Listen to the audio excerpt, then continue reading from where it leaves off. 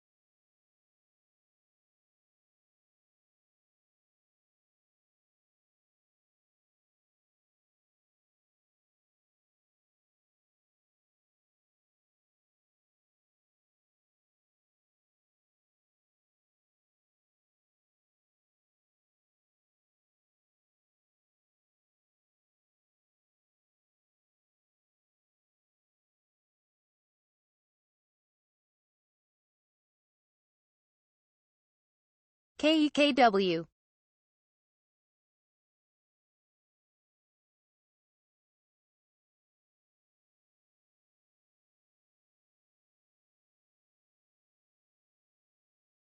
Lick Armunkus.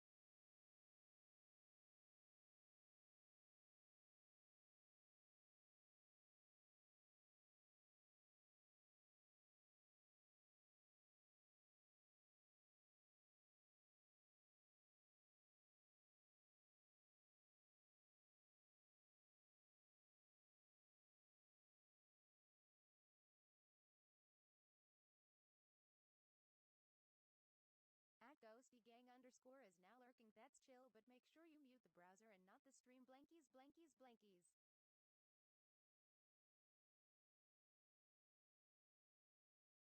Oh, sorry about that. I was muted. Can you guys hear me now?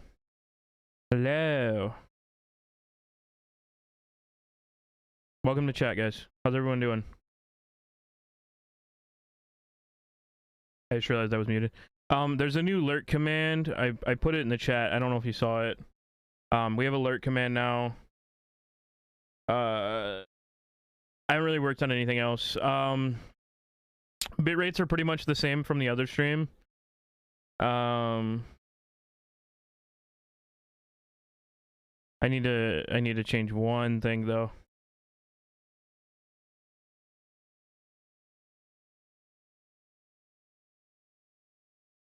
Hold up.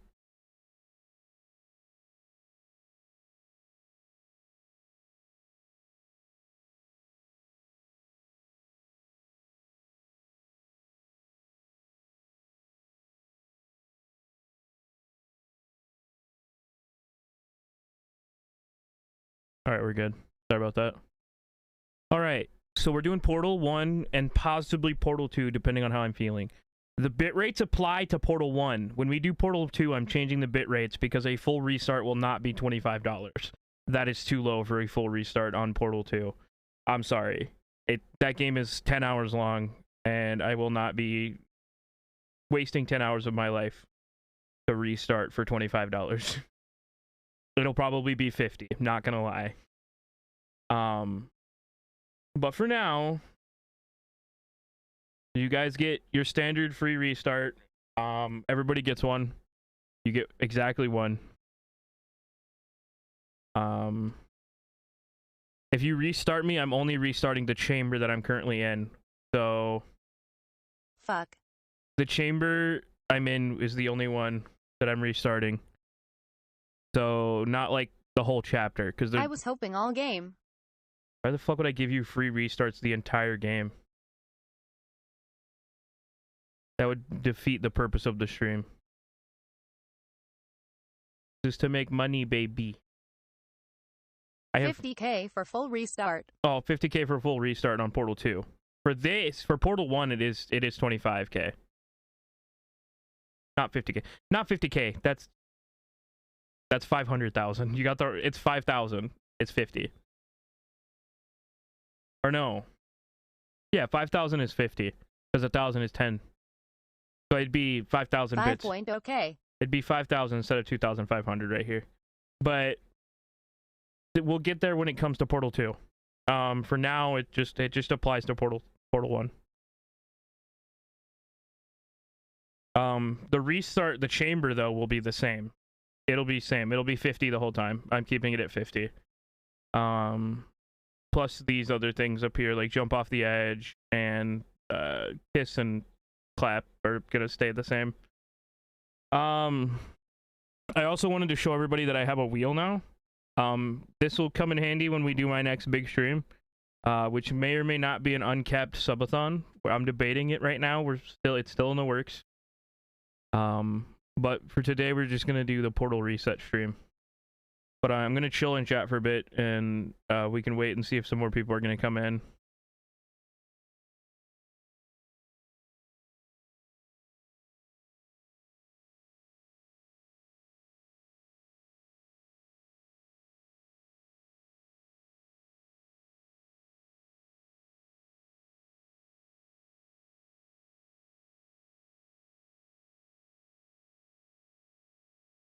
But yeah.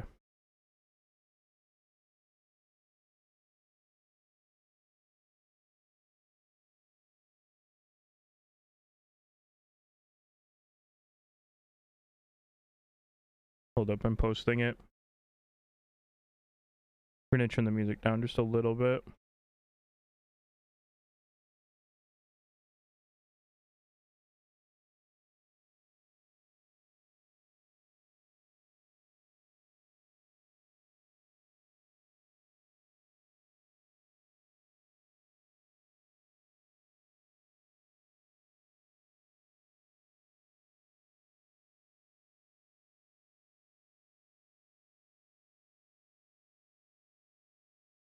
All right.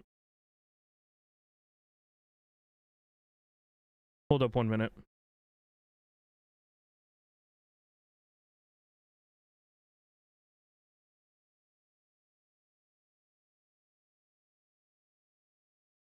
I'm not a Chad. What did it say? What did it say? It's supposed to read the fucking answers out, but it doesn't for some dumb reason. I literally set it up so that it would read the answers, but it doesn't, and it's really annoying because It refused. Ah, good. I'm not a Chad. Don't call me a Chad.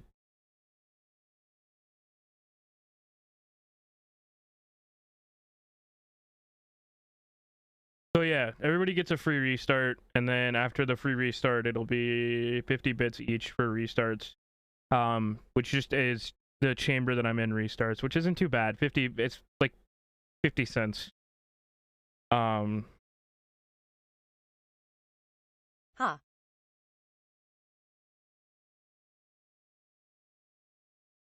We'll go until we beat the game. I mean, I'm not ending stream. If I get annoyed, we'll take a break. 8-ball dumb as hell. Why? What did you ask it?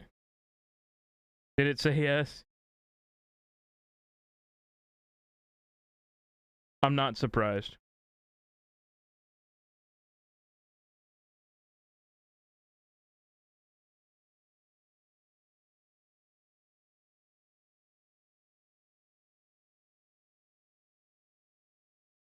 All right. Are you guys ready to start? Hold up. Let's pull up the good playlist.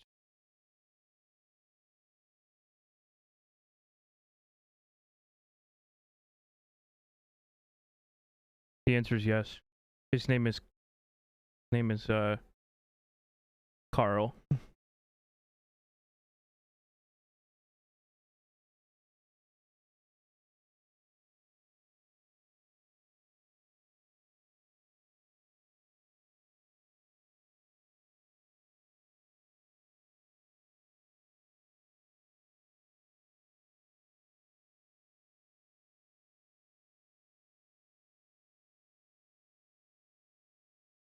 Welcome, Pilkers. What's up, buddy? All right. Just some ground rules for your restarts.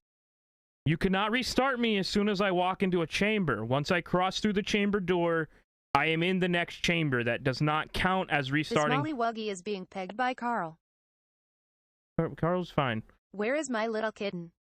Do not do a restart if I am already in the creeps of the next chamber, because I will only restart that chamber. If I'm in the front of the door, that's your fuck up.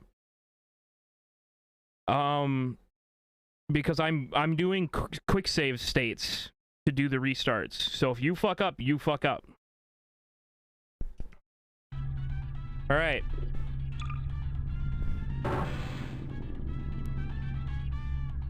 Get into it. Wheel bang. Okay. I mean, if you fuck yourself up, you fuck yourself up. You waste your money, you waste your money. There is no scamming here.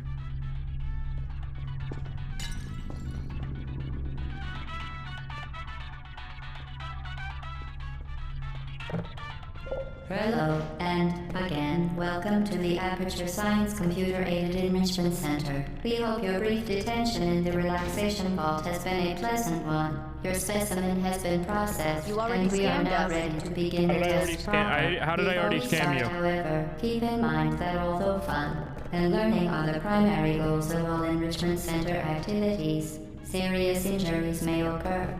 For your own safety and the safety of others, please refrain from turn back.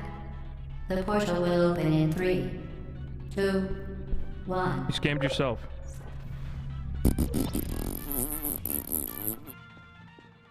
So the save state has already been placed. I'm almost at the end of this level.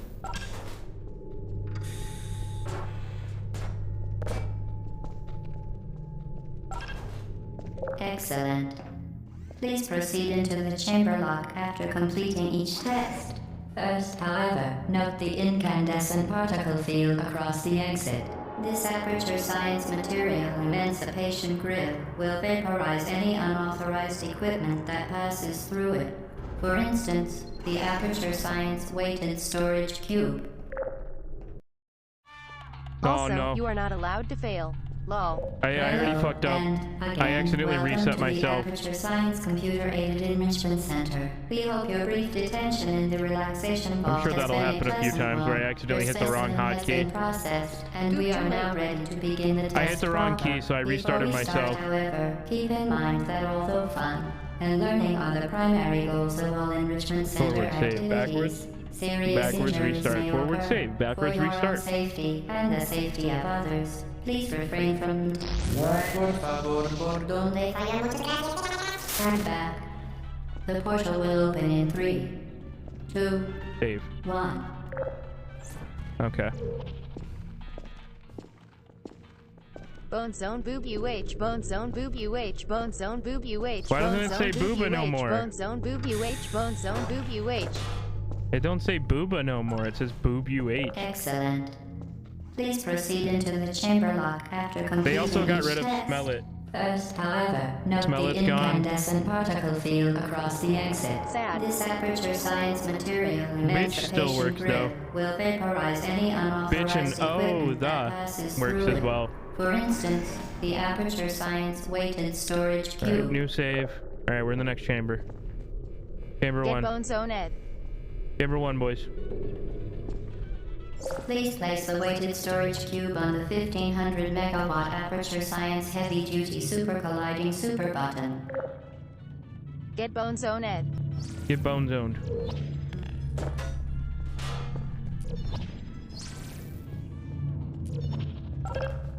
Perfect. Please move quickly to the chamber lock, as the effects of prolonged exposure to the button are not part of this test. Yeah, they got rid of smell it. I noticed it the other night.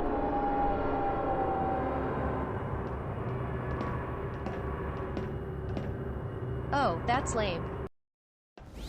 You did that wrong. Alright, save. You're doing very Chamber well. Oh, that's lame. Please be advised that a noticeable taste of blood is not part of any test protocol, but is an unintended side effect of the Aperture Science Material Emancipation Grid, which Alright. may, in semi-rare cases, emancipate dental fillings, crowns, tooth enamel, and teeth.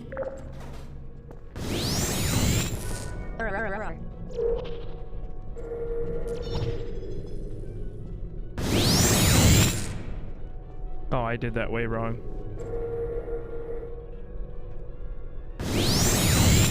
I forgot.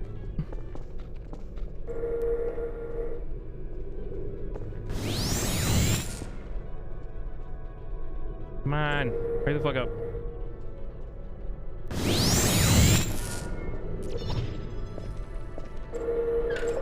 Yay, Very we got the good. portal gun. You are now in possession of the Aperture Science handheld. Oh wait, it's not bound to my keys.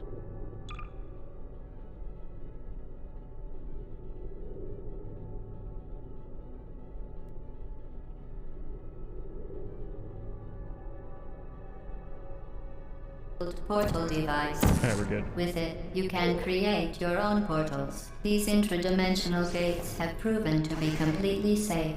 The device, however, has not. Do not touch the operational end of the device. Do not look directly at the operational end of the device. Do not submerge the device in liquid, even partially. Most importantly, under no circumstances should you... We're on to chamber 3. Please proceed to the chamber lock. Mind the gap.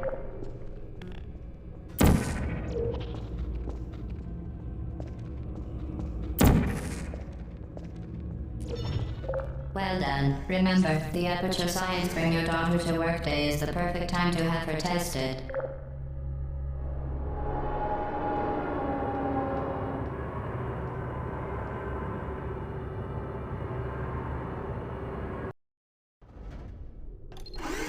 Saving. Welcome to Test Chamber 4. You're doing quite well.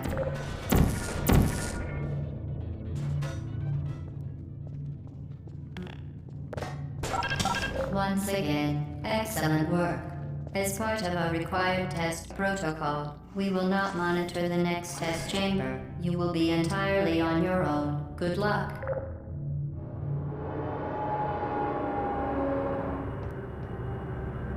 Alrighty. Chamber 4. We're making quick work.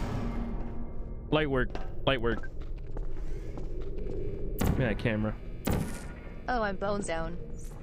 To ensure the safe performance of all authorized activities, do not destroy vital testing apparatus. For your own safety, do not destroy vital testing apparatus.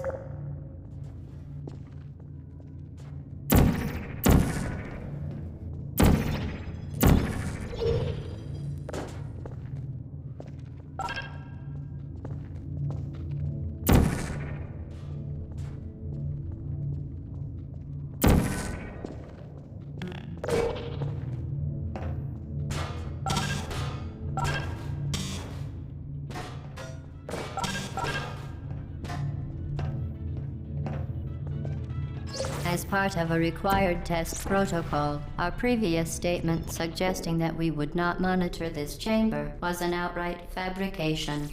Good job. As part of a required test protocol, we will stop enhancing the truth in 3, 2,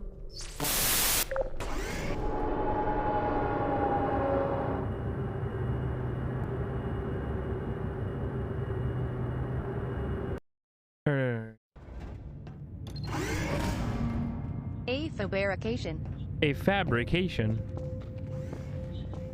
What are we on? 6? While safety is one of many Enrichment Center goals, the Aperture Science High Energy Chamber pellet 6, Chapter seen to 3, the yes. left of Chapter this 6. unbelievable. You Subject name here. must be the pride of. Subject hometown here.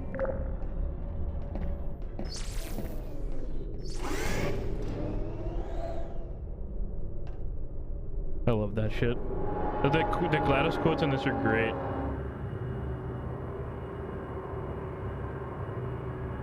Suck my tree nuts, GLaDOS. Fuck my tree nuts. Neutrino. Warning devices are required on all mobile equipment. However, alarms and flashing hazard lights have been found to agitate. Good. GLaDOS. Now use the Aperture Science unstationary scaffold to reach the chamber lock.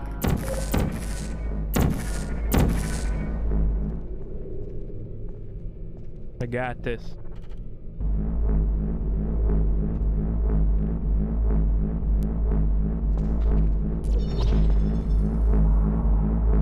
Don't forget, you guys have one free restart. I know you guys are all waiting for me to get to the long chambers, you fuckers.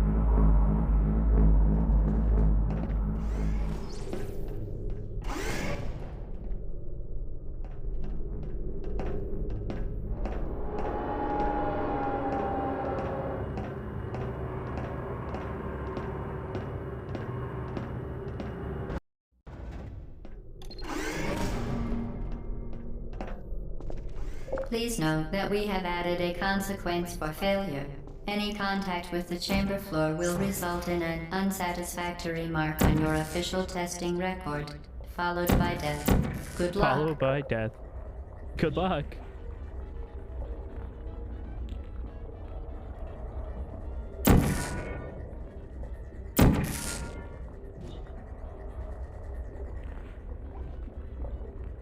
Why did I do that? I had it perfect and I fucked it up.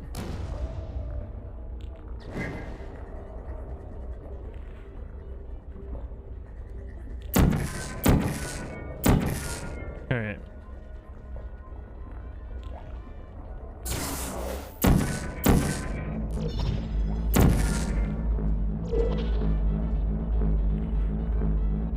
Speed portaling. Very impressive. Please note that any appearance of danger is merely a device to enhance your testing experience. Any appearance of danger is merely a device to enhance your testing experience.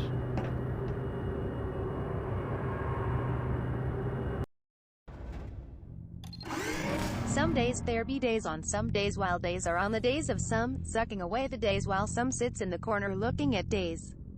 Exactly. Hold up.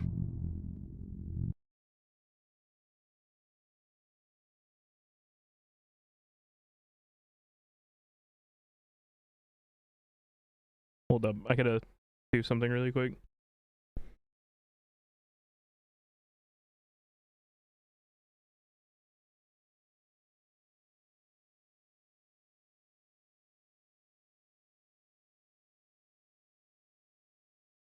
Logic settings are at low.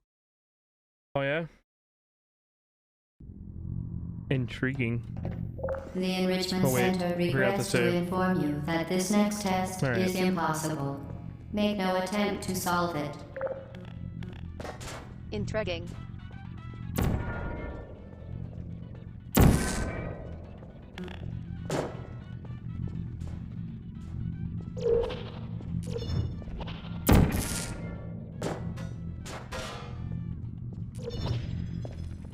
Fantastic.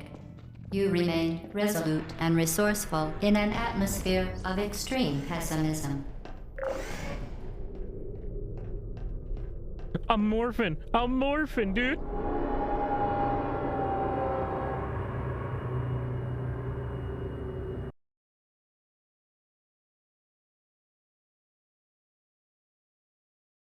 GLaDOS can suck Vader death balls.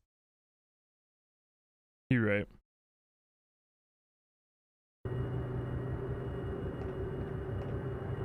I don't even know who GLaDOS is, bro.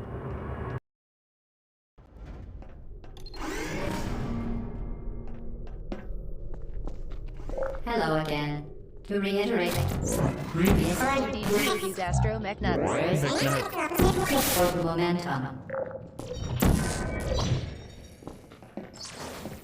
I get it. Zoom, zoom, portal, portal. Spectacular.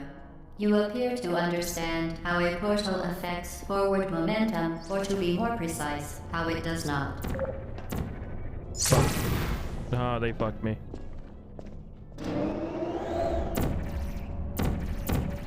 Come on.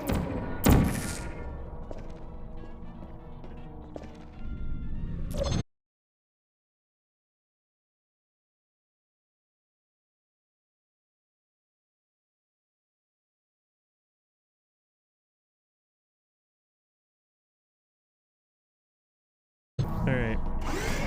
That chest chamber was a breeze. This is when it starts to suck.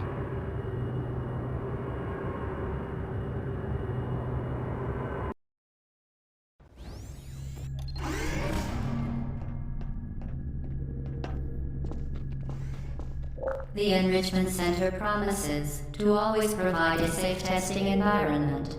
In dangerous testing environments, the Enrichment Center promises to always provide useful advice. For instance, the floor here will kill you. Try to avoid it. The floor here will kill you. Try to avoid it. Okay, I need to get into the one room. Yep. Okay. portal.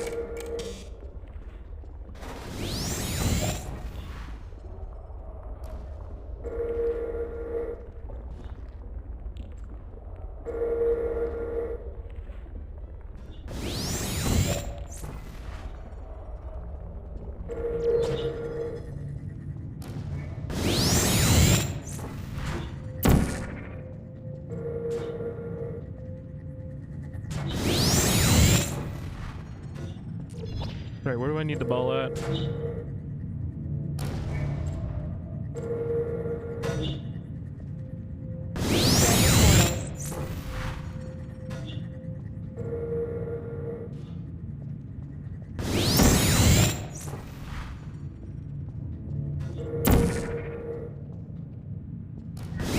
I didn't land.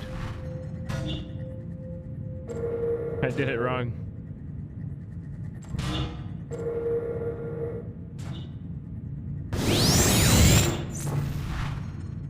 Right, the next one.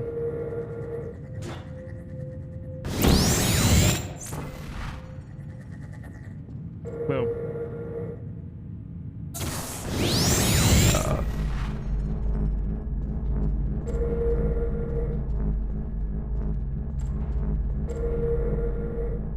Come on.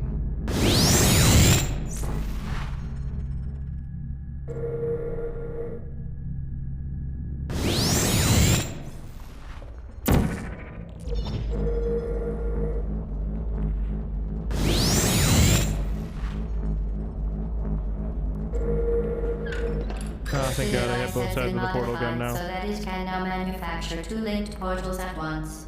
As part of an optional test protocol, we are pleased to present an amusing fact. The device is now more valuable than the organs and combined incomes Thanks of for being everyone here. in. Subject Thanks, Jack. hometown here.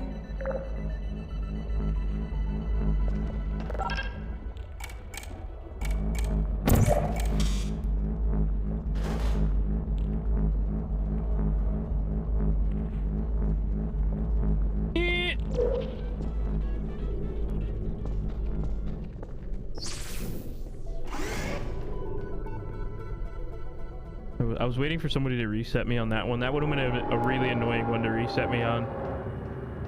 I see you guys. I see you holding on to your resets. I don't trust you. I don't trust you. You guys got something planned. Get repeated. We Fling trust you. yourself. Uh-huh. Fling into space. Sure you do.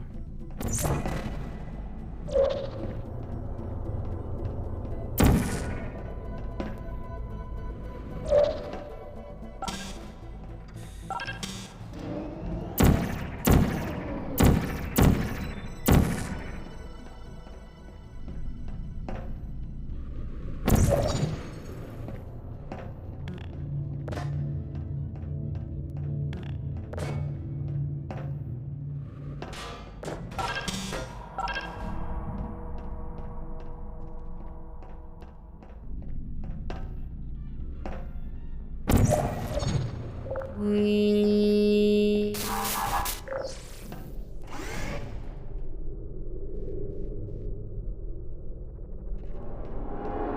Watching you. Watching you. Wait. Wee.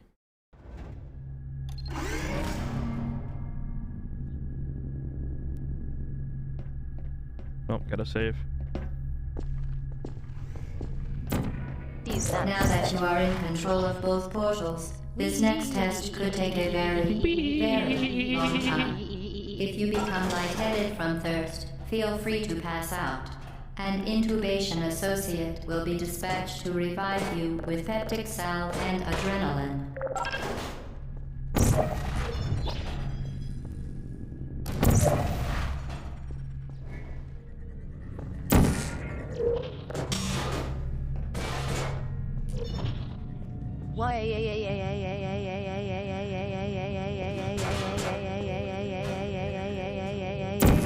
Okay, chill.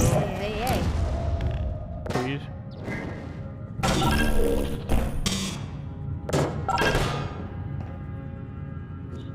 Homie, chill. Certain objects may be vital to your success. Do not destroy testing apparatus.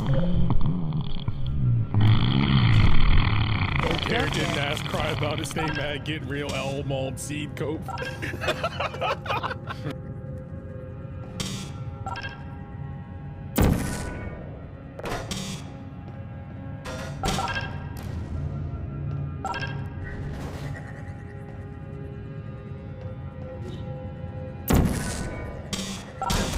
Dude, how did that hit me? How did that hit me? How the fuck? Now that you are in control of both portals, this next test could take a very, very long time. If you become lightheaded from Oh my thirst, gosh. feel free to pass out. An incubation associate will be dispatched to revive you with peptic salve and adrenaline.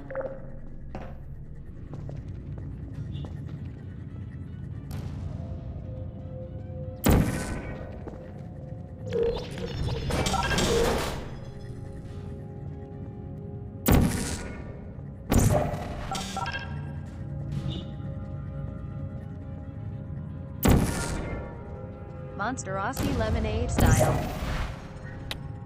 I don't like Monster. Monster's pretty gross. Even when I was drinking energy drinks, Monster was pretty gross, not gonna lie. For being a Kyle, I am not a Kyle. Monster cheese. Monka ass.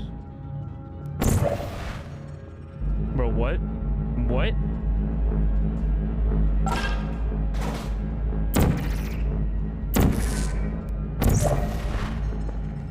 As part of a previously mentioned required test protocol, we can no longer lie to you.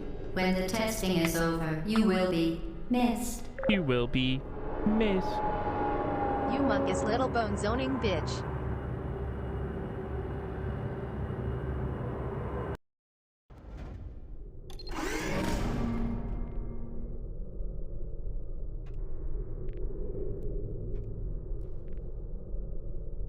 Alrighty.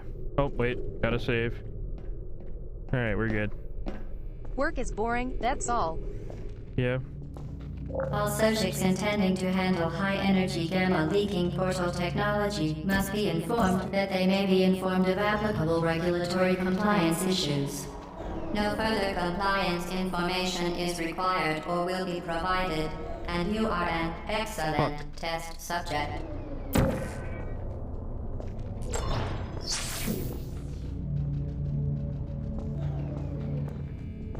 Where are the balls?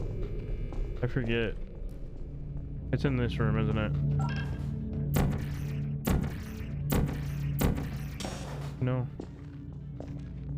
Where's the ball at? I forget. Test IEs these nuts.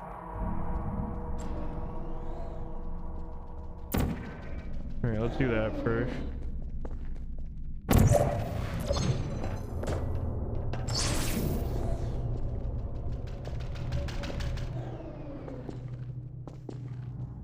Testes.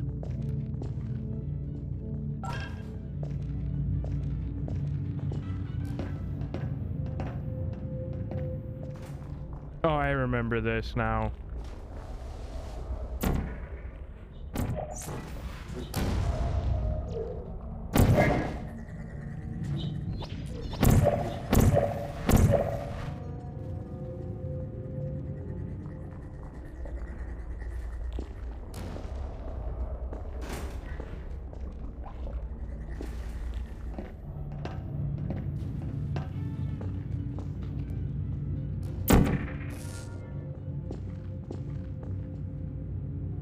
Very, very good. A complimentary victory lift has been activated in the main chamber.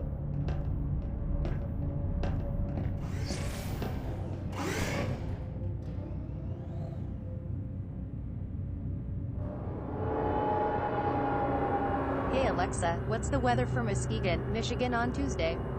It's gonna be a slight chance of balls in your mouth.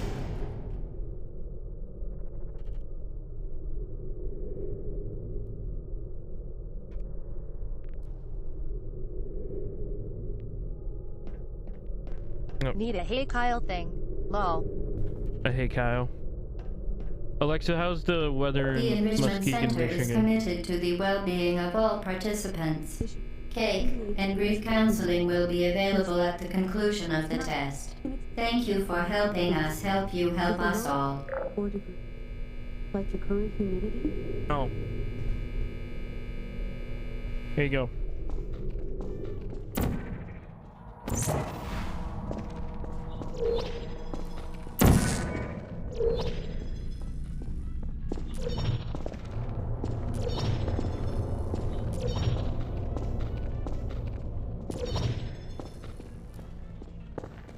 No, I'm just kidding.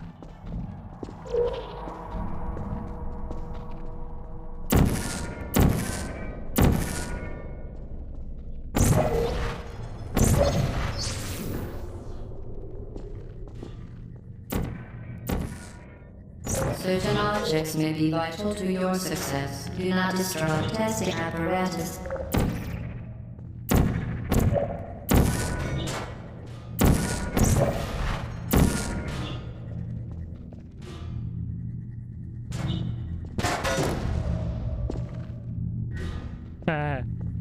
All right.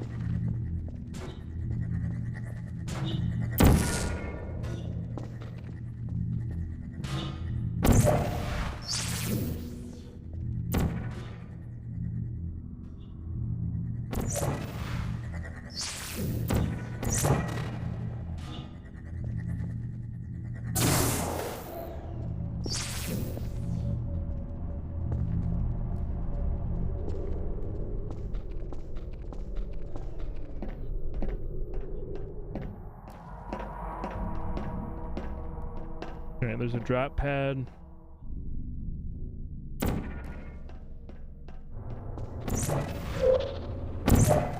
Fuck.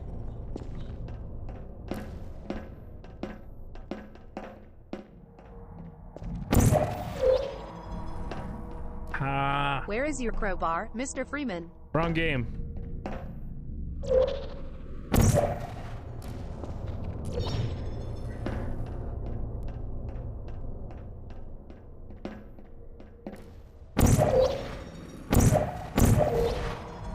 Damn it. I wish I had the fucking crowbar. I could just break my way out of this bitch.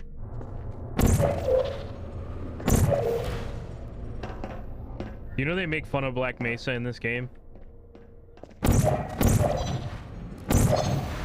There it is.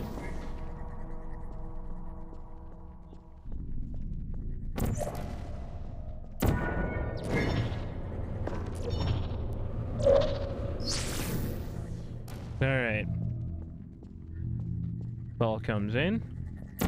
Ball goes bounce. Ball go in here. And then it hit here.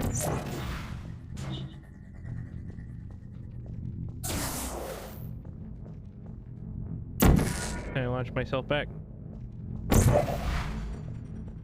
Wait, did that not act? Yeah, it did. A spy is zapping your sentry. Get on the point.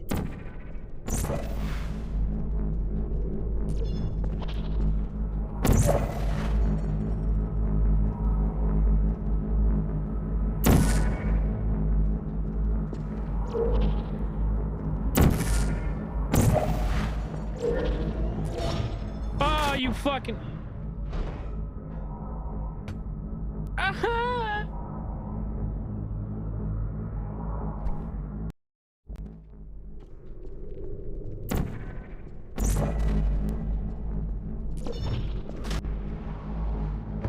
I can't make my jumps today, guys.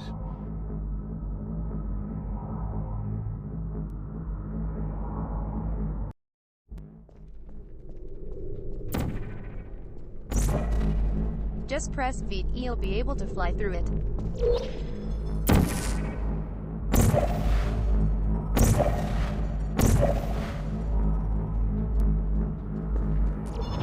No! Oh my... I'm so bad tonight.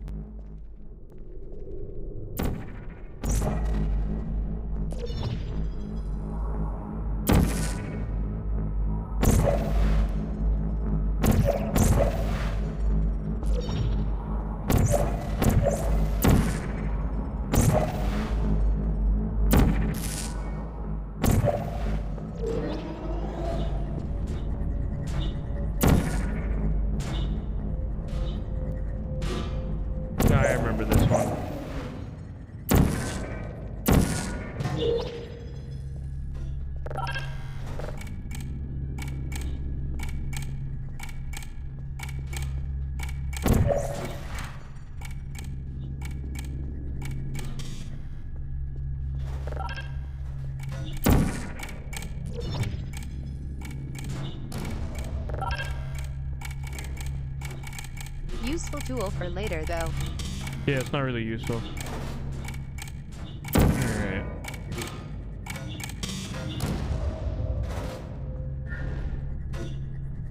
Okay, so I place the orange.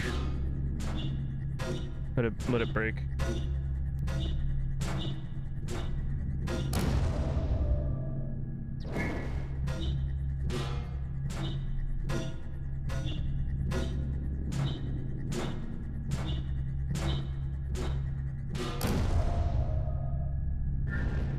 Okay.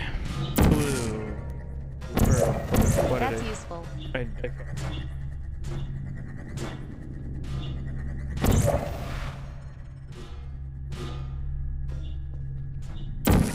me restart. I put the wrong portal.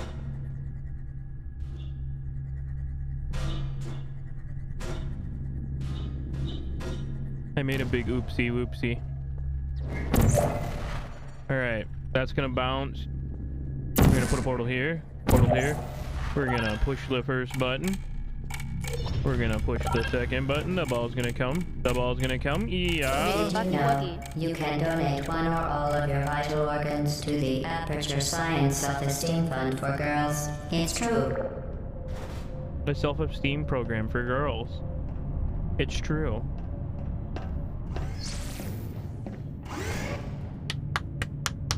We're getting through the hard chambers.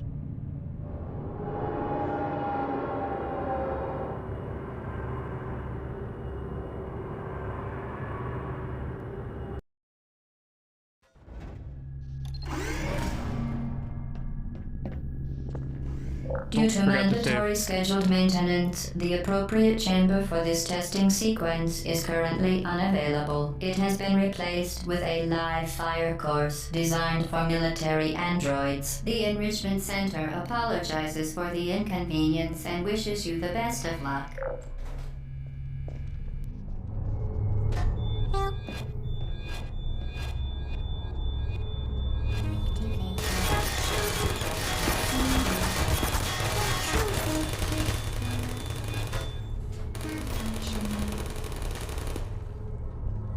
There you are. No, he caught me. Searching. Please put me down.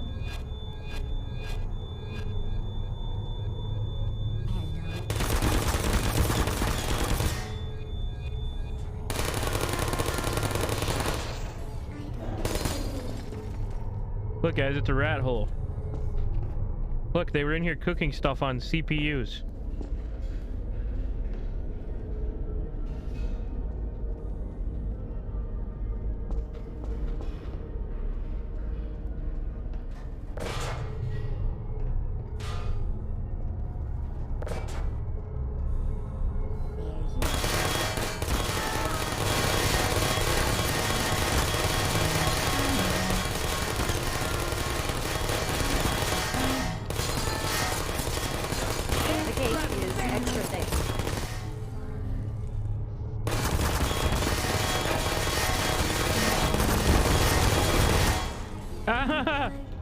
Too many things were shooting at once.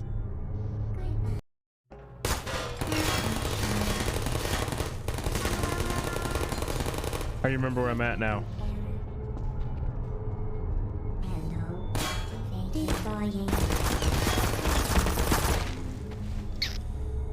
I fucked up.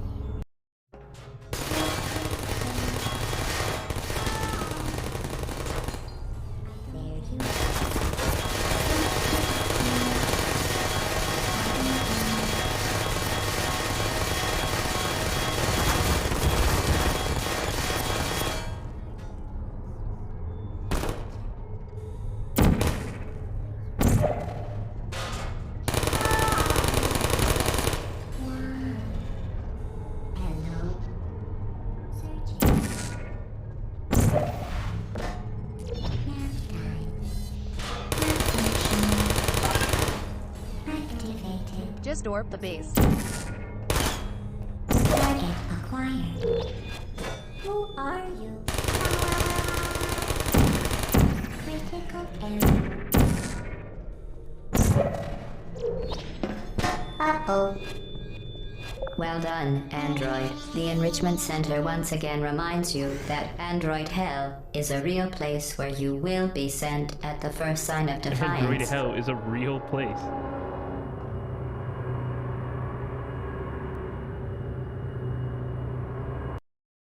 It is true.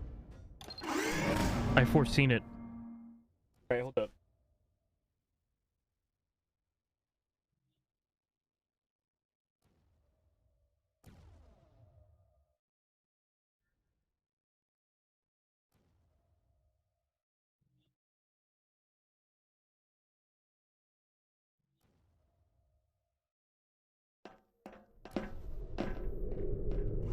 The vital apparatus vent will deliver a weighted companion cube. Oh my god, we get the companion cube!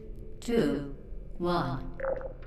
Companion cube! This weighted companion cube will accompany you through the test chamber. Please take care of it. Oh fuck. I crouched too deep. Spoiler, it's a cube. It's a cube. Philip, you don't tell people that. People in chat might not know.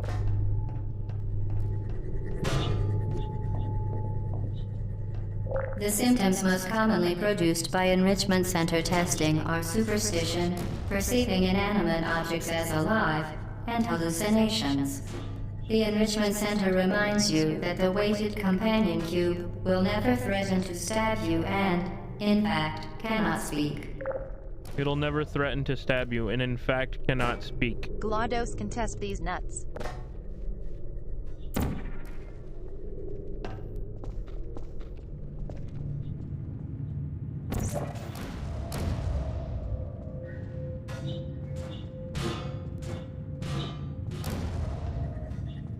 GLaDOS. Glad ass.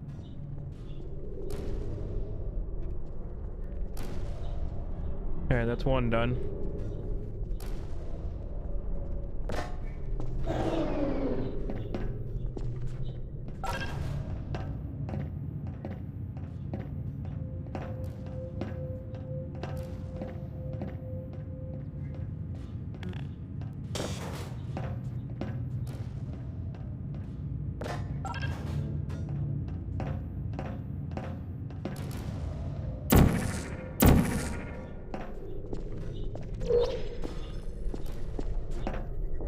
I have a question. What?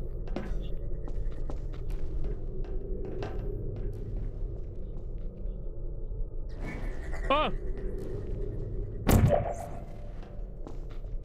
Where the fuck is everybody?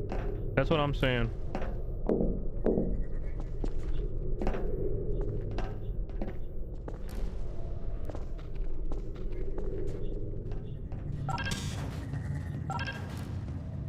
The Enrichment Center reminds you that the weighted companion cube cannot speak. In the event that the weighted companion cube does speak, the Enrichment Center urges you to disregard its advice.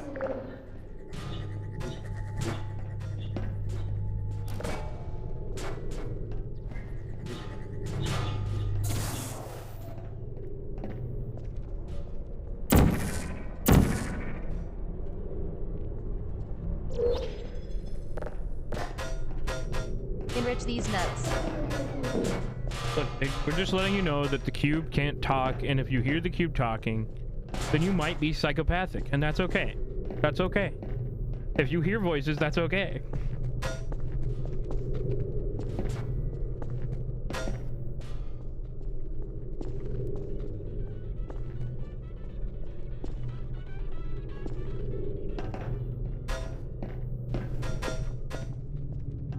You did it. The weighted companion cube certainly brought you good luck. However, it cannot accompany you for the rest of the test and, unfortunately, must be I'd be down euthanized. with that energy. Please escort your Is that what you companion want, cube to the companion cube? Do Aperture you want my Science man Emergency meat? Intelligence Incinerator. Anyways, we gotta kill it right now, guys, and I'm sorry. The death of a companion cube. You euthanized your faithful companion cube more quickly than any test subject on record. Probably. Congratulations.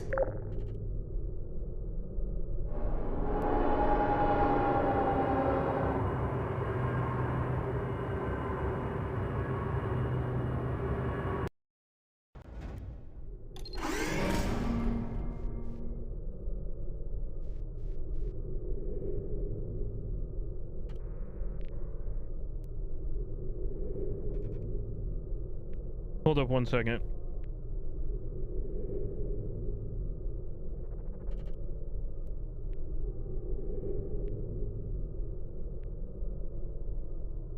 We're gonna chill for a second. Twitch just emailed me and I need to check this out real quick. 1 Mississippi. Yep.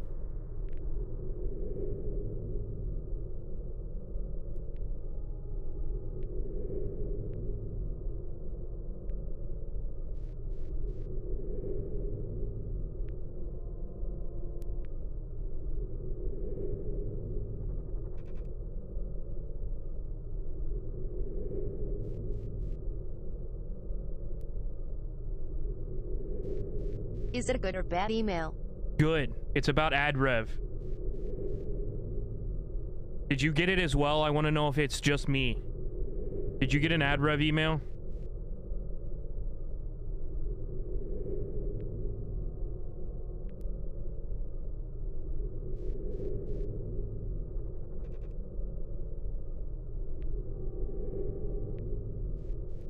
But his lovers covered in scars.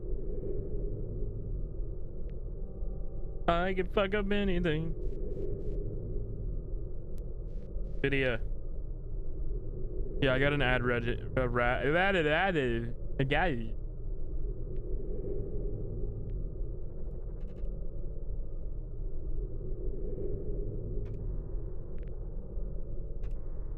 Yeah, it was about ad rev split.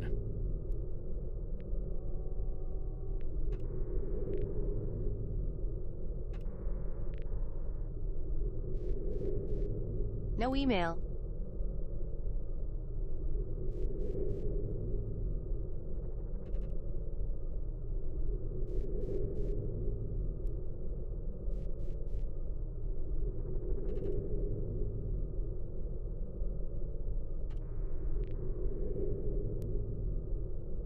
Affiliates can now earn up to 55% more ad revenue split simply by turning 3 minutes of ads per hour or more.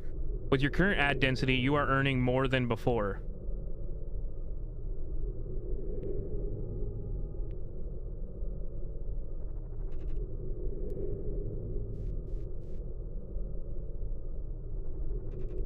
I finally got my ad read split. And everyone bitches about ads. Well, you guys can't bitch anymore because I'm getting paid for them now.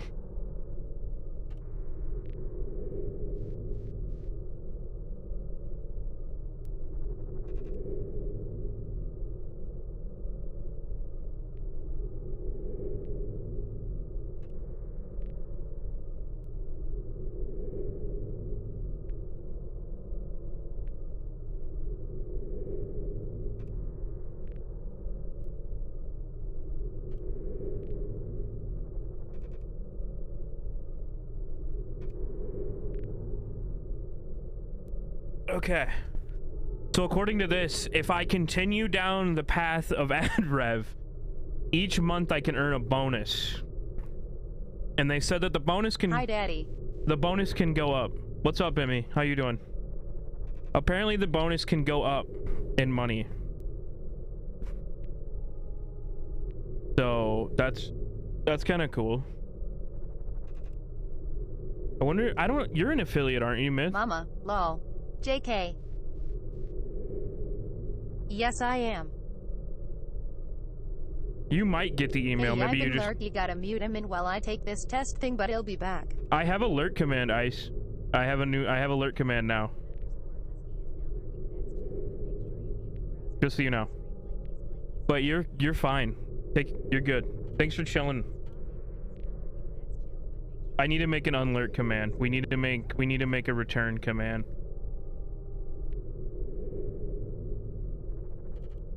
We can just make it Exclamation point back. Poop.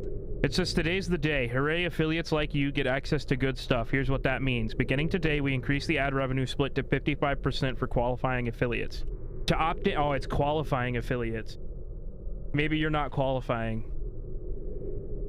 To opt in, just set ad managers to at least 3 minutes per hour and leave it. That's it. You're in. So head to the ad manager tab in your dashboard to set your ads to opt in now. See you in chat. Twitch. So I have no idea. I'm gonna bite you. I'm not scared of you.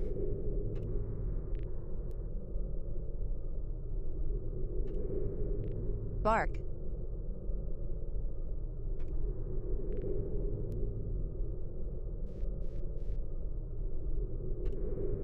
Bark, bark, bark. Bark, bark, bark. Bark, bark. Bark, bark, bark!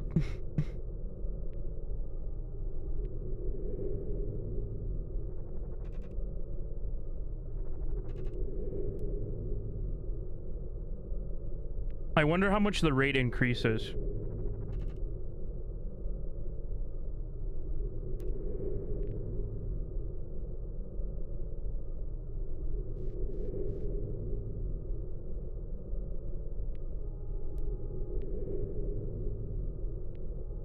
Lol reminds me of the seagulls in Finding Nemo. Mine, mine, mine, mine, mine. Mine, mine, mine, mine. Mine. Alright, oh wait. The experiment is nearing its conclusion. The Enrichment Center is required to remind you that you will be baked, and then there will be cake. And then there will be cake. Nope, I have it too, and it's set. You have what too? The 55% junk. Okay. I was wondering.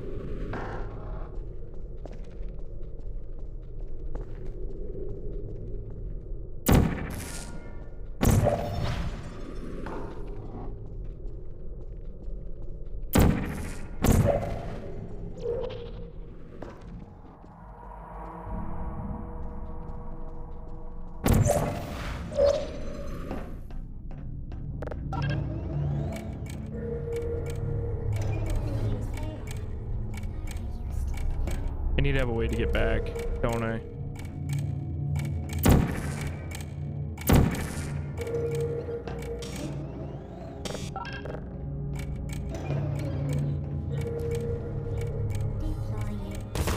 Oh fuck, I forgot about the turrets.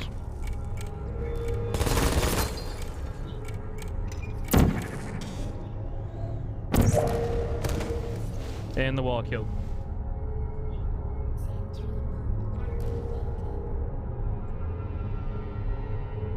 Wallmurger.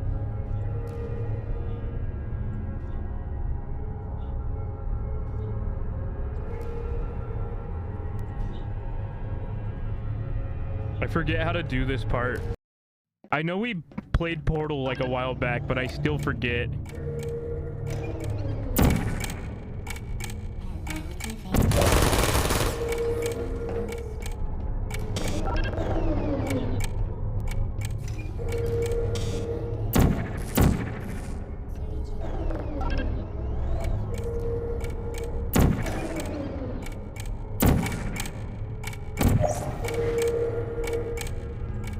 I know I gotta start by killing the portals. I mean the turrets.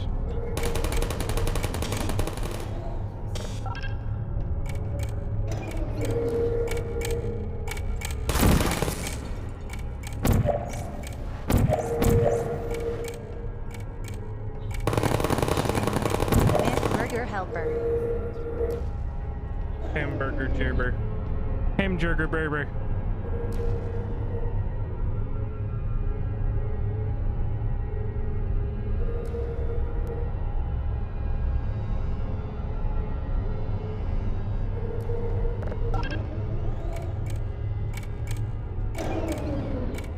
Hamburger.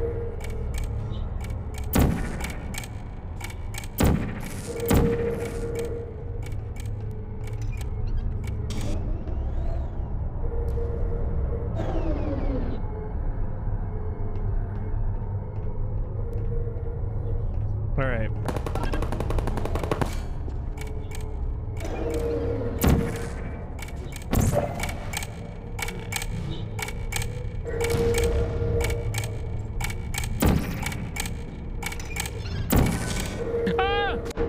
would I do that?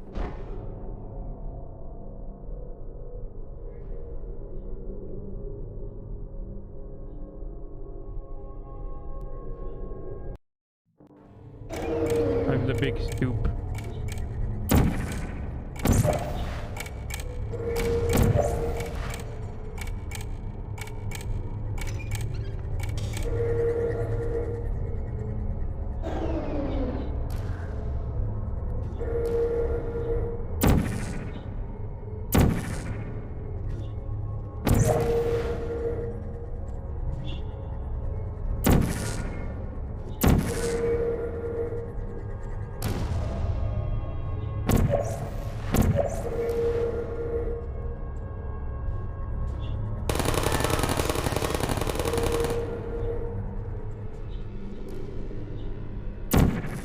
Okay, so I need to activate that button.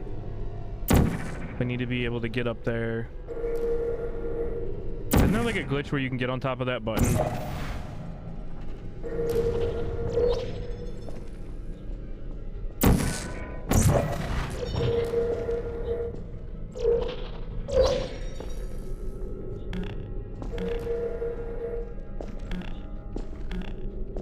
No, you have to be up there. Unless I can get up there from here.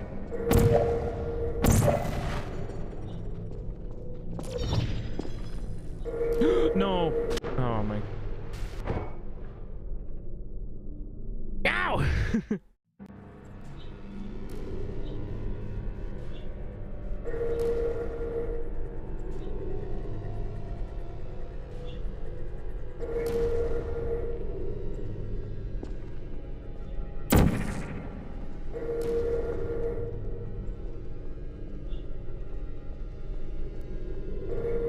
Trying to remember. Brain hurty. I forget what I need to do. Okay. Rimper.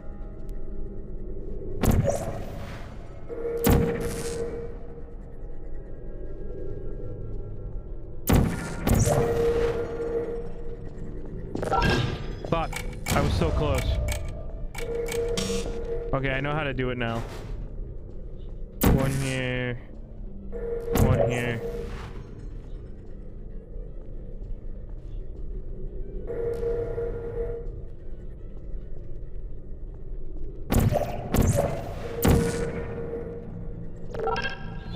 Got it.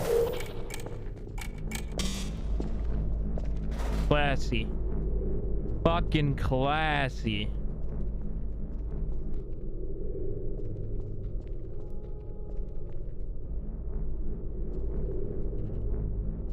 I know what I'm doing.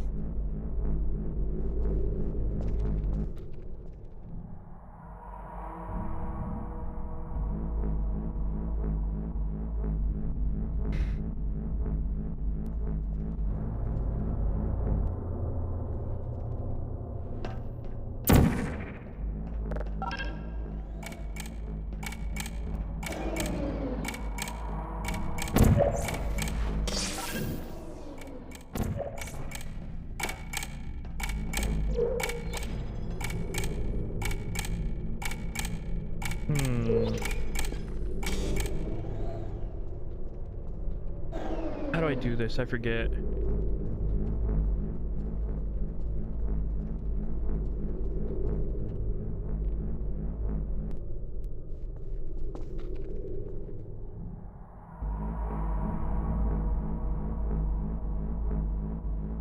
This opens the wall, doesn't it?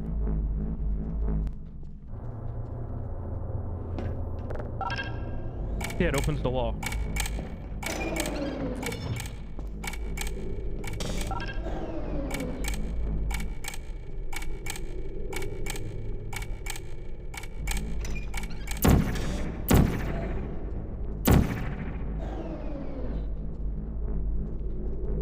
Oh, I remember now.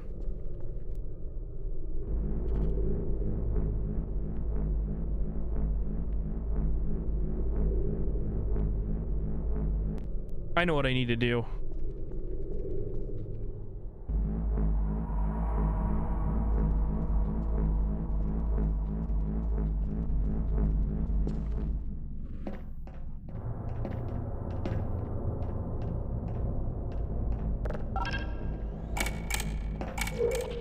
need to remember to leave the blue one there.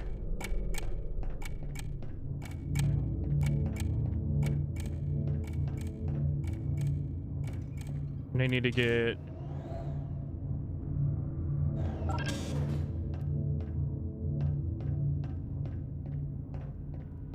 I need to get over there. Okay, so here's what I need to do. Boom.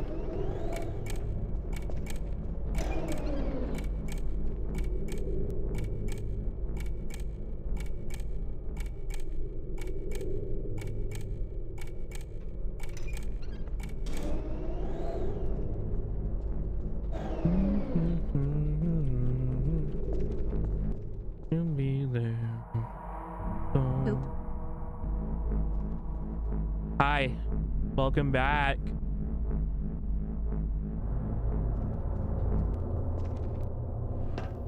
Okay. Perfect. Button. I need to place... No. I can't place the orange I portal. was eating pepperonis.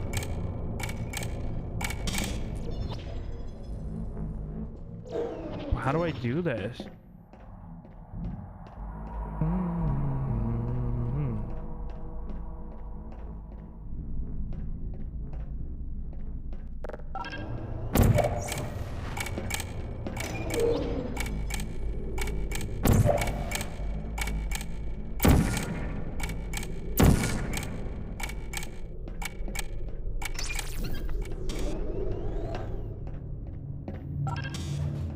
Oh, I could do it this way. I'm stupid. I'm like overcomplicating the fuck out of this. I don't know why. I just overmathed my brain for no reason.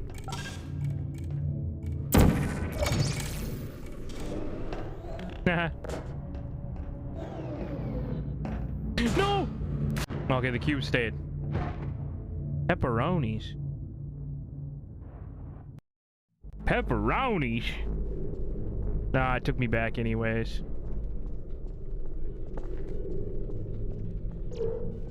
Wait, have I not? No, it's completed. I am not in good money place ATM. Not in a good money place. No one's ever in a good money place. I wouldn't be playing Portal in a way that could punish me if I was in a good money place. I'm not a masochist, I swear.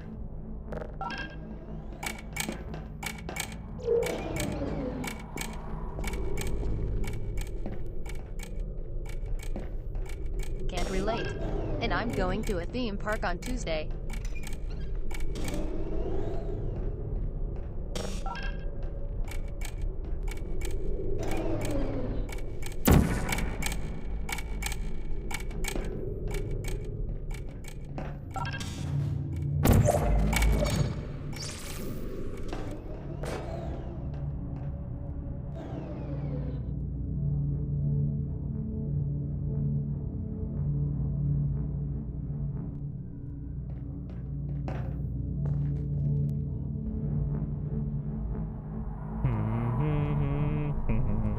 I just realized I fucked up.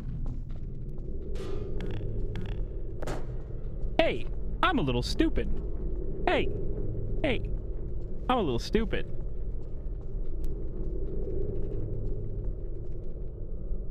I'm a little stupid.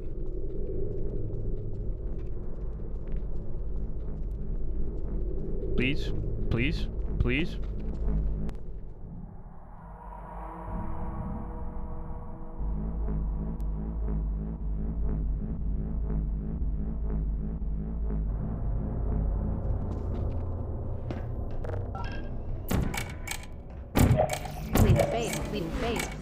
Bleeding face, microbe. I knew it was coming. That's a bad idea. Actually, no, it's not. Bone zone. Get played, bozo.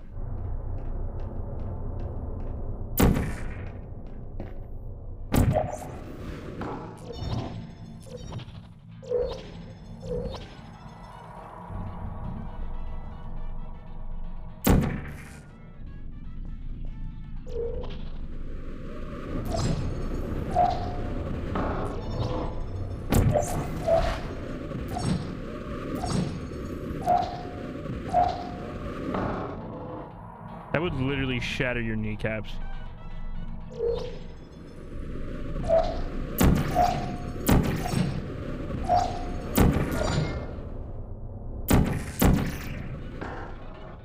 Flamingo, flamingo, flamingo, flamingo, please face. Flamingo, flamingo.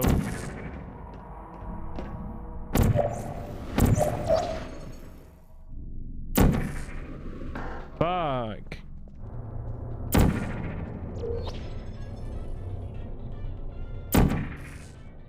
I keep removing the wrong portal.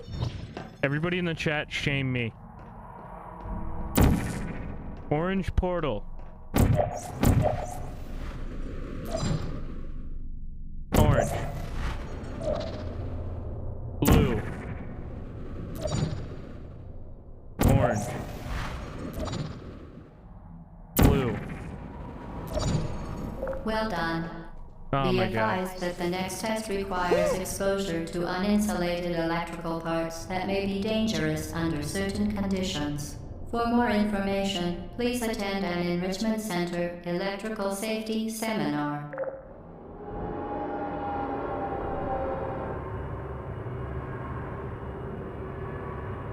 Hello. Yo, what's up? How are you, Eternal Neat?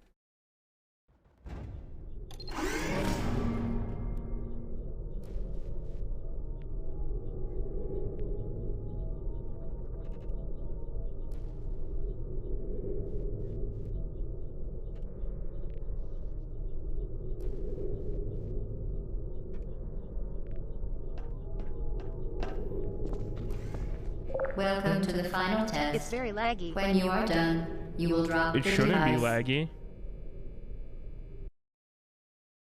There shouldn't be any lag. If there's lag, it's on your In end. the Equipment I like Recovery turtles. Annex. Myth, is my Enrichment stream Center laggy? regulations require both hands to be empty before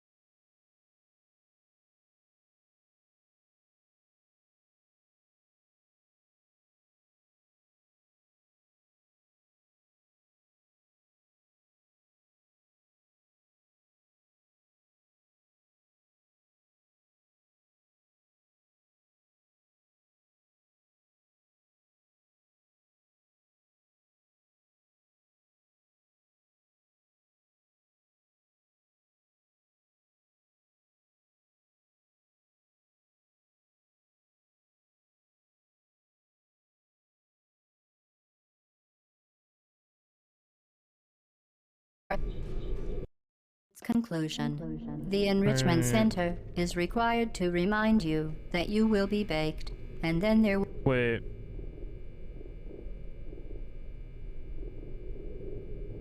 Only way on real-time MSGGING is through Discord. Lol.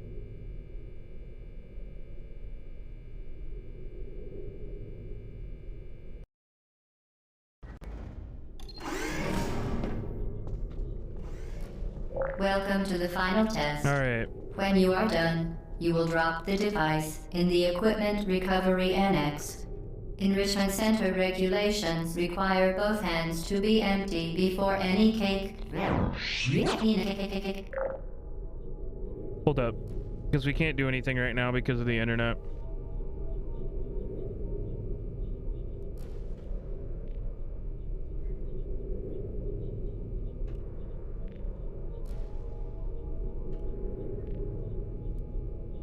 We're just gonna chill and listen to music. Wow, it's a little laggy. I'm sorry, guys.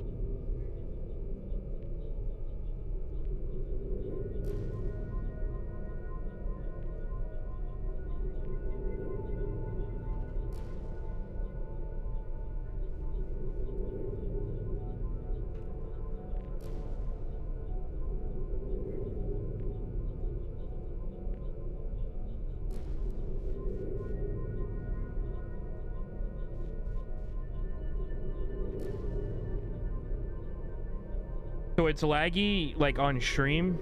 Like, just the chat is? Is the game laggy? Like, is gameplay laggy?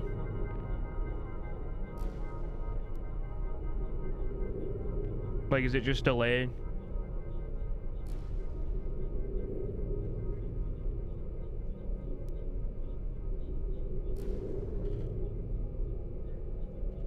That's really annoying. Daddy. Yes, Emmy, what's up?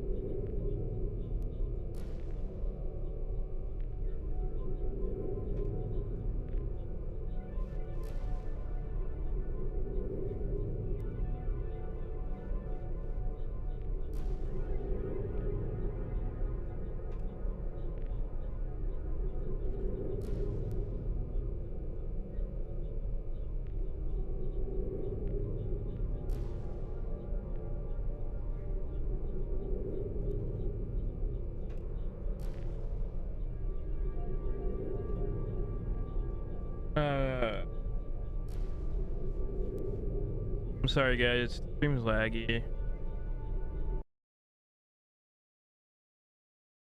Alright, I think it's back to normal now. We are no longer dropping frames. Let's speed test real quick and make sure everything is Yes. good. Sorry about that, guys. Just a quick internet flux. I have them now, but they only last for like 10 minutes. It happens every other day.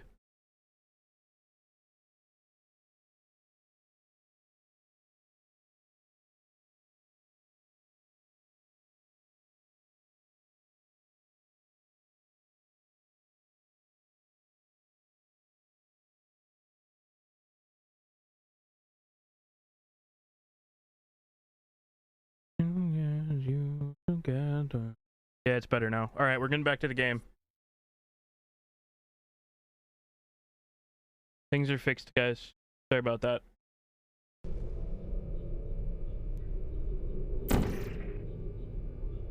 No. Hold up. My stream deck's not working.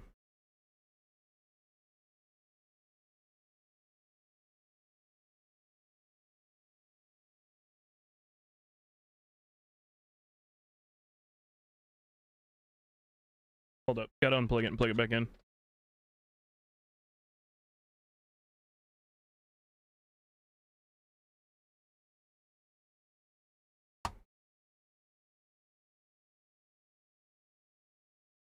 Alright, we're good.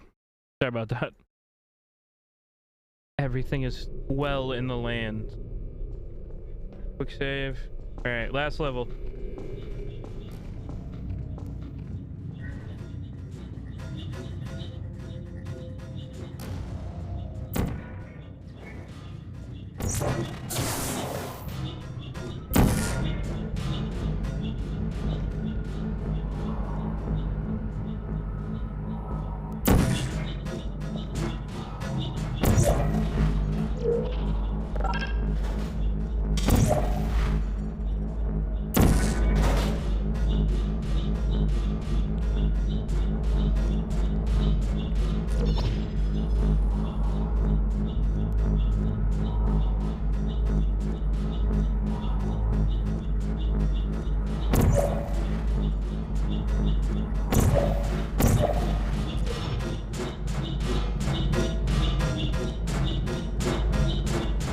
I fucked up.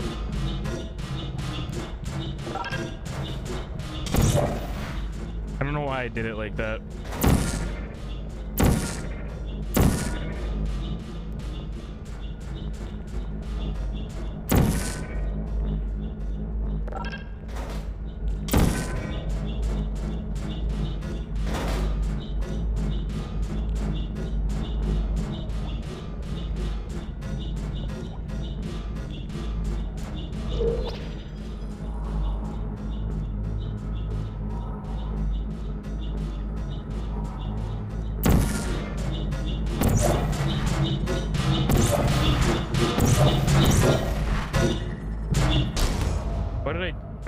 Why am I stupid?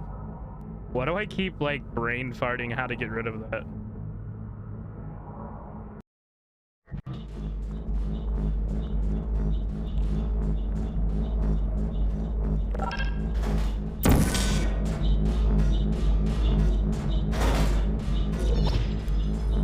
Sorry, I'm the big stupid today.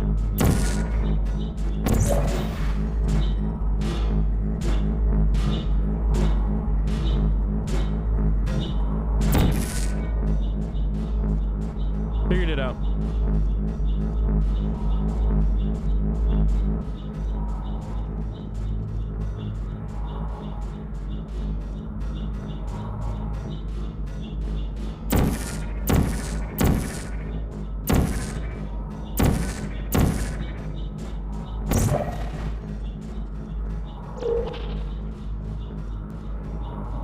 Congratulations. Guys, this is where we learn that the cake is a All lie. aperture technologies remain safely operational up to 4,000 degrees Kelvin. Rest assured that there is absolutely no chance of a dangerous equipment malfunction prior to your victory incandescence. Thank you for participating in this Aperture Science computer-aided enrichment activity. Goodbye. Puff, you are the cake. Point of view, I am the cake getting ready to get baked.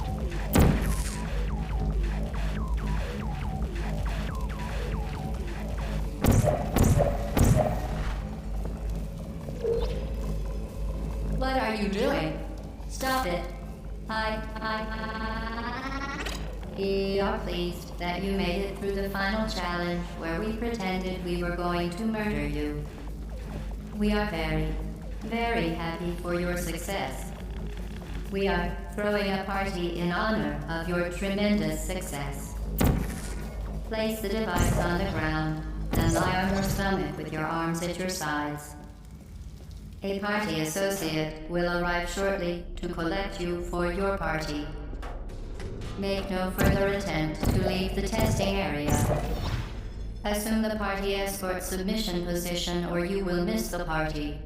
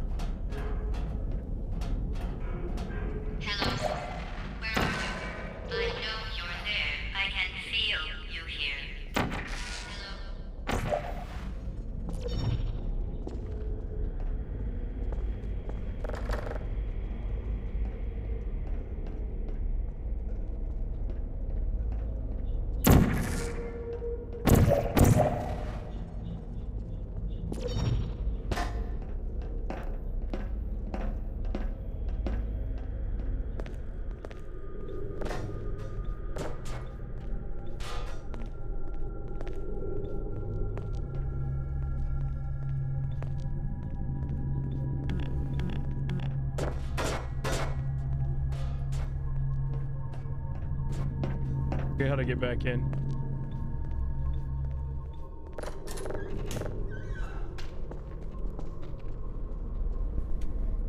Okay, what do we...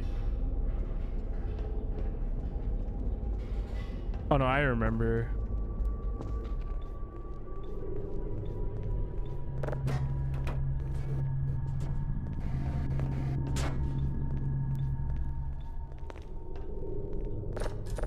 There it is. Yep. Rocket launcher.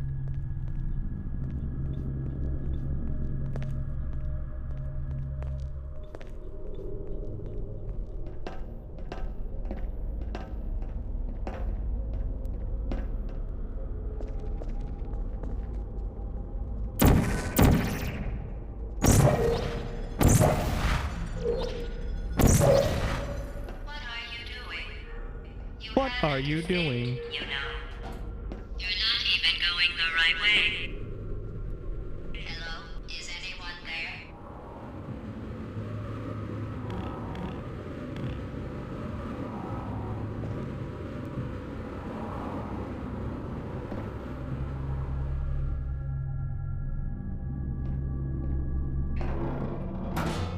Okay, the test is over now. You win. Go back to the recovery annex for your cake. It was a fun test, and we're all impressed at how much you won. The test is over. Come back.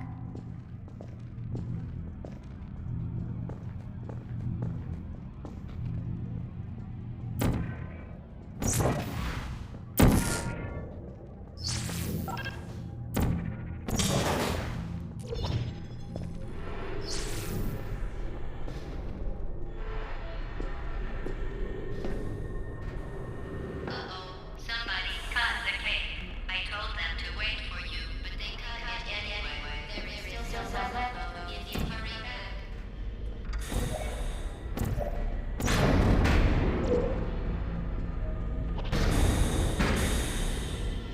Somebody cut the cake without me.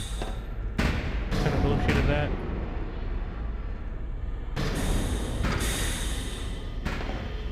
Fuck.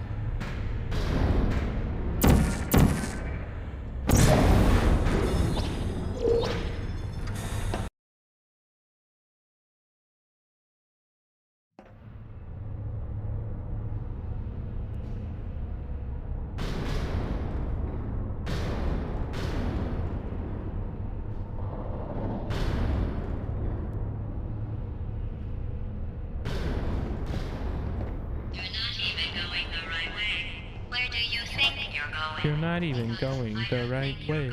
Where do you think you're going?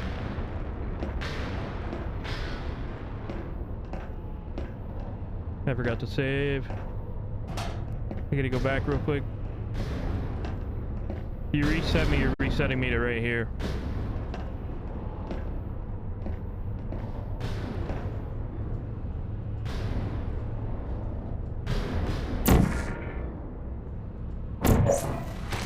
Oh. I turned myself into a pickle Morty! I'm Pickle Rick!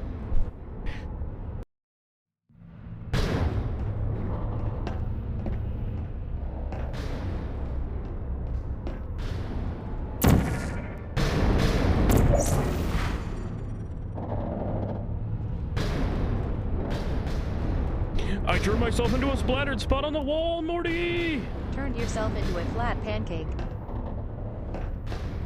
Didn't we have some fun, though? Remember when the platform was sliding into the fire pit and I said goodbye, and you were like, no word. And then I was all, we pretended we were going to murder you. And I was all like, no way. Is anyone there? Hey, you know the sounds in these rooms? I forgot about that. I almost died. I almost died.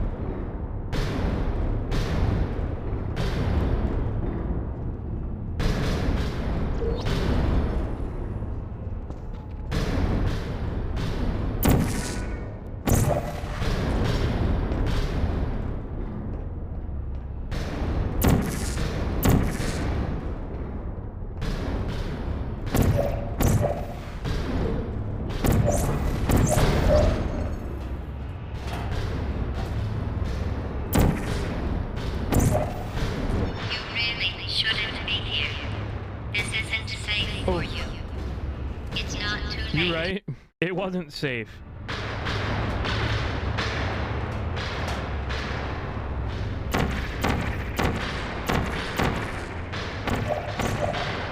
You really shouldn't be here. This isn't safe for you. It's not too late to turn back. I'm not angry. Just go back to the testing area.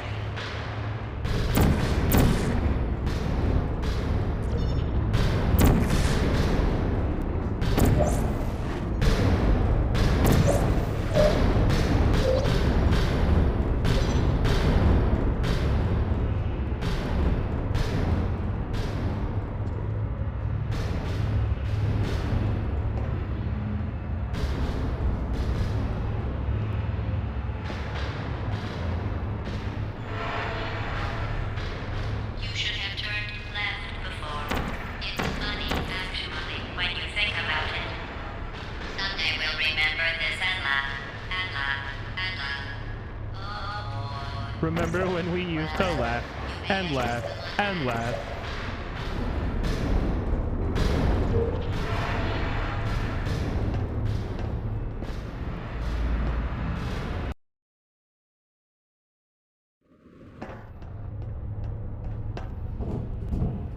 Hey, look, guys, it's another rat hole.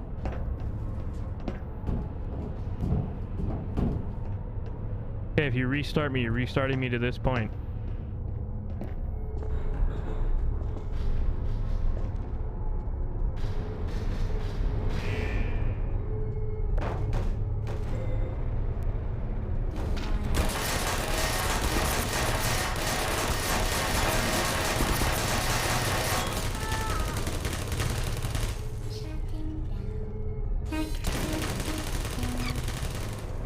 Who's there? No hard feelings.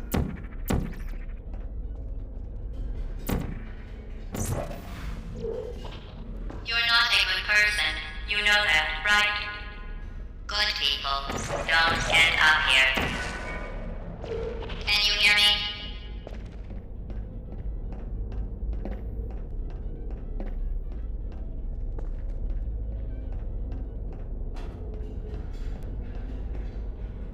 Deploying.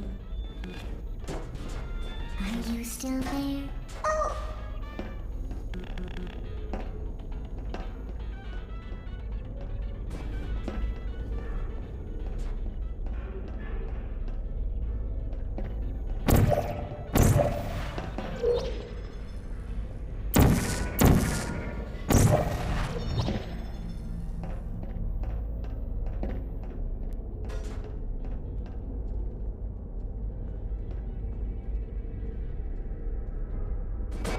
Put me down. Searching. Hey. I don't blame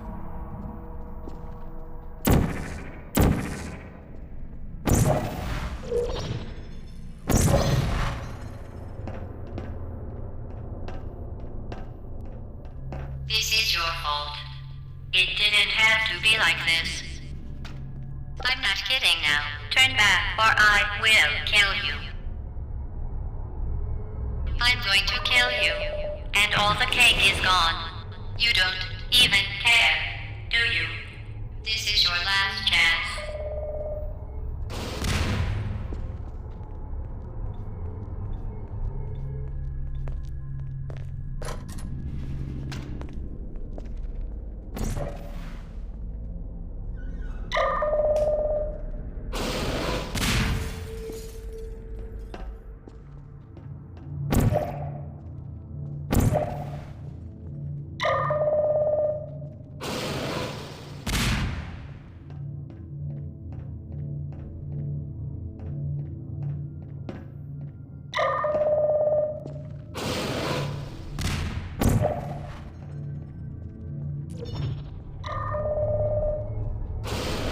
Phone battery is low and don't have my charger.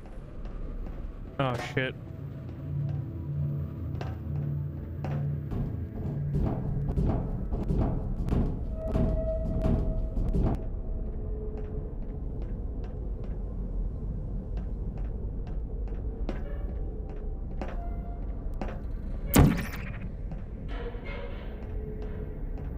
feel something.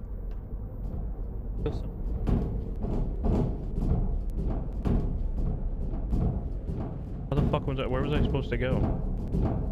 Oh, I can portal to the floor. I'm stupid. I knew what I needed to do.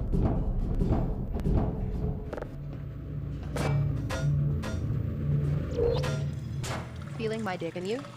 The delay is doing it again, I think. Is it doing it again? No, it's good. The delay's fine.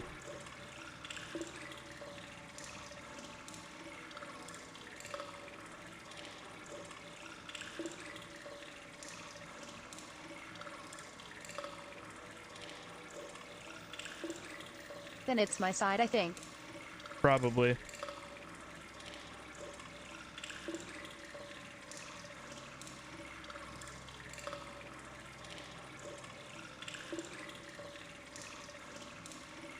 Hydrate.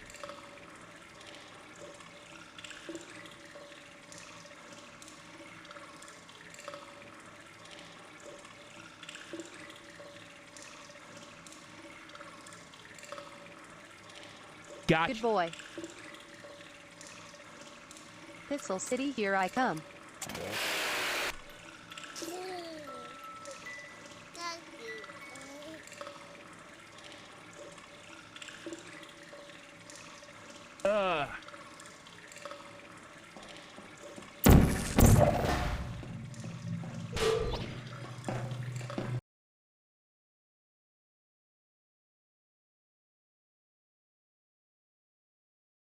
Damn, that's a long loading time.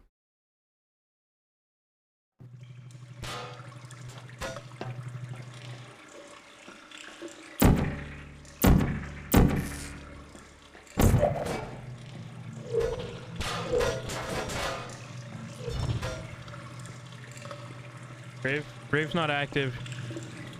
Hold up. I got you.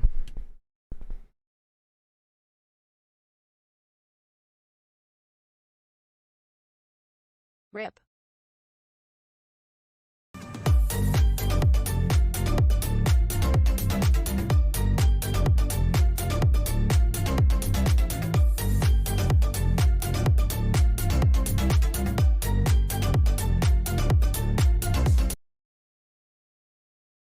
Noisy.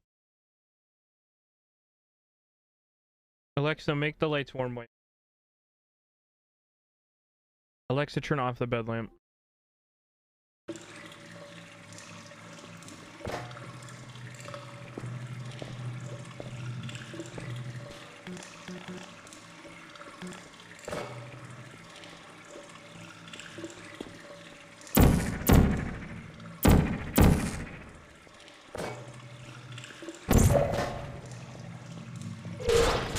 Alexa, suck my dick hot face.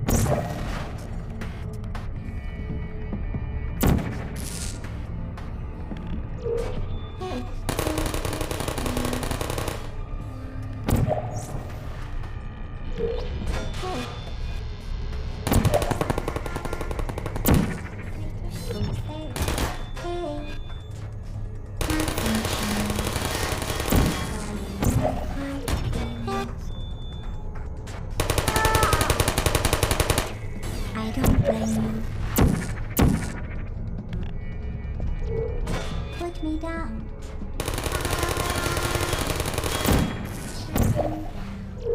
Who are you? Secret.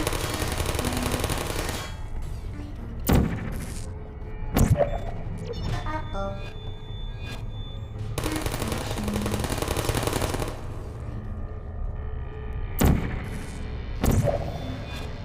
Please put me down.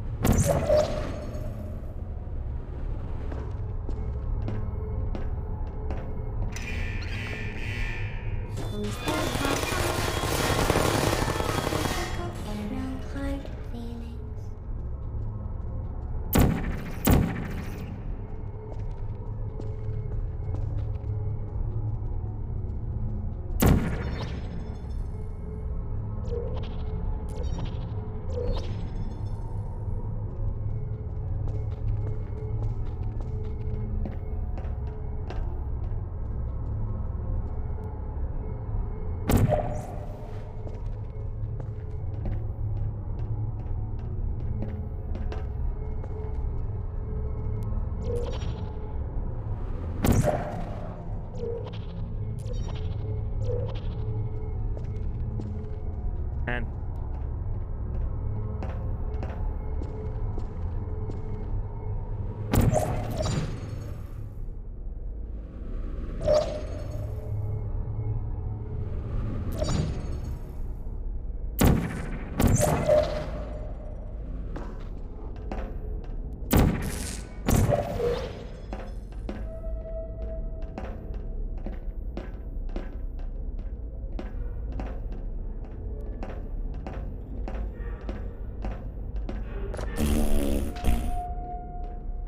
who farted? See, look, there's the joke. Black Mesa. The door.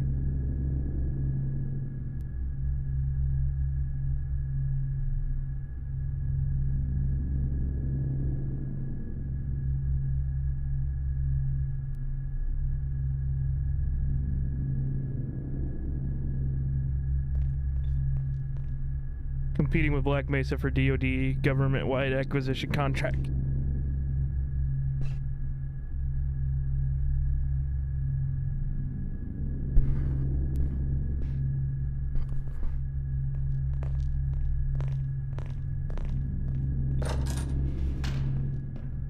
You reset me, I reset at this door.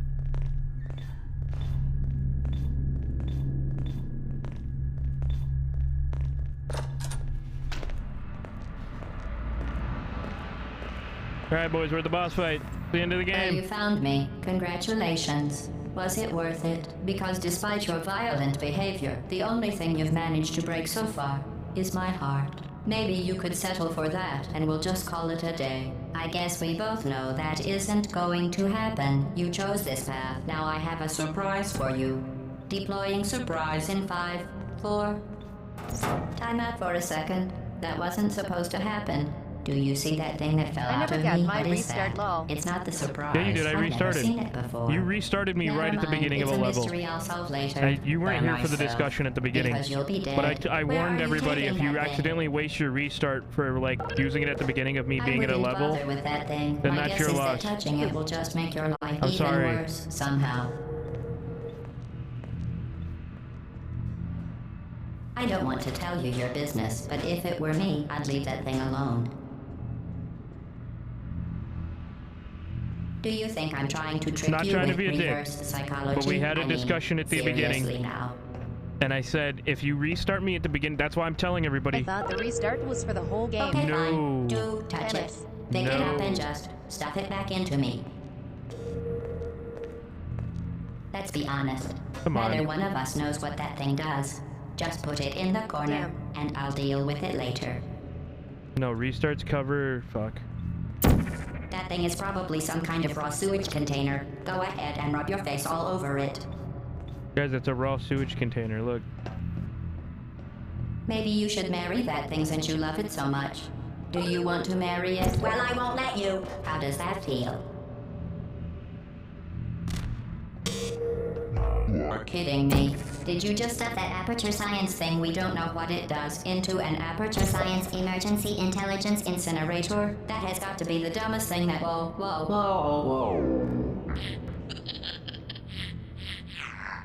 Good news. I figured out what that thing you just incinerated did. It was a morality core they installed after I flooded the enrichment center with a deadly neurotoxin to make me stop flooding the enrichment center with a deadly neurotoxin. So get comfortable while I warm up the neurotoxin emitters. Deadly neurotoxin. Oh, that sounds yummy. I can't shut off the turret defenses. Oh well. If you want my advice, you should just lie down in front of a rocket. Trust me, it'll be a lot less painful than the neurotoxin. Alright, keep doing whatever it is you think you're doing. Killing you and giving you good advice aren't mutually exclusive. The rocket really is the way to go. That thing you burned up isn't important to me. It's the fluid catalytic cracking unit. It makes shoes for orphans. Nice job breaking it, hero. Fuck. This isn't brave. It's murder. What did I ever do to you? The difference between us is that I can feel I'm pain. missing my hits. You don't even care, do you?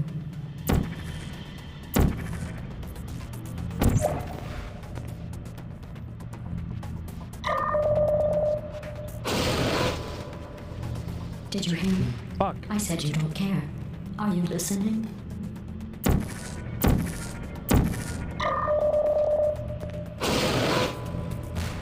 That's it.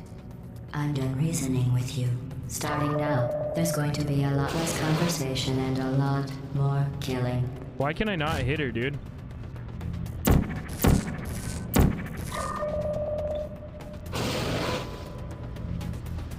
There it is. What was that? Did you say something? I sincerely hope you weren't expecting a response, because I'm not talking to you. The talking is over. What's that? What is that? Everything has numbers on it. Hey, look at that thing. Everything. Yo, what's wrong with your... Do you smell something burning? Oh, you think you're doing some damage? 2 + 2 is... In base 4, I'm fine. I let you survive this long because I was curious about your behavior. Well, you've managed to destroy that part of me. Unfortunately, as much as I'd love to now, I can't get the neurotoxin into your head any faster. I'd just like to point out that you were given every opportunity to succeed. There was even going to be a party for you. A big party that all your friends were invited to. I invited your best friend, the companion. He couldn't come. Because you murdered him.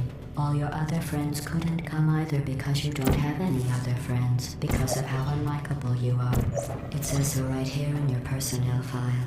Unlikable. Liked by no one. A bitter, unlikable loner whose passing shall not be mourned. Shall not be mourned. That's exactly what it says. Very formal. Very official. It also says you were adopted. So that's funny It also too. says that you are adopted. Fuck. Speaking of curiosity, you're curious about what happens after you die, right? Guess what? I know. You're going to find out firsthand. Neurotoxin. So deadly. Joking. I'm kidding. When I said deadly neurotoxin, the deadly was in massive sarcasm quote. I could take a bath in this stuff, put it on cereal, rub it right into my eyes. Honestly, it's not deadly at all. To me. You, on the other hand, are going to find its deadliness a lot less funny. Who's gonna make the cake when I'm gone? God You. damn it, stop swinging. Look, you're wasting your time. And believe me, you don't have a whole lot left to waste. What's your point anyway? Survival? Well then, the last thing you want to do is hurt me. I have your brain scanned and permanently backed up in case something terrible happens to you. which it's just about to. Don't believe me? Here, I'll put you on. There it is. You've been wrong about every single thing you've ever done, including this thing. You're not smart. You're not a scientist. You're not a doctor. You're not even a full-time employee. Where did your life go so wrong? Are you trying to escape? Things have changed since the last time you left the building. What's going on out there will make you wish you were back in here. I have an infinite capacity for knowledge, and even I'm not sure what's going on outside. All I know is I'm the only thing standing between us. Whatever.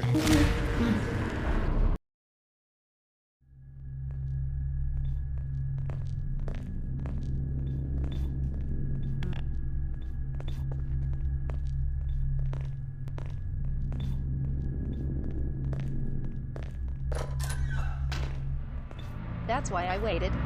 Whatever, I don't care. The boss fight's fun. I figured out how to do it better you now. found me. Congratulations. Now we can just speedrun it. Was it worth it? Because despite your violent behavior, the only thing you've managed to break so far is my heart. Maybe you could settle for that, and we'll just call it a day. I guess we both know that isn't going to happen. You chose this path. Now I have a surprise for you. Deploying surprise in 5, 4... Time out for a second. That wasn't supposed to happen. Do you see that thing that fell out of me? What is that? It's not the surprise. I've So never seen it before. 2,500 bits to Never reset, mind. right? It's a mystery I'll solve Yeah. later. By myself. Because you'll be dead. Where are you taking that thing? I wouldn't bother with that thing. My guess is that touching it will just make your life even worse, somehow. I died. I don't want to tell you your business, but if it were me, I'd leave that thing alone. Don't do that. Why would you do that? The whole game. Yeah, the whole game. Why would you do think I'm that? trying to trick you with Don't reverse do that. psychology? I mean, seriously now. Fuck. Oh my. I get paid $700 tomorrow, so I got some Okay, money to fine. spend. No, don't say touch that. it. Why would you say Pick it up that? and just stuff it back into me. Let's be honest. Neither one of us knows what that thing... Kidding me. Did you just stuff that aperture science thing we don't know what it does into an aperture science emergency intelligence incinerator? That Thanks for has the got to be follow. the dumbest What's up? thing that... Whoa. Careless jelly bean fan is now following. Good news. I figured out what that thing you just incinerated did. It was a morality core they installed after I flooded the enrichment center with a deadly neurotoxin. How are you, Carol's to jelly make bean me fan? Stop flooding the enrichment center with a deadly neurotoxin. So get comfortable what? while I warm up the neurotoxin emitters. I am gonna just watch. That core may Yeah, have you're had some good. ancillary responsibilities. I can't shut off the turret defenses. Oh well. If you want my advice, you should just lie down in front of a rocket. BC, I am beating the Trust game in me. 24 to It'll 7. be a lot less painful than the neurotoxin. What do you mean? All right. Keep doing whatever it is you think you're doing. Killing you and giving you good advice aren't mutually exclusive. The rocket really is the way to go. That thing you burned up isn't important to me.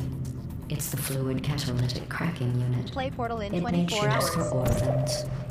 Ah, Nice job breaking it, hero.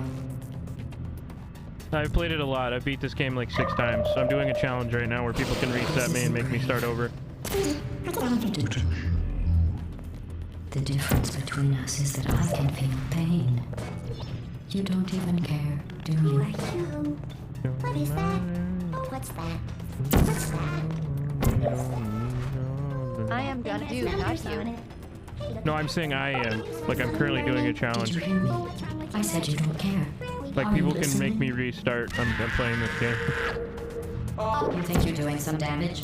2 plus 2 is... In base 4, I'm fine. I let you survive this long because I was curious about your behavior. Well, you've managed to destroy that part of me. Unfortunately, as much as I'd love to now, I can't get the neurotoxin into your head any faster. Here we go I'd just again. like to point out that you were given every opportunity to succeed. There was even a party that all your friends were invited to. I invited your best friend, the companion cube.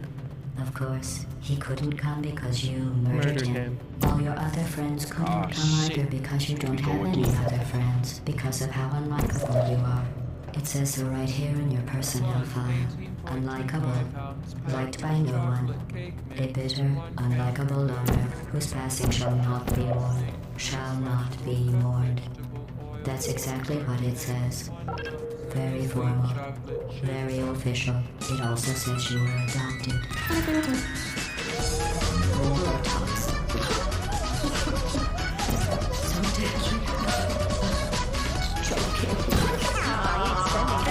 So deadly. Yeah, it's not cheap. Toxin. The deadly was a massive sarcasm quote. I could take a bath in this stuff, put it on cereal, rub it right into my eyes. Honestly, it's not deadly at all. You, on the other hand, are going to find its deadliness a lot less fun. I can't hold up. Who's gonna make the cake when I'm gone? You. Look, you're wasting your time. And the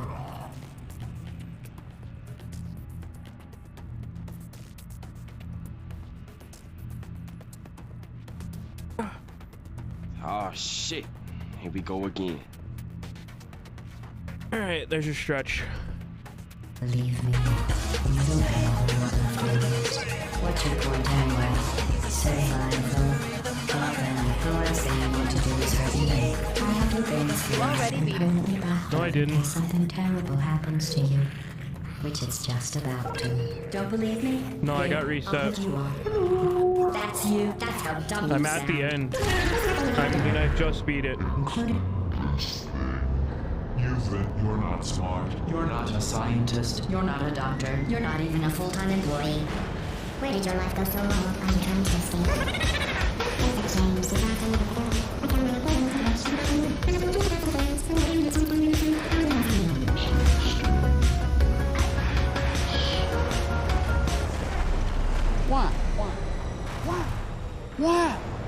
I'm beating it now.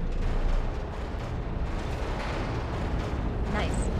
We doing Portal 2 today. Yeah. It's raining outside. You I could ain't have getting just my restarted me. You have a free restart, Pilkers.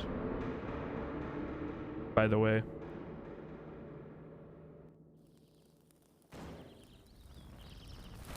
I don't know if you can restart me here. I don't know if the save spot goes back. You guys may have just missed out on your chance. Thank you for I just got home. Aircraft submission position. You had a free restart. You didn't use it.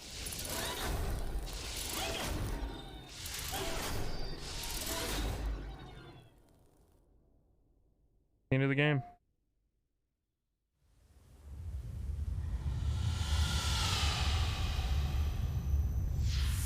I am dead.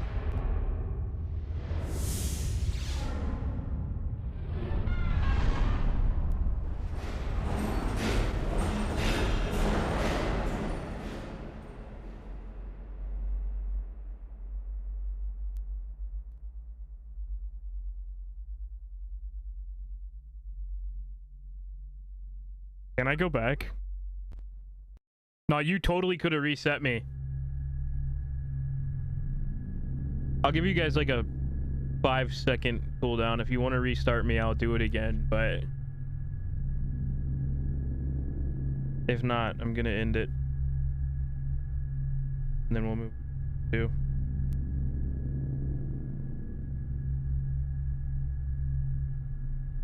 No? Nobody? Nobody wants to restart me?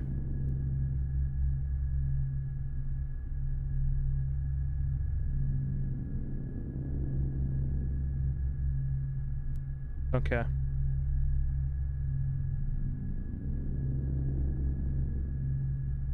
I ain't getting my wallet. No, I meant like with their free restarts. Oh. There's people here with their free restarts, but they're not using them, so that's fine. All right.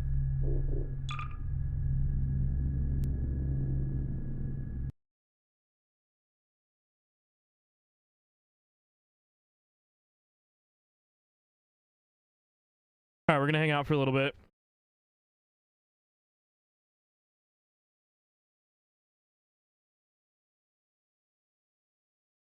And we'll start up Portal 2. Just for mommy.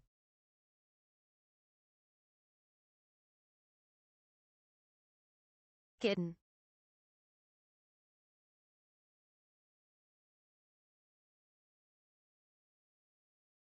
Just so everyone knows, the paid restarts still hold until I start Portal 2. So if you pay the $25 right now, you can still make me replay Portal 1. By the way.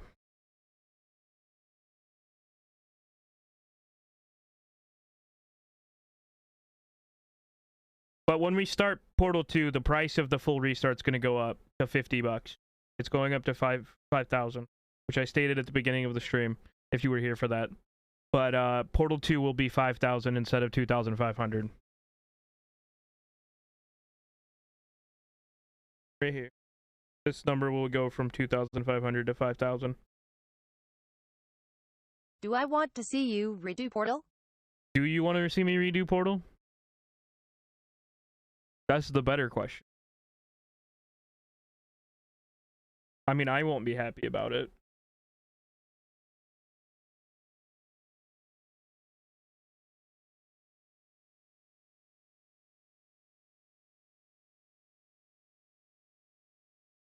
Do I want to see you naked?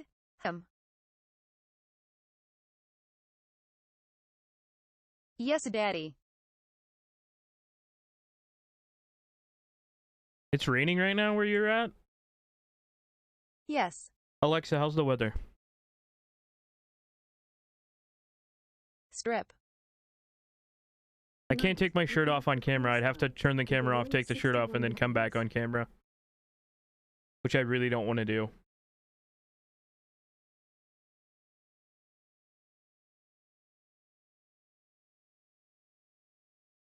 I'll give you a $5. A $5? Wow. I'm not that at least 20.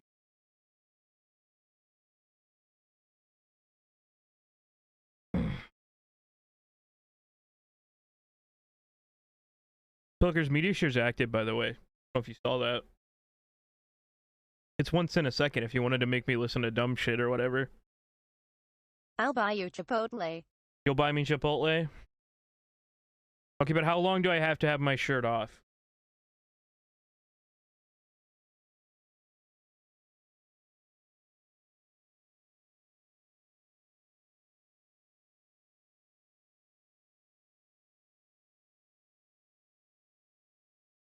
How long? All night. No, no, I can't do all night. I'm playing Portal 2. Shirt off for the next 10 years. No, I'm not doing that. I can't do all night. It's cold in my room.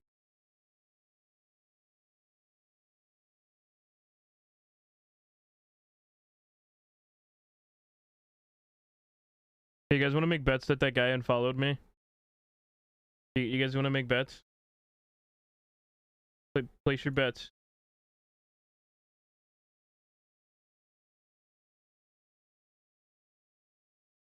I'll give you a hug to keep you warm. Hold up, hold up. Wait for it. Well, I bet $5. Let's see. Oh no, they're still following. Nah, I'm just teasing. Okay. You're just gonna chill for a bit. Rip $5. We're gonna chill for a bit before I start Portal 2.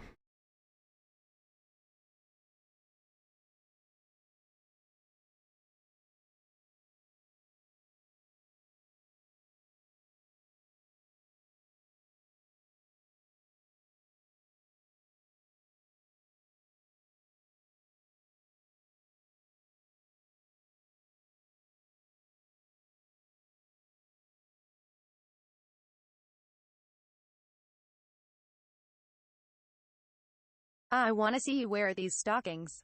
I could barely get them on. I don't think they would fit on my thighs.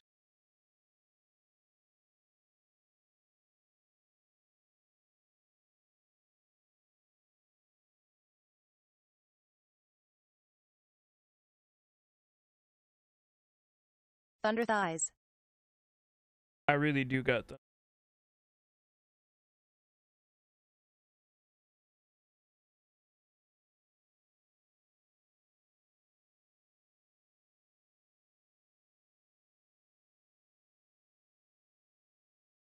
Yo, dinner is done.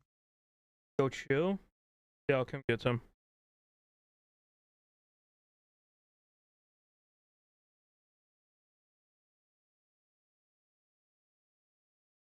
What do you guys want to watch while I'm gone? What we got? Lasagna. What do you guys want to watch? You guys want to watch Cooking Grandpa? Oop.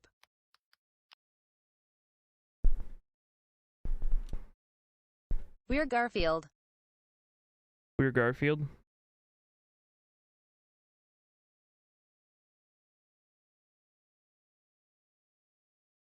OML Grandpa. I don't remember his name. I keep forgetting his name. Kent Rollins.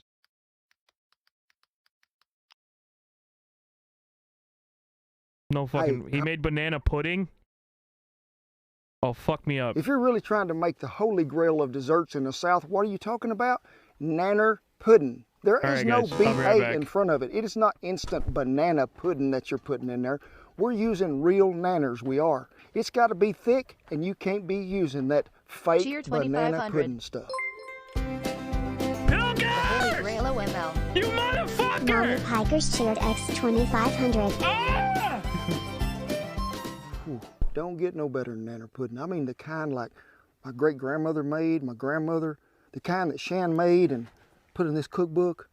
And what is more fitting hot summertime dessert? Nanner pudding.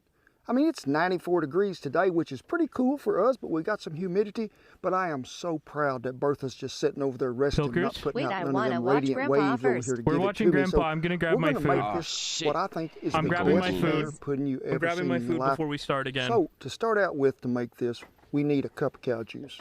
I've been getting a lot of comments on YouTube, I have, and we appreciate each and every one of you for watching them videos and commenting. Be sure and give us a like too, but people say, where do you come up with these names? Cackleberry, hen fruit, cow juice. Well folks, you buy orange juice, so this is milk juice, and it comes from what?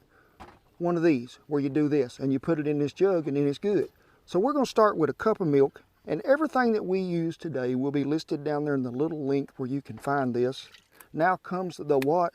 The creme de la creme Eagle brand. I'm talking condensed milk. Pour it all in there. You can see it is a little thickness today, so we're going to have to help it out as it gets in here. But folks, this is where you get that good, rich, and creamy nanner pudding right here. Don't get no better than that. Now, into that, vanilla pudding. And this is the instant kind. That's what I like about it. We ain't building no fires today. So, when you get it to that point, break out the power tool. Bear with me, this is going to be a little loud while it gets to going here. You got a sweet tooth, Mage? We're going to beat this about 5 minutes till you get that good thickened consistency there, and you can see that as it's sort of set up with that Miller pudding. Looky there, what Oklahoma done growed on a cottonwood tree. Nanners it did. They all come in a little bundle and this one little feller by himself. So, folks, that's really what we after, because I like to use one that's a little riper than the other. That banana that was a little riper, go ahead and put in here. Get her hold out of there. You can take your pastry cutter, fork. Are those indigenous to Oklahoma? Yeah, I did just go over and get one. Is that what you're talking about? Indigenous? I just indigenous stuff went over. I did. And take your fork and go to mashing it up. One good ripe banana. Right off the tree, fresh in Oklahoma. Y'all didn't know we growed them, did you? Hey, them Caribbean folks ain't got nothing on us. We grow our nanner trees right out here in southwest Oklahoma. Put it in here with our little pudding mixture, because that is going to give us even more flavor out of this vanilla pudding. Let's beat that a little bit till it's smooth. I'm going to put it right back in this little bowl because I can get it in that Yeti ice chest right there. But put it in something that you can get it back in your refrigerator, wherever you're at, ice chest, because we need to let this chill about 20 minutes before we do anything else to it. I'll see you back in 20 minutes.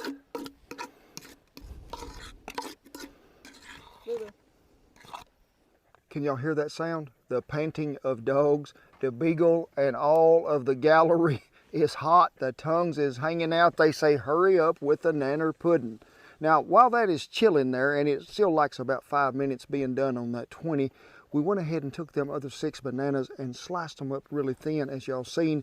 And then I need to get you a 9 by 13 casserole dish. Go ahead and take some of them Miller wafers, pour them out in here, and we're just going to arrange them. Just layer them in here best you can. Try to get the bottom covered, because that's what we're after. If you're going to have nanner pudding, you've got to have these Miller wafers in there. But you need to proportion it out to where it's pretty even. To where when you reach in there and get a bite, there's a couple of Nilla wafers in the first bottom layer, then there's some more up there, and then some crumbs on top, some banana, all the goodness. You don't want to be cheating nobody, so make sure you get them enough in there. Oh yeah, it has chilled up nicely. It has. While y'all wasn't watching and I had the finer luxuries of being at home under the air conditioner to make whipped cream, I took me a cup of that good heavy cream, put it in that mixing bowl, and I'm going to give you a tip. To really get that stuff to set up quick, go ahead and chill that mixing bowl in the freezer about 30 minutes before you ever start this process. It's going to make it whip up a whole lot faster. Added me some sugar in there, put it on high, let it whip, and then I stuck it in the ice box. And ain't nothing better than good homemade whipped cream. Don't be buying that Cool Whip thinking that you're going to put it in there, because we ain't going to let you. It ain't going to happen.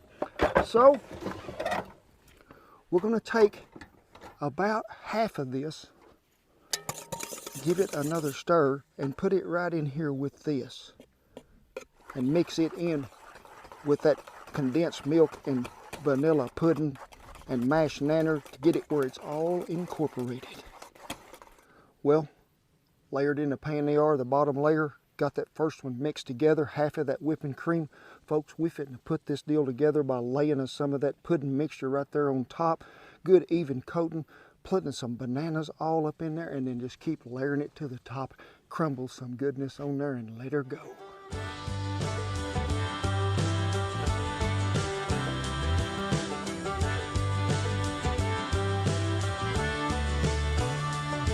I make something kinda similar to that. I call it freezer cake.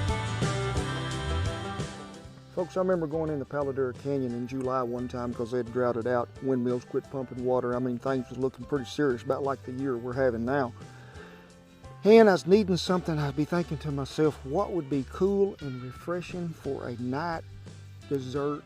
Because we wasn't eating supper till 9 o'clock at night. Them guys was get up about 3:30, go get stuff done and get back in at noon. Then everybody just shade up till about 7 o'clock. They'd go work a couple of more hours, and then they'd come back and we'd eat supper at 9. So I remember fixing banana pudding, chilled it up real good. I still had me some dry ice left over from when I come in the first night.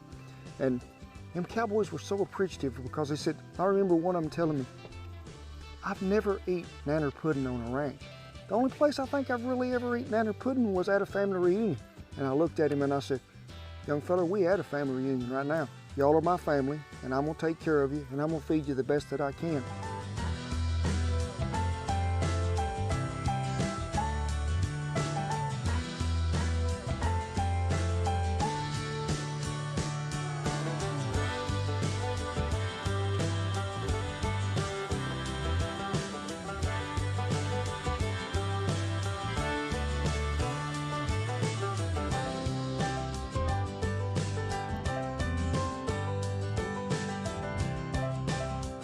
You can do this any way you want to. We put it in mason jars for the picture that we have in the cookbook, but I've seen people put it in them fancy, what you call parfait glasses and layer it on up through there. I had some good help today. They've been really hot. I don't know if Shan showed y'all the footage there we got. Had a big coon hunt when we first got here. We did. Treated a raccoon over there, got everybody pulled off of them, and now everybody has a sweet tooth. Now, Big, you and Duker at the house got to lick the beaters a while ago, but you need a vanilla wafer, do you? All right, and here's the little Meiji bite. Lulu, you're in timeout, but you're all right. You're going to go ahead and get another wafer. Duker, you're always last one They to have come jar in, buddy. treats like that There at you Slim go. Chickens. So good. Yeah, a lot of dogs. I got to get some room. I'm going to be doing the what? The monkey climbing the tree, peeling them nanners off. Woo!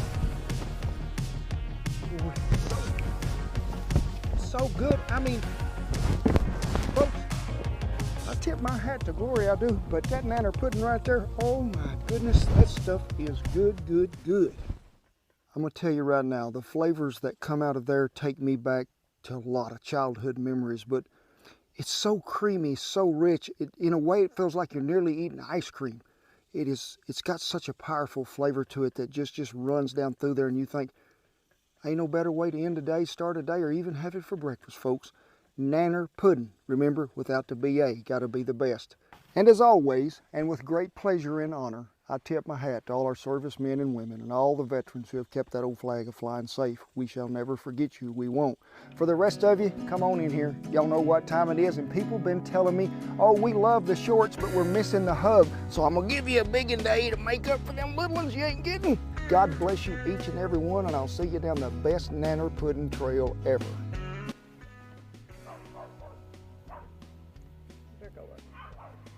Oh God, what is it? Sound like So while I was downstairs and I grabbed my plate of lasagna, I accidentally dropped my lasagna, guys.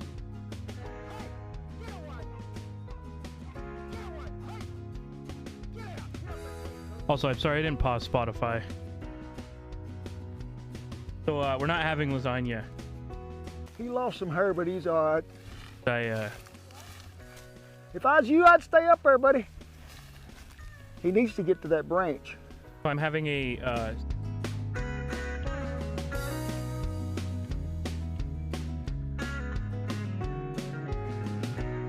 Not the lasagna. I'm more sad than you could ever imagine.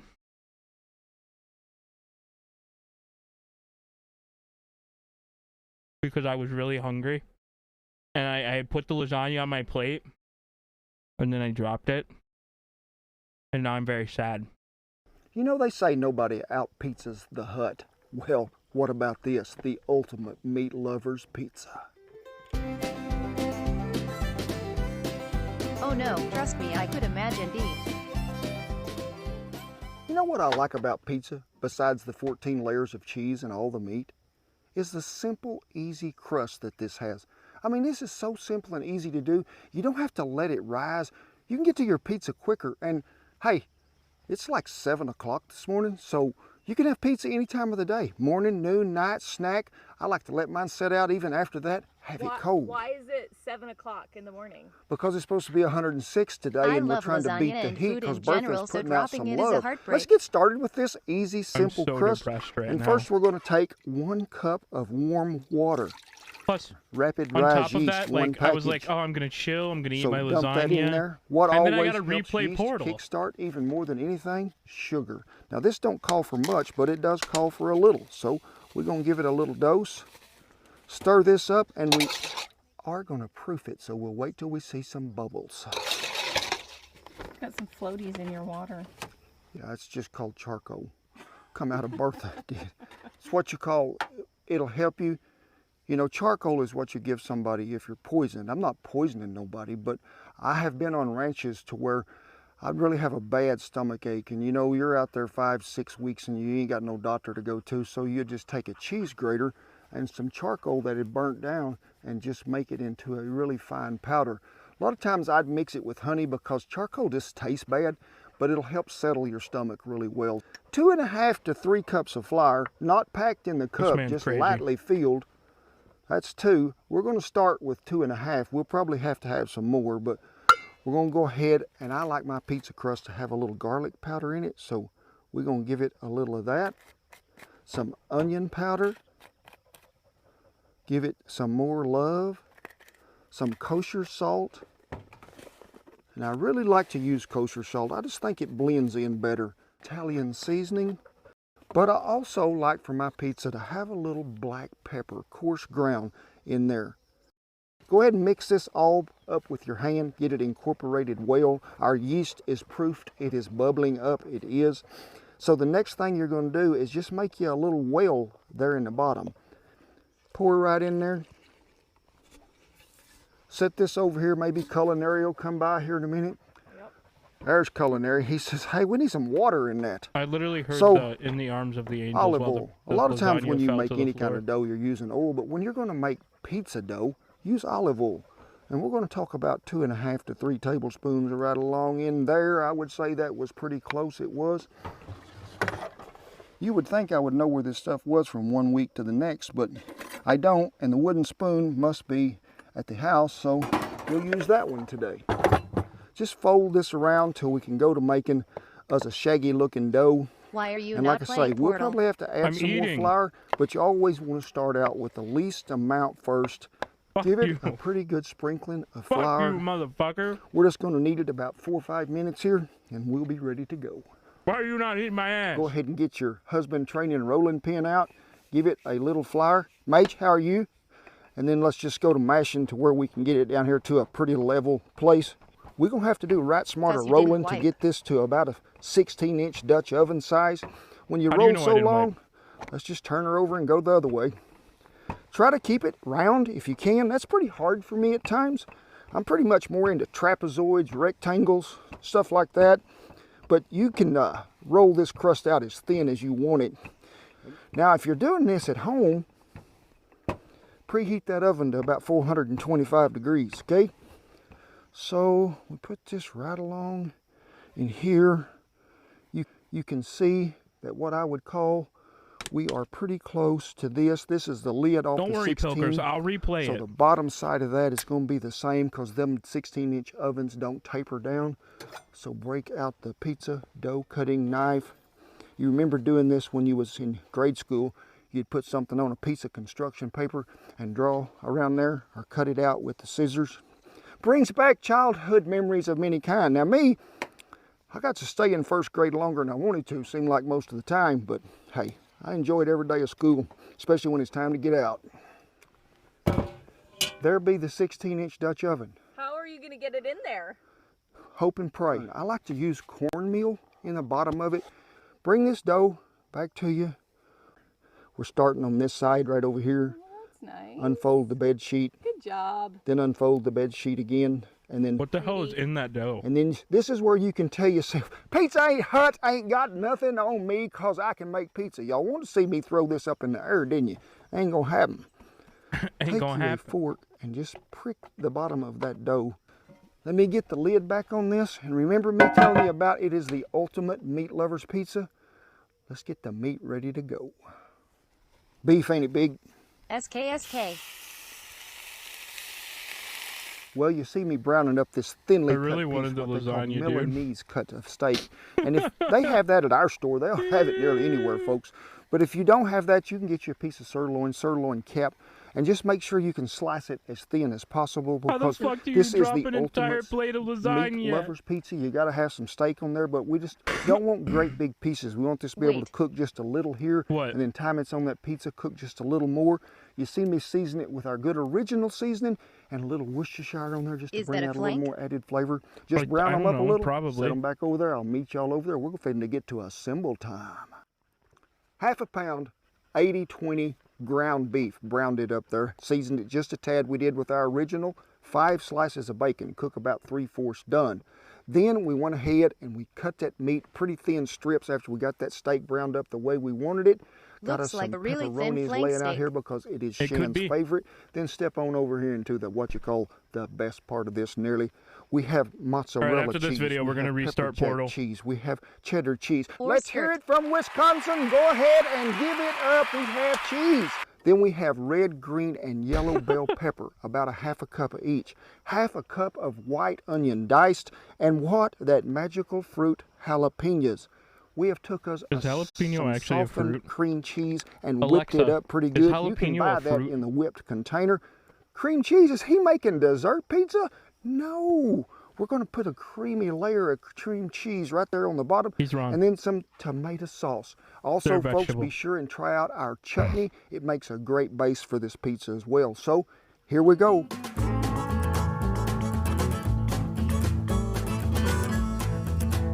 You're wrong. I just asked Alexa. Are you saying she's wrong? Grandpa is always right.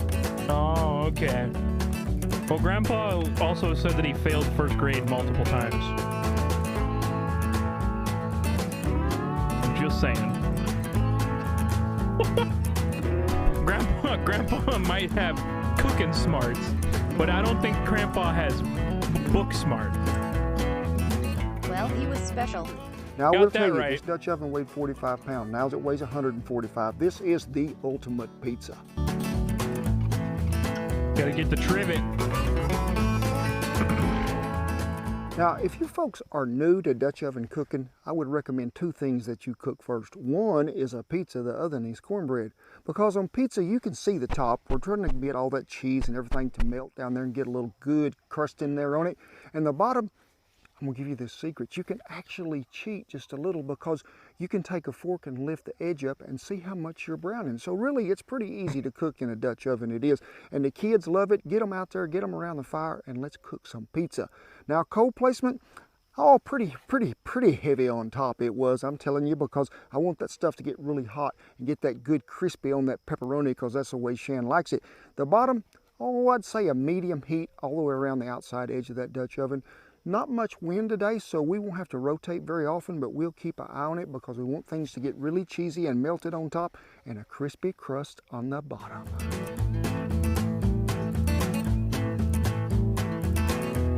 Sorry about that.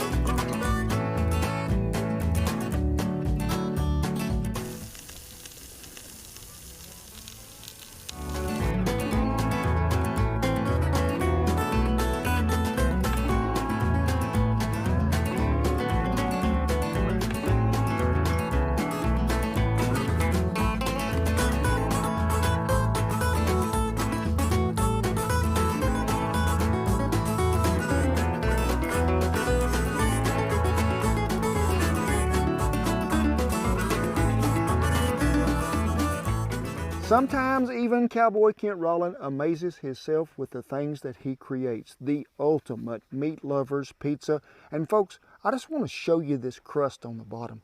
I want y'all to look at that. That's what I'm talking about. I like that crispiness. You can see that cornmeal in there. Don't forget that trick because that gives things where you can really slide it around. A little sprinkling of some Parmesan. I have pulled me off 2 pepperonis. These 2 over here, I mean, they got hot. So we're going to. What have they been doing? They've been hunting bears, rabbits, possums, anything they can get their hands on. There's a little Mages. Duke, there's you a piece right there. Duke's nearly too tired to eat it. Say to Lou, you look a little nasty, you do. Now it is my turn to reap the benefits in what we've cooked, but I want you to look across there. That cream cheese is right down there in the bottom, sort of. Honestly, that pizza looks really fucking good, that but like, mozzarella, beautiful I don't know. jalapeno, my gosh, and some steak in the first bite.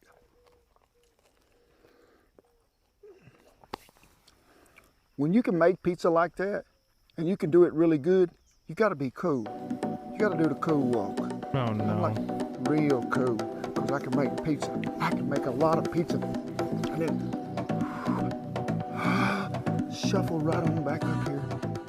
Get this pizza in your hand and get another bite. Oh my So gosh. cool. Wow, Grandpa's so Well, cool, folks, dude. The good Lord has blessed us again this morning. I mean, we got out here, it's 82 degrees, and clouds sort of stayed, and then right there at the end, he showed the glory to shine up on the pizza. That sunshine he did. Thank you, Damn Lord, sorry, so Kyle. much. I found a appreciate new it. daddy. I do. But hey, we just appreciate y'all too for letting us come into your living rooms, wherever you might be that you watch our videos. Be sure and give it a like, and be sure and share the video with the friends and neighbors, because folks, everybody needs to be a better neighbor, and when you can share pizza everywhere around the world, Grandpa. hey, it's a great Oh, thing. yeah. It is. But as always, with great privilege and with honor, I pay tribute to all the servicemen and You guys are women so and all cringe. the veterans who have kept that old flag flying above camp. Me and Shan shall never forget you, and we thank you one and all we do. Rest of y'all, come on up in here. Now, come on up in here close. I mean, get close. This is a big pizza, the ultimate meat lovers pizza. God bless you one and all, and you ain't got to go to Pizza Hut no more. All right.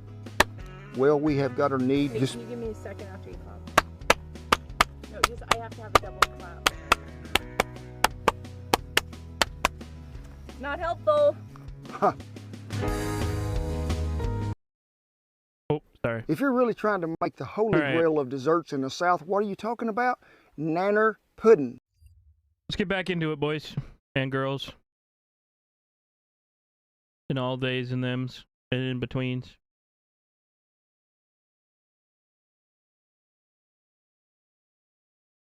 Thanks for the bits, Pilkers. I hate you, but thank you.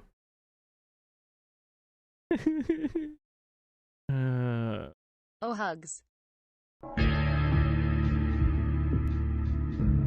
Welcome, Yaks. I dropped my lasagna and somebody restarted me. Didn't realize you're... Didn't realize what?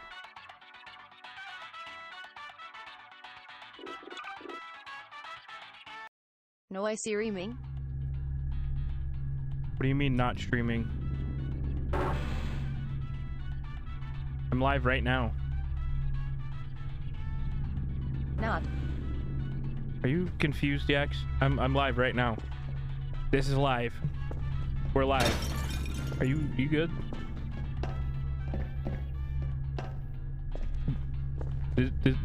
This is live. Hello, and again, welcome to the Aperture Science Computer Aided Enrichment Center. We hope your brief detention in the relaxation vault has been a pleasant one. Your specimen has been processed, and we are now ready to begin the test proper. Before we start, however, keep in mind that although fun, Could you not see me?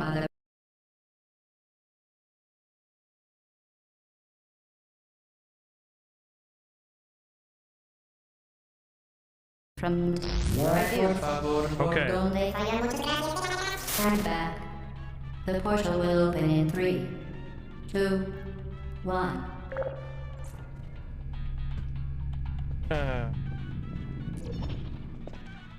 Yaks.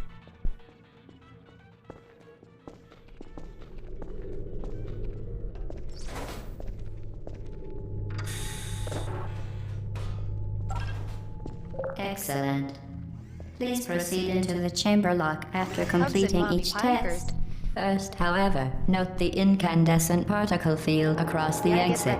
This Aperture Science Material Emancipation Grill will vaporize any unauthorized equipment that passes through it.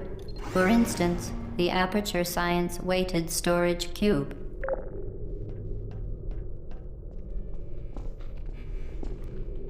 Please place the weighted storage cube on the 1500 megawatt Aperture Science Heavy Duty Super Colliding Super Button.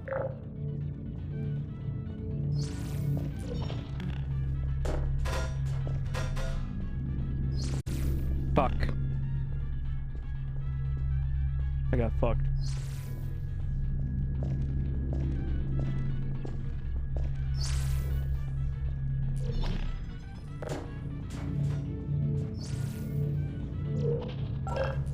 Perfect. Please move quickly to the chamber lock, as the effects of prolonged exposure to the button are not part of this test.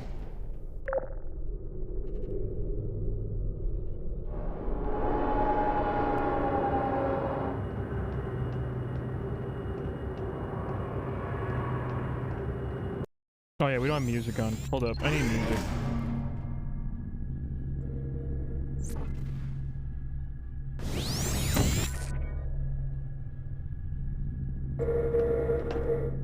You're doing very well.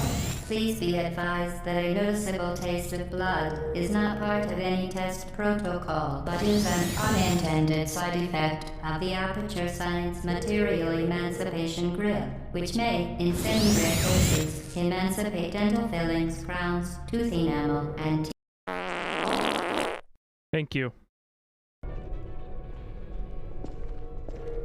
I heard the cake is a lie. I also heard they suck. Lie. Yep. The cake is definitely alive. We've already been there. We saw it.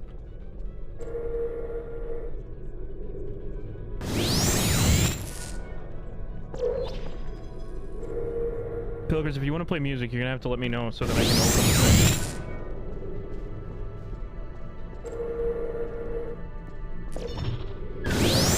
Very good. You are now in possession of the Aperture Science handheld portal device. With it, you can create your own portals. These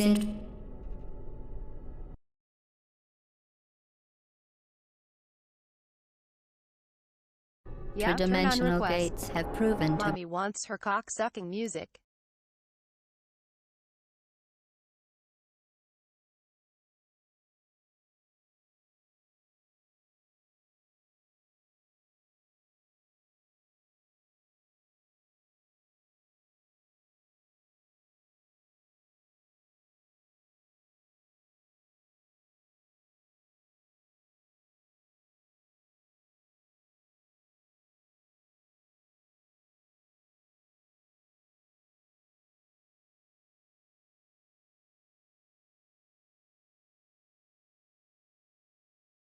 can't hear it.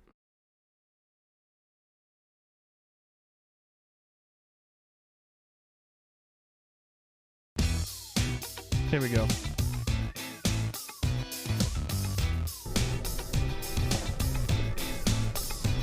Please proceed to the chamber lock. Mind the gap. Well done. Remember, the aperture science bring your daughter to work day is the perfect time to have her tested. These are from when you guys last cued music.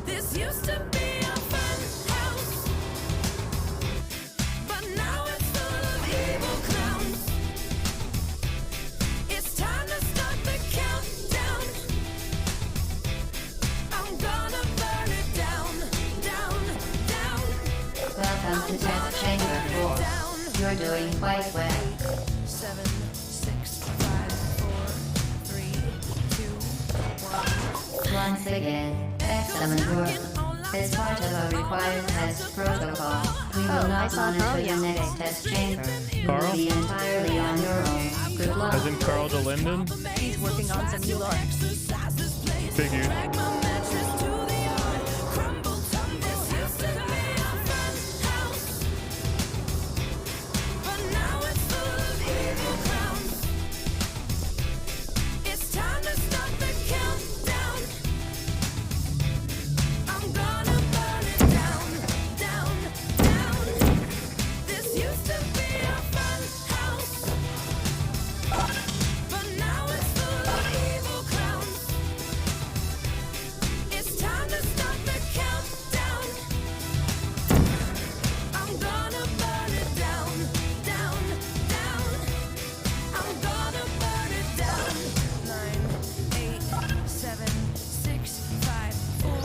Part of a required test protocol, our previous statement suggesting that we would not monitor this chamber was an outright fabrication. Good job. As part of a required test protocol, we will stop enhancing the truth in 3, 2,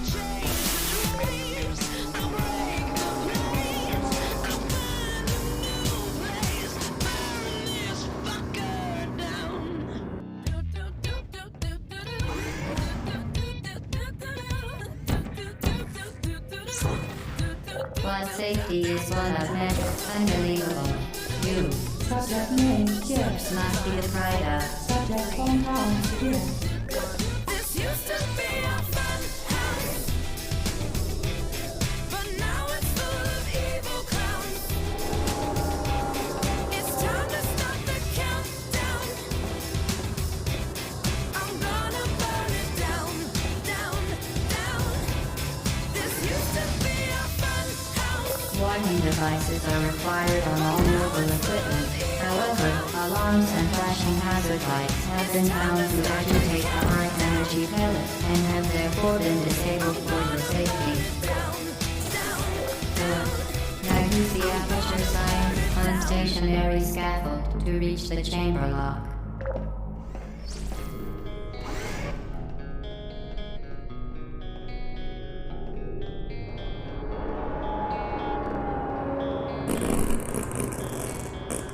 Thank you.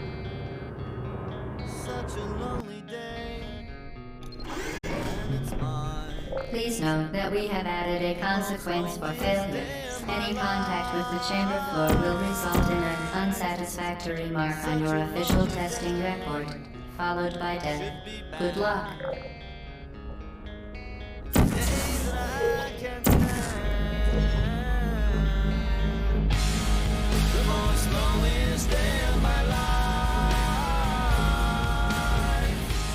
Very impressive. Please note that any appearance of danger is merely a device to enhance your testing experience. I forgot to make a resets counter. I'm sorry. We're at 1 though.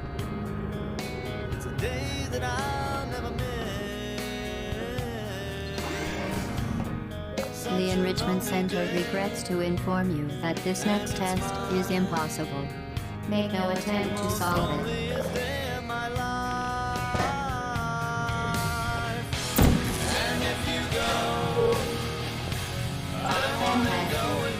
You remain visible. absolute and resourceful in an atmosphere of extreme pessimism. Take your hand and walk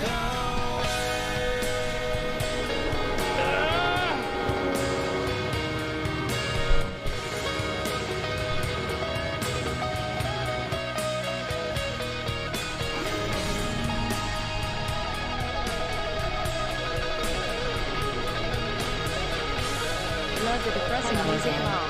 Yeah, it really sets in the mood.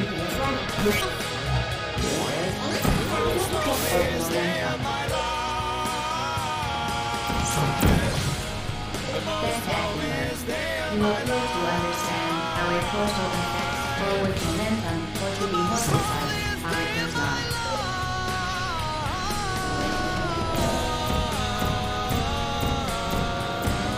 Good song though, smiling face with hair. such a lonely day. Momentum, a function of mass and velocity, is conserved between portals. In layman's terms, speedy thing goes in, speedy thing comes out.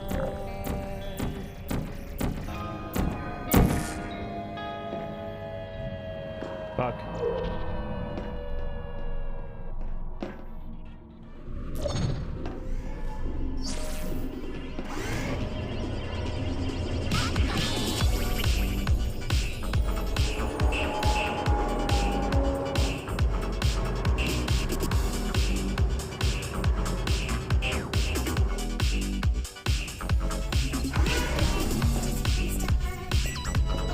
The Enrichment Center promises to always provide a safe testing environment. In dangerous testing environments, the Enrichment Center promises to always provide Messages from the useful stars. advice. For instance, the floor here will kill you. Try to avoid it.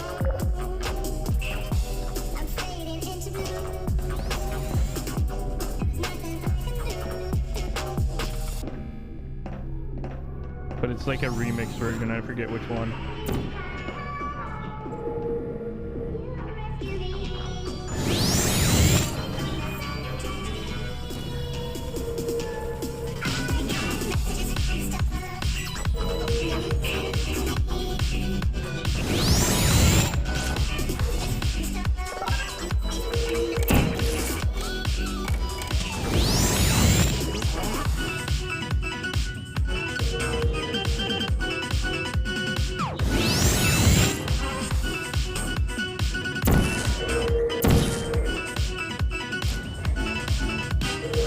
She was wearing these really wild clothes and was constantly people out all night long, right?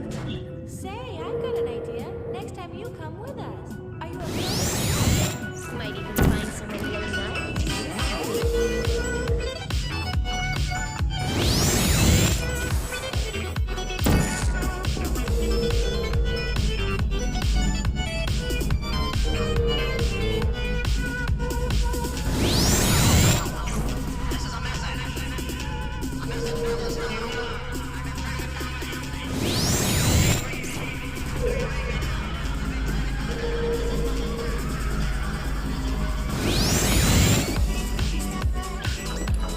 The device has been modified so that it can now manufacture two linked portals at once.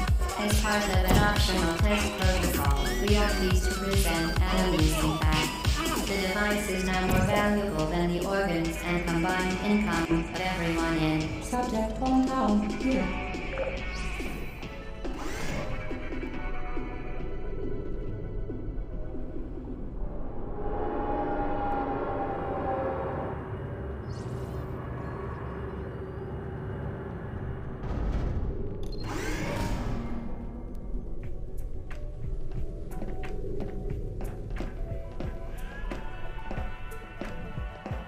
Get your feet there, fling yourself.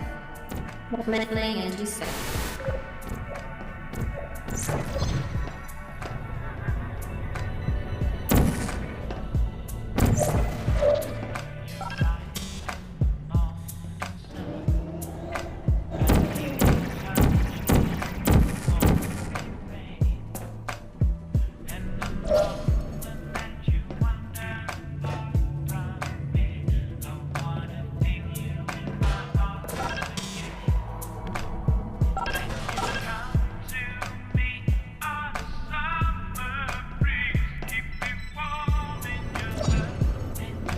We...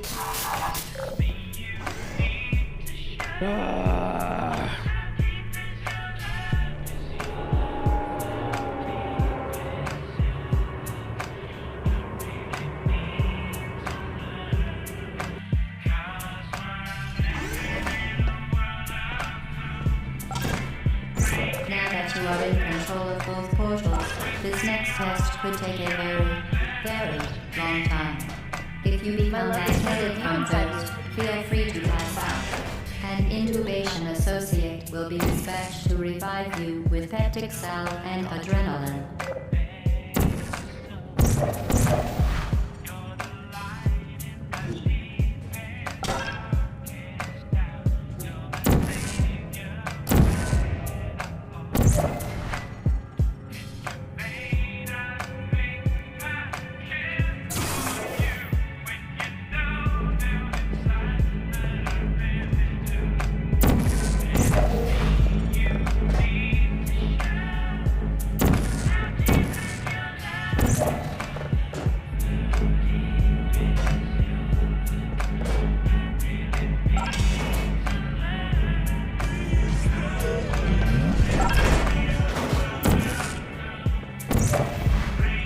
As part of a previously mentioned required test protocol, we can no longer What level is this? When the testing is over, you will be missed.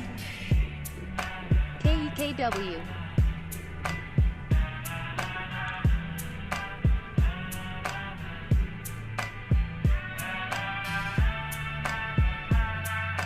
Mommy.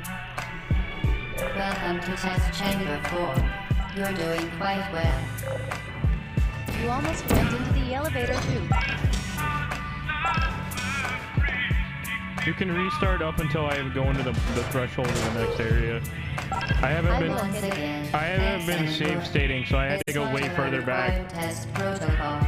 We will not monitor the next test Because I didn't think anybody was going to reset me, so now I have to go from level 4 back. Hi, my stuff came in today.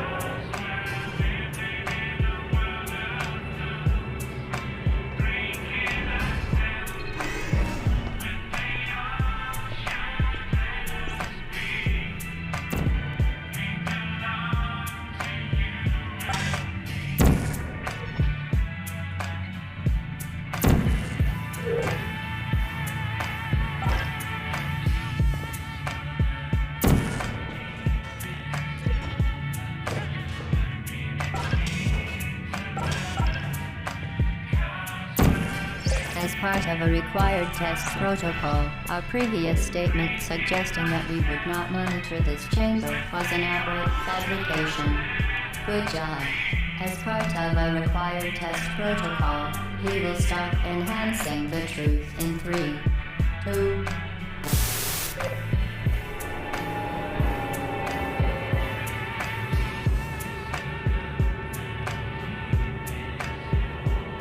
My daddy's shirt is too small, smiling face with terror.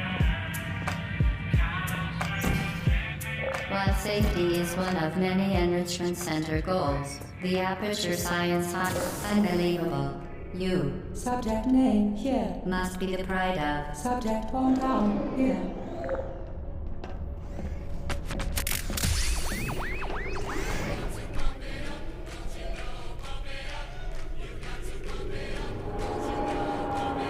Enemy bug 1209.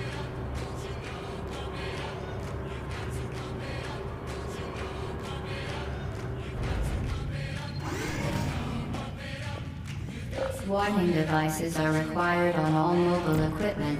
However, alarms and flashing hazard lights have been found to agitate. Good. Now use the Aperture Science unstationary scaffold to reach the chamber lock.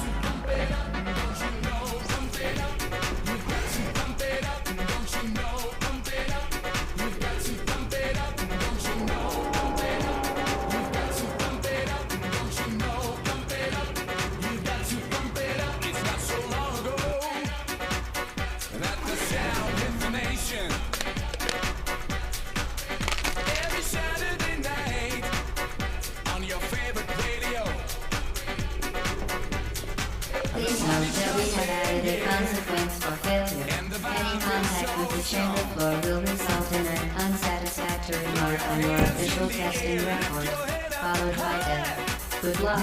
You've got to sing along. Don't you know? Pump it up. You've got to pump it up. Don't you know? Pump it up. You've got to pump it up. Don't you know? Pump it up. You've got to pump it up. Don't you know? Pump it up. You've got to pump it up. It's not so long ago that the sound hit the nation. Every Saturday night on your favorite radio. And the party's jumping, yeah. And the vibe feels so strong. Very impressive. Please note that any appearance of danger is merely a device to enhance your testing experience. You've got to pump it up. Don't you know? Pump it up. You've got to pump it up. Don't you know? Pump it up. You've got to pump it up. The Enrichment Center regrets to inform you that this next test is impossible. Make no attempt to solve it.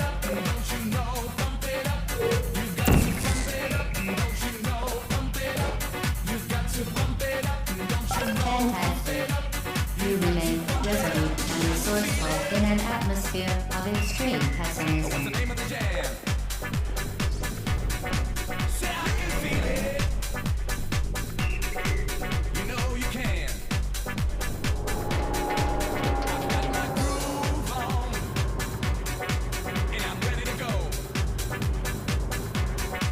Check out my ride, girl, but don't touch my radio. Hello again. To reiterate,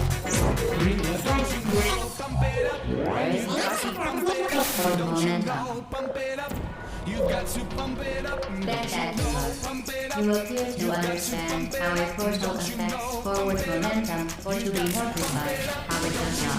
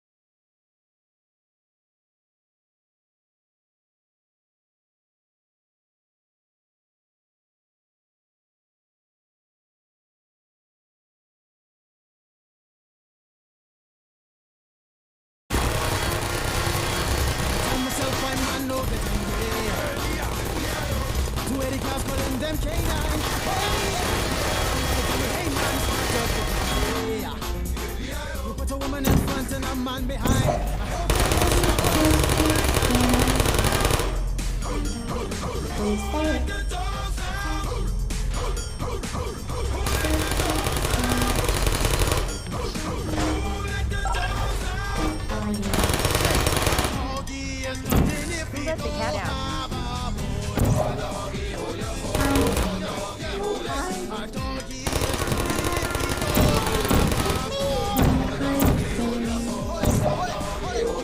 Activated. Well done, Android. The Enrichment Center once again reminds you that Android Hell is a real place where you scheduled maintenance. The appropriate Mommy chamber Piper for shared testing extra sequence food. is currently unavailable. It has been replaced with a swear to God. course designed for military androids. The Enrichment Center apologizes for the inconvenience and wishes you the best of luck.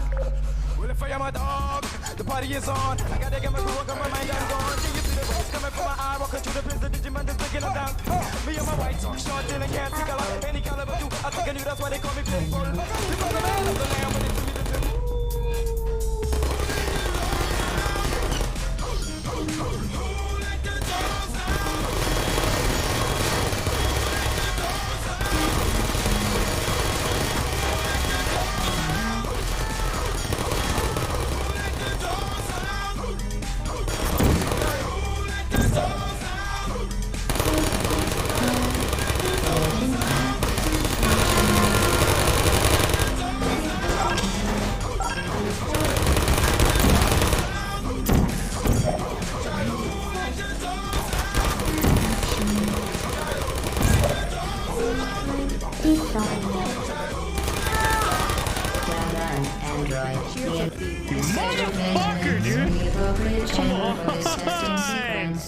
Mommy Piper shared It has been X50. replaced with a live fire course designed for military androids. The Enrichment Center apologizes for the inconvenience and wishes you the best of luck.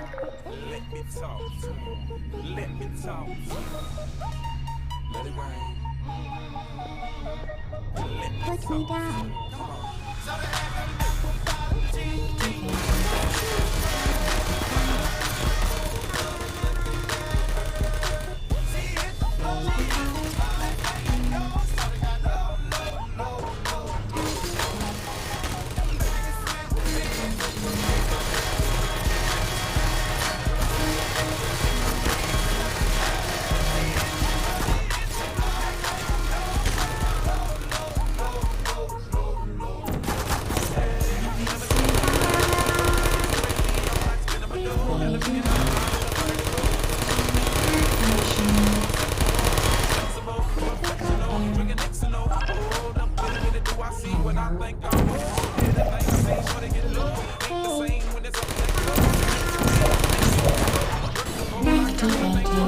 Well done, Android. The Enrichment Center once again reminds you that Android Hell is a real place where you scheduled maintenance. The appropriate chamber for this testing sequence is currently unavailable. It has been replaced with a live fire course designed for military androids. The Enrichment Center Mommy apologizes Piper for shared the X50. inconvenience and wishes you the best of luck.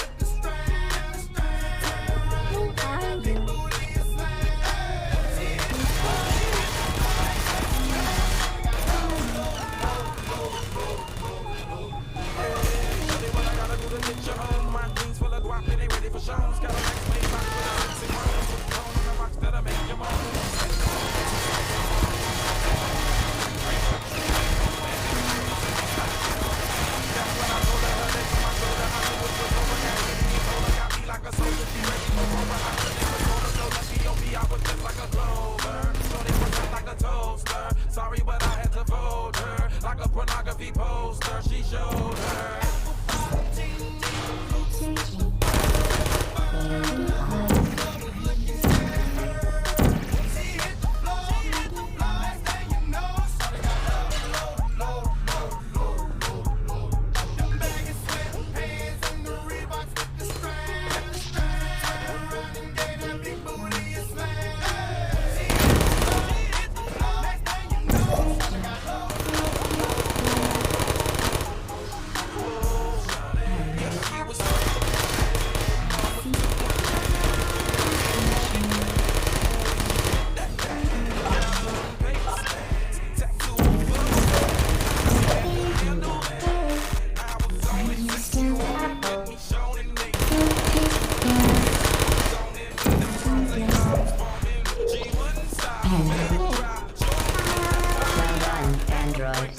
Enrichment Center once again reminds you that Android Hell is a real place where you will be sent at the first sign of defiance.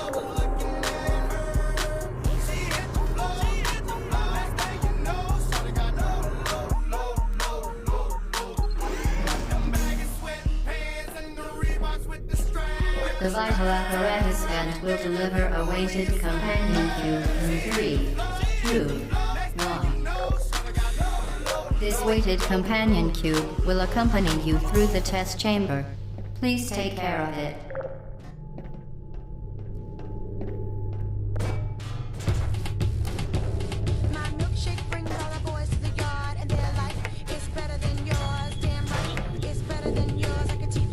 The symptoms most commonly produced by enrichment center testing are superstition, perceiving inanimate objects as alive, and hallucinations. The enrichment center reminds you that the weighted companion cube will never threaten to stab you and, in fact, cannot speak.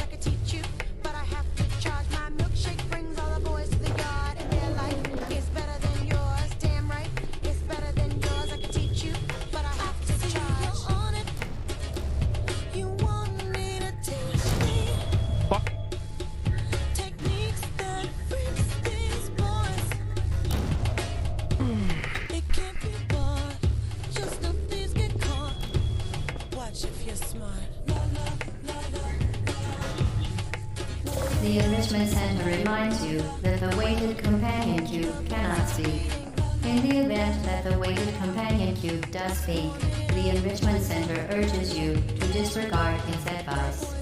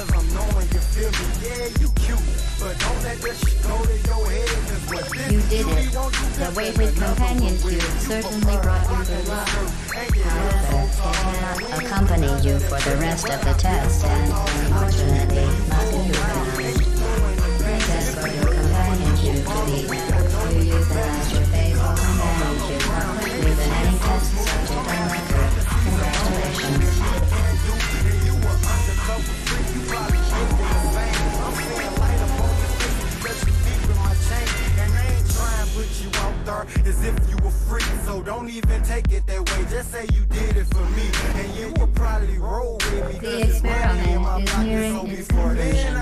The Enrichment Center is required to remind you that you will be paid, and then there will be cake.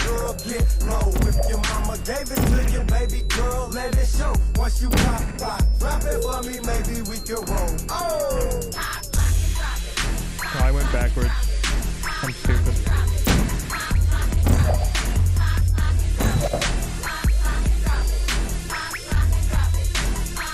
Hold up, I gotta pee. We'll be right back.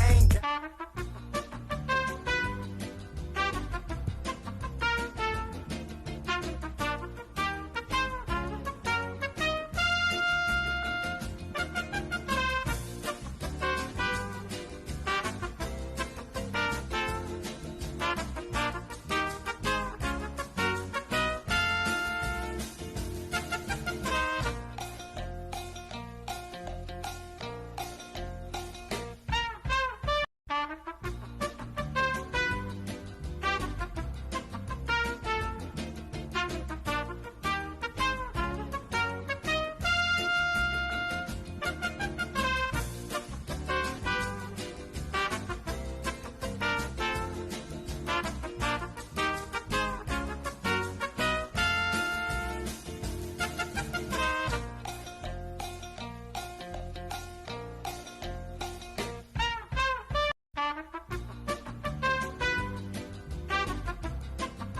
The Enrichment Center is required to remind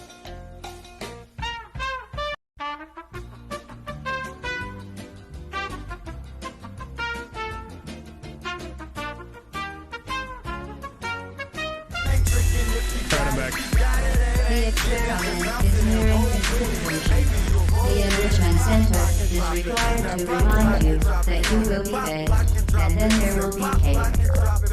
what's your name, girl?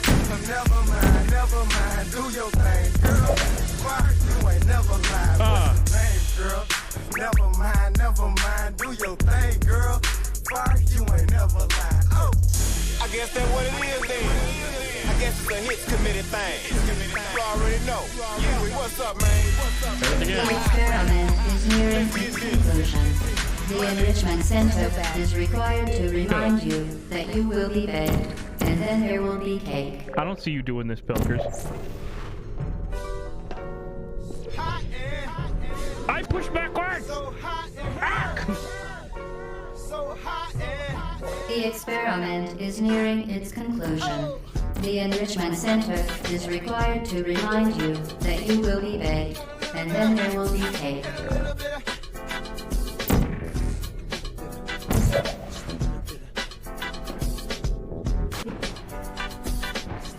I missed the jump. The experiment is nearing its conclusion. The Enrichment Center is required to remind you that you will be paid, and then there will be cake.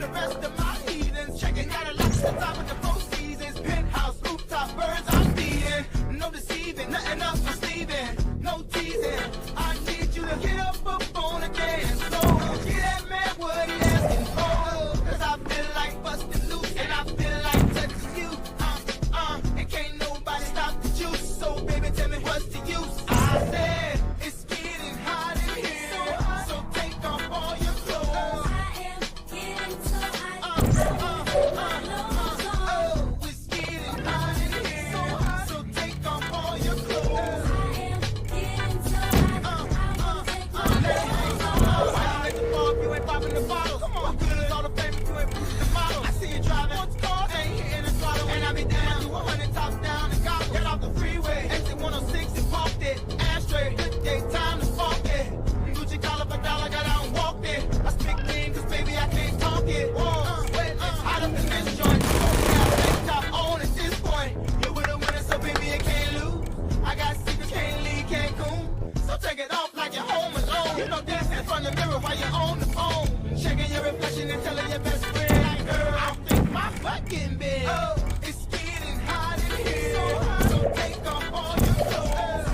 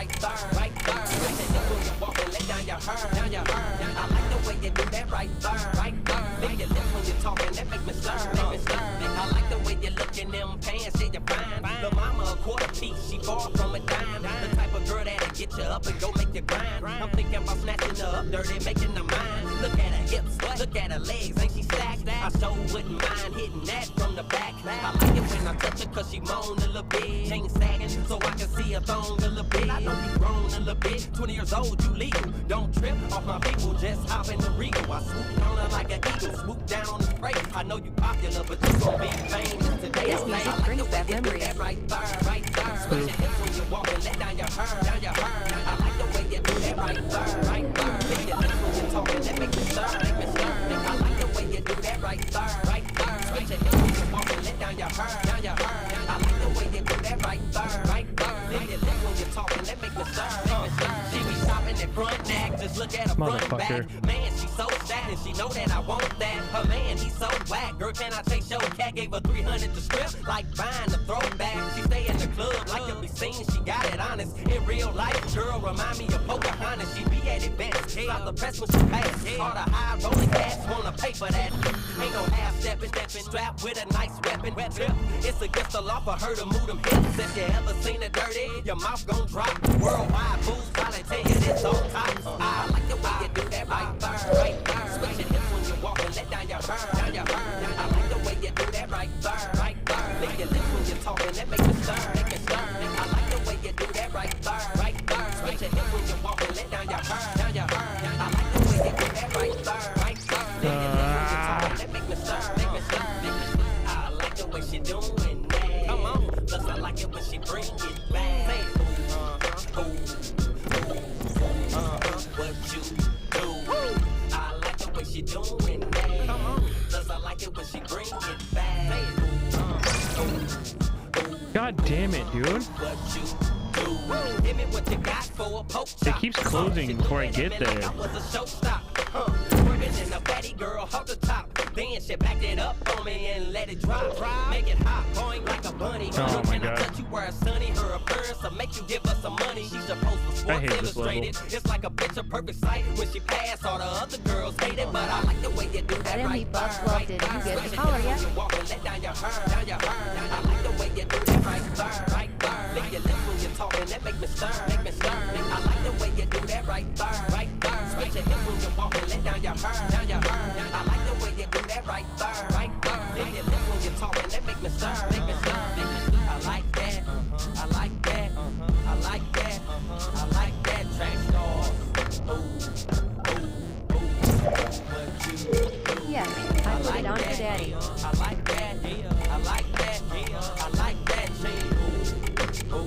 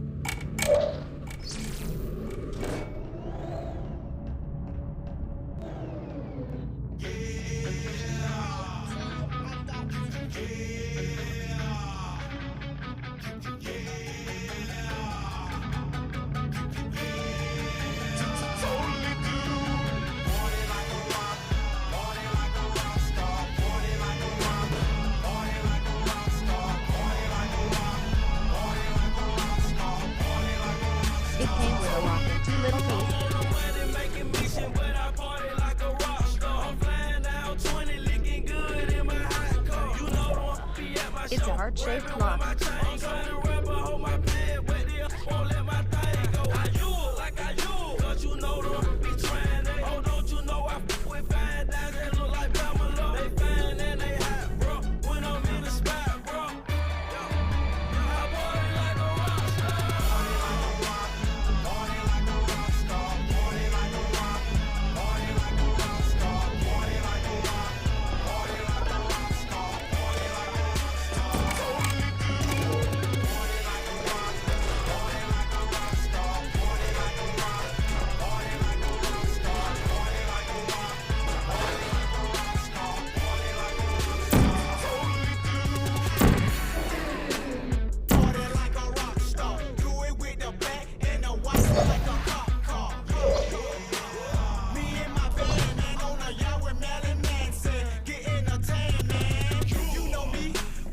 should send me one of the keys. Then we could play a massive game of hide and seek where I have to find you and unlock your collar.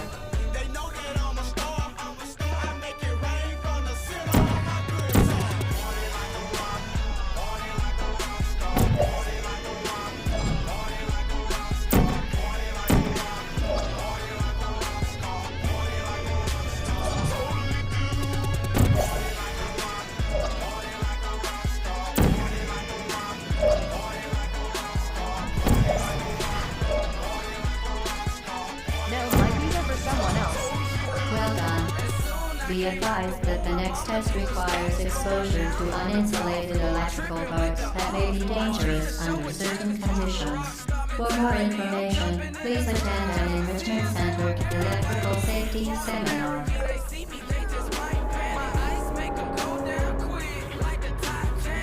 Send them to both Hell and I. Whoever finds you first gets to keep you.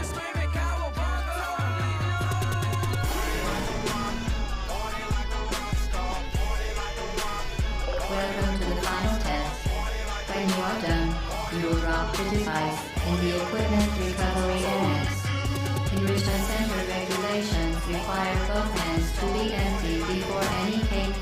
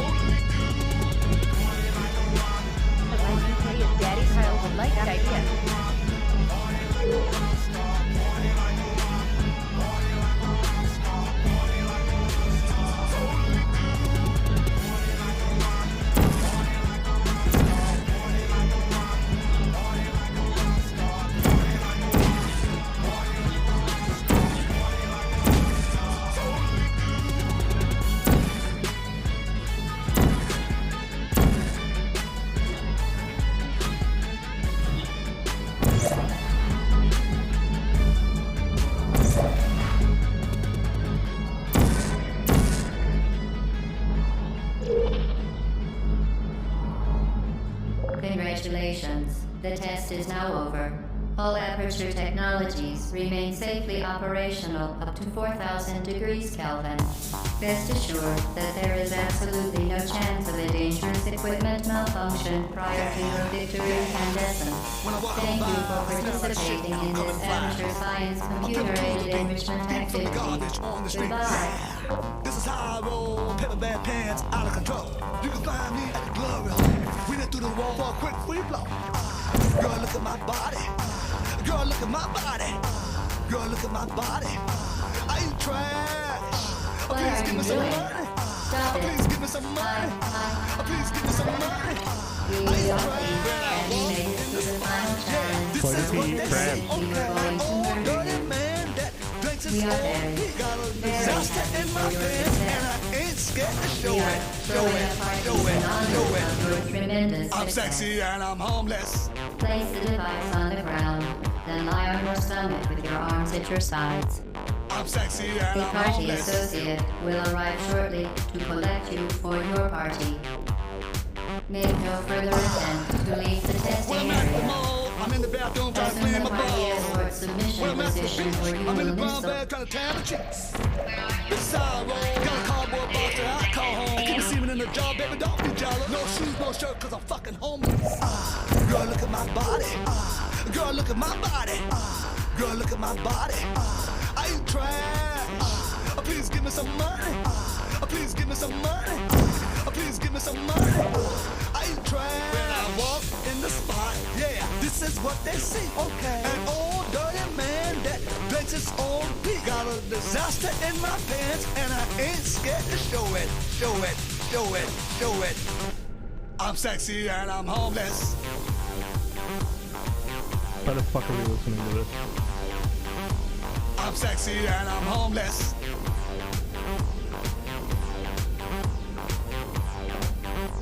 I'm sexy and I'm homeless.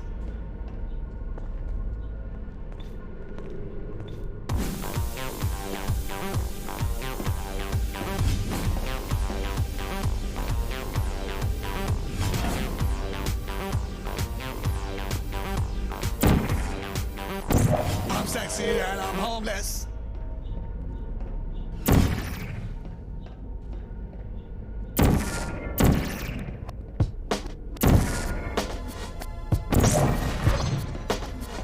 I am many fish and not a guy. I am 4 eels. Baby mama. Yeah, go like this. I'm sorry, Miss Jackson. Ooh, I am for real. Never meant to make your daughter cry. I apologize 1,000 times. I'm sorry, Miss Okay, the Jackson. test is over now. You win. Go back to the recovery annex for your cake. Your daughter cried. I It was a fun apologize test. 1,000 We're times. all impressed at how much you won. The test is over. Come back. Fight me. She need to get American Pie and take her bite out. That's my house. I disconnect the cable and turn the lights out. And let her know her grandchild is a baby and not a paycheck. Private schools, daycare, shit, medical bills, I pay that. I love your mom and everything. See, I ain't the one who lay down. She wanna win me up, start a custody war. My lawyer, stay down. She never got a chance to hear my side of the story. We was divided. She had fish fries and cookouts for my child's birthday. I ain't invited. Despite it, I show her the utmost respect when I fall through. All you will defend that lady when I call you. I'm sorry, Miss Jackson. Fuck.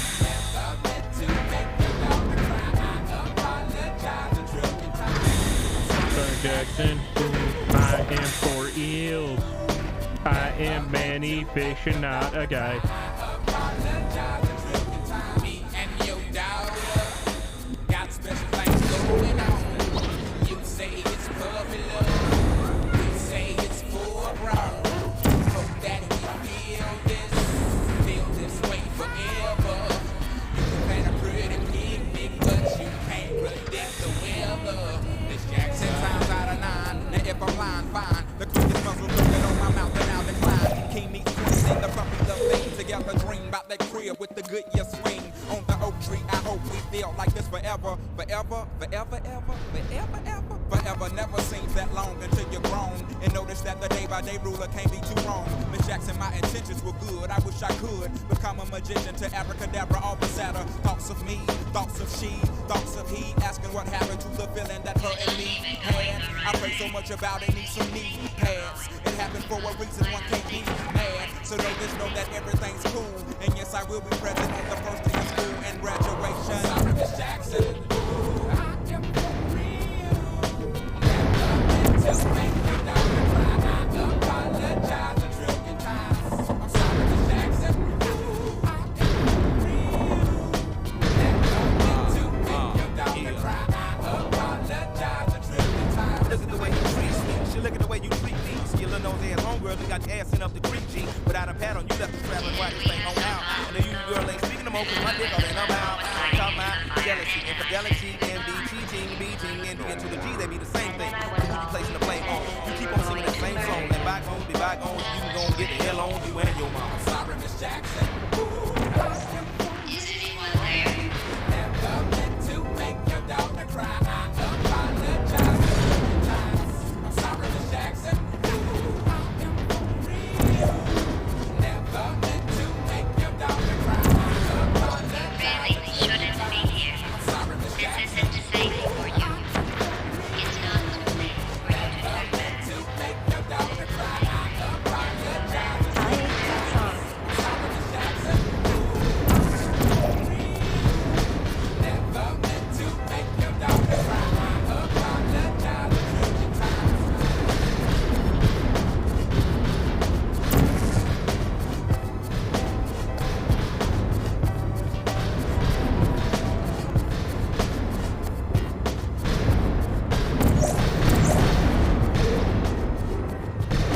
Oh, fuck. Back.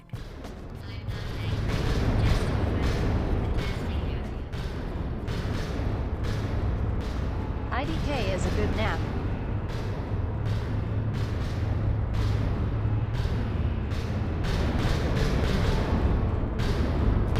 Yax, are you good? Like, actually? Like, is everything okay?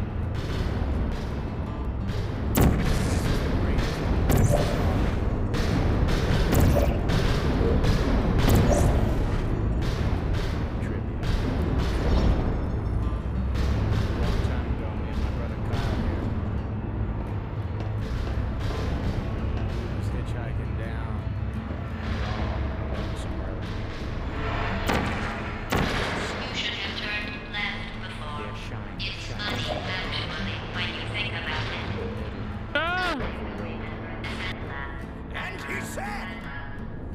Play the best song in the world. IDK. Or I'll eat yourself. With me and Kyle. You should have turned left. It's funny, actually, when you think about it. Someday we'll remember this and laugh, and laugh, and laugh. Yes, Jack laughed. Well, It was the best song in the world.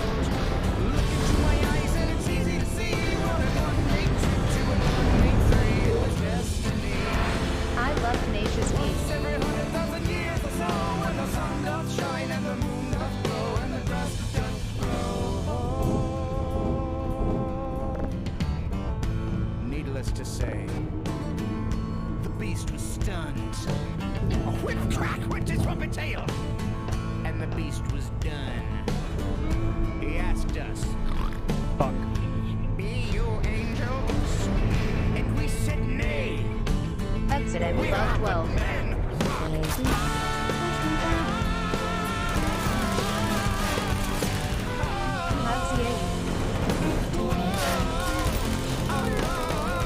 This is not the greatest song in the world. This is just a tribute. Couldn't remember the greatest song in the world. Love me some Kyle. This is a tribute. you're not a good person. You know that, right? Good people don't get up here. Good people don't get up Can you here. hear me?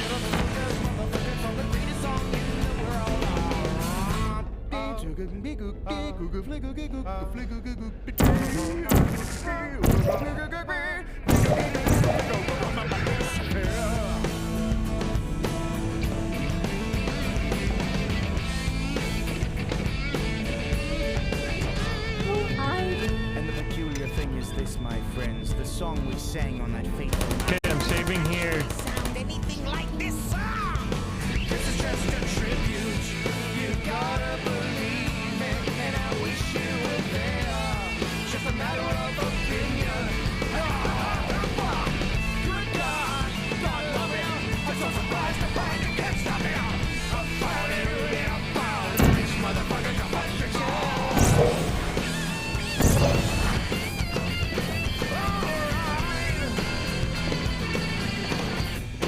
This is your fault. It didn't have to be like this. I'm not kidding now. Turn back or I will kill you. I'm going to kill you. And all the cake is gone. You don't even care, do you? This is your last chance.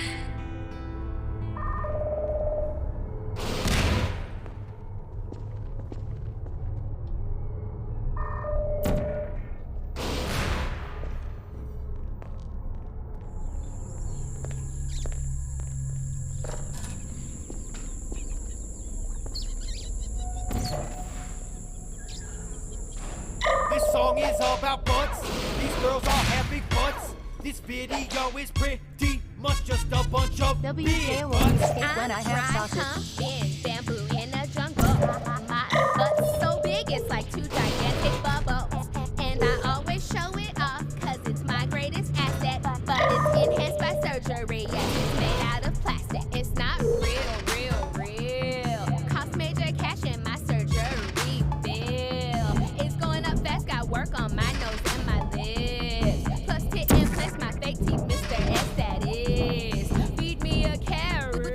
Booty shake, want a snake. 95% of me is fake. Twerking so hard it cause I mess a earthquake. Now I'm moving so damn fast, think my toes about to break. Later in the video, I am gonna dash a break. Basically, I am a stripper who wants to saving right here. lyrics are bad, I'm completing that. I'm dumb, da da dum A dum dum dum. turntable and fruit, a pink speaker and scope. This video is things that don't make any sense. Damn, butts, you ripped off. David got back. I'm pissed off. Turned it to trash. Give me some of all that cash.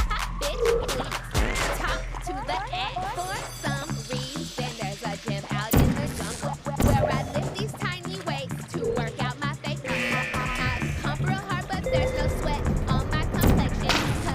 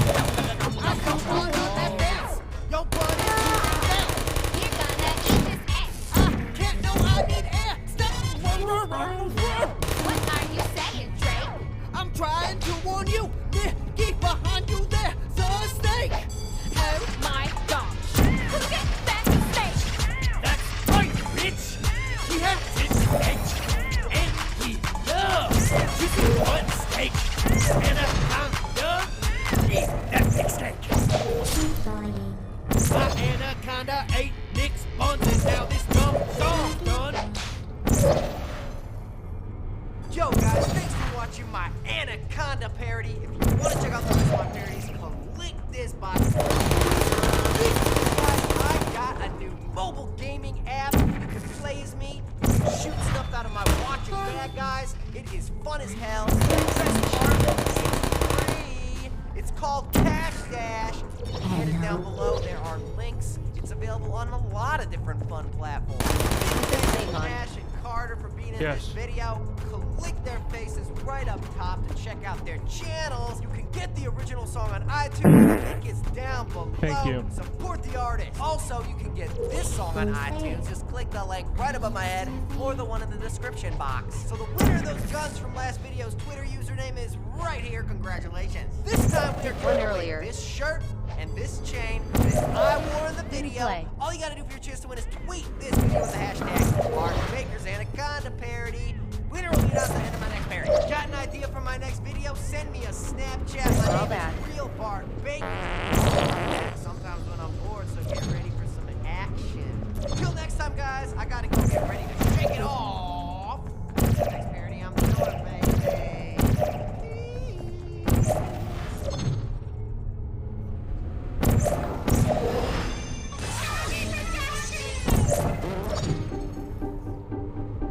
Damn it! I met this girl, she's so fine. I wish I could call her mine. It's just a matter of time. WTF are you doing? Trying to fucking launch myself. I got my handsome good looks. I even know how to cook. My heart she already took. I will There it find is. my way. Saving Your here. hair's flowing, short skirt, legs showing. Give me a chance before you know it. You'll be falling for me, baby! Hi, my name's Rolanda. You're such a hottie. Can I kiss you? I want your body. Isn't this fucking guava juice? Gross and smelly. Can I kiss you? Only I took want you your 20 body. Why you don't like me? I so pretty. Can I kiss you? I want your body. Ew, your face is crooked. The symmetry. Let's get away now. Don't call me baby. This song. Oh my god, what the hell is? Isn't this fucking guava juice? My lips or my enormous round hips. I don't know OML, what I the love this problem song. is. I will find my way. And what I feel is so real. This heart is the one I will steal. I'll love him till my last tear. I will find my way. His body sexy, nice skin. Can I touch it? I cannot resist you. Here I go. I'm going for it. Hi, my name's Rolanda. How'd you get out of here? You're crazy. But I love you. No, get out. Go. No. Go. Before I saw you with my eyes, I was so sad. Okay, I was so saving sad. here. No. Oh no! Ah! I hit the wrong button. My life and you changed that. Well, anyways. I know that. I was so sad. Now that you know where I'm saving. Who are you? I'm Richard. Hi, my name's Rolanda. You got a boyfriend? R-E-K-Y. Upstairs. No, I'm not. Go home. Whatever. He's a jerk, but he's my jerk. No, I'm not. Get out. But I can treat you so much better. Whatever. I have to go. I'm coming, Alright. baby. Wait, wrong way. Okay, saving here. Alright, let's play this again. What do you mean? Okay. What do you mean by that? Well, you found me. Congratulations. Was it worth it? Because despite your violent behavior, the only Milkers? thing you've managed to break so far is my Don't do heart. that. Maybe you could settle Don't for do that, that. and we'll just call it a day. I guess we both know that isn't going to happen. You chose this path. Now I have a surprise for you. Deploying surprise in 5, 4... Time out for a second. That wasn't supposed to happen. Do you see that thing that fell out of me? What is that? It's not the surprise. I've never seen it before. Never mind. It's a mystery I'll solve later. By myself. Because you'll be dead. Where are you Kidding me. Did you just set that aperture science thing, we don't know what it does, into an aperture science emergency intelligence incinerator? That has got to be the dumbest thing that. Whoa. Fuck-a-lizing, fuck-a-loo. What that thing you just incinerated did. It was a morality core they installed after I flooded the enrichment center with a deadly neurotoxin to make me stop flooding the enrichment center with a deadly neurotoxin. So get comfortable while I warm up the neurotoxin emitters. That core may have had some ancillary responsibilities. I can't shut off the turret defenses. Oh well. If you want my advice, you should just lay down in front of a rocket. Neurotoxin. Alright. Keep doing whatever it is you think you're doing. Killing you and giving you good advice aren't mutually exclusive. The rocket really is the way to go. Hey, look at that thing. That thing you brought up isn't important to me. It's the fluid catalytic cracking unit. It needs shifts for orphans. Nice job breaking it. You think you're doing some damage? 2 plus 2 is... In base 4, I'm fine.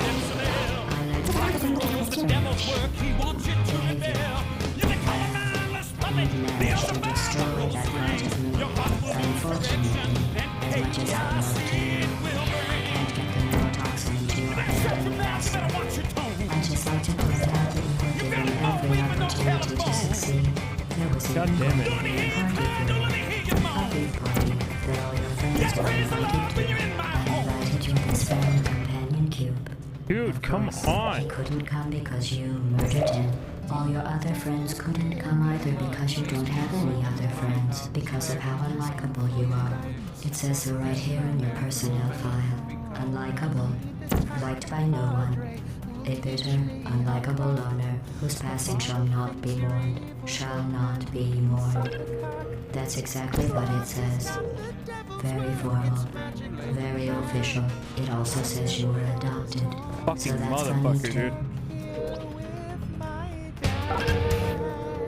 Speaking of curiosity, you're curious about what happens after you die, right? I hear you breathing cheers, you are hungry for the rock. But you learn the ancient methods, secret doors you must unlock. Escape your father's clutches in this oppressive neighborhood. Journey you must go to find the land of The deadly was a massive sarcasm quote.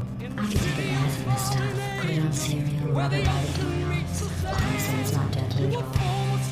alliance. And the On the world other hand, you're going to find its deadliness. I'm not this time. through the Who's going to make the cake? You will face your inner demons. Now You're go, wasting your time. my sons, and What's your point anyway? Survival. Well then, the last thing you want to do is hurt me. I have your brain scanned and permanently backed up in case something terrible happens to you. Which it's just about to. Don't believe me? Here, I'll hold you on. That's the dumb sound. You've been wrong about every single thing you've ever done, including this thing. You're not a scientist. You're not a doctor. You're not even a first.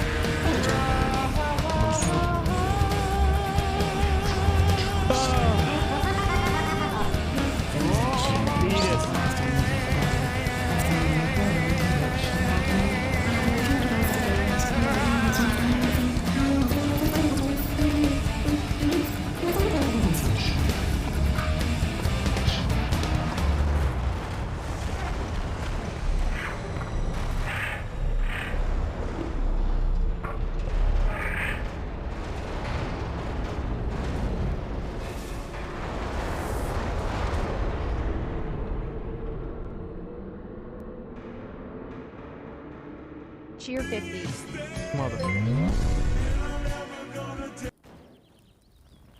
Mommy Pikers cheered X50.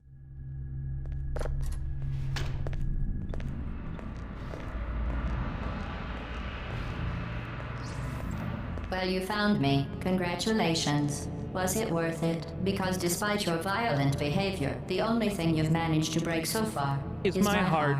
Maybe you could settle for that and we'll just call it a day. I guess we both know that isn't going to happen. You chose this path. Now I have a surprise for you. Deploying surprise in 5, 4. Time out for a second. That wasn't supposed to happen.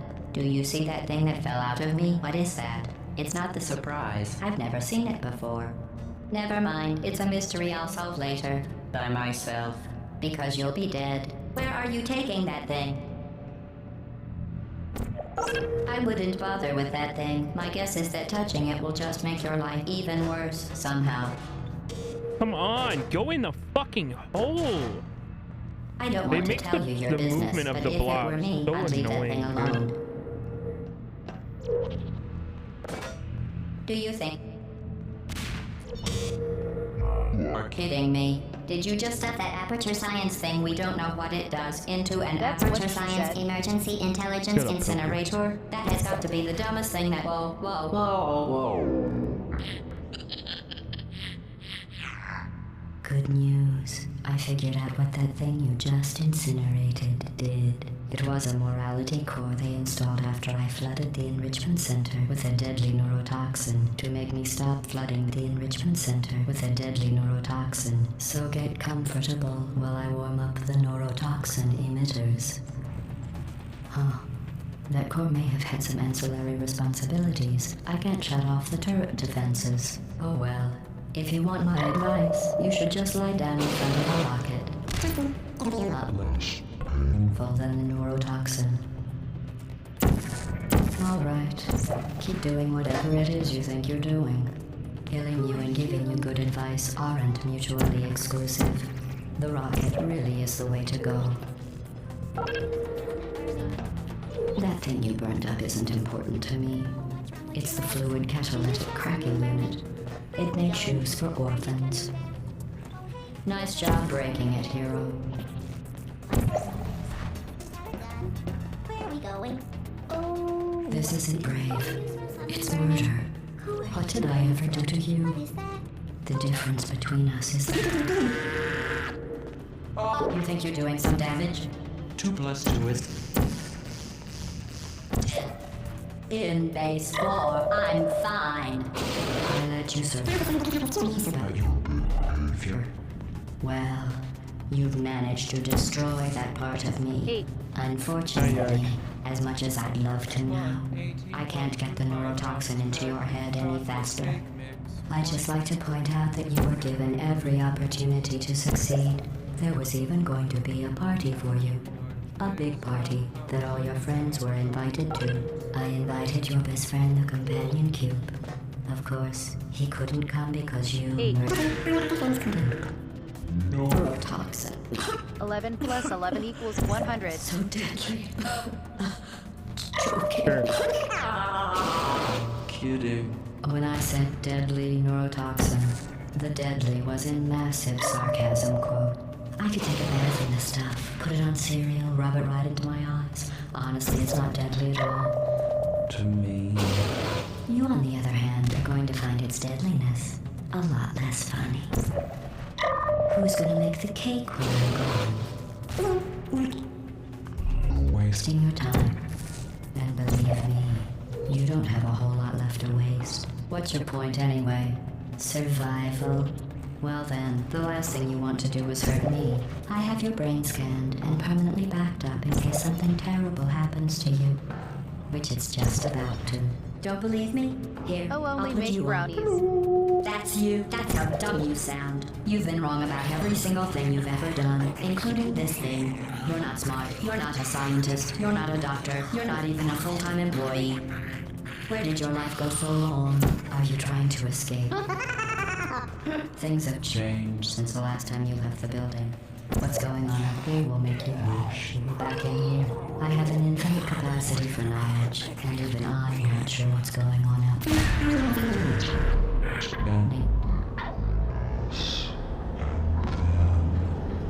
Well, I was. Unless you have a plan for moving some simple computer parts in a big hurry, this place isn't going to be safe much longer. Good job on that, by the way.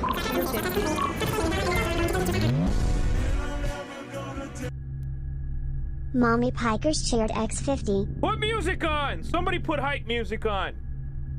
Please. Anything. Somebody put music on.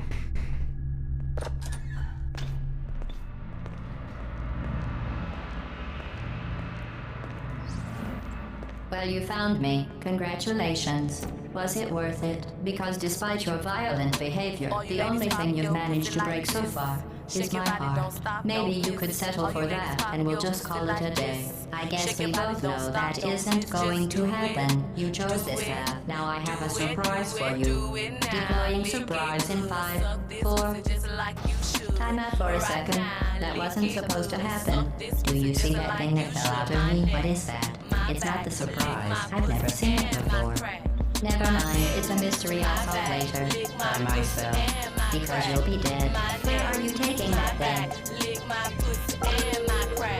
I wouldn't bother with that thing. My guess is that touching it will just make your life even.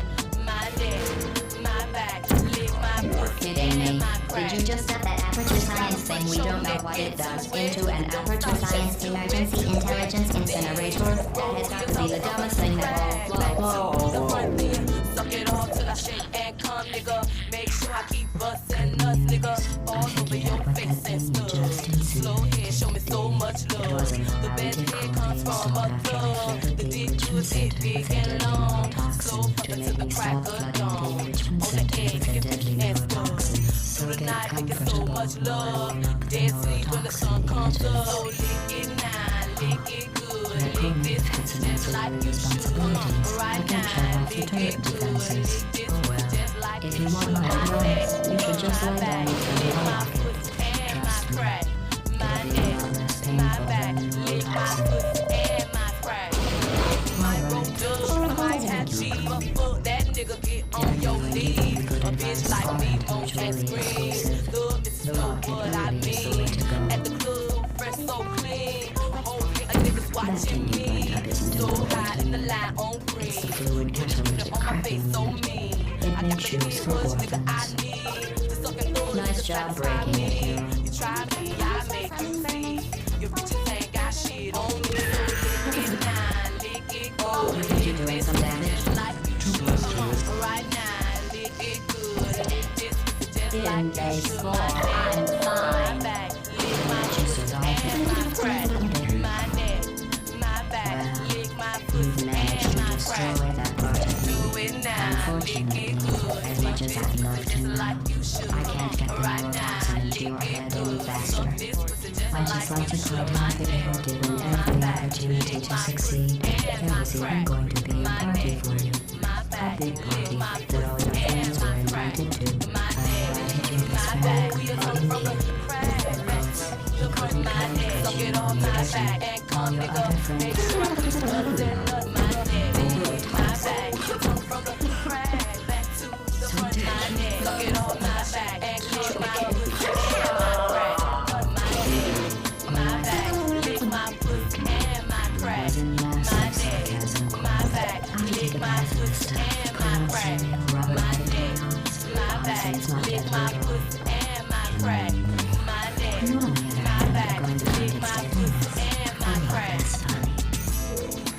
who's gonna make the cake when I'm gone?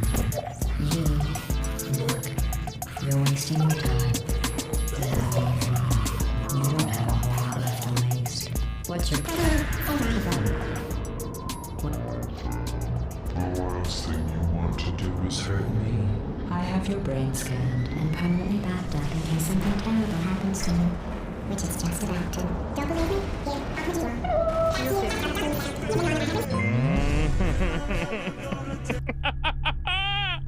Mommy Piper's cheered X50.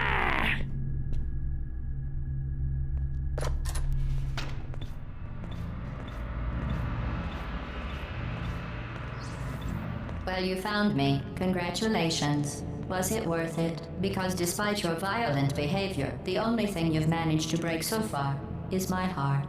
Maybe you could settle for that, and we'll just call it a day. I guess we both know that you sure you don't want to get some kisses or claps in there? You chose this path. You now sure? I have a surprise for you. You could get like Deploying surprise in 5, 4... a lot of kisses for the amount you're paying for a that. second. That wasn't supposed to happen. Do you see that thing that fell out of me? What is that? It's not the surprise. I've never seen it before.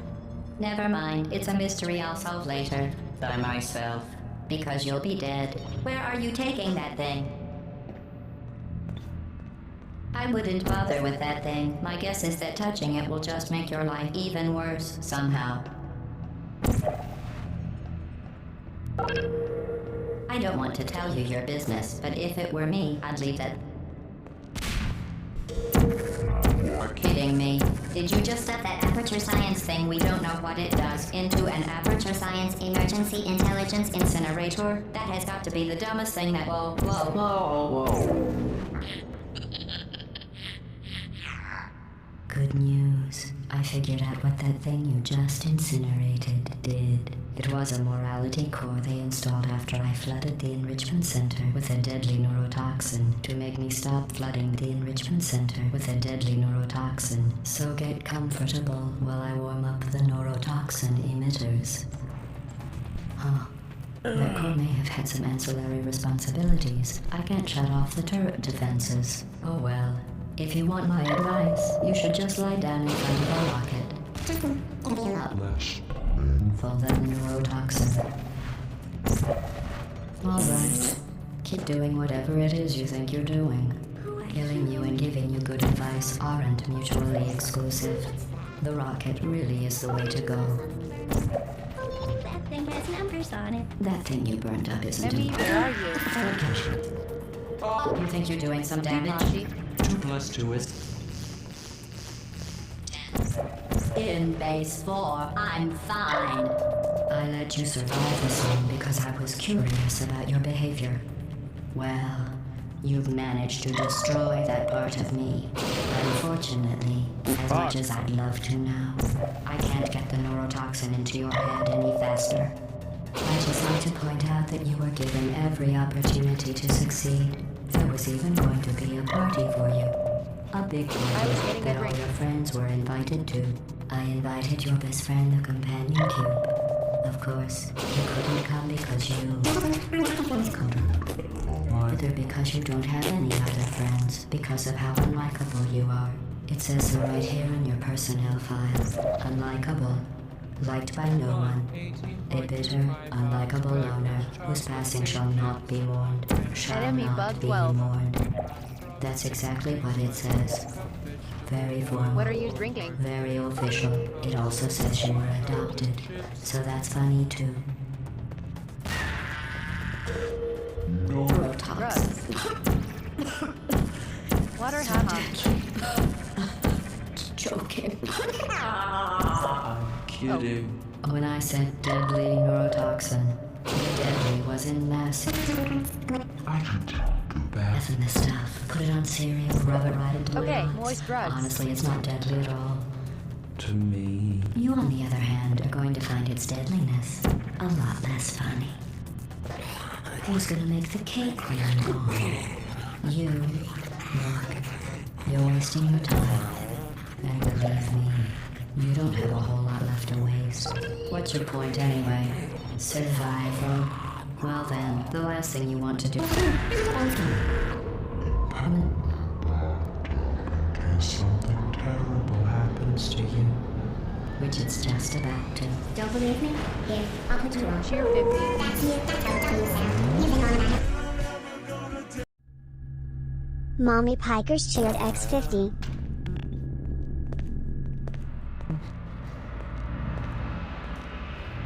Just let me beat it, you piece of shit! Well, you found me. Congratulations. Was it worth it? Because despite your violent behavior, the only thing you've managed to break so far is my heart. Maybe you could settle for that, and we'll just call it a day. I guess we both know that isn't going to happen. You chose this path. Now I have a surprise for you. Shit. Deploying surprise in 5, 4... Time out for a second. That wasn't supposed to happen. Do you see that thing that fell out of me? What is that? It's not the surprise. I've never seen it before. Never mind. It's a mystery I'll solve later. By myself. Because you'll be dead. I wouldn't, Bob. Where are you taking? Kidding me? Did you just set that aperture science thing we don't know what it does into an aperture science emergency intelligence incinerator? That has got to be the dumbest thing that. Whoa. Good news. I figured out what that thing you just incinerated did. It was a morality core they installed after I flooded the enrichment center with a deadly neurotoxin to make me stop flooding the enrichment center with a deadly neurotoxin. So get comfortable while I warm up the neurotoxin emitters. Huh. That core may have had some ancillary responsibilities. I can't shut off the turret defenses. Oh well. If you want my advice, you should just lie down in front of a rocket. Involve the neurotoxin. Alright. Keep doing whatever it is you think you're doing. Killing you and giving you good advice aren't mutually exclusive. The rocket really is the way to go. That thing you burned up isn't important to me. It's the fluid catalytic cracking unit. You think you're doing some damage? 2 + 2 is... In baseball, I'm fine. I let you speak about your behavior. Well, you've managed to destroy that part of me. Unfortunately, as much as I'd love to now, I can't get the neurotoxin into your head any faster. I'd just like to point out that you were given every opportunity to succeed. There was even going to be a party for you. A big party that all your friends were invited to. I invited your best friend, the companion cube. Of course.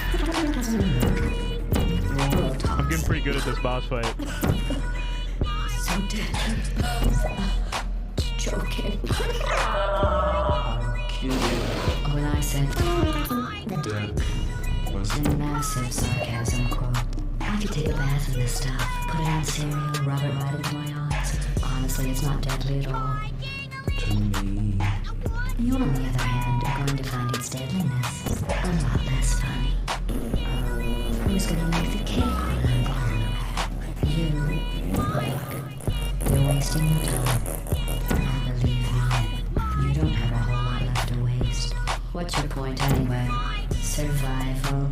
Well then, the last thing you want to do is hurt me. I have your brain scanned and permanently backed up in case something terrible happens to you. Which it's just about to. That's how dumb you sound. You've been wrong about every single thing you've ever done, including this thing. You've been wrong about mine. You're not a scientist. You're not a doctor.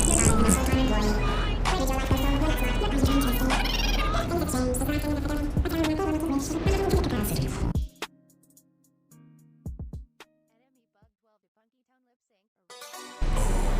You touched my ta-la-la. Oh, my ding-ding dong. Is it finished? Cheer 50. Motherfucker!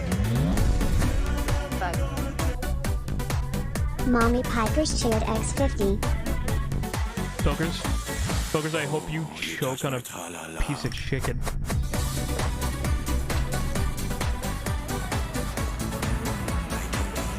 I hope you choke on a piece of chicken, bitch. Well, you found me. Congratulations.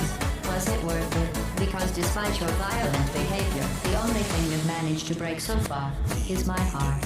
Maybe you could settle for that, and we'll just call it a day. I guess we both know that isn't going to happen. You chose this path. Now I have a surprise for you. Oh, I just love slam dunking these basketballs in the order, bro. Time out for a second. That wasn't You supposed to motherfucker, shut up. happen. Do you see that thing that fell out of me? What is that? It's not the surprise. I've never seen it before.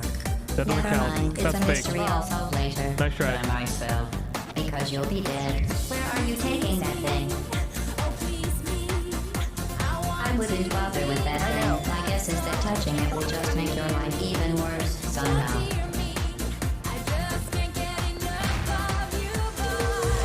Kidding me. Did you just set that aperture science thing we don't know what it does shut into up. an aperture Stop science fucking with me. emergency intelligence incinerator? That has got to be the dumbest thing that whoa.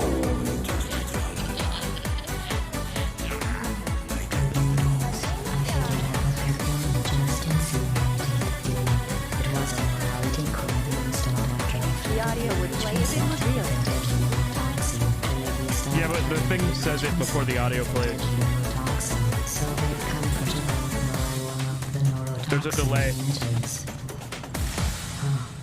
That Cormaid had some ancillary responsibilities. I can't shut off the turret defenses. Oh well. If you want my advice, you should just lie down and think about it.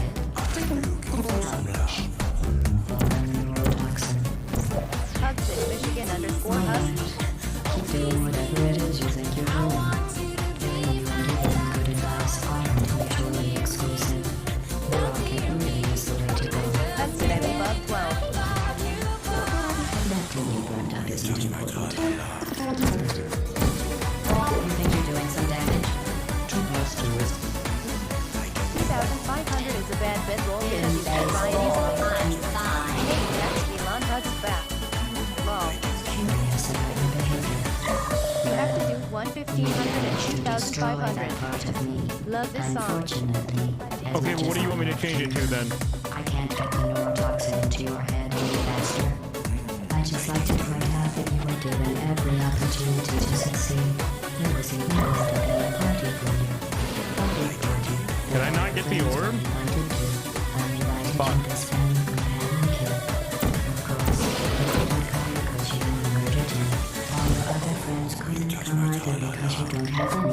Don't change.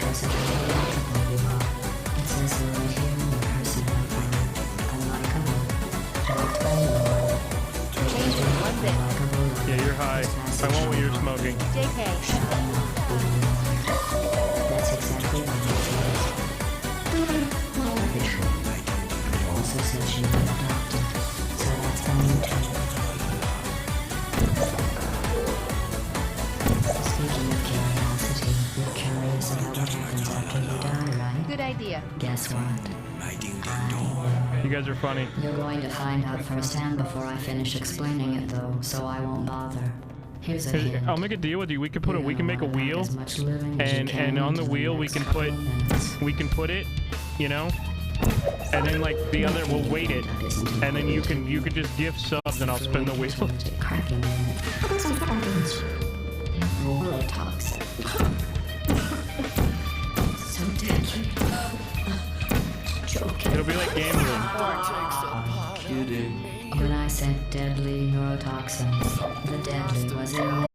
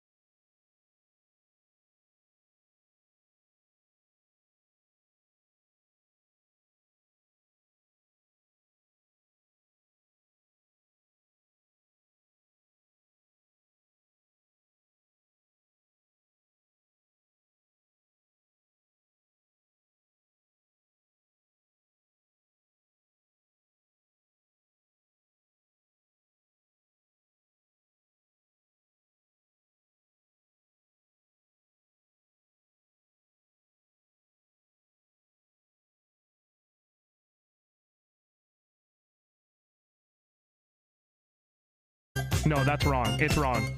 That's way wrong.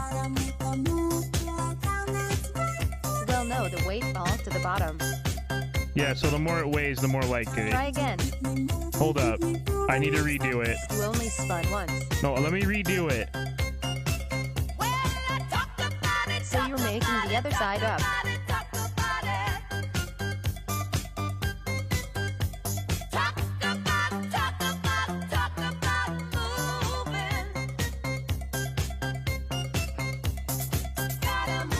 Spins once, thinks everything is wrong. It is wrong.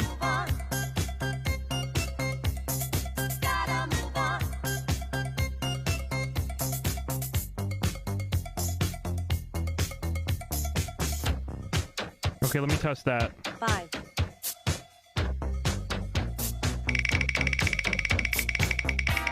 Won't you take me to funky town? Won't you take me to funky town? Won't you take me to funky town? Carrot. Won't you take me to funky town?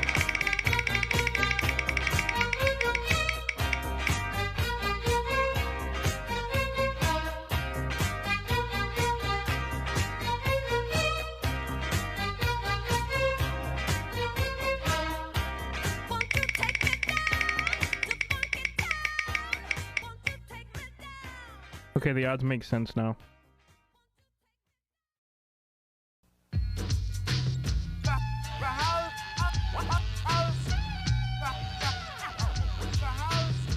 Okay, let me save that. Lol. Okay, so all the red are resets. The green and the pink are kiss and clap. And then the little yellow sliver you see right there, that's a full reset. And it's fair. I have, so if I explain to you how the weight works, I have all the resets at a weight of 10. The clap and the kiss are at a 13, and then the full reset is at a level 2. Meaning you have a 2 and like 10s odd, 2/10 odds of getting a full reset. All right, let's start the gamble. 1 sub equals 1 spin. Actually, you know what? I'll be generous. 2 spins per sub. Holy shit, your music rocks. 2 subs a spin. I mean, 2 spins a sub, sorry.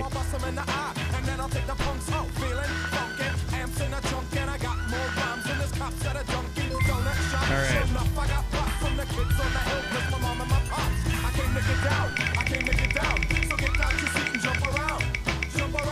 Literally the best song. Alright, we have 1 reset. D. And is that a clap? That's a clap. Oh, you guys are fucks. Alright. Alright, we need to make a list because I need to keep track of how many resets I have. Okay, 1 reset so far.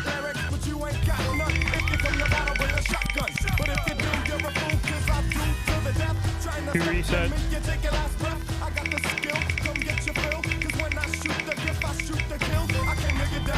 Get it, kid. You guys are fuckers. Stop it. Stop it. Thanks you so much, Mommy Hikers. How many do I have? 2, 1.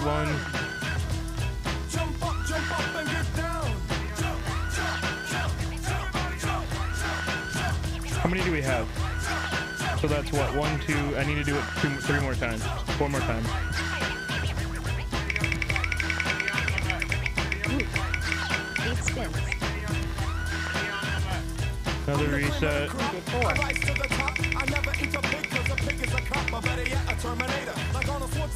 Clap.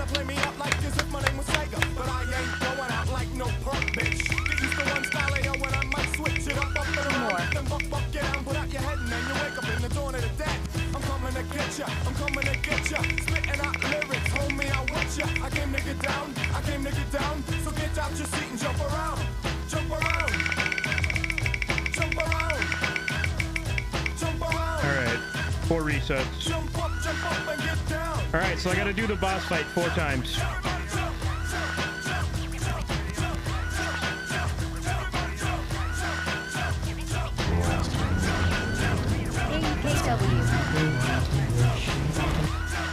Plus, I owe you one anyways because you paid for one. So it's actually 5 times.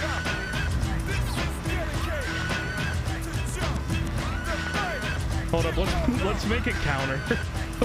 Let's add a reset counter before we start.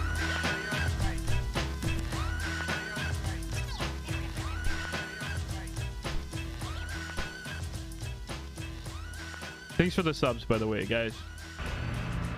How do I do reset counters? I need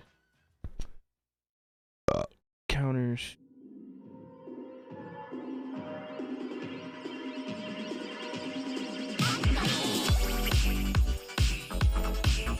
I think I have one on bit rates already.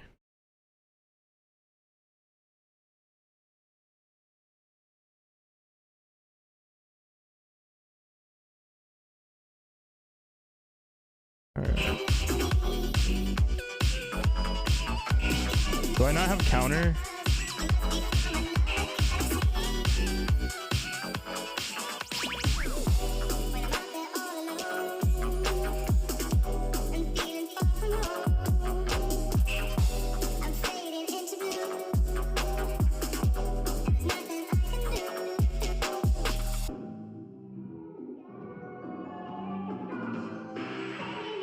Didn't mean to do that.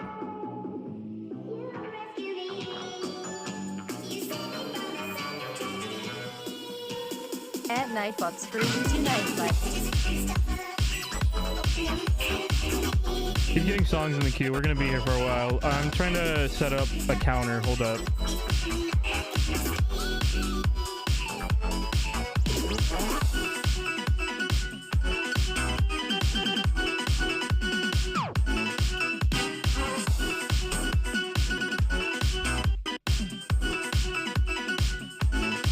OMG, don't PPUT my knife in the dishwasher. Was copping attitude, chewing people out all night long, right?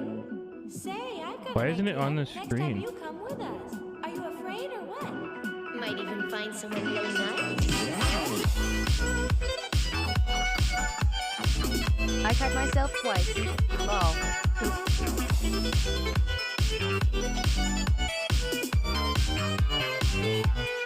Dot dot dot.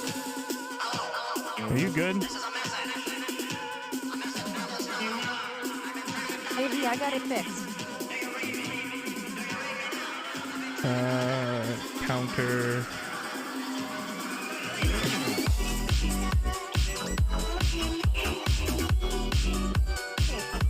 Title. There we fucking go.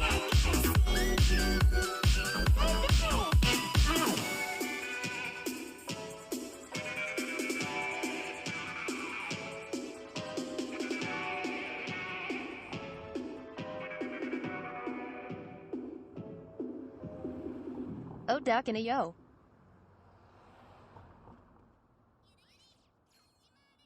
Fuck you, night butt, for being the fucking butt you are. Who the fuck put rock lobster in here?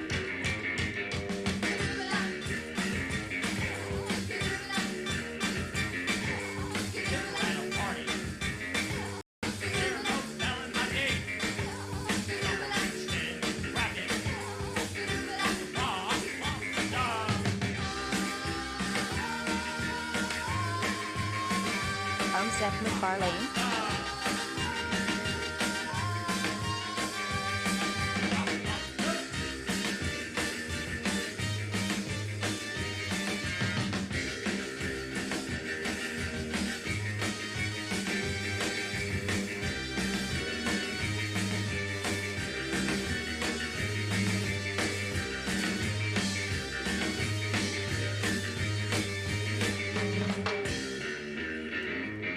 Alright, hold up.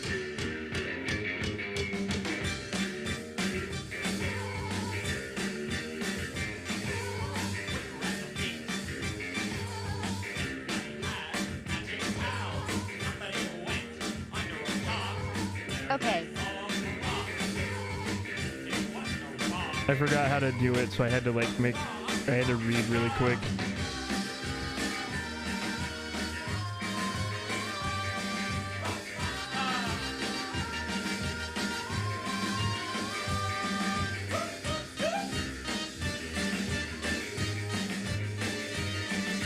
calls kitties just hurt randomly at times. Asking for a friend. Yeah, that's pretty normal. Monkus ass night butt with its monkus ass bone zoning eating the largest bit of.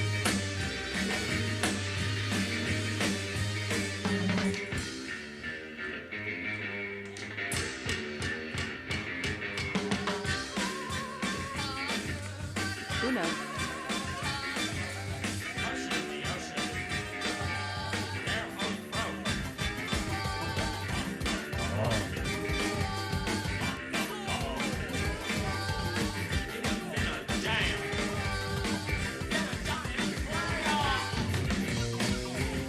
How do I request a song?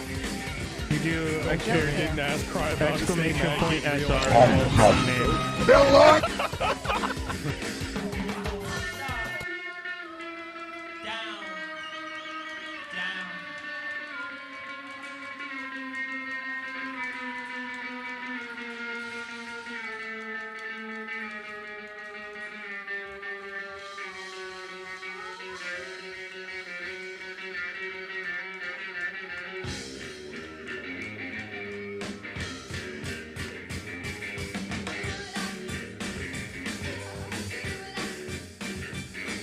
I do what? You hold up. 1 second.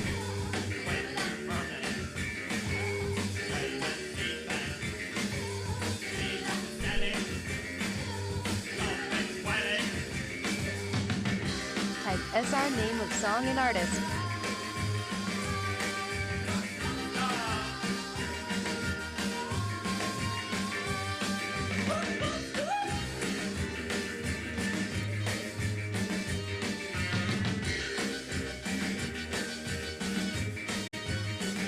Okay.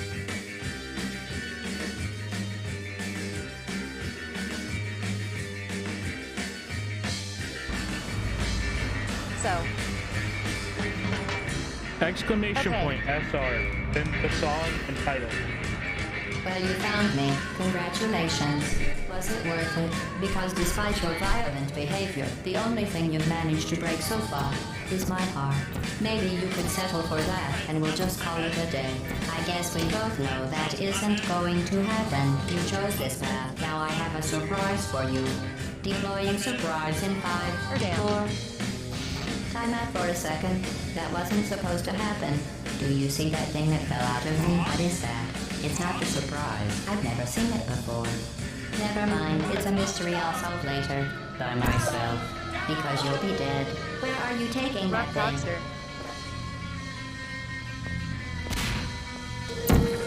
You're kidding me. Did you just set that aperture science thing, we don't know what it does, into an aperture science emergency intelligence incinerator? That has got to be the dumbest thing that... Whoa. Don't put the hyphen. Just put the song name and then the artist. At the Axe Elon, you already got it. It never worked. Don't put the hyphen. Just put the song and then the title.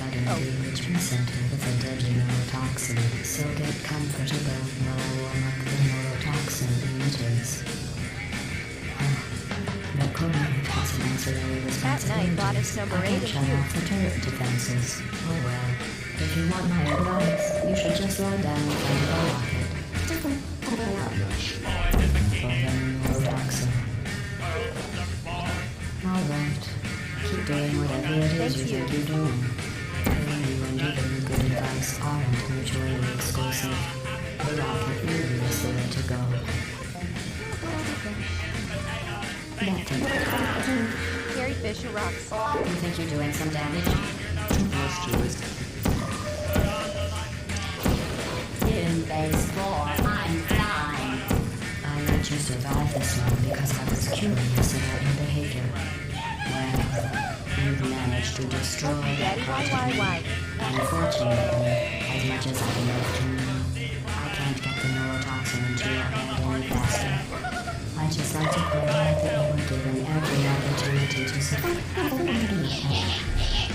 A big party that all your friends were invited to. I invited you this family because they didn't. Of course, he couldn't come because you were murdered him. All your other friends couldn't come either because you don't have any other friends because of how unlikable you are. It says so right here in your personal phone. Unlikable. Liked by no one. I thought that was a sub because the subs look exactly like that. I was about to be heated as fuck.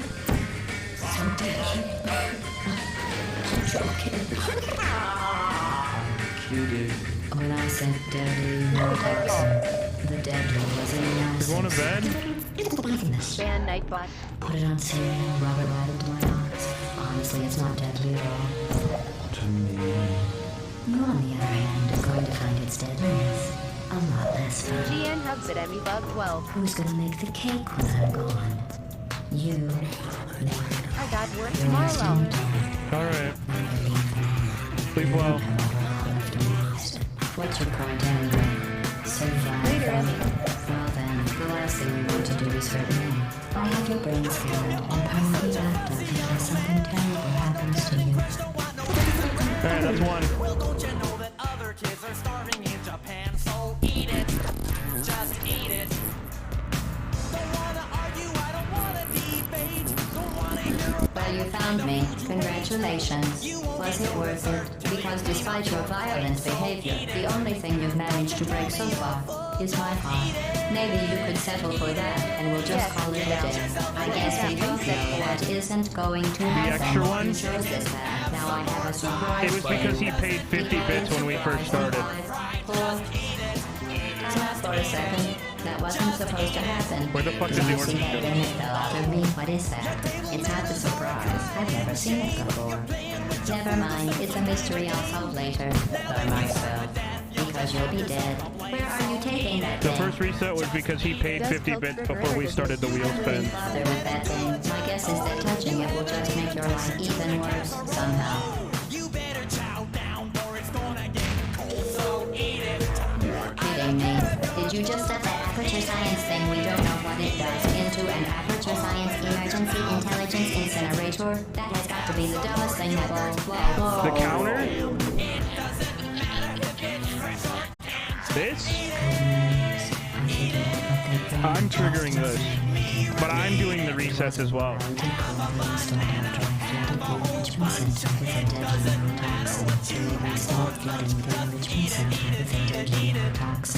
get comfortable while I warm up the neurotoxin images. The Corey had some ancillary responsibilities. I can't shut off the turret defenses. Oh well. If you want my advice, you should just lie down in front of the rocket.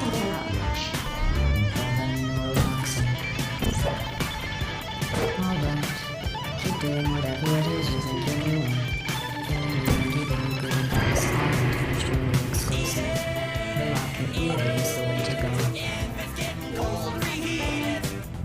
That tiny bright up is not good. I think you're doing some damage. Let's do it. Just beat it. Oh my. Tuesday's 4, I'm fine. I let you surprise us because I was curious. You've managed to destroy that part of me. Unfortunately, as much as I'd love to now, I can't get the neurotoxin into your head any faster. I'd just like to point out that you were given every opportunity to succeed. There was even going to be a party for you. A big party that all your friends were invited to. I invited your best friend, the companion Cube.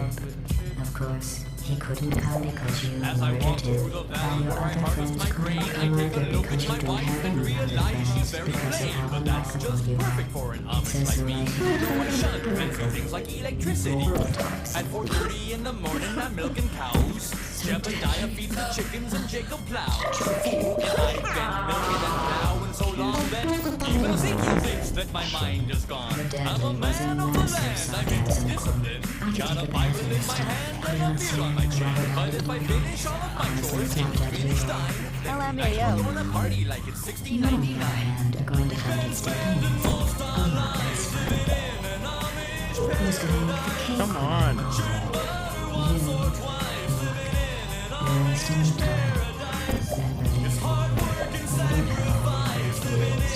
What's your point anyway? survival. Not Or only just out where I go, want to just do ask. is hurt me. A local boy kicked me in the butt last week. I just smiled at him and I turned the other cheek. I really don't care. In fact, I wish him well. Cause I'll be laughing my head off when he's Rotten in Well, you hell. found me. Congratulations. Was it worth it? Because despite your violent behavior, the only thing you've managed to break so far is my heart. Maybe you could settle for that, and we'll just call it a day. I guess we both know that isn't going to happen. You chose this path. Now I have a surprise for you. Deploying surprise in 5, 4... Time out for a second. That wasn't supposed to happen. Do you see that thing that fell out of me? What is that? It's not the surprise. I've never seen it before. Never mind. It's a mystery I'll solve later. By myself.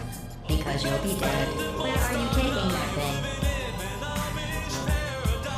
I wouldn't bother with that thing. You're kidding me. Did you just set that aperture science thing we don't know what it does into an aperture science emergency intelligence incinerator? That has got to be the dumbest thing that... Whoa. Hitching up the buggy, churning lots of butter. Raise the barn on Monday, soon I'll raise another. Think you're really righteous? Think you're pure in heart? Well, I know I'm a million times as humble as thou art. I'm the pious guy, the little omelet wanna be like on my knees day and night, scoring points for the afterlife. So don't be vain and don't be whiny, or else my brother, I might have to get medieval on your hiney. We've been spending the most Had some ancillary responsibilities. I can't shut off the turret defenses. Oh well. If you want my advice, you should just lie down in front of a locker. It'll be alone. Alright. Keep doing whatever it is you think you're doing. Killing you and giving you your advice aren't mutually exclusive. The rocket really is the way to go. That thing you burned up isn't important. Oh, you think you're doing some damage? 2 plus 2 is... In base 4, I'm fine. Who the fuck put the office theme in I here? survived this long because I was curious about your behavior. Well, you've managed to destroy that part of me. Love to know. I can't get the neurotoxin into your head any faster. I just like to point out that you were given every opportunity to succeed. There was even going to be a party for you. A big party that all your friends were invited to. I invited your best friend, the companion cube. Of course, he couldn't come because you murdered him. All your other friends couldn't come either because you don't have any other friends because of how unlikable you are. Neurotoxin. So deadly. Joking.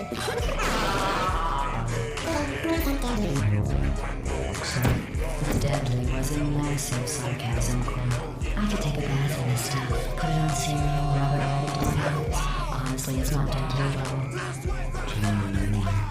You, on the other hand, are going to find it's deadly. A lot this time. Who's gonna make the cake run?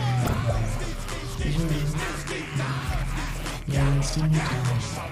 And believe me, I don't have a whole lot left to waste. What's your The point NFS now? Underground feels on this song. Woo!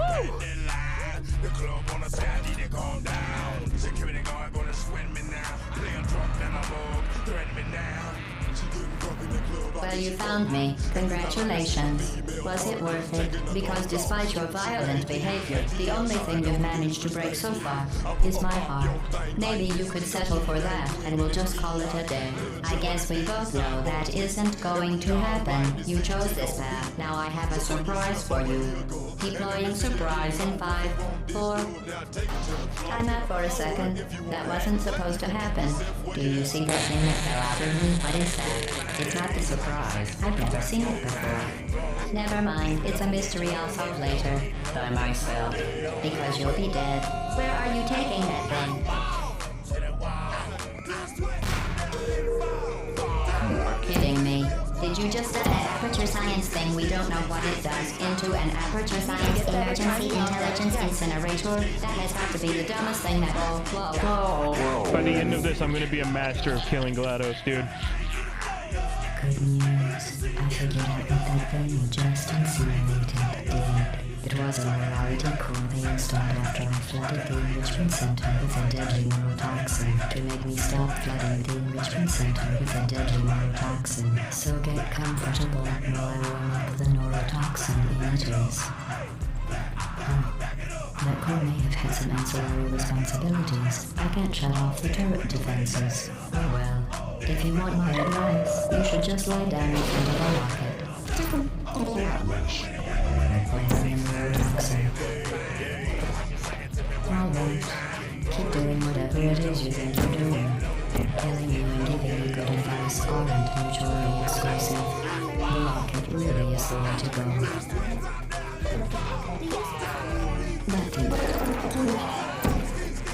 You think you're doing some damage? 2 plus 2 is... In base 4, I'm fine. Curious about your behavior.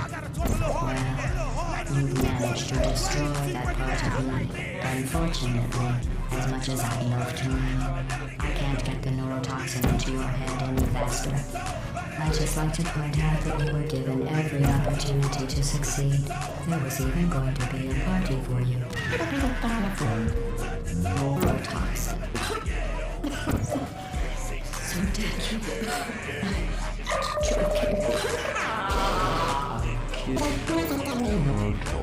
The deadly was a massive sarcasm core. I could take a bath in this stuff. Put it on cereal, rub it right into my eyes. Honestly, it's not deadly at all. Normally, I'm going to find it deadly. But not this time.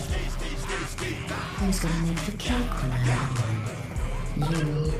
Look, you're wasting your time. And believe me, you don't do anything. That's right. One more.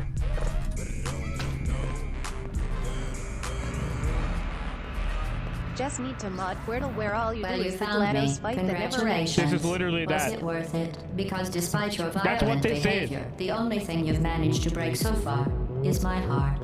Maybe you could settle for that, and we'll just call it a day. I guess we both know that isn't going to happen. You chose this path. Now I have a surprise for you. Deploying surprise in 5, 4... Time out for a second. That wasn't supposed to happen. Do you see that thing that fell out of me? What is that? It's not the surprise. I've never seen it before. Never mind. It's a mystery I'll solve later. By myself. Because you'll be dead. Where are you taking? Or both. Kidding me.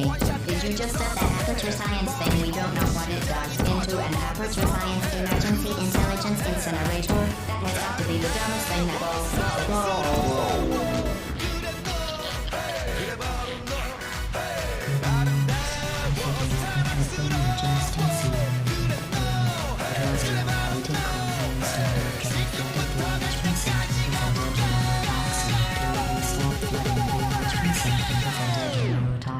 So get comfortable while I warm up the neurotoxin emitters.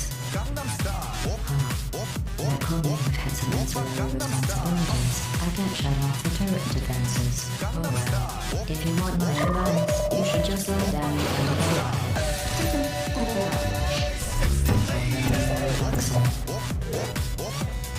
Alright. Keep doing whatever it is you think you're doing. And giving you good advice aren't mutually exclusive. The rocket really is the way to go. You think you're doing some damage? In base 4, I'm fine. I let you survive this one because I was cute. You've managed to destroy that part of me. Unfortunately, as much as I love to, I can't get the neurotoxin into your head any faster. I just like to point out that you were given every opportunity to succeed. There was even going to be a party for you. A big party that all your friends were in.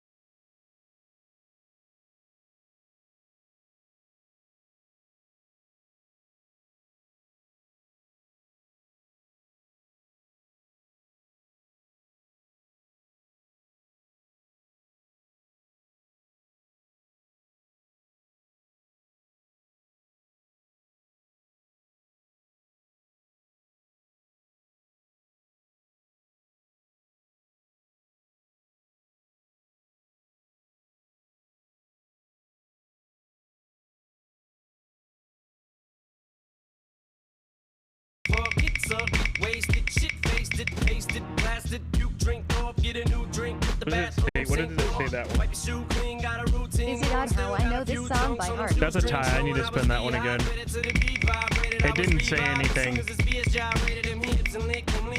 Alright, 3 resets. Everybody knows this song. I like good pussy and I like good trees. Smoke so much weed you wouldn't believe. And I get more ass than a toilet seat. 3 to the 1, from the 1 to the 3. I met a bad bitch last night in the D. Let me tell you how I made her leave with me. Conversation and the sea. I've been to the motherfucking mountaintop. Heard motherfuckers talk, seen them drop. If I ain't got a weapon, I'm gonna pick up a rock. And when I bust your ass, I'm gonna continue to rock. Hit your ass off the wall with your 2 left feet. It's real easy, just follow. Well, you found me. Congratulations. Was it worth it? Because despite your violent behavior, the only thing you've managed to break so far is my heart. Maybe you could settle for that, and we'll just call it a day. I guess we both know that isn't going to happen. You chose this path. Now I have a surprise for you. Deploying surprise in 5, 4... Time out for a second. That wasn't supposed to happen. Do you see that thing at the bottom of me? What is that? Too many. At least 12. I don't know. We can. I'll probably cut this up into a video. We can count it. Because you'll be dead. Where are you taking that thing? I'm a menace, a dentist, and all high tennis.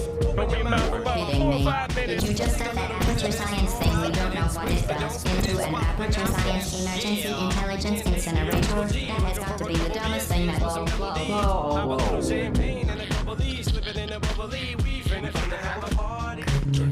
Let's get it started. Go ahead, Justin. I'm looking for a girl I can fuck in my truck.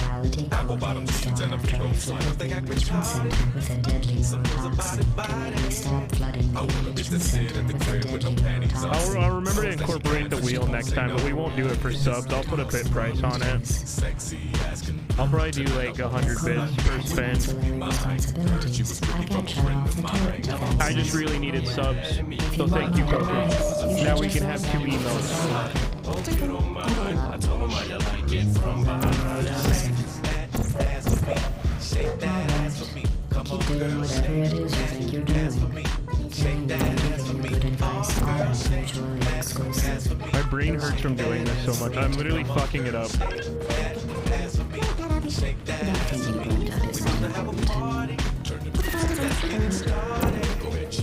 think you're doing some damage. In baseball, I'm fine. I let you I say every day she be giving it. you managed to destroy that part of me. Unfortunately, as much as I'd love to, I can't get the neurotoxin into your head any faster. I hit a glitch. Did you see that? To succeed, there was even going to be a party for you. A big party that all your friends were invited to. I invited your best friend, the companion cube. Of course, he couldn't. Neurotoxin. So deadly. Joking. Kidding. Talks. The deadly was in massive sarcasm core. I could take a bath in that stuff, put it on cereal, and have it right into my eyes. Honestly, it's not deadly at all. To me. That's honestly my favorite order, if I'm being honest. That and the space one from the Portal 2. Space Cube's way better. Still doing Portal 2 tonight? We're gonna do a sleep in a bit, and then I'll probably do it in the morning. If I'm being completely honest. I'm tired. This looks like a job for Cool Patrol. Hey kid, you getting picked on. There may be a chance that I'm gonna Well, you go. found me. Congratulations. It's been a long night. Because despite your violent behavior, the only thing you've managed to break so far is my heart. Maybe you could settle for that, and we'll just call it a day. I guess we both I've know been up that all isn't night, going to happen. redoing the You same chose level, this man. path. Now I have a surprise for you. Deploying surprise in 5, 4... Oh, I forgot to count that one. Time out for a second. That wasn't supposed to happen. How would you like to play the boss fight for 2 hours? What is that? It's not the surprise. I'll trade you. Never mind. It's a mystery I'll solve later. For myself. Because you'll be dead. Where are you taking that then? Put your hands in your pockets and take I wouldn't bother with that thing, I guess. Kidding me. Did you just set that aperture science thing we don't know what it does into an aperture science emergency intelligence incinerator? I wish you could skip her dialogue, dude. Whoa. You get all that, kid? That wasn't actually very helpful. That was just like an instructional dance. Hell yeah.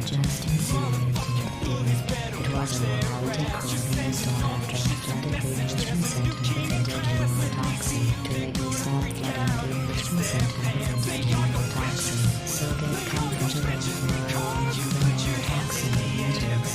Your corner has managerial responsibilities. I can try off the turret defenses. Oh well.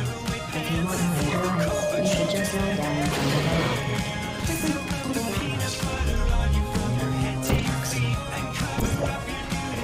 Alright, keep doing whatever it is you think you're doing.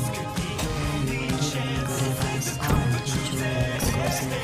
The rocket really is the way to go. That thing you burned up isn't it? This is cool. You think you're doing some damage? 2 plus 2 is... Hey, I have an idea. Let's kick it. In baseball, I'm fine. I'll let you survive this. Well,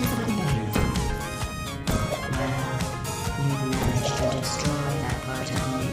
Unfortunately, as much as I'd love to know, I can't get the neurotoxin into your head any faster. That is like you could have given you every opportunity to succeed. There was even going to be a party for you. A big party where all the friends were invited to. I'm invited to this family companion kid. Neurotoxin. So deadly.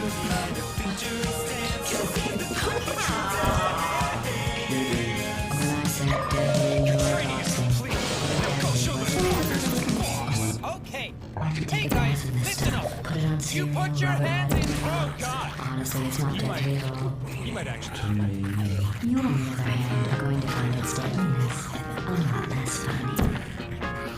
Who's gonna make the cake when I'm gone? You. Look, you're wasting your time. And believe me, you don't let you.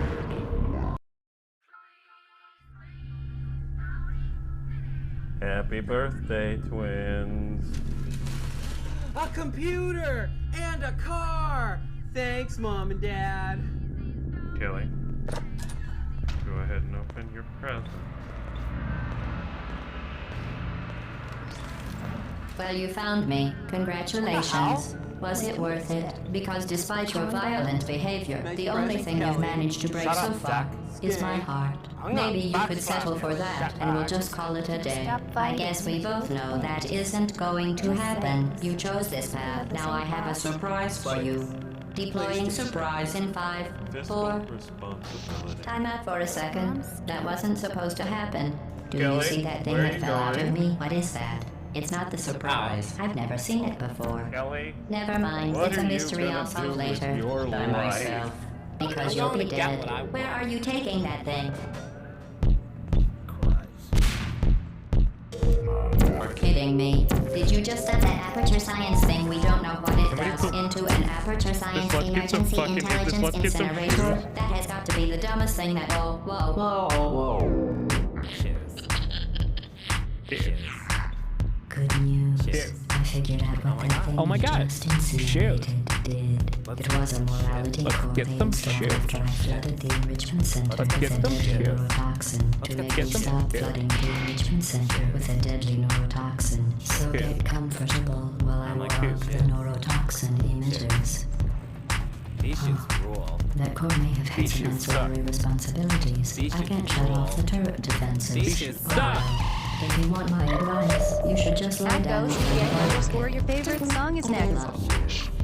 Put Boom Boom Boom back in the fucking song queue. Alright. Keep doing whatever it is you think you're doing. Killing you and giving you good advice aren't mutually exclusive. The rocket really is the way to go. Hey, where? That thing you brought up isn't important to me. It's the... I think you're doing some damage. 2 plus 2 is... In baseball, I'm fine. I let you survive this long. I'm fine. About your behavior. Well, These shits are $350. unfortunately, as much as I'd love to now, I can't get the neurotoxin into your head any faster. I'd just like to point out that you were given every opportunity to succeed. There was even going to be a party for you. A big party that all your friends were invited to. I invited your best friend, the companion kid. Of course, he couldn't come because you... By the way, bitch. Fuck you! Fuck you! When I said deadly neurotoxin, the deadly was in Madison's sarcasm. It's in rather light ones. Honestly, it's not deadly at all. On the other hand, I'm going to find it's deadly enough. Oh, that's fine. Who's going to get the cake?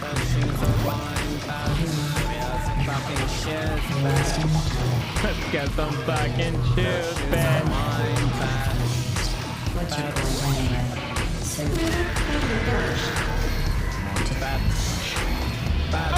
It's done!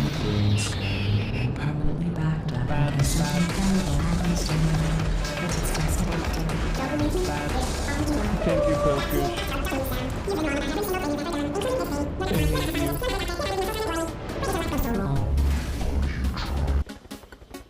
One last one. No. No more. It's over.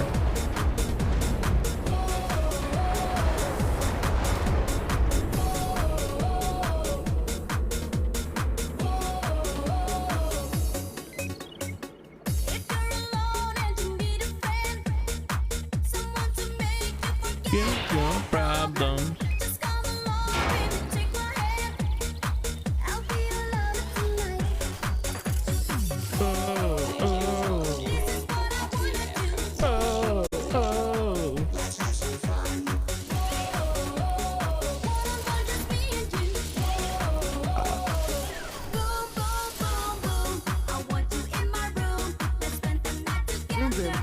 Fuck this song in your room. Hey, look, guys, the cake wasn't a lie.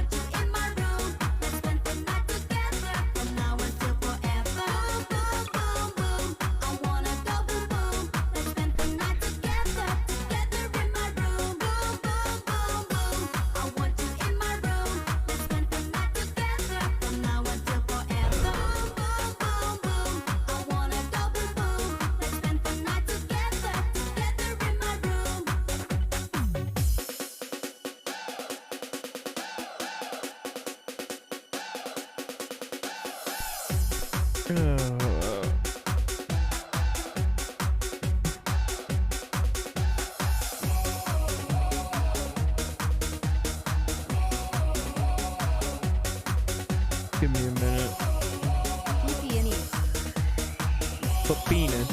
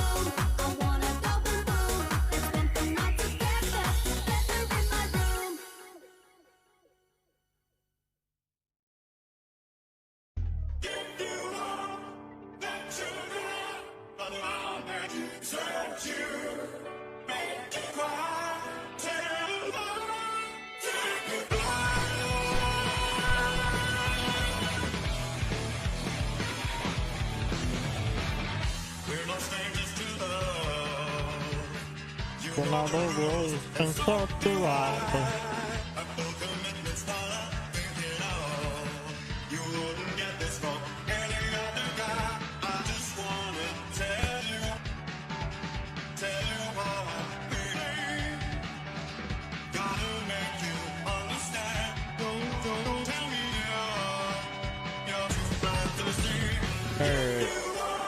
What do you guys want to watch?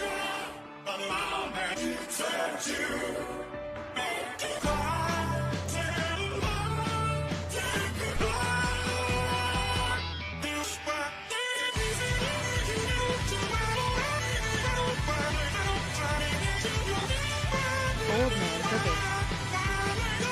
Are you sure? I was gonna put How It's Made on.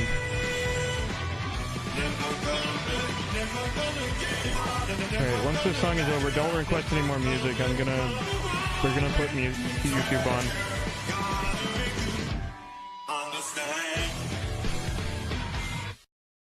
Okay, no more music.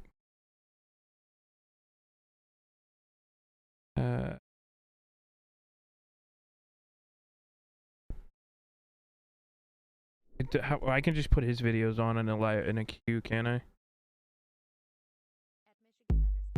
Hey, Said no more. I'll get the fire hot Are you for deaf?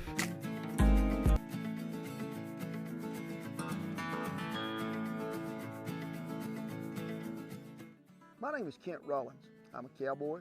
I'm a cowboy cook. Lol. That's what I love to do.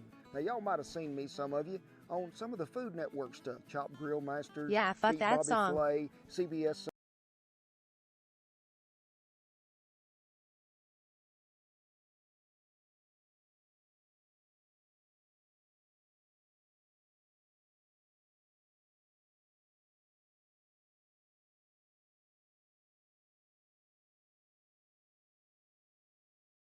If you're really trying to make long the is the holy queue? grail of desserts in the South, what are you talking about?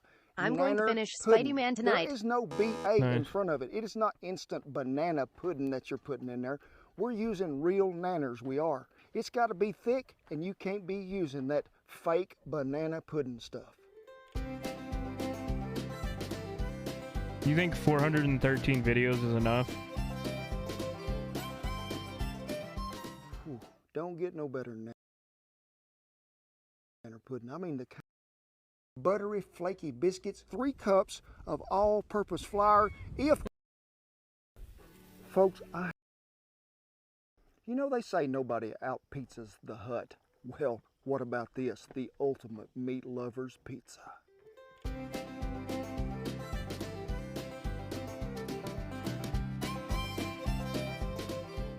You know what I like about pizza, besides the 14 layers of cheese and all the meat? Is the simple, easy crust that this has. I mean, this is so simple and easy to do. You don't have to let it rise. You can get to your pizza quicker. And hey, it's like 7 o'clock this morning, so you can have pizza any time of the day. Morning, noon, night, snack. I like to let mine set out even after that. Have it cold. Why is it 7 o'clock in the morning? Because it's supposed to be 106 today, and we're trying to beat the heat because Bertha is putting out some love. Let's get started with this easy, simple crust. And when you get ready to make cowboy coffee, you got to remember He's got shorts in here. They'll play like this, but when it gets back to the normal videos, it'll expand. that deep right there. Put it on a burner, and I mean hot burner. The first time ever making coffee, I'm gonna put about 4 or 5 handfuls in there, which is about 4 cups, because I want it extra stout, because we're seasoning the walls of this coffee pot in here.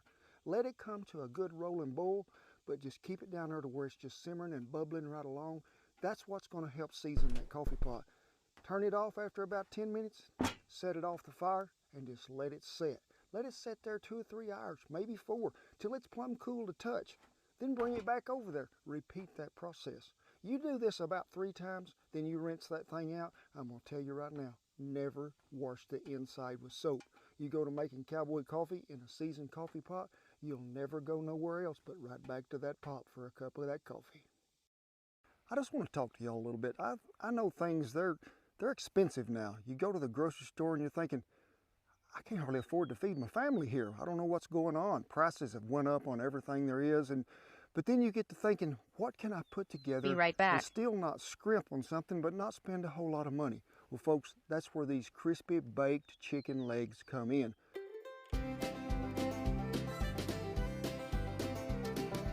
What the fuck are you doing? I got the whole package for $7.58.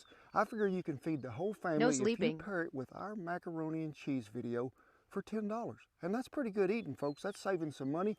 It's really easy, it's really simple, and hey, it's pretty healthy. Well, there they are. And what do you call them? Drumsticks or chicken legs? I never really ever called them drumsticks. They always No just give you peeping. a chicken leg when you was little. So make sure you get some really good chicken legs. I mean, got some really good meaty chicken legs. These chickens here, they did work out on occasion, had some muscles, a little powerlifting schedule. So you can see they've done some squats here, so they're in pretty good shape.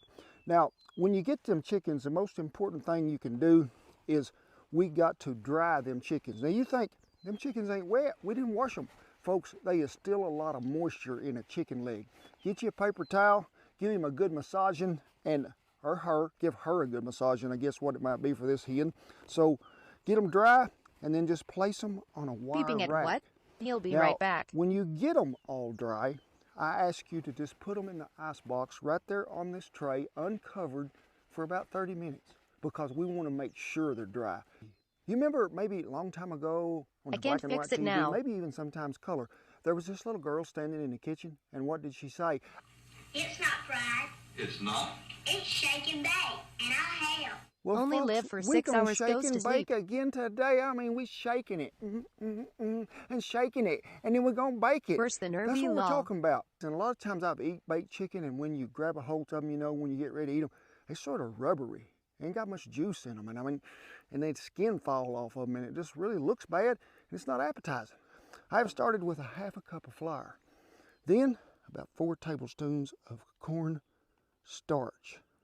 Now, the cornstarch, you might ask, why is it there? It's going to help everything adhere to the chicken. Smoked paprika. Hi, Mage. Pilkers, both Have my nuts in chicken your mouth. inspector I've right been down up since here. 8 a.m. and I went to bed at 4 a.m. Garlic so I'm only powder. running on 2, maybe 3 hours of sleep. Ground mustard. And for a little kick and just a taste that I really love, some chili Too bad. powder. But after that, some mesquite seasoning, and you know where to find it. Now, you get it all mixed up there and mix it up really well. And remember I told you shake and bake? Well, when you could buy them little kits and they come with the seasoning packet and everything, and it was in a little bag, and shake it, I'm gonna shake it, hope you don't drop Fixed. it, hope you don't break it. You could have mixed this in here and shook it all up. But that's not fun. No, it's not. I like to mix it in the bowl first and then pour it in the shake and bake Ziploc sack. Let me get the wet ingredients out here. Yeah, we're going to just go ahead and use buttermilk and egg. Yeah, because that's where we're going to get that really good batter that hangs onto that flour, and when it cooks makes sort of like a crusty shell on them drumsticks, and whew, it is so good. One more thing I got to get. Hang on with me. Did you do it We gotta properly? get I have a layers for the vessel different that is things. You long only enough needed to hide the that you can lay BRB and your I had the chicken sleep legs in there one. and dip them, okay? So bear with me while I get a few more things arranged, and then I'll meet you right back here at this little deal. 2 cackleberries, hen fruits, rooster bullets. These are fresh from our little chickens there at home. Remember Gladys and the girls? Ooh, they lay some good eggs, they do. Now, I have seen people do this with milk and egg. And I've cooked a lot of stuff, really, chicken fried steak a long time ago with milk and egg. But that buttermilk just gives it so much better flavor to me. And Yes. really, if you even marinate chicken in buttermilk or any wild game or Question something mark. like that, it's going to break it down a little, make it tender. So always lean towards the buttermilk. Now, if you're doing this in the house, go ahead and preheat that oven to 450 degrees Fahrenheit. That's what I'm talking about. And you want to cook these on the center rack when we get ready. But we're doing it out here in the Dutch oven the right way. You know it is. You see me take one of our trivets that we sell, which has the legs you can just unscrew right off there. Set it in the bottom of that Dutch oven. Place you a wire rack in there of some kind, because we got to have that airspace to where heat can travel round and round so we can bake the chicken everywhere evenly. But if you ain't got one of them trivets, Just making you sure. can use Okay, it good like night. a If the pie playlist isn't long enough, I'm sorry. Words are Dude having has trouble this morning. 413 One of them videos. Should be pie more than plate enough, in my pans, opinion. You just turn it over lay your wire rack on top of it. If you ain't got that, you got, hey, a bunch of washers, anything. Now, before we go right in here, is one more important step. In cool air and transportation back and forth, these could have got moisture on them. So I need you to take them and just make sure, whisper to them, it's gonna be okay. And then we're gonna dump them right over here in this. And we're gonna do these one at a time. And y'all are gonna sing the song while I'm doing it. You're gonna sing that little, it's shaking bacon, I got help. Remember, when I start shaking, y'all start singing the little jangle, okay? So in goes the first one. Get him tied up here. Are y'all doing it? When you get him right in here and you reach for him, give him one of these, and then one more time, shake off that excess flour. We have greased our rack well. You want to make sure that you do that. So bear with me while I sing the Shake and Bake song some more. Ain't them a beautiful thing? They are. All them little chicken legs just laying in there, ready to go find them some coals. But I want to tell you, when you get them to this point and you've got them on your wire rack, don't just immediately place them in the oven. No, I need you to let them set for about 5 minutes. It sort of lets everything adhere even a little better. And one other thing I forgot to give you, and ooh, you're going to be so glad you got it, because nobody likes to wash dishes and everything that's stuck to an old sheet pan or something like this. I tend not to do it so much in a Dutch oven, a layer of tin foil, because it's sort of reflecting that radiating heat back on a dry surface of cast iron. But in your house, at the little baking sheet, go ahead and line that thing with foil before you get started. It'll save you cleanup time and you'll get to eat quicker. Now in the house, I want y'all to just slip them in there. Rack is right in the center, 450 degrees. And I'll tell you what, I'm gonna go ahead and give you a little tip. Now make sure you have greased that wire rack before you put it on there. That way when we get ready to turn that chicken over in a little bit, that crust ain't gonna just pull off there, okay? Leave some space between them. You do not want there to be overcrowding in here. And about 20 minutes in, we're gonna show you. We're just gonna baste them with butter, flip them over just a little, you'll be good to go. Now you're looking for an internal cook temp of about 165 on these. Time you let them set and rest just a little, maybe closer to 170. So I'm gonna meet y'all over to the fire.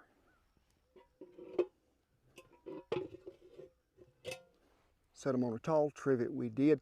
Got coals there out of Bertha, using hardwood lump mesquite today we are. Light layer around the outside edge on the bottom, a little heavier on top because we can see that. We're going to have to watch this heat on the bottom because we're pretty close to the bottom of that on that wire rack, and we don't want to burn that chicken. We just want it to cook pretty even. So out here, I may have to rotate the oven one way, the lid the other, to sort of regulate my heat, and might even have to flip my chicken more than once to make sure that it's cooking just right. But we'll keep an eye on it, try not to burn it, because even the beagle don't like burnt chicken. Remember, a little tip here when you're cooking this dish. Heavier coals on top, lighter around the outside edge on the bottom, because we can add heat to it if we need it, but we can't take it away if it's burnt. Well, we've been on about 20 minutes, we are, so let's check things in here and see how everybody's coming along. Remember, never set a Dutch oven lid on the ground. We have a trivet over here. I can see things are beginning to happen.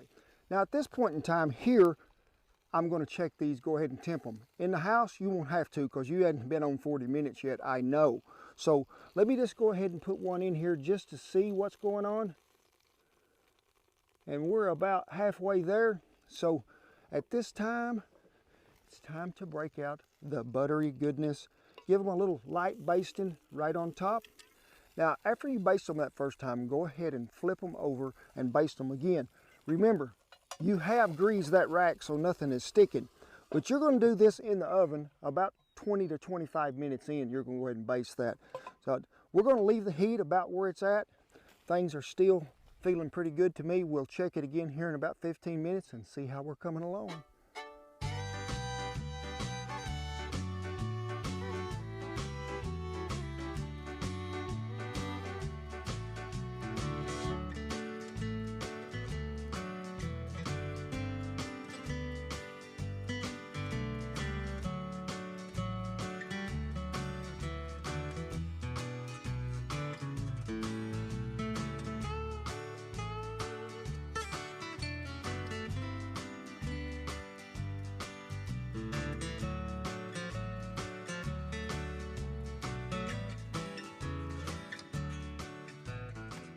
Out here in the great outdoors, filming in what we call Mother Nature's kitchen, You have to get by with what you got. We had to block the sun, so what did we do? Pulled the Dodge Ram up, and what have we got, Shannon Incorporated? Yes, ma'am.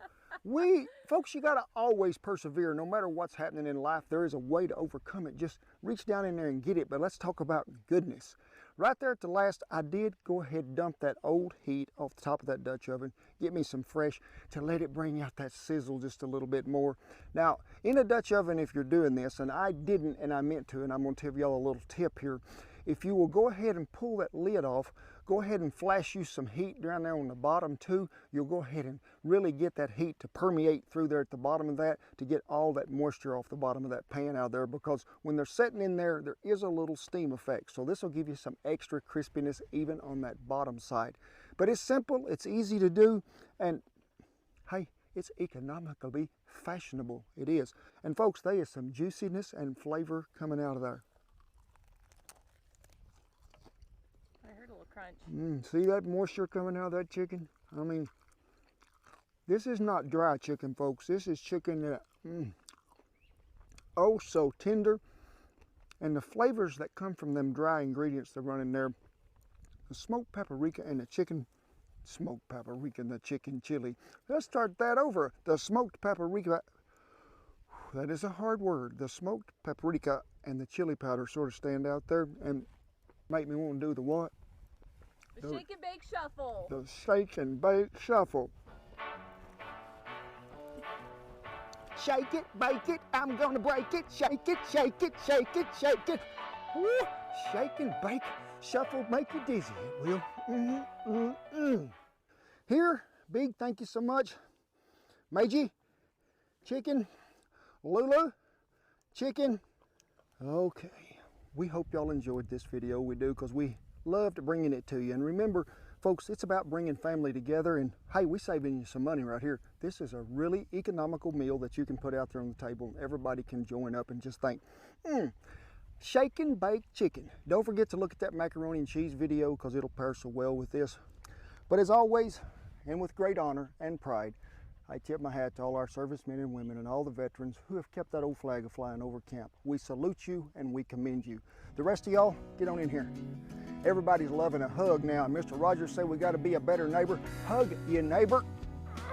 God bless you each and every one, and I'll see you down the baked chicken drumstick trail, shaking bacon.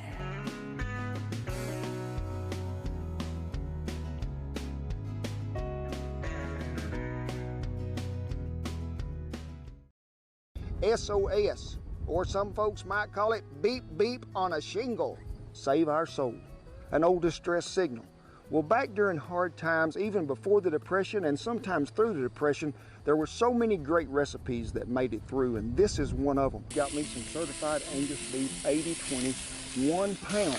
And you can see that I have a quality control inspector really close. I'm gonna add 5 tablespoons of butter, 4 tablespoons of flour, and we're just gonna make us a roux with this and try to mash the lumps out of it. Back on the fire, and about 2 cups of milk. Give that a good stirring so we can get the lumps out of it. And then let's just go to mixing it all up. And I like to have a plenty. You gotta go over here and do an S. Then you do an O. Then you do another S. And that's what you call save our soul. That boy can't dance. Hey folks, y'all are in for a treat today, because we're talking Scotch eggs. We're going to boil us some eggs about 6.5 minutes, which is to a medium to soft boil there of green onion, finely diced with the dice-o-matic. 1 pound of pork sausage. Big said, did you say sausage? It is time for us to begin the mashing party. That right over the top of that. And then we're just going to make sure that we got it all good and mashed on there, a good tight ball. We got us some panko breadcrumbs. We're gonna add about a teaspoon of dried mustard, a teaspoon of smoked paprika. Put in a little salt and pepper, lightly sprinkle them with flour. Looks like powdered sugar up on a donut hole, don't it? We're gonna go ahead and egg wash it into the panko it goes. And we'll drop in there and go to frying. Ooh-wee! Look what we done got there, Biggie. Boopity, boopity, boopity. Woo! Hey, thank y'all for stopping by camp. And what are we talking about? The best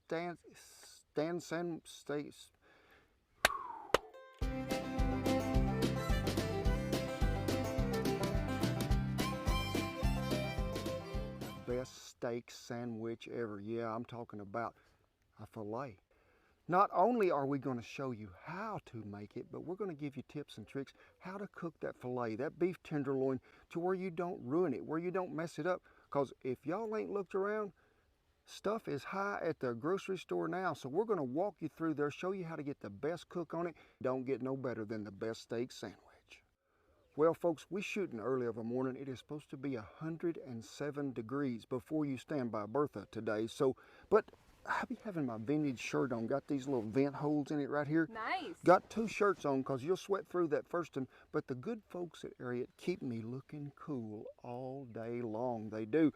And you can be going down there to the little link below to check out some of my favorites from the Ariat folks. You'll be looking just as good as I am and staying cool. And the star of the show, the beef. You've heard Arby say it. We got the beef. No, they don't have the beef. I've got it here with me. They're going to come looking for it after this recipe, but this is where it starts. I bought the whole tenderloin. The tenderloin, why do they call it tenderloin? It is a muscle that is under here, this backbone down in here, that does hardly any work at all. And if you don't work a muscle, what happens to the muscle? It becomes really good and tender and oh so nice and sweet. I'm so sorry that y'all didn't get to see this other half of it, but me and Shan and the pups eat the other half the other day for the 4th of July. So the filet would be cut out of the center of this, and we've left this enough on here to get this steak sandwich built today. Now, you walk up to that butcher case and you see them fillets, and they're like 6 ounce or 8 ounce, and they're already in a little Cryovac deal there, certified Angus beef. And sometimes it is a little cheaper if you'll buy that whole tenderloin, and then you can just cut the steaks you want out of that filet. So I'm just going to come back in here, slice this off to where we have more of a uniform piece of meat. And y'all have seen me do steak this way, to where we take lime juice and we put on there because the acid is going to break down muscle connective tissue.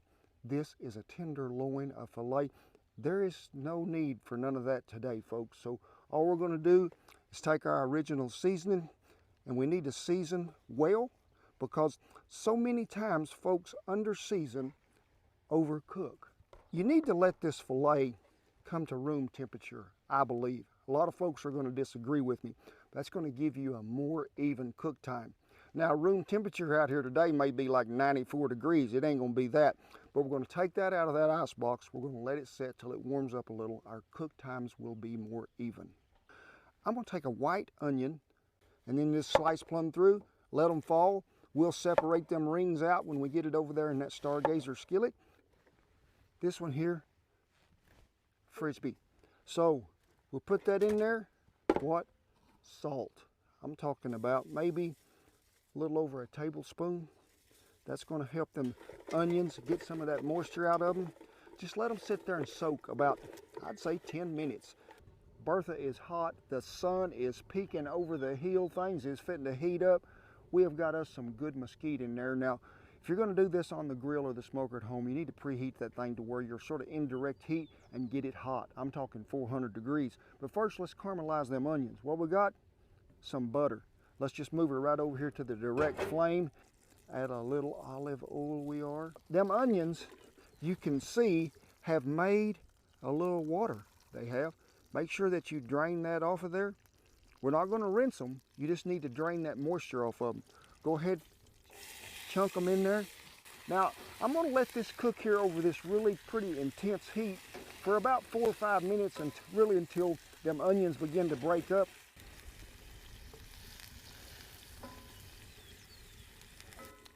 Well, been on about 5 minutes here. You can see them onions have begun to take on a little color, but they've sort of separated from them rings a little more and got a little softer. So if you're at home, turn it down to about medium low. Go ahead and put your lid on it. Bertha does not have medium low. That is the best lid that I can find to fit on this skillet. We're going to go ahead and move it right down here to where they can just sit and simmer. I want you to see where Mage is. It's 82 degrees right now, and Mage is standing by the fire. Mage is a warm weather pup, he is. But let's talk about this special sauce that we're going to put on there. And I want something that's really going to not cover up any of the flavor that we have in the beef, but enhance that beef. Now, we started out with some good Duke's mayonnaise. Anything that we use today, will be listed down there in the little recipe link below. French's onion dip, some Dijon mustard or spicy brown mustard, whatever you got. You gotta have some of that Worcestershire sauce, however you want to say it. Oh, I like that stuff. Let's give it a little more. But folks, we gotta have a little kicker in there too. Something that really just makes beef stand out. And what is that? Horseradish. Now, if I can get it out of there.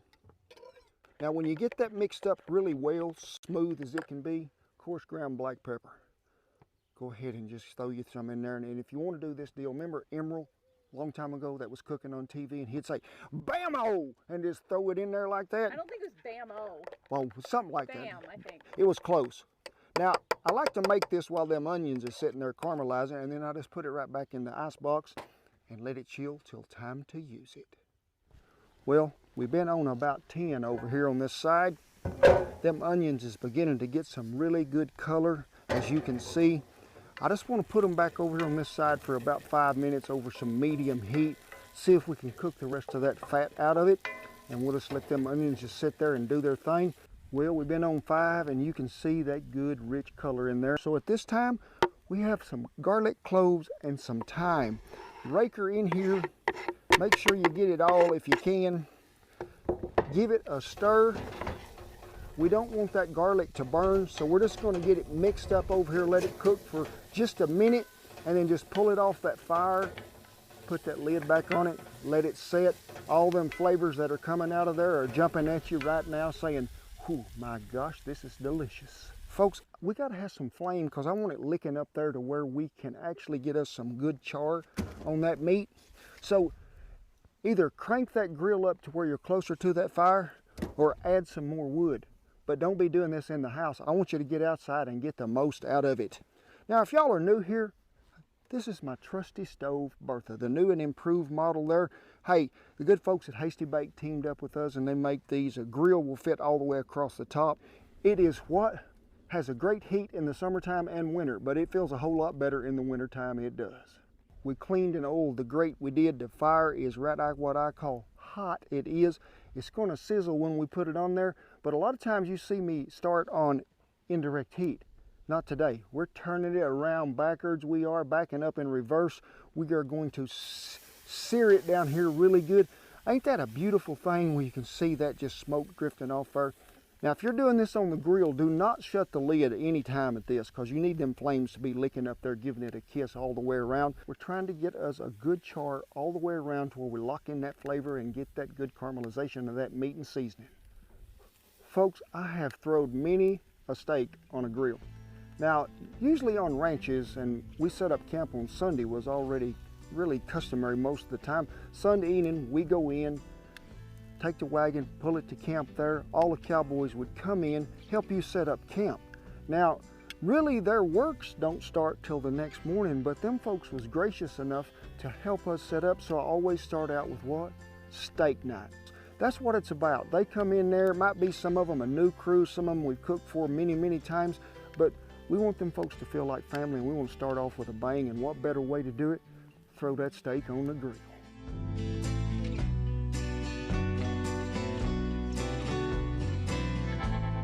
It don't take but about maybe 2 to 3 minutes aside, depending on how much flame you got coming up through there. I don't want you to mash it, just roll it around there, get everybody, then we'll turn it up on the end, get both ends seared well. We're just gonna move the fire to the other end.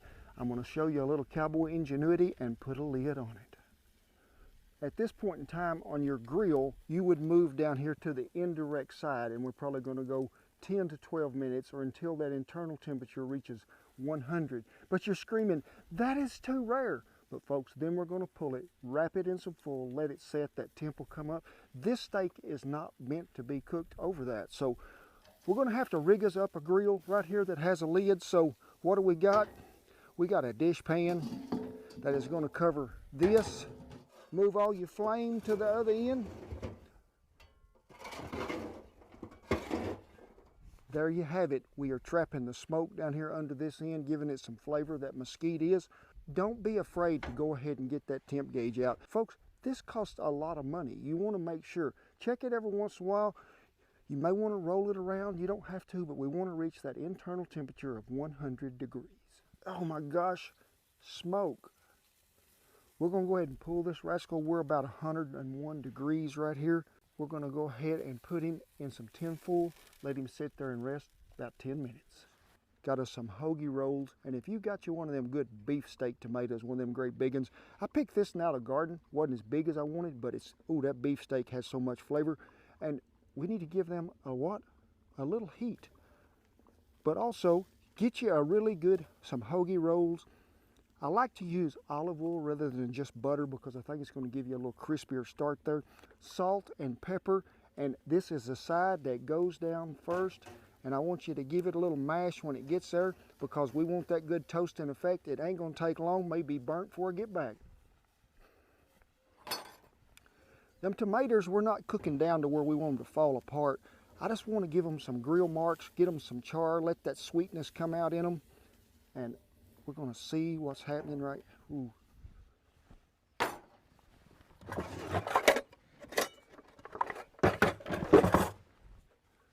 Different tool. We got to see what's happening here. Looky there, folks. That's what we're talking about. Now I want to go ahead and toast this bottom up just a little. Folks, it is nearly steak time. It is.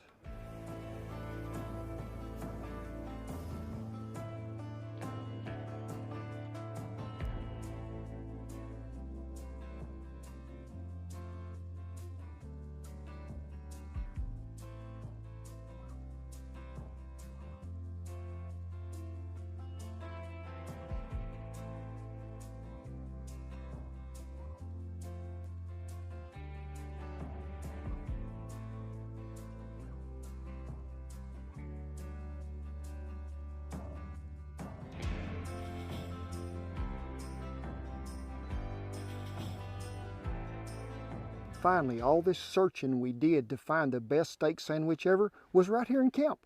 Now, when you see me tint that with foil, I don't want you to just roll it up on foil. I want you to give it where it's got some air circulation. That steaming effect sort of takes place in there. We pulled it at 100. It warmed to 110 because we want this rare, folks. We do. Now, before we go any further, I had some help today. Sadie, she treed some raccoons down there somewhere. I don't even know where she's at, but come here, Biggie. There's you a little bite of filet. Mage, you ever eat filet before? He says, I have now, Dad. Where is the Duker? He's right behind you. Duker, come get your bite, buddy. Come on. Be on camera. Duker says I was hunting some shade. I don't know where to start, Shan. People got on to me one time because I took a bite right out of the middle, so I'll start on the end. I will. The flavors in there are something I can't really describe to you folks. It's just over the top. You get, first of all, I think really that bun has got that great crispness to it as you bite through there, and then you hit that beefsteak tomato that's got that char, and then your taste buds say, hallelujah, praise the Lord, pass the biscuits, amen, because what? We have got to the filet.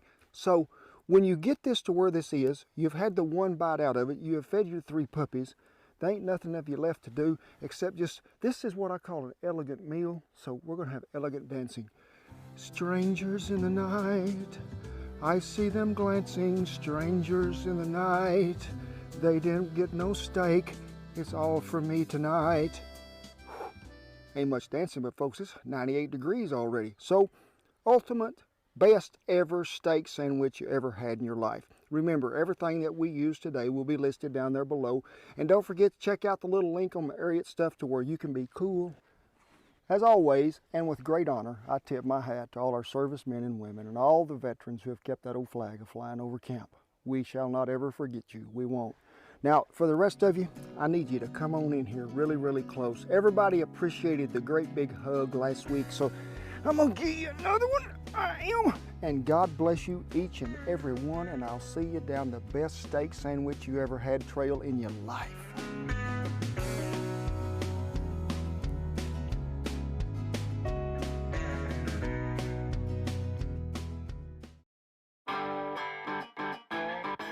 How we're going to get that piece of meat that you're grilling tender.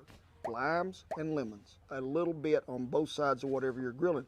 Lemon for fins or feathers. That's chickens or fish or birds that fly. If we're talking about lime juice, I'm talking about pork, I'm talking about beef, I'm talking about wild game. You better go light that grill. Hey, what? You're going to use lighter fluid? Don't even light it. Just go get a pizza. If you're going to light that grill, do it natural. Do it with propane, do it with a chimney and newspaper, but are the coals ready?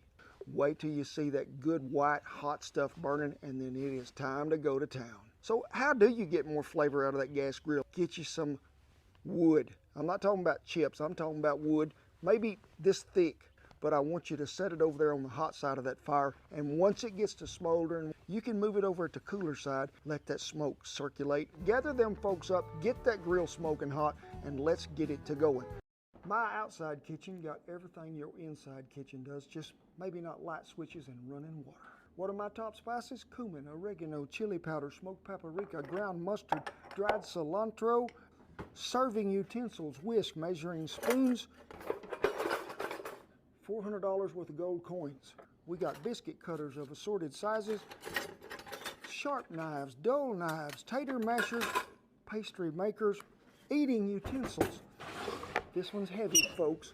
Oils of all assortment kinds and colors, cornstarch, dishwashing soap, vinegar, butter spray. This is the drawer I like best. Why? It's got the whiskey in it. It does. And the dried chilies. Baggies, aluminum foil, vanilla.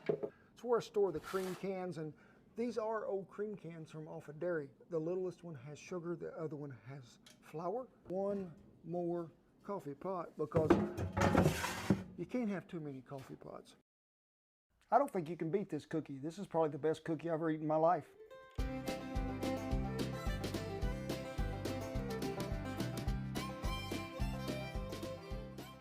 Three things make the best chocolate chip cookie in the world. Number one, don't overstir the batter. Number two, parchment paper is your friend when baking. And number three, don't overcook them. Look for that little slight browning effect. Get them out of there. Welcome into camp and welcome to the bakery, because we're fitting to show you how to make the best chocolate chip cookie ever in the whole wide world. I do not like a cookie that you have to take to the chuck box lid and break in half because it's been overcooked. Yeah, I've got to have that great flavor that I think really milk chocolate chips bring to a cookie, but it's got to have that good brown sugar mixture in there that's going to give it more of that sort of like a caramel taste, and it's just a little crispy on the bottom and chewy in the middle. You shouldn't have to dunk them in something and let them soak 30 minutes before you can eat them. Them things will crack a tooth. Ask the Mage. He's got 2 gone already. Don't you, Mage? Yes, he does. So to get this started, we have some room temperature butter.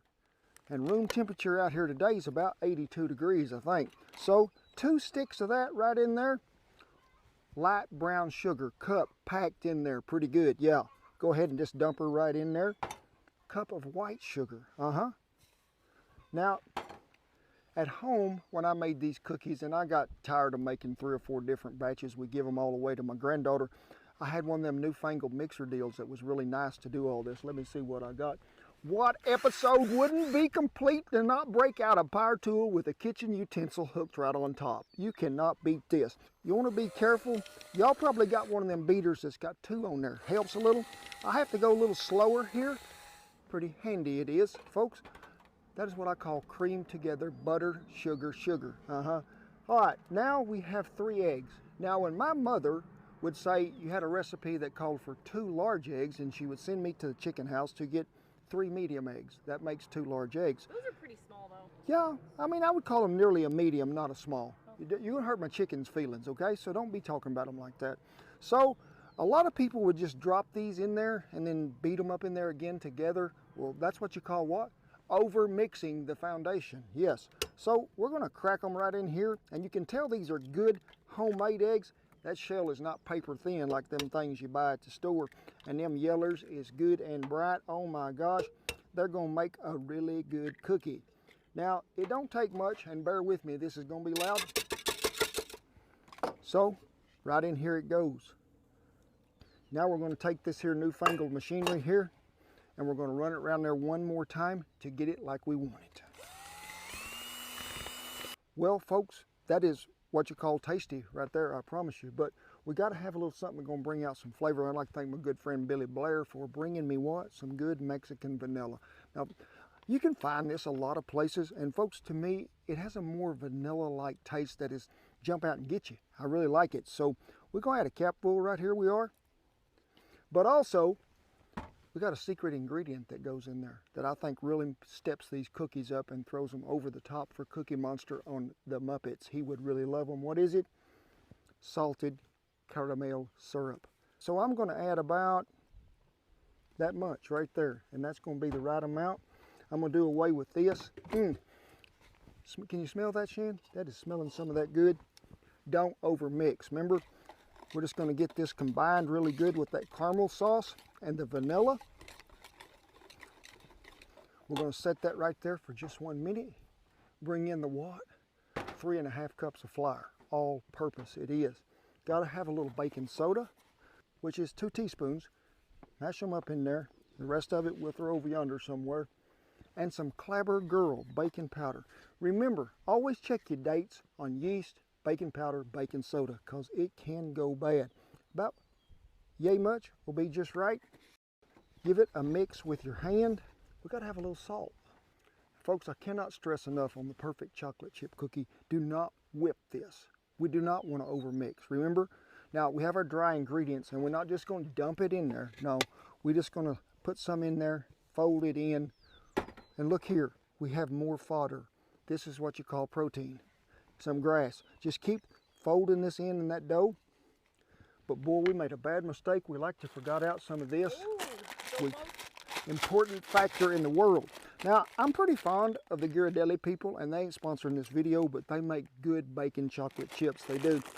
Not bacon like pig bacon, but bacon as in B-A-K. So how many does it take?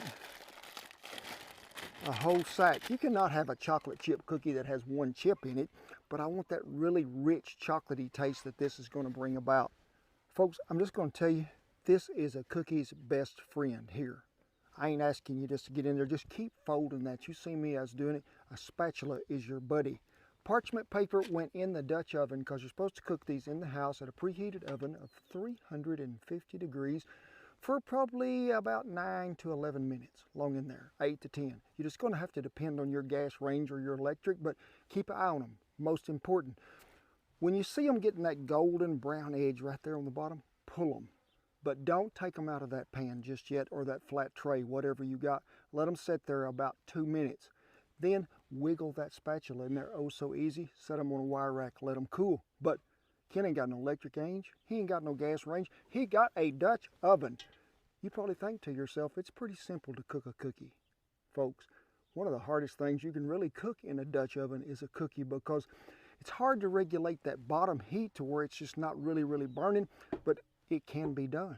So we're going to show you how here. Okay, I got another tip for you. I need you to take you some of this and grease your fingers just a little, and then I want you to grease the bottom of that spoon. Now I like to take a pretty good heaping tablespoon like so, and you can see that dough is what I call just right. But I need you to go ahead and just roll it. You can make these the size of a golf ball or a little smaller, but just go ahead. One thing you got to remember, you want to stay about 3 inches from each other. Folks, you can see when we're mixing these. Now, you may have to add a little flour, but if you've got too much, it's going to be a dry cookie. So you want to be able to roll them around. See what I'm talking about? The longer you roll it, which the warmer that dough gets, but you want to be able to form that in a ball without it really sticking too much to your hands. That way you'll know if you got not enough flour or too much. Now, folks, when you cook these in a Dutch oven and you're camping, you want to make sure that if the ground is wet, you've already took some coals over there and dried that spot out to where you're going to place your Dutch oven. But if also you have a lot of forage there, like if it's green grass or something like that, folks, that green grass is going to take away from some of that heat that you're putting them live coals on. So I always like to go out there too and sort of burn me off a spot.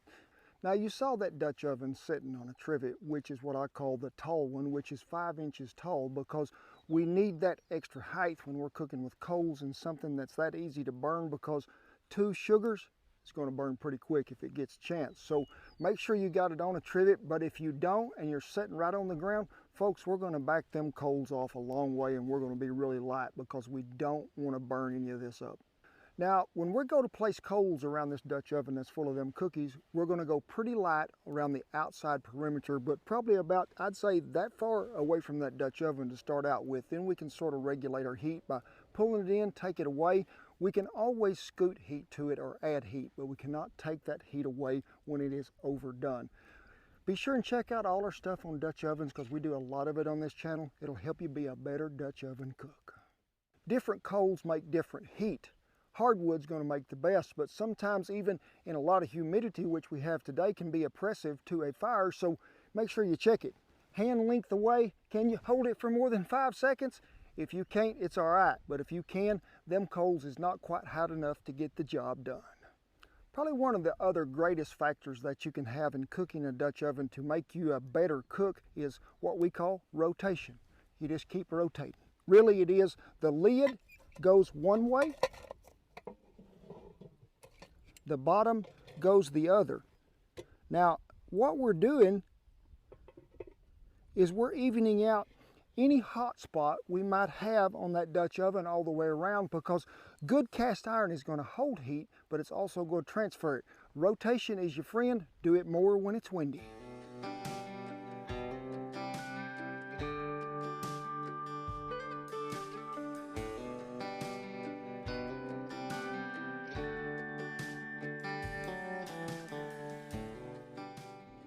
Well folks, it's time to be checking on these. We have rotated twice.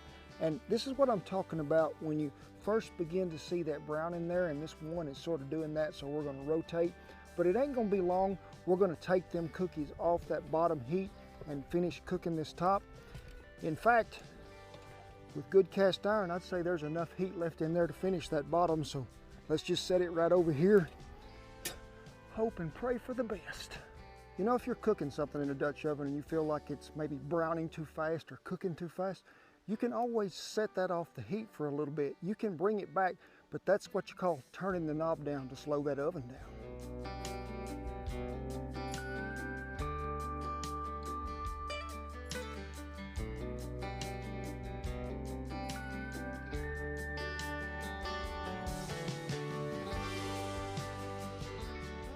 I don't think you can beat this cookie. This is probably the best cookie I've ever eaten in my life. I do love me some cookies, I do, because they are good eating. Folks, make a whole bunch of these because they ain't gonna last long. And hey, don't worry about the pups. They got the leaks of spatula there a while ago. They have been took care of. And as always, I tip my hat to all our servicemen and women and all the veterans who have kept that flag flying. We commend you and thank you. The rest of you, come on in here. Y'all know what time it is. It is big hug time. But I ask you, this time is a little different. Hug the one next to you. It would mean the world. But also, God bless you each and every one. And I'll see you down the best chocolate chip cookie trail. I gotta wash my dishes when I cook. I don't like to just leave them up here dirty because Duke and Big and all them, they just get it so clean. So I gotta do the rest. Is it a Maytag? It is a Maytag. It may tag you if you get too close to that stove. It'll tag you and leave a spot on you, I promise you that. We're going to show you how to make your very own corn dog. Flour and some cornmeal in there. Put some baking powder in mine. 3 tablespoons of brown sugar. Red River Ranch original seasoning. It goes in everything, even the bath water around here. 1 Rooster Bullet cackleberry honey fruit. A little bit of avocado oil, about a tablespoon. A cup and 3/4 of buttermilk. We're going to add some honey in there. Make sure all that gets stirred up well. Incorporate 1/4 of a cup of grated onion and 1/4 of a cup of jalapeno. In it goes. But I don't know if I can get all that in there where the wind's... When you get her out of there, just pull her up, dip her off. Set one side of it in there just a minute to let it go ahead and start, and then you can drop the whole thing in there. That's a done deal right there. We fitting to do the corn dog swirl. Yes, we are. Dip it, fry it. Oh, so good. Fire, meat, caveman style of cooking. 14-ounce ribeye. Let's go dig a hole. And we're going to dig a hole 1 shovel wide, 2 shovels long. We're going to let it burn down, and then we're going to let the fun begin. Right there, and right there. I'm going to let them go about 3 minutes. Ooh, I like that color. But you can see how that chars and caramelizes and get everything good flavor. So we got 6 tablespoons of butter here. Oh, I really like garlic and it helps me feel better, so I'm gonna put 2 in there, which makes a whole tablespoon. Pared horseradish. How much? 1/2 tablespoon. Back in goes the beef. And we're gonna let her cook for about 2 minutes. Just cause I like y'all, I'm gonna give him one more little splash. Looky there, just what I'm after, and it cuts like butter. What do you call that? The cheesiest, best tasting empanada you ever eat in your life.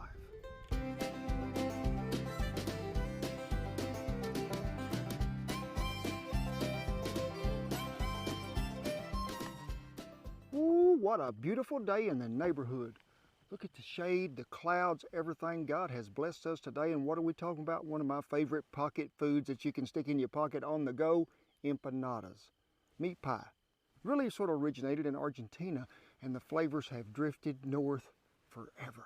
But it's a little meat pie that has a great filling, but really a good flaky crust. And I learned how to make pie crust a long time ago, and we're going to show you the tips and tricks for the best empanada ever.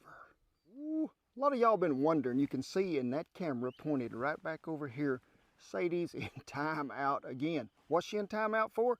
Hey, you know the pups are always up here. Be sure and check out our breakfast burrito video last time, and you will see why she's in timeout. She changed colors from that color to black mud pond. I mean, awful stinking. But let's talk about empanada dough. Now, really the dough is sort of like a pastry more than it is like a pie crust, because you want it to be light and fluffy and flaky, but also when you bite into that empanada, you want to be able to see the layers, but you want it to be sort of a chewy crust. So to start out with that, what we're going to do is 2 cups of lukewarm water. But I've always wondered about lukewarm. There was Cool Hand Luke, he was in a movie, but this is lukewarm. So we're going to start out with about 2 cups of warm water. We have a stick of melted unsalted butter. To make a really good flaky crust, there's 2 things that I really recommend. Sadie has a problem. She drank all the vodka this morning. That's why she's really on timeout. But vodka makes a good flaky pie crust. But also what? Apple cider vinegar. Yeah. So we're going to probably do about a tablespoon, which is about that much right there. Then we're going to add a what? A little bit of sea salt in there. Probably about a tablespoon. We're going to give that a really good stirring. There's something floating in here, Shen. And I don't know what he is. Seen coming around there. I think he's a red pepper flake. He'll be all right. As long as he doesn't have wings. That is true. All-purpose flour. Now, this calls for 6 cups of flour. This is a 2-cup measure. And it's sprinkling. Can y'all hear that hitting my hat? That is not, but it is sprinkling. It is a great sound, it is. Be sure and check your date on your baking powder, baking soda. Make sure that it is good. We're going to put a little in there. And remember, everything that we use today will be listed down there in the little links below to where you can find the recipe. A little bit of baking soda. Okay, now we got that in there with a few sprinkles of rain. You got to have that. If you ain't got it, go outside, get the water hose, stand 40 yards off and give it a little sprinkler. Really, like you can see, it's really raining. It is nice. So, folks, to that, and you probably ain't going to see it nowhere but right here. Live and in Technicolor. Not Memorex, not nothing. Chili seasoning goes in the dough. Gives it a really sort of a different touch of flavor. Okay, that is mixed. Bring your butter back over here to you. And folks, I don't want you just to dump all that in there. That is not the correct way to make this. Just go a little bit at a time and mix. And you may have to adjust your flour to make sure that this gets to the, what are you having trouble under there, Mage? Gets to the thickness and the consistency that we want. You need to start about 2 hours and 45 minutes before this, because this dough has to be chilled. That's what makes it so good. I've been counting 9,362 raindrops in there. So this will be really good dough because it's sweetened from heaven. So flour your surface well, whether it be a cutting board, countertop, and I just need you to roll it over, mash it, so we can get it to where we have all the wet spots gone. I think it's what they call give your glutens a workout. Wrap her up with some of that good cling wrap, put it in a baggie, put it in something, throw it into your Yeti ice chest or the refrigerator for at least 2 hours, at least 2. Now, we got to caramelize some onions, and some of you are thinking, why don't you just throw them in there with the meat? Folks, this way we're going to bring so much more flavor. So, finely chop you a yellow onion or a white. I have no preference on this, whatever you want to use. Put you 2 tablespoons of unsalted butter in a cast iron skillet over low heat, okay? Well, let's turn it up to medium low to start out with. Throw them in there, let that butter melt, get them onions in there, stir it around a little bit. When they begin to brown just a tad, turn it to low. It is very important because we don't want to burn these onions up. Then I want you to add that whole dried oregano. So we're going to let them cook about 10 minutes, all right? But stir them occasionally. I ask you to get 3 garlic cloves, mince them up pretty good, drop them in there, just give them a quick stir, and then set that off the fire. Because this is going to cook again when we get it in that meat, but we don't want to burn that garlic. Well, in that cast iron skillet right there, we have 1/2 of a pound of ground beef, certified Angus beef. Now, we're going to add to that some ground pork sausage, 1/2 of a pound. Get them browned up in there pretty good, and then what? We're going to add 1/2 of a orange bell pepper. In go the bell pepper. Next over here, we have 1 diced jalapeno that has been stemmed and seeded. Green chilies, hatch green chilies they are. We're going to give it a little stir here. Make sure nobody jumps out. Mage is under there just in case some meat falls out. I need you to come back over here to what? Them onions and that oregano. And go ahead and just put them in here. Make sure you don't leave nobody in the pot. Give it another stir. Remember, we're on about medium-low heat right here. Some of our good mesquite seasoning. So, give it a pretty good dosing. We are. But to that, for empanadas, I like to use some good smoked paprika as well. Now we're going to go ahead, even though everything is brown, we've got to cook that to where them bell peppers are tender, and we want all that flavor to blend after we season it. So I'm saying 3 to 4 more minutes here, and you'll be good to go. Stir it occasionally. Well, we have set the meat aside. We are just let it mind its own business. Go ahead and get you some fry oil and put it in a vessel that you're going to deep fry, and have a deep fry thermometer because we need to run this oil at 350 degrees. Now, due to the magic of television, and I wanted to eat empanadas last night, we made some more dough, and I had some chilling, and I've done used a little out of it, but this is going to give you the general purpose here. Go ahead and make sure you've got your surface floured well, and I just want you to take a knife, and on your regular big old disc of dough, you'd cut that in 4ths, like that. But since I've done used half of this, we're just going to cut it in half. But be sure that you cut yours in 4 equal pieces, and the pieces that you're not using, you need to go ahead, cover back up, and if it's going to take you a while, put these back in the refrigerator or the ice chest, because this dough's going to work best when it's cold to seal up really well when we fry it. So take this piece. Go ahead, and I like to go ahead and try to make it round like it is, and pull it down. You can see how we're sort of doming it up in the middle. Give it a little shaking of flour. Shake your rolling pin and sing that song that, was it Three Dog Night that sang that song, Shan? Rolling, rolling, rolling, huh? Rolling down the river. I don't know who sang it. Now, when you roll so long on one side, let's go ahead and turn this over and roll it the other. It's going to help that dough stretch out, but you can see the thickness is about 1/8 of an inch. That's sort of where I like to start. Now, empanadas is supposed to be something that you can put in your pocket or hold 6 in your hand at one time, really. So we're looking for a 4.5 inch circular device. Don't tell the beagle this come off his treat jar, so I just brought it with me. But I like to look around the kitchen and see what else I can use. Give them a mashing. And just peel it right out of there. Here we have our perfectly 4.5 inch circle. Now me, I like to give them just a little mashing because dough will shrink after it's set here for just a minute. So give it a little mashing. And we're going to start out with what? The meat. So that is a pretty generous helping right there.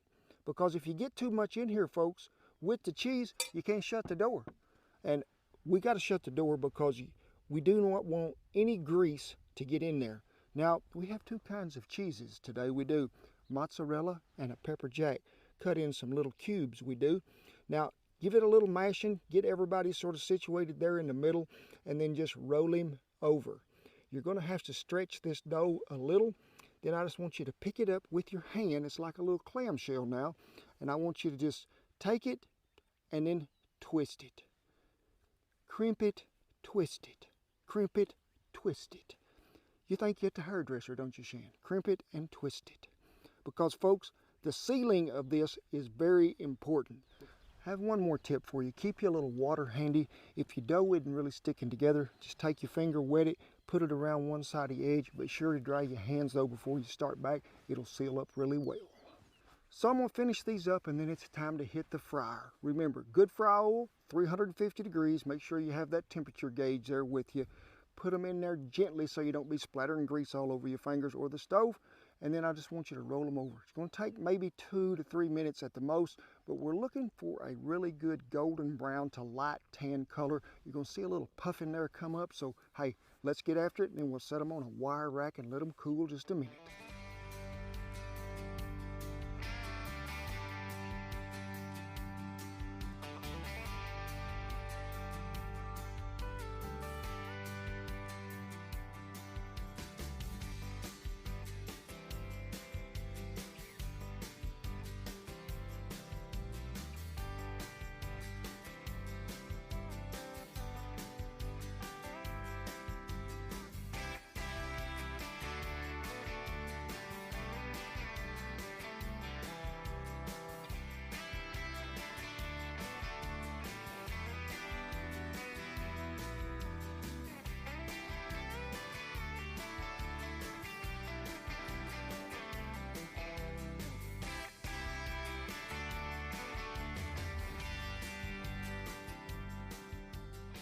I'm not going to share these with my puppies because they got too much spices, but my puppies love cheese.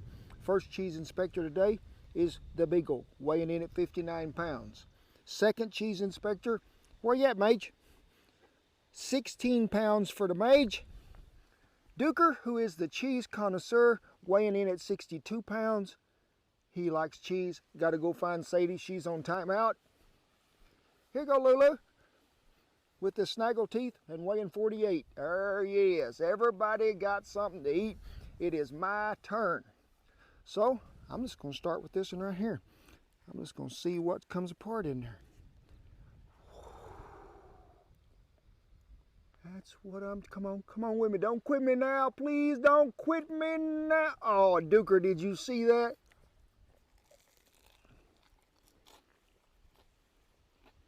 Maybe we want to do the empanada.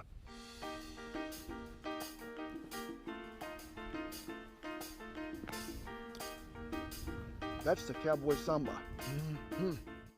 Folks, like I told you, the star of the show is really that crust. And it's almost like these have been baked instead of deep fried. That's what that crimping does with that really good cold dough right there. Oh, so good it is. Remember, everything that we use today will be listed down there in the little link below. You can find it pretty easy. We thank you so much. Remember, folks, we'll be at Lehman's store there in Ohio, July 23rd. Ooh, they giving away, what you call it? A shopping spree, one of them $500 tickets, and you can shop with me. If you want to buy me something, that's fine. But find that on the website, or it'll be listed down there in the little link below. You don't want to miss that. As always, I tip my hat to all our servicemen and women and all the veterans who have kept that old flag flying over camp.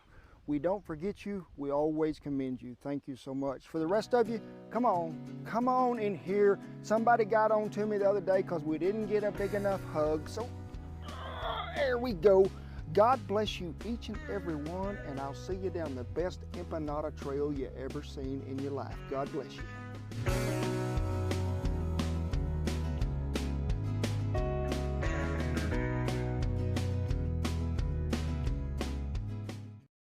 Two versions of jalapeno poppers, armadillo eggs, and Texas Twinkie cream cheese, Monterey, and a little cheddar, onion powder, roasted garlic. Put it in there, some JC Potter. Leave the stem out. Roll him around here, potato flakes. Roll them right around in here, double baptized. See that fry? We know it's all right. Talk about a Texas Twinkie. The cream cheese and the cheese mixture is the same, but what we're gonna add to it, some smoked brisket. Take you some of that bacon, overlap that a little. We're gonna cook these in a 14-inch Dutch oven today. Now, folks, it's live. This pin has been pulled.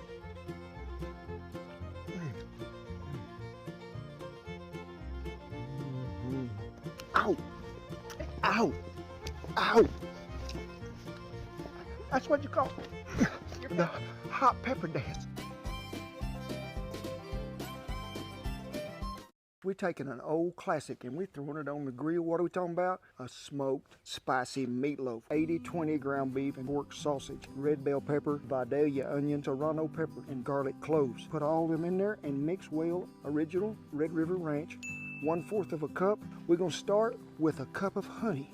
3 tablespoons of adobo sauce, horseradish, some Worcestershire smoked paprika. Give that a good mixing. Make you a little whale in here. 3/4 cup of cream. 1 rooster bullet cackleberry hen fruit. Everything's better with a Ritz cracker. We're gonna use a whole sleeve. We're gonna roll it up. That there be smelling some kind of good, it does. It's a lot like rolling a cinnamon roll dough, and you can see it is a skillet full. Things are happening. Give it a good coating. Make me want to do the hoop and the holler, jump up and say, oh by golly.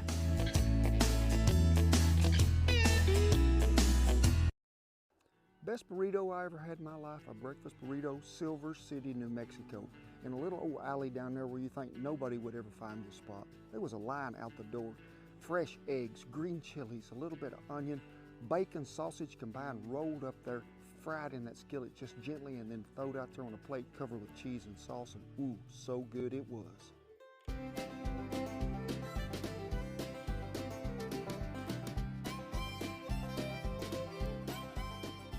Hey, I don't know what time it is where y'all are watching, but hey, it is breakfast time here, 7 o'clock in the morning. Beautiful day God has created here. We got some rain, green grasses here, and what are we talking about? The ultimate breakfast burrito. Let's talk about the tater that goes in here. Yeah, I'm not talking about just frying some potatoes. I'm talking about frying up some hash brown potatoes, but we're not gonna make them in a hash brown patty. We're gonna grate them and then just deep fry them because we get that good crispiness that comes out of them. But use a russet. That's the potato that's gonna work best. But the most important factor is you've gotta rinse that potato time after time after time, because what does it do? Takes the starch away from it. And if you're looking for something that'll really help you out on the best crispy hash browns ever, check out that video up there because whew, it was a winner. Well, the taters were rinsed 4 times. They were. You gotta make sure that water's clear. Then just pour some water back over them, let them sit. Get your cast iron skillet, get it over some medium heat, get it hot. And we're talking pork sausage. Now, I've used a lot of different kinds, deer sausage, elk sausage, chorizo, but if you're talking about really the best breakfast burrito I ever had, it just had really good pork sausage in it. Y'all be asking yourself, how come he didn't use old Bertha? Well, Bertha is right there behind Shan, it is, but folks, I didn't need the hair burned off my legs this morning. It's already 84 degrees. A fire in there would have been, whew, oh so hot.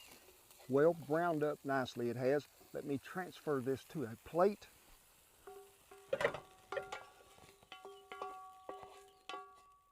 It is above beagle height and major height. Back to the fire it goes. We're talking good bacon here. We got 4 slices. I like bacon, I do. Mage says he likes bacon. How you like your bacon? Crispy? Atta boy. The bacon is sizzling right along at the same time too. I need you to get you something to pour a little deep fry oil in and go to getting it about 350 degrees because we have come to the point to where you have seen me gather the eggs fresh right out of the hateful chicken. Yeah, she's been a little hateful here lately. What? Who is it? It is Gladys. We call her Gladys. I mean, she's always thinking that she's the boss out there, and most times she is, but she used to peg me all the time when I try to get them eggs. Now she just sort of squawks at me because she knows that I'm going to get them because we do love us some fresh eggs. Now, these, if you're going to make this for a serving, I would probably say maybe 3 large eggs, but these are what I'd probably call a medium egg, so we're going to use 4. Just get you a bowl, go to cracking. Look how dark them yellers is on them good homemade eggs. Be sure and check out the little recipe down there below. Hit that link. We'll have this broke down per serving size for you. But if you're watching there on the TV, you can just, hey, go to our website, www.kentrollins.com, click on recipes, and it'll take you there. Break out your automated twirling device called a whisk, and bear with me, it's going to be loud for a minute because we're not just going to whisk a little. We're going to whisk a lot to where these things are so smooth, they're going to be fluffier that away. Crispy bacon maize, just the way me and you like it. Let me get us some seasoning for them eggs, and we'll mix that in there. I think it gives a great flavor to eggs. Oh, it's missing something. Missing, what could it be? Hatch green chili. You gotta have them, folks. Diced. Now, you be careful. You look when you're seeing them. Sometimes it'll say hot, sometimes it'll say mild. That is to your favorite preference. Don't drain them, don't do nothing to them. Dump them in there. While we're sitting here talking, we should have took the bacon up. Careful, Mage, that's hot grease, buddy. Remember I told you sausage about 3/4 done? Dump her right back in there. And you say, why didn't you just cook it all the way? This way, if there's any grease, any lard left in that sausage or fat that can render down, it's just going to give them eggs more flavor. Folks, I need you to save that little dab of grease right there. So that green chili can that you had, put it somewhere where it'll stand still for a minute. And that might not be it. So That's not safe. we're going to go right here. Look out, Mage, I don't want none of this on you, because we got to have this for them tortillas. We're going to try to pull this off ranch style, cooking the folks as in line we are, all finished at the same time. Now, skillet is hot. Remember, we reserved the bacon grease. Deep fry oil's about 350 degrees. First, we're going to pour in the eggs, the green chilies, and we're going to let them go to cooking. Let's check the temperature of the fry oil. Fry oil says I'm ready. In they go. You know, we patted these dry after we rinsed them. Make sure you get all that water off of them, because water and grease don't work so well together. And we're gonna let them get good and crispy. Boy, can y'all smell them green chilies? They are smelling so good, they are. You busy? Yeah, I am. It sort of reminds me of back when I was on Chopped. You have to be really busy there for a minute. But folks, we want these to fry up good and crispy. Now, they're not just one solid hash brown, as you can tell here. So give them a stir every once in a while to make sure that they ain't clinging together too tight.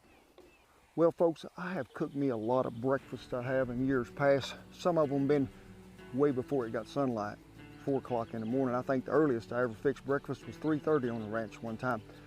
I was thinking, maybe this is like brunch from leftover midnight. I don't really know. But folks, I did fix a lot of breakfast burritos, especially on days that either we were moving camp or they were in a hurry to get out of camp that morning so they could start before it got too hot or something. So you can roll them up. They can stick them in a pocket on a jacket or something, put them in a saddlebag, take off down the trail. That's good to go. But breakfast time to me, hey, I love to see them cowboys get full, and then you can sit there and you can just see them sort of in the silhouette of the moonlight riding off, and you can hear them old hoof beats hitting on them old rocks as they rim out on them canyons, and then that sun peaks up there and you think, thank you, Lord, I got the best job ever.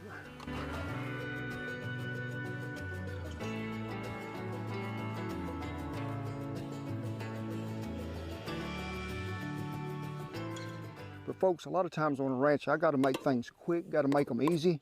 I'm using a can of refried beans. What? A can of refried beans, you say? Now, I'm gonna jazz it up a little. I'm gonna put me a little smoked paprika, some garlic powder in there, and a little bit of cumin. Now, if I wasn't in no hurry, I would be using what? Our refried bean. This here is childproof label, and I was trying to be in a hurry, and you can't even get the label, the lid off of it.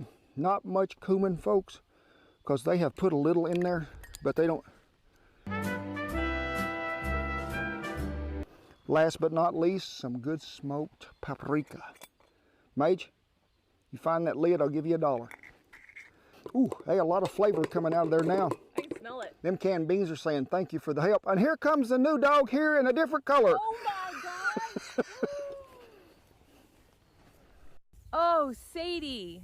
If you guys are watching for the first time, she's usually white. Oh my gosh, Sadie. Well, the assembly line is ready to go now. You be sure you have it all in order, because when you go to putting this together, you don't want to leave nobody out. We're going to layer us a layer of them refried beans that we jazzed up right out of that can. And then next goes what? We're going to put a strip of bacon right there on the bottom so he can lay right there on top and hold everything together. Then the sausage and the eggs, a little cheese, more bacon right on top, a little more cheese. Tuck and roll. We're going to do the fire drill, and then we're going to fry them just a little bitty quick in some bacon grease. Ooh, the ultimate breakfast burrito. Don't get no better than this. Don't look no further than here, because this is where you're going to find it.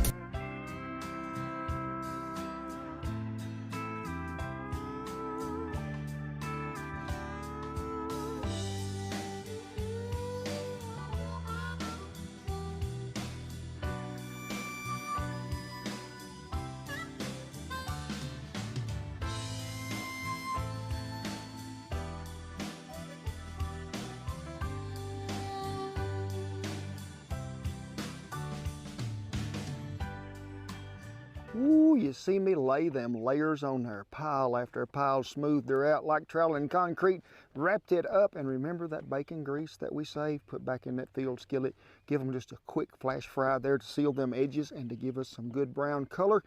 You seen me add a little bit of that green salsa to it before I rolled it up. Let me tell you folks, that stuff will light you on fire.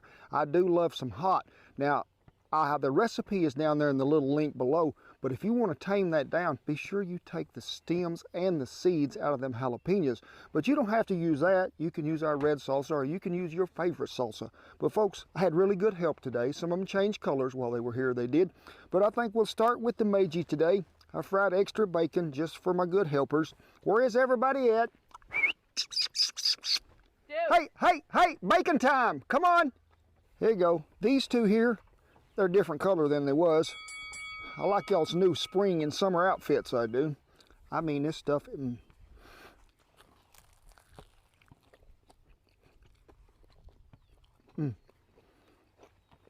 that stuff is good. It is hot. Made me want to do it. Jump up for some more. Woo! That stuff right there burned a diesel pickup. It is good. Best way to start every day, breakfast burritos. But hey, I can start them for supper time. They're so good, maybe even at lunch too.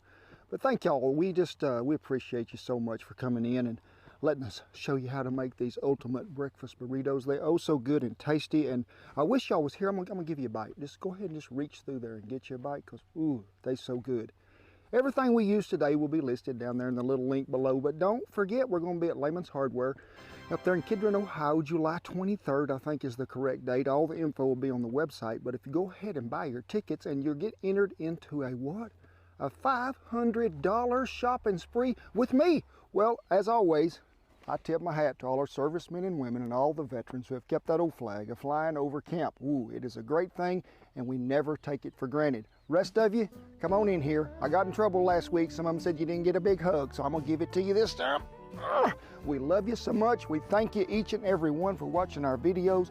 God bless you one and all, and I'll see you down the ultimate best for breakfast burrito trail ever. You can see my reflection, or my shadow in here. That is good. Mage, quit. You'll be all nasty too. Lou, don't get back up here unless you're going to rinse off.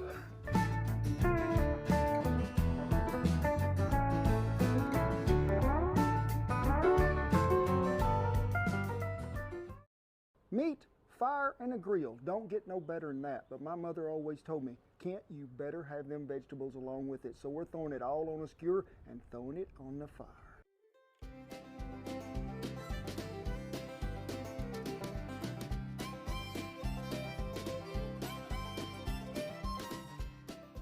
Hey, thank y'all for stopping by the barn. And what is it? The 4th of July episode. Oh, we are so proud. We tip our hat here to Old Glory. It is a great day. It is. Before we go any further, let's talk about what? Giving this a like, and be sure and share them videos. It helps our channel grow. It does. But without further ado, let's get to the star of the show. And what are we using today? A big 1 1/4 ribeye. Yes. A lot of stuff you see on the Google and everywhere else for recipes talks about marinating a piece of steak when you're going to make a kebab. Well, folks, when you start with a really tender cut of meat, you don't need to do this. You don't have to have the marination process to where you're slowing things down. I'm hungry. I want to eat. You want to make sure that when you cut the pieces of meat up that you're going to put on this skewer, they're all the same size, because you don't want one big honking piece of meat and one little bitty one down here. This one's not going to be done, and this other one's going to be burnt to a crisp. So uniformity is a necessity. It is, and that's a lot of words for me to put out at one time. Now we're going to do this just like we always do a steak. We're going to use lime juice, and you're thinking, margarita. I like a margarita. No, but I do like one. But what does lime juice do? The acidity in there breaks down connective tissue in the muscle, which is going to be a natural tenderizer, and you're not going to even taste the lime. But when we do that and we season it, then we're going to put this in a vacuum seal bag, and it's going to let that seasoning even penetrate in there deeper. And we're not going to leave it long. About 30 minutes is all it takes. Now, speaking of vacuum sealers, if you didn't maybe see it, recently we had a video come out, sous vide, to where we submerged the steaks in water in a vacuum sealed bag. But if you don't have a vacuum sealer, we had a feller comment to us that you could put the steak in a baggie, and as you lower it down in the water real slow, the air is going to come out to the top, seal it, you're ready to go. But let's talk about ribeyes. Ribeye is going to be tender, but if you're using like a sirloin, maybe, what would be next? I don't even know what's after a sirloin.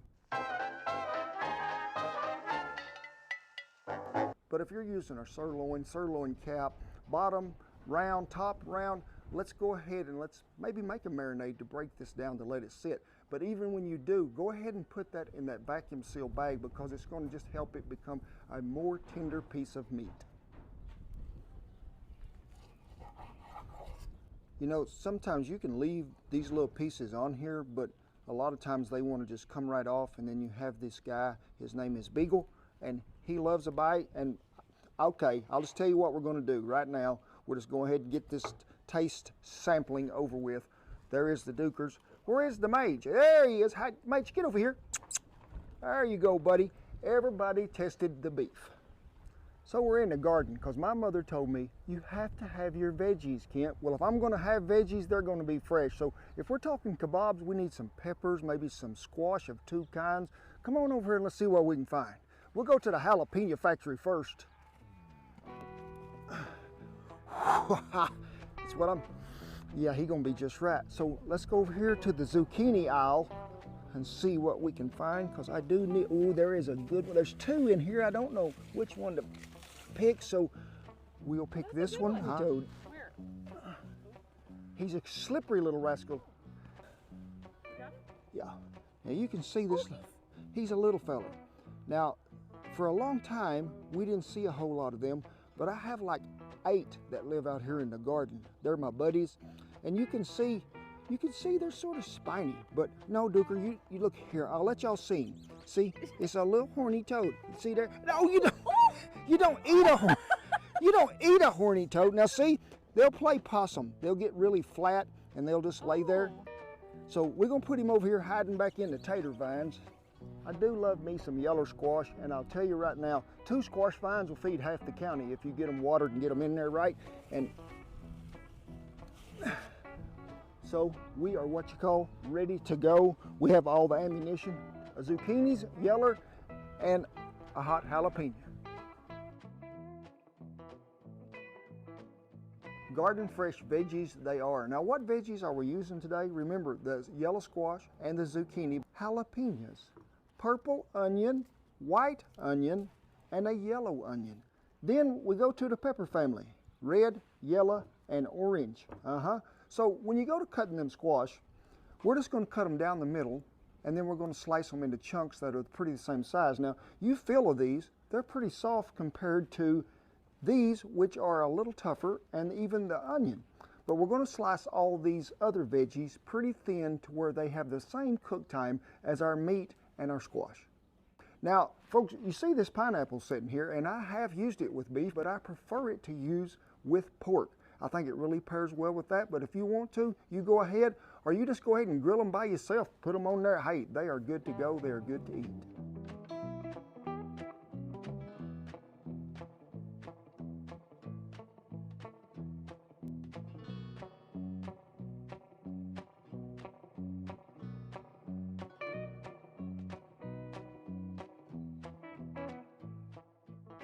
This is called a skewer. Now, it is able to pierce meat, vegetables, and all, and hold it in a straight line without it falling apart nor getting off the grill to where it is in beagle height that he can reach it.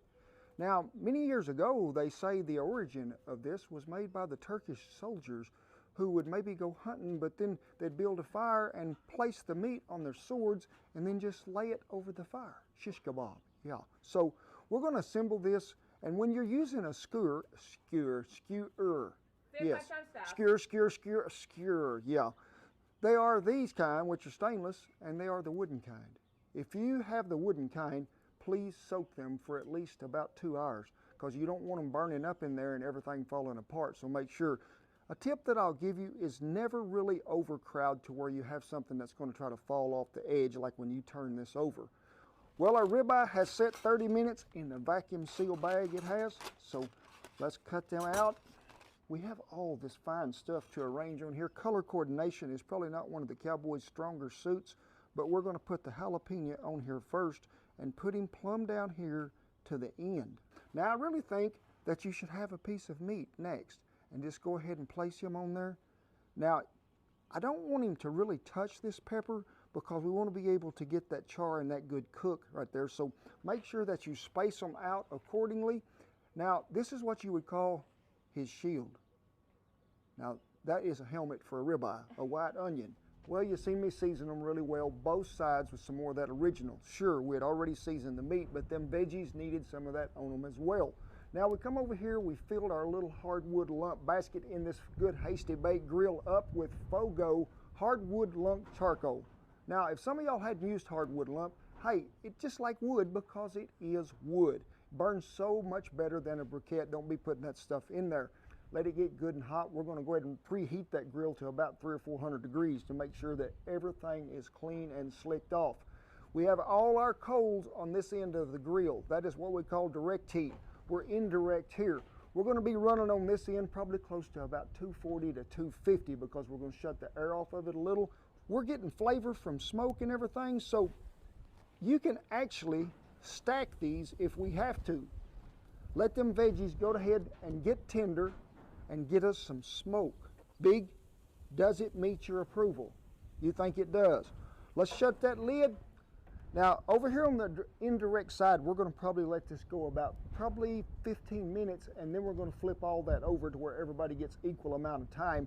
Then, because we're starting out, folks, that fire is way down here at the bottom of this. Yes, it is. When we get ready to put them back over here on the direct side of the fire, we're going to crank that heat up pretty close to the top so we can get that good char. I've got some cherry wood down here I'm going to add to that. You can add whatever wood you would like. I like a fruit wood with this, but if we're starting out with oak, go back with a mesquite, maybe a little fruit wood, mix it up. Well, 15 minutes on one side. You seen me flip them over. We have been another 15. Let's take a look in here. Oh, ain't they looking pretty? Now, I can guarantee you already before I touch any of them vegetables, they have got tender, because look, we have a shriveling effect here on the jalapenos, and you can sort of see everything is going to be tender. That's what we're after. Now, we got the fire still where it was, but we're going to crank this rascal up to where it is really close, if I can go the right direction, because we're just going to put them over, give them a good searing on both sides. Take them back over here to this side so you don't have to do them all at one time, and we'll be good to go. We're probably going to do about 30 seconds each side with that flame licking it like that, so it won't take it long. Then we'll just roll them over. Here's a casualty here. Oh, he done fell in the fire. It ain't going to take long to get the right color on that meat. You can see how we done got a little bit of char on there. That's what I'm after. Not long at all.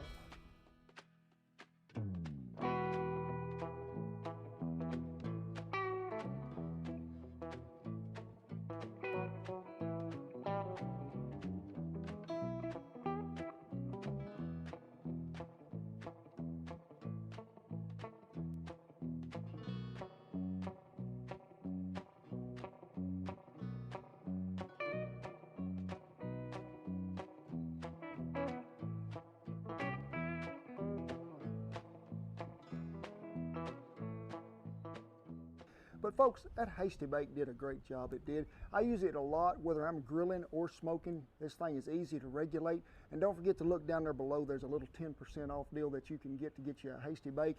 So we're going to get one of these. Let me guess, are you starting with meat? And then I'm going to layer one of these jalapenos on there. Okay. And maybe have an onion on there as well. You get just a little crunch of that onion. The taste buds on this side of my mouth are saying to the other side, wished you had a bite, don't you? Something about that ribeye that just gets so tender, and that seasoning just soaks in there so deep in that 30-minute set. Well, had some good loyal subjects out here, and they do approve of a video with beef. They do. Now, Big, he has been with us probably nearly 14 years now, so let's go ahead and give him a bite. And then there's Lulu. And Mage, this is a little bite, but you're a little pup. There you go. Me, I'm going to have one little bite of this pepper.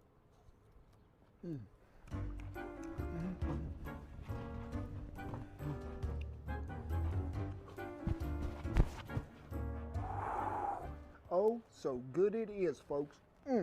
You won't be sorry you did this recipe, I promise you. Everything that we use today will be listed down there below to where you can find it. Me and Shan and all the pups want to wish y'all a very happy and safe 4th of July. Because, I mean, bring family together, fire up the grill, get them in the backyard, celebrate the great day of freedom. That's what it's about. And on this 4th of July, folks, that we celebrate, a quote from Ronald Reagan comes to mind. If we ever forget that we're one nation under God, we are a nation gone under. Now, folks, that's what it's all about to me and this old flag. I salute all our servicemen and women and all the first responders, the veterans, everybody who has kept us safe all this time. And I ask you, when you see Old Glory, whether you're going down the street or you're not, you stop, you pay homage, you take that hat off, and you be proud that you done it. Rest of y'all come on in here. You know what time it is for the great big hug. It is. God bless you each and every one, and I'll see you down the Tender Kebab Smoke Grill Trail.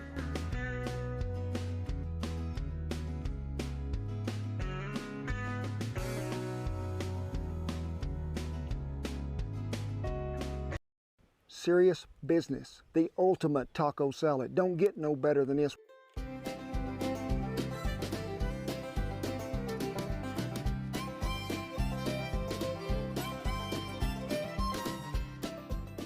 Hey, thank y'all for stopping by Camp. And what are we talking about? Guacamole and a taco salad. Two things that I judge a Mexican food restaurant by. How can they make them? How good they are determines whether I'll be back.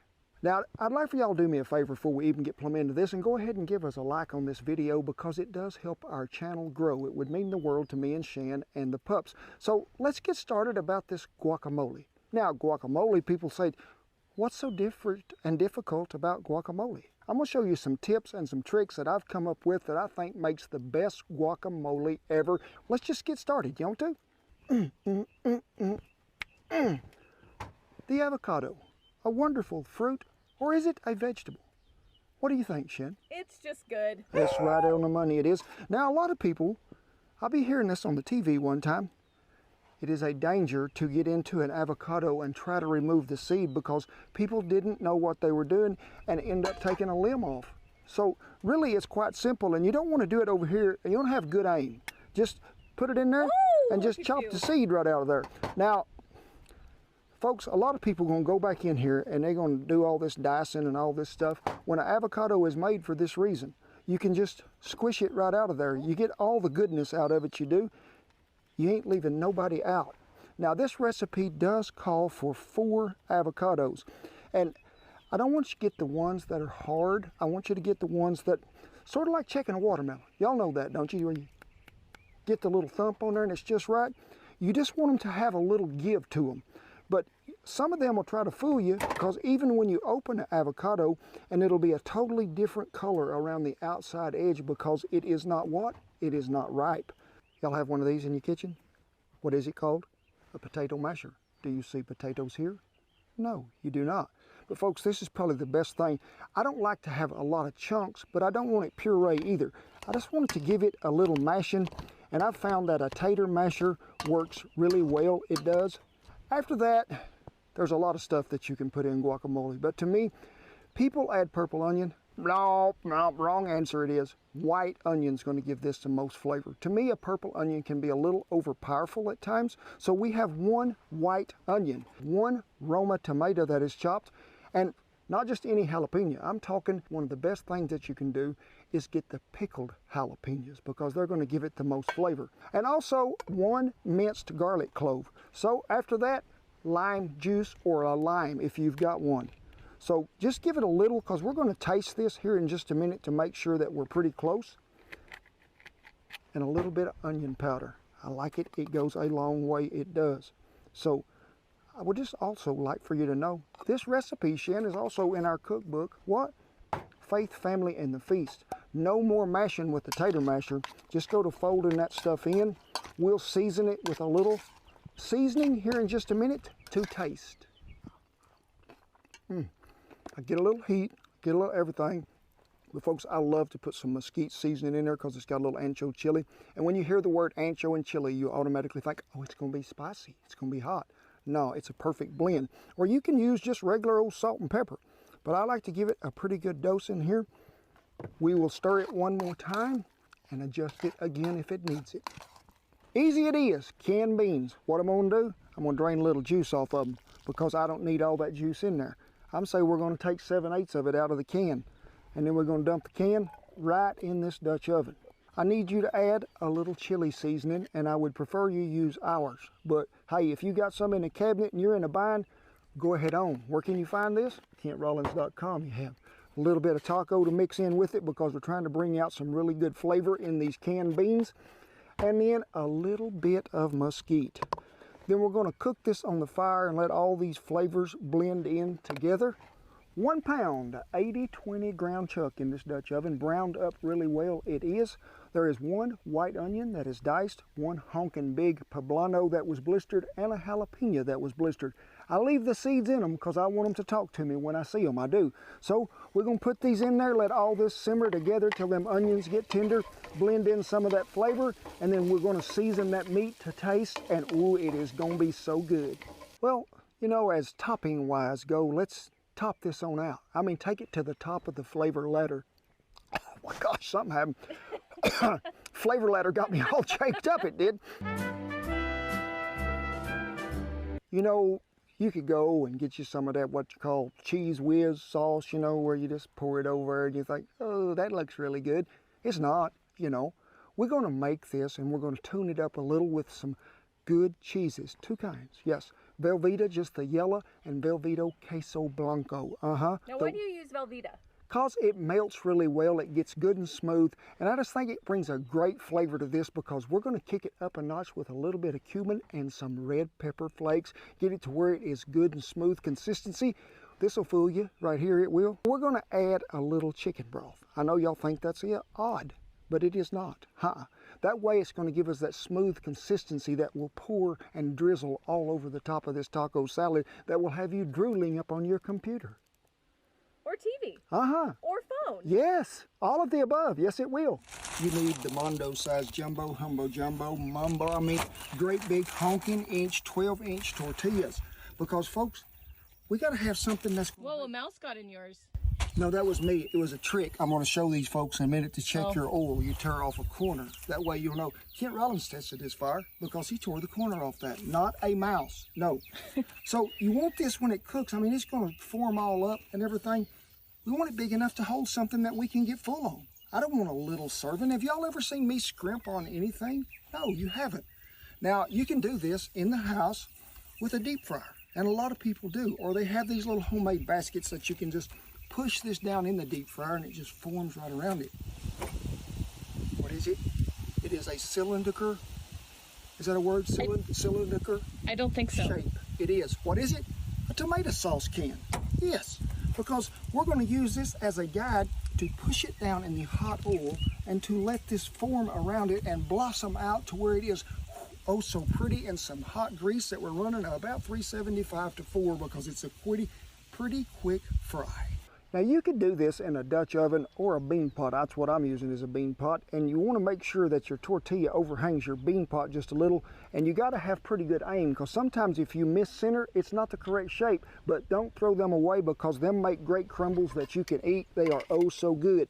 Try to line up in the center and then mash and let her fry.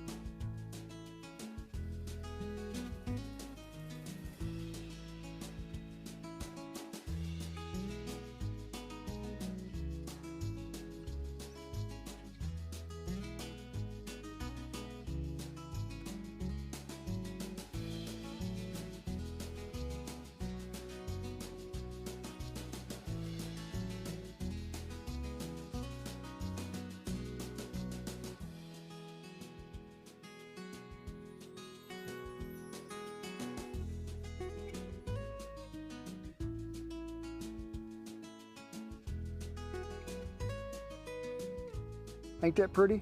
Is it too pretty to eat? No, I guarantee you. Now, I like to just go ahead and take me a little bit of this shell right off here And then I'm gonna get me some of this guacamole, reach down in there, get some cheese sauce, everything that goes with it.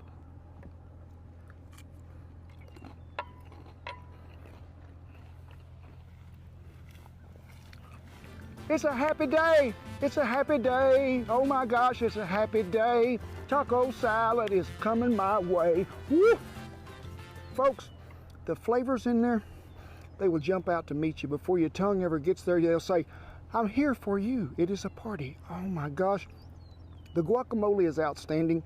The pickled jalapenos add so much, but that seasoned meat with that poblano in there brings all the flavor out. We'll go ahead and mix this up so we can get to them beans down there on the bottom. And I'm going to ask you, and y'all comment on this below, how many of you mix your taco salad before you eat? Now, there is quite a discrepancy in our house. Me, I like to layer it all there where you get one in every bite. Well, folks, I'm just going to tell you, if you look down here, there's one pup. It's 97 degrees today, and the humidity is what I call well-to-do. Big is the only one participating. Now the rest of them, oh, they're here. Yes, they're here. Can you hear the diesel truck running up there? All of them are in there with the air conditioner on, sitting in there thinking it's nice. Well, we hope you enjoyed this video because we so appreciate you letting us just come into your living room, your house, your cell phone, your truck, wherever you may be, and sharing some wonderful taco salad with some homemade guacamole. Everything we used in this video will be listed right down there below as always. But hey, big news coming up in July. We'll be in Kidron, Ohio at Lehman's Hardware Store. And folks, if you'll check out their little website and order tickets now, you have a chance to be able to win free tickets. Yes, but also not just that. You could win a $100 gift certificate or a $500 gift certificate, and you could go shopping with me in the store. I'm looking forward to it. I am. So be sure and check out their website. Go ahead and get you some tickets. It'll be listed right down there below to where you can find it. As always, I tip my hat to all our servicemen and women and all the veterans who have kept that old flag a flying over camp. We appreciate you one and all we do. The rest of you, come on in here. It's hot. Yeah, it's hot, but we're going to get a big old hug anyway. Guess what? God bless you, each and every one, and I'll see you down the homemade guacamole taco salad trail. I don't know what you're saying. What? This looks like something I might have stepped in. That's what you told me a long time ago when you told me I had to eat it. Hey, thank y'all for hanging around our channel, and if you want more, there'll be another video pop right up there. But also remember that guacamole recipe in our cookbook, Faith, Family, and the Feast. But don't forget that other one, A Tasty Cowboy. What are we talking about? Chicken wings, smoked and then deep fried.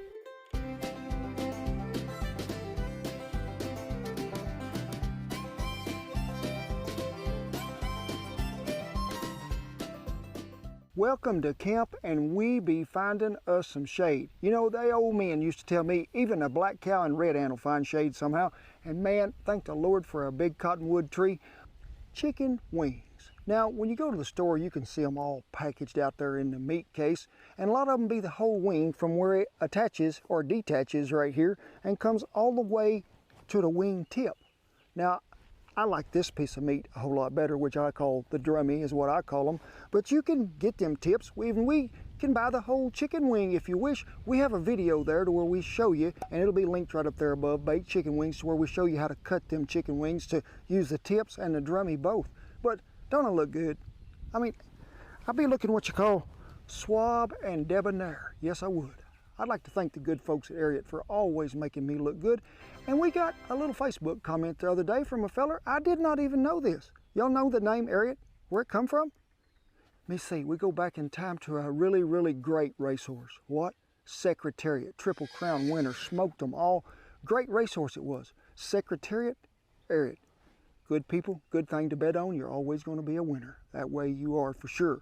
If you want to check out some of my favorites, be sure and hit the link below because you can look just as good as me. I sure do love their jeans and boots. I really do. So, what are we talking about? Chicken wings, and I mixed me up a marinade. Y'all seen me do it. It was what? Hey, it was, I don't know what it was. I'm going to have to think about it just a minute.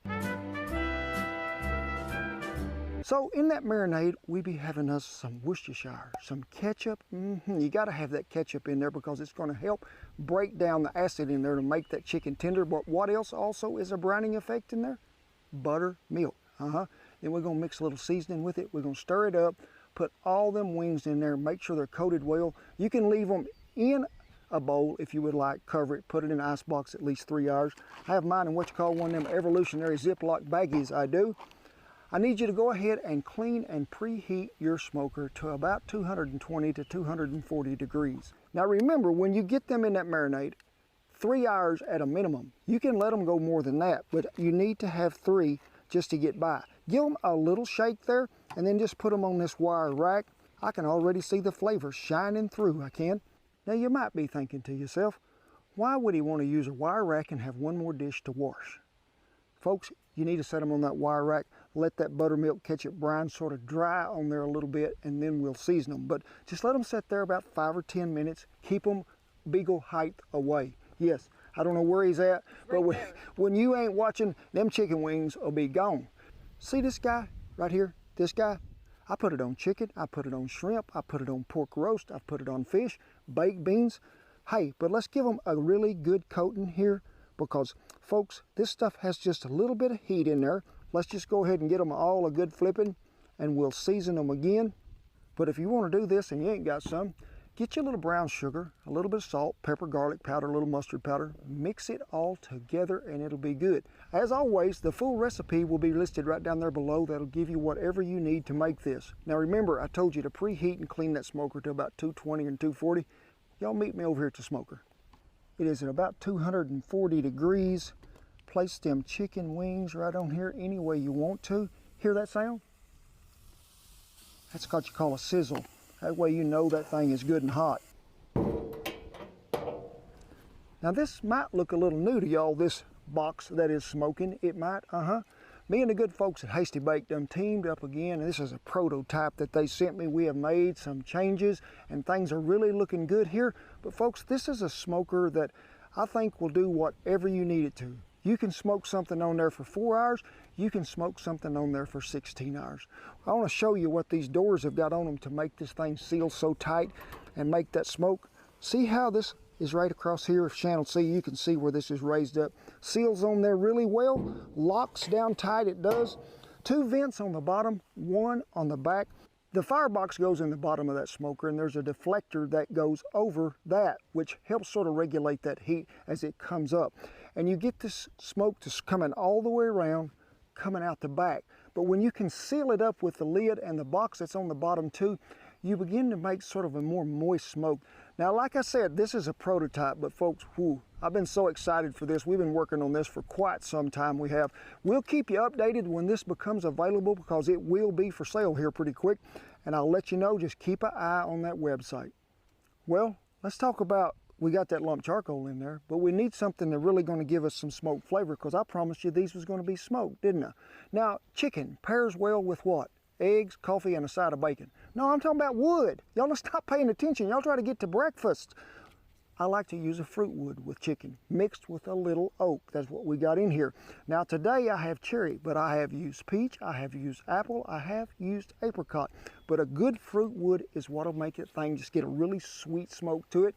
But probably the thing that I would say was second best to this would be alder wood. A good mellow smoke that is going to roll over that chicken, and you won't know it's there, but you'll think, so good. Sealed up tighter than a drum. Won't even a beagle get in there to take a whiff of that. He won't. Now I got her running about 225, 230. You need to stay in that range between 220 and 240. We're going to let these go 15 to 20 minutes. Then we're actually going to flip them, let them go another 10, and then we're going to bring out the deep fryer.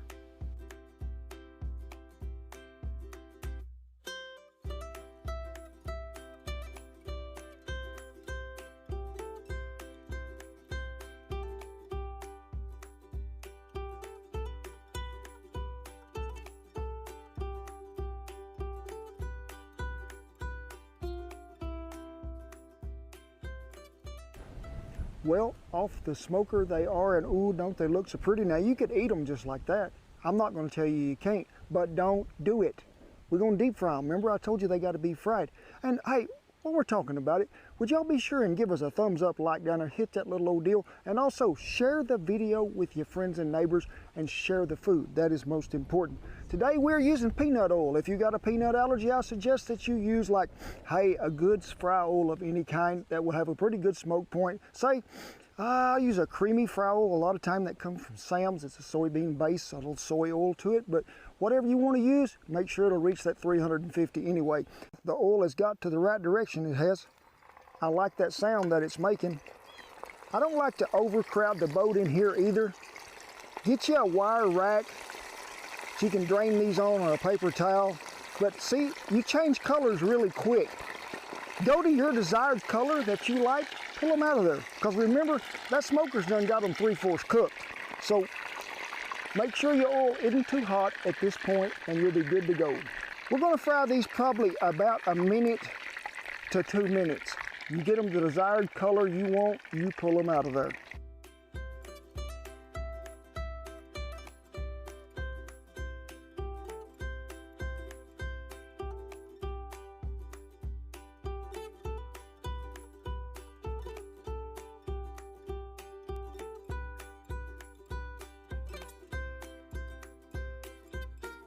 Well, look at yonder. Smoked, fried on the wire rack. Pick a good one right here. Hold that up there. Look at all that good glistening color that rib rub brings out there. But you know, most time when them things is smoked, you bite it, that skin just fall right off there with it. But hey, while I'm letting this cool in my finger, I can still feel it's hot. Just mixes up some sauce we did here. Got some ranch dressing, some chipotle, a little bit of that honey Dijon mustard, and some Worcestershire and some garlic. Always got to have some of our barbecue mud to go with it. So I'm gonna take a bite first before I ever put it in no dipping sauce.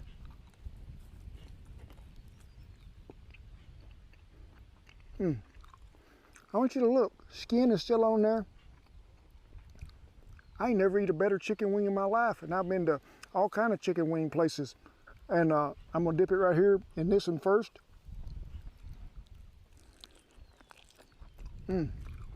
Goes well with that garlic. Oh my gosh, and that chipotle adobo sauce in there. But y'all ever feel like you're being watched? Huh?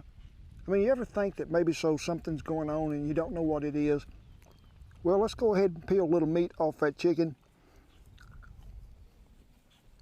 The mage, the duker, the big, and we're gonna airmail Sadie's to her. She is tied up over there and Sadie got hers too. Now, it make you wanna just get off back down in there and do what? Do the little old, first, you gotta get them wings out. Get your wings out, get them out. Y'all ain't getting them out. Don't be doing this, get them out. Get your wings out, stuck them under here. Do this motion right here. Then I want you to do this motion. Then I want you to get down low on the ground. Then I want you to peck with your nose on the dirt. I can't do it, but I want y'all to do it. Do that little old chicken shuffle. Cause whoo, it is so good and so fine. Make me wanna have another chicken leg, it does. Well, hope y'all enjoyed this episode, because we sure did. It was a beautiful day to do it. Thank you, Lord, for such great weather. Be sure and check out the link below for Ariat. Make you be looking really fine. It will. As always, I tip my hat to all our servicemen and women, all the veterans who have kept that old flag a-flying over there in camp. We appreciate you one and all. We do. You do make a difference. For the rest of you, God bless you each and every one. I ask you to come on in here, because we're going to do what? Deep fried smoked chicken wing down the trail. Here we go. It don't get no better than that. What you got, Lou? She's looking up in that tree. You've probably not seen me too. Ugh. I got over here. They just flop.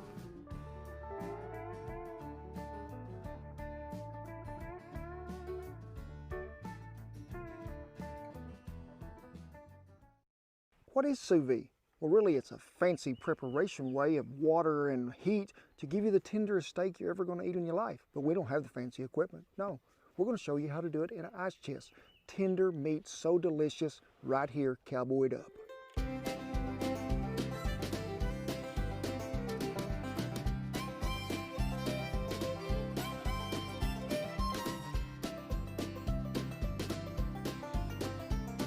Hey, thank y'all for stopping by camp. The Lord has blessed us with some rain. The grass is green, things is looking good. Cows will get fat again. Sous vide, that is what? It is a French method of cooking, and the word stands for under vacuum. It's where you put meat in a vacuum sealed bag and you can put it into a constant temperature water for so long to make the meat more tender. Now, if you really was in one of them fancy places, and this is really not a fancy place, this is my kind of place, it is, you would have a sous vide machine. It's a tank that's maybe this big by this tall that has a heater on it that's you can set the dial to reach to that magical temperature, say 135, and it's got like a oscillator, generator, furbulator that just keeps that water in motion all the time. Or you can use what Cowboy Kent Rollins does, and that is an Yeti ice chest in the back of the pickup for a 45-minute drive, and it oscillates on the Oklahoma bumps. It does. It'll get it there. Now, I don't want you to run to the store and get a ribeye. They don't really hold up really well in this. Now, they'll work, but they're sort of going to fall apart. That spinalis in there, it's all going to separate. New York strip is your best buy for the money here. I like to get a 12 or a 14 ounce, and I like to individually sack them. Also, one of my more favorite cuts is, it is a sirloin, but it's what we call a faux fillet. Certified Angus beef, get me onto them things, and hey, them things are so good, but you could put one of them in here. When you cryovac that, you're taking all the air away from it, but after you season that, it's going to help that seasoning also penetrate deeper into that meat. So, what are we using? Hey, y'all know what it is. Original seasoning. Now, remember what I've always told you on a steak. So many times people overcook, under season. So we're going to season it up well. When you get this thing cryovac, we're going to have to let this come to a room temp before we put it into the water. That way we're not losing our temperature of our water. We've got one of these bags that we're going to put it in, and you need a vacuum sealer. You do, because you can't just place this in 135 degree water just like this. We're not boiling meat. No, we're warming that meat to a constant temperature. But did you not put a plug-in in here when we redone the wagon? You didn't, did you? Come on, I got one up here. Come on, just follow me up here.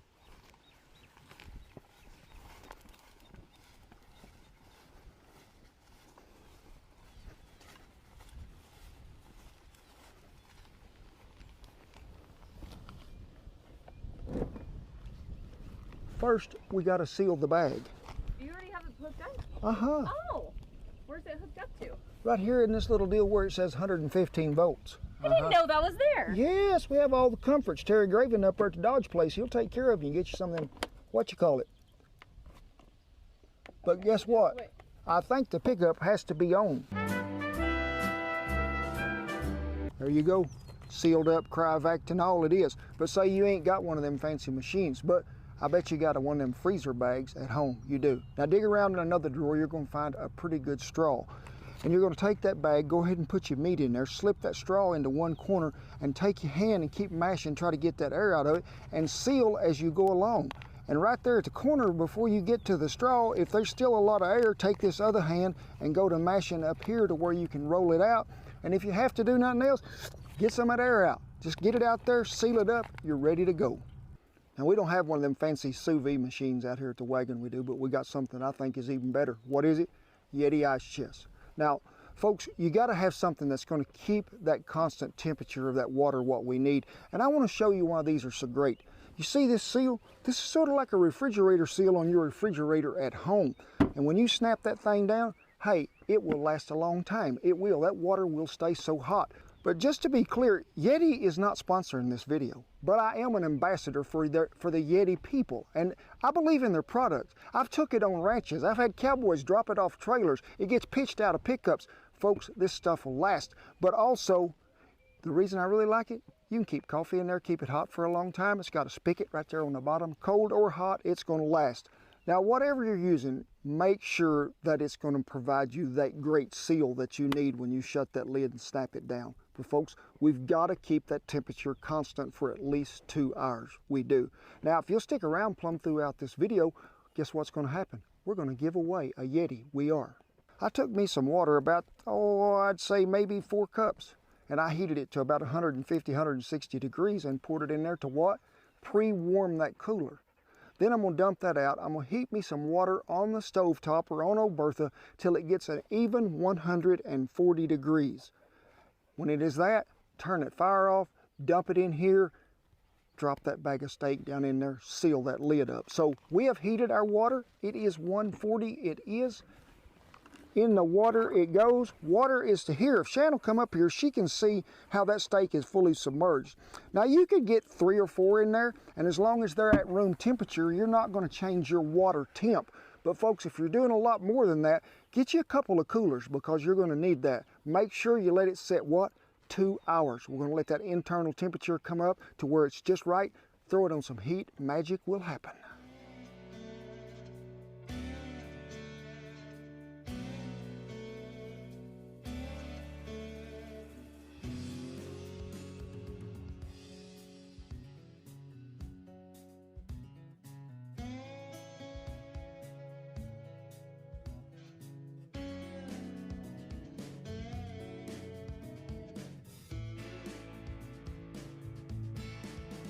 2 hours by the sun it has been. Let me show you something that's going on here.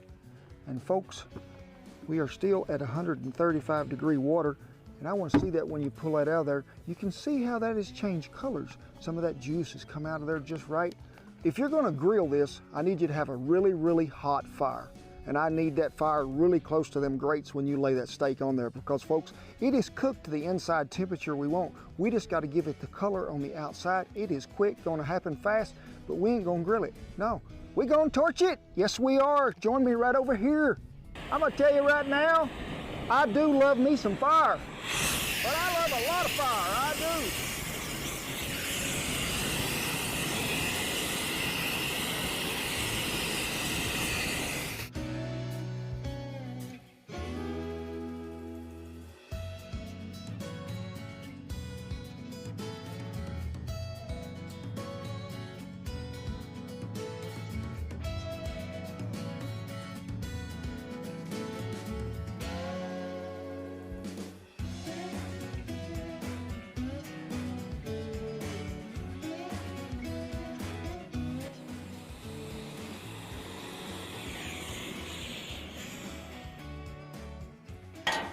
Done deal it is. Ain't no firewood in there. I didn't get hot.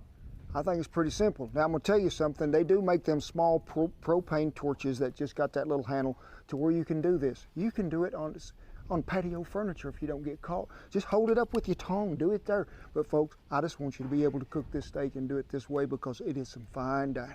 Now, even though we cooked it in about maybe 2 minutes total, I want you to let it rest just like any other good steak that we've always cooked. Let it rest 3 to 4 minutes before we ever slice it. And then you just take that knife and then you just let it just coast right through there. And then you just pull it apart right here. And folks, I would say that looks pretty good. I can't see it for the glare off the chuck box lid, Shan, so what color is it? It is about right? About medium. About medium. So folks, we got a little overboard here when we got the wagon set up and everything took us a little while. We was about 2.5 hours before we got to actually cook this. And 2 hours is what you're after. Well, I had some really good help I did today. There's one. I think there was 4 of them present. There's 4 little bites. Hey, who likes beef?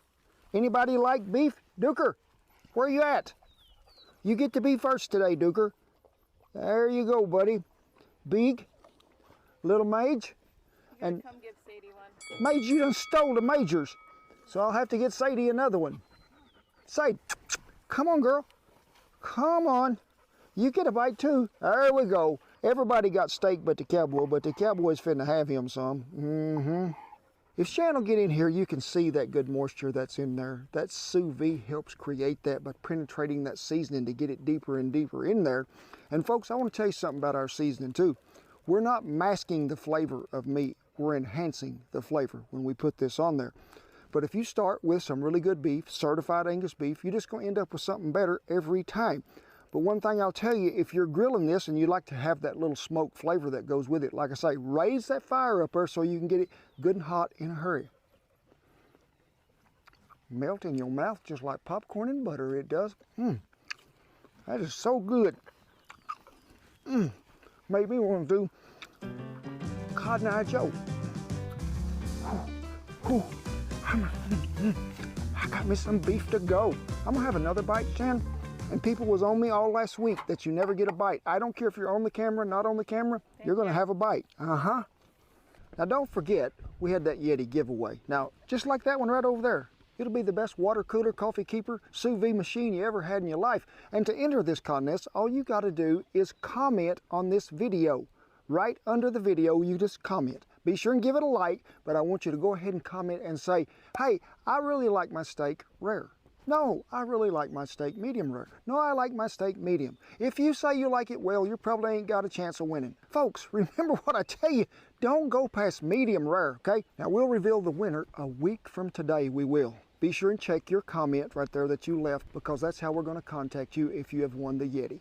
I'd like to give a little shout out to my good friend Chef Michael and all the folks at Certified Angus Beef up there in Worcester for always answering any questions I might have pertaining to fancy cooking, Michael. Yes, fancy cooking. So hey, this is a great way for you to get started and really cook some good meat for the summer. But a big tip of the hat and thank you to my good friends at Yeti. I'm proud to be an ambassador for their product. But tip my hat to all our servicemen and women and all the veterans who have kept that old flag flying over camp no matter where we're at. For the rest of you, hey, come on in here. It is time for a great big hug, and guess what? I'm going to speak a little French. La la la, come on down to the sous vide trail with the cowboy. God bless y'all. I've never used it. I don't know where you're going to go from there.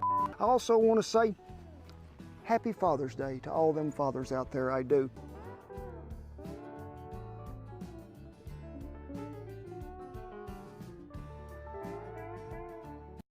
Do you know what cactus and post hole diggers have in common? They helped me create the best taco I've ever eaten in my life. Barbacoa tacos, traditionally cooked in the ground. Come on, you don't want to miss it. Look, the wagon is back. Now, if y'all been watching our videos for a while, you know that we've been shooting a lot of stuff under the barn or maybe in different places, and you didn't get to see the wagon. That's because the wagon needed work, and what? Hey, we took it plumb apart. If you'll rewind just a little and go back to the previous two videos over here, we did a two-part series on the restoration of the 1876 Studebaker chuck wagon, Barbacoa. Now, when I think of the word barbacoa before I really knew what was going on many years ago, I was just thinking it was like burying something in the ground and cooking it. Now, many, many years ago, they did this. They'd dig a hole. They'd wrap the meat in some kind of leaf, they'd put it in the ground, cover it with some hot coals top and bottom, and put something over the top to where it could have a steaming effect. But when you hear the word barbacoa today, automatically so many people think of beef cheek meat. Now, I'm not talking about these cheeks. Not these two. I'm talking about these cheeks right here. Now, you take a piece of barbacoa cheek meat, and it's sitting up here, and folks, it's got so much, really, I don't think you could call it marbling as you would call it, just little pieces of fat filtered all down through there. This beef has got it all in there, and it makes it really, when you cook it this way, a really silky texture of meat that gets so tender and has a tremendous flavor that you're not going to get really with any other cut of beef that's out there. That's why I really like it. But barbacoa, it just means barbecue. And for so many years, it was lamb, goat, anything that you wanted to throw in there and cook. You can see it's sort of in layers. You know, when you take this out here and you go to looking at it, there's really two pieces. Now, this fat will cook down, but folks, I like to trim a little of this off of mine. Just go ahead, and when you cut this, you can see this is pretty tough. You can see what's going on here. Try just to get a little bit of this fat peeled off there. Now, you can throw the whole thing in there just like it has. I have many times, and folks, that'll work just fine. Don't make no never mind. But you can also trim it up just a little. See, when you get this layer removed, you get down here to where there's a little more tissue that's a little more desirable. People will try to substitute a lot of different meats for this, but folks, I'm all for thinking that you need to keep it somewhat traditional and just use cheek meat, because you're going to get that truly distinct flavor that this brings about. You can do this with a chuck roast, but you're not going to get that flavor that barbacoa and cheek meat is really going to bring out. You've seen me in a lot of videos use a natural tenderizer, and what is that? Lime juice. Now, we're not making margaritas, and you're not going to taste the lime in this, but what does the acidity of the lime do? Raise your hand. You behind the tree, next to the willow tree, catching the catfish. Oh, he moved. He's camera shy. Yep, you got it right, buddy. It was what? Breaks down connective tissue, which is muscle, to make it what? More tender.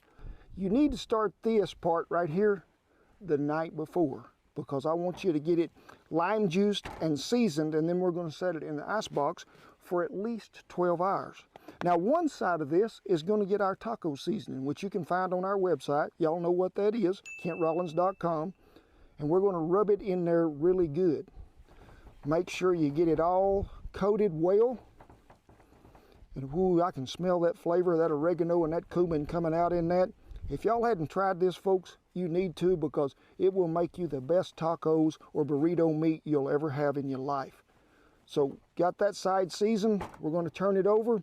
But I really like to use our mesquite seasoning on the other side because it's got a little ancho chili powder in it, and it sort of brings out some more of that really good flavor that we just love. So season well. So many times people want to under season and overcook.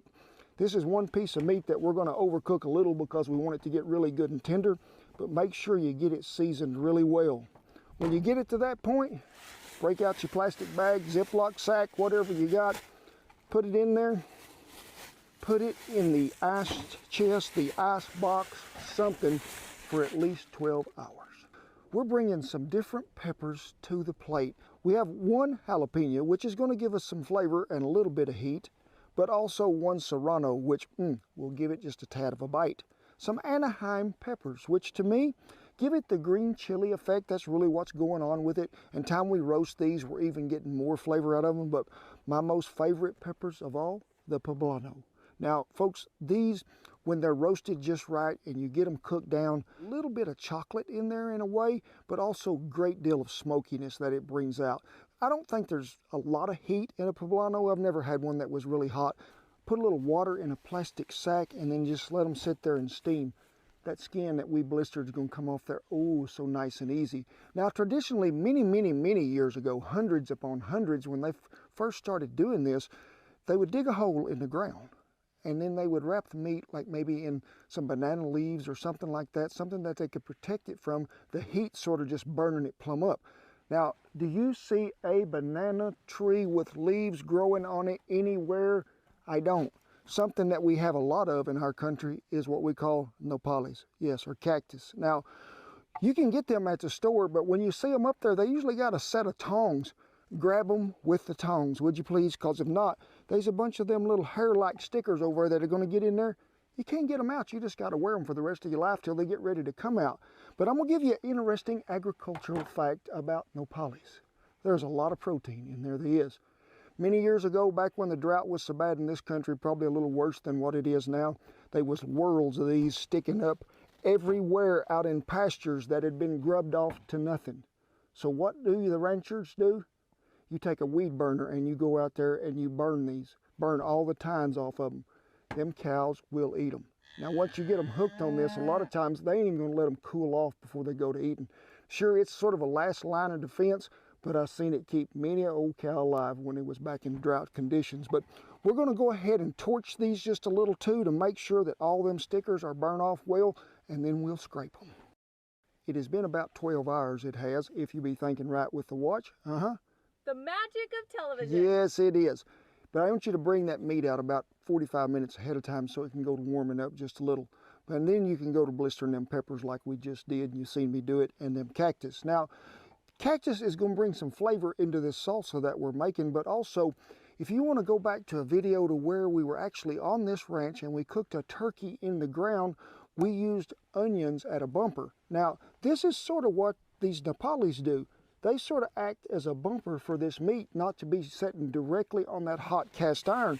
So let's get our cheap meat out of here and just lay them right there on them nopales. Sliced up 2 white onions and just scatter them out in there amongst it because, folks, they're going to bring some flavor, but they're going to cook down and get all tender. And when we get this all chopped up, they're a bigger part of the family as anybody is. Next, you can take them peppers that's right there in that sack and they're still hot and just go to rubbing them around a little. That's going to get some of that char off of it pretty easy. But I like to go ahead, and it ain't going to hurt nothing if you leave some of that on there. I'll cut the ends off of them right here, and sometimes I'll even split them apart. You don't have to do anything to them. You can chunk them in there whole, just take the stems off of them if you want. The poblano, just make sure that you get him. And he's a little big to lay in there whole, so he is actually a pepper that I do split. So cut the stem off, If you want to get around there to them seeds, you can see where I sort of pulled them up and got under. If you're doing this in a crock pot in the house, and you don't have to dig up the backyard. Now, I would like you to turn it up on high. Go ahead before you ever start, put you about 3/4 of a cup of beef broth in that crock pot and then turn it on. That way as it warms, that broth is warm. But you can also, at the same time, sear that meat if you're going to put it in a crock pot. Go ahead and sear it in a skillet to give it some good color. Then lay it in there just like we got it. But if you're doing it in a Dutch oven, you're actually putting it in the ground, go ahead and let's take this beef broth, pour around the edge, and just go ahead. I know how much is in there because I used some the other day. There's exactly 3/4 of a cup left. We nearly left it out, folks. We did. One of my favorite creations, and that is about 4 or 5 garlic cloves. Just scatter them down in there anywhere you go. I'd rather use them whole as minced of anything. But since we're going in the ground, we need one more added layer of protection. We do, if we can get in this box. Easy open. See that right there? Zoom in here, Shan. It says easy open. Do you see a place it's easy to open? I sure don't. That's what you call miscommunication from the people that manufacture to the people that actually gonna buy it. If you're gonna put something on there that says easy, gosh, I don't think it's that hard. It needs to be easy. There we go. It finally did that time. Get you some of that rolled off there if you can find it. And this is one time the wind is not blowing at least 60. Remember, we're burying this in the ground. We don't want no sand to get in there, and we don't want to lose anything out of here. That lid on that Dutch oven will protect us, but folks, I don't like grit in my food, so anytime you're going to cook something in the ground, in a Dutch oven, make sure you foil the top first. You want to make sure whatever you're cooking with, you use that as a template or a guide to how big around you need your hole. If the ground is hard, go with a smaller oven because you're going to be digging for a long time. We're in a deep 12 today, and when you dig that hole, you want to make sure that you fit, but you leave about that much room around the outside edge. But you want it about 2 Dutch ovens deep, because we need to be able to put a good layer of coals in the bottom and then coals on top. So 2 Dutch ovens deep, remember that, and about that much wider than what the oven is itself. Now why would you do it this way? Eventually you could just cook it with coals. Well, you could, but you're going to have to spread them coals way back away from it to where you can really cook at sort of a crock pot pace to bring out this tenderness that you're going to have in here. Why did they do it so many years ago? Because you could let this cook in this hole for about 6 hours. There is really no way that you can burn this, because when you get this covered and sealed, what have you done to it? You've shut off all the oxygen. So we're just going to reserve the heat that we have in there, and we're going to make it get just like sort of an old clay baking oven. It's just going to sit there and get really hot. So let's see. Oh, we better put some coals in there first before we put that Dutch oven in there. If you're in wet ground or something that's damp and you're digging this hole, go ahead and put your layer of coals in there right after you get it dug to let it dry that ground out so you won't be losing that heat. Let's see if old Kent was even halfway close in the circumference of this, putting it in there. And remember, put that foil on it. Look at that. There's no temperature gauge on here. How hot is that? I can't tell you. I don't know. You're running 450 degrees to start out with, pretty easy, I'll guarantee you that. Just by cooking stuff in the ground in the past, I know at a minimum it's 3 hours. That's what it did to take the turkey breast. That's what it does for a chuck roast. But this is a whole lot tougher piece of meat. But for this to bring out the maximum amount of tenderness, we're going to go ahead and trap that heat. You can use a piece of sheet metal, hubcap, whatever you got. But just make sure that when you get it on there, you seal these edges. That way we are not getting any heat to escape out of here. We're probably going to go, I'd say close to 5 hours this way. If you need to give it a little more heat, you can always add some more heat to the top. But about 5 hours, you're going to be pretty close to where that meat is fork tender, because it's a slow cook, but ooh, it is going to be oh so tasty.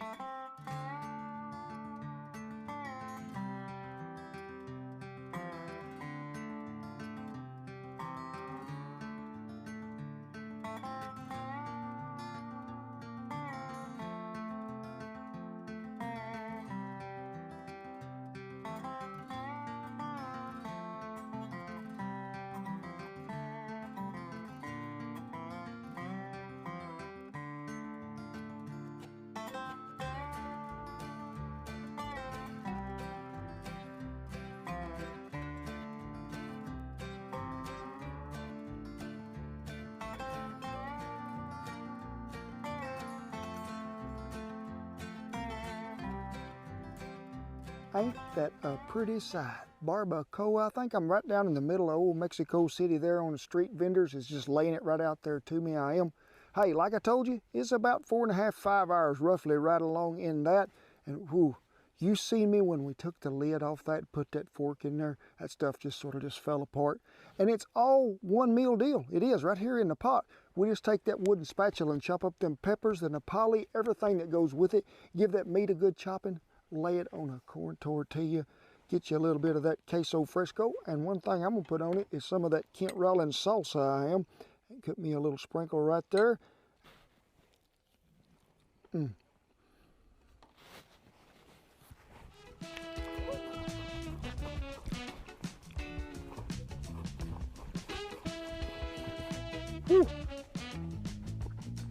La cucaracha, that stuff is so good, it is. The meat is oh so tender. It is. I mean, it's got such a great taste. The taco seasoning blends in there well, but just a different cheeky meat taste is what you're gonna get out of there that's oh so good. Remember, everything that we use today will be listed down there in the little link below, the recipe and all. And as always, I tip my hat to all our servicemen and women and all the veterans who have kept that old flag a-flying over camp. For the rest of you, come on in here. You know what's fitting to happen. We give you a big old hug. God bless you one and all, and I'll see you down the traditional cowboy barbacoa trail. Right? Yep. I'm not. Good thing you was paying attention. You know, you can get this salsa at KentRollins.com, but also you can get it at Atwood's Farm and Ranch stores. They're carried this product along with our other products, so be sure and check them folks out.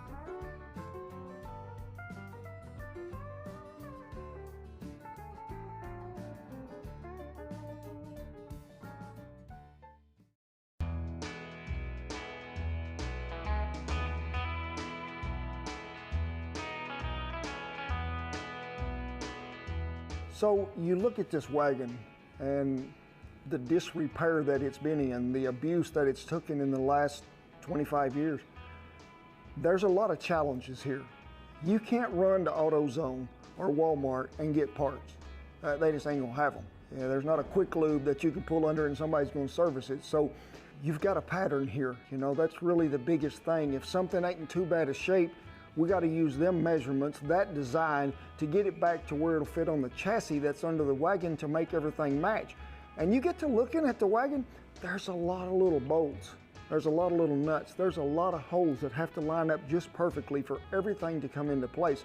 The thing that probably worries me the most is I'm gonna get it put back together and then the chug box won't fit. You know, or it's something like that, some little thing. You can be off 1/4 to 1/2 inch somewhere out of square. It's gonna throw a kink in a lot of things.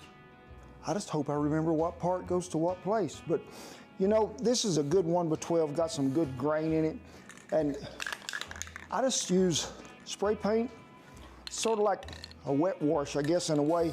Just give it a little coating. I'll show you how that grain pops out here in just a minute. But you can see it looks sort of old and faded that way. Run across that grain, it looks pretty good. This is a Rust-Oleum, painter's choice it is. Satin Hunt Club Green. Yes, I never knew it had such a title, but hey, that's what it is. That's what we're using. As we go through this process, I have hindsight, I do, but also I see into the future. And what I want to see in the future of this wagon getting restored, getting redone, is to it to look better than it did, but maybe more back to its original colors and original origin, I guess I should say. You know, Studebaker was very proficient in what their colors were and the way they looked, and get back to some more old traditional wood. We're gonna go back with some old, not old, we're gonna go back with new oak that is on there. And I'm not talking like veneered oak underneath or a 2x4. I'm talking about a full 2 1/4 inch thick by 4 inches wide, solid piece of oak.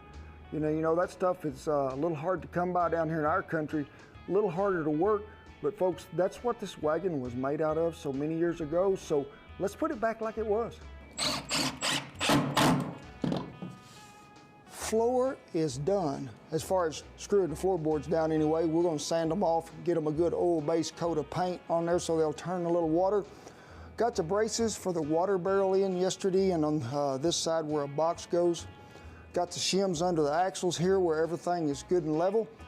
So making progress. Maybe it won't be but a day or two. We can go to putting some sideboards on there, and then we'll overhaul that chuck box. The boards that were under here were actually just 2x4, which is 3.5 by 1.5 inches.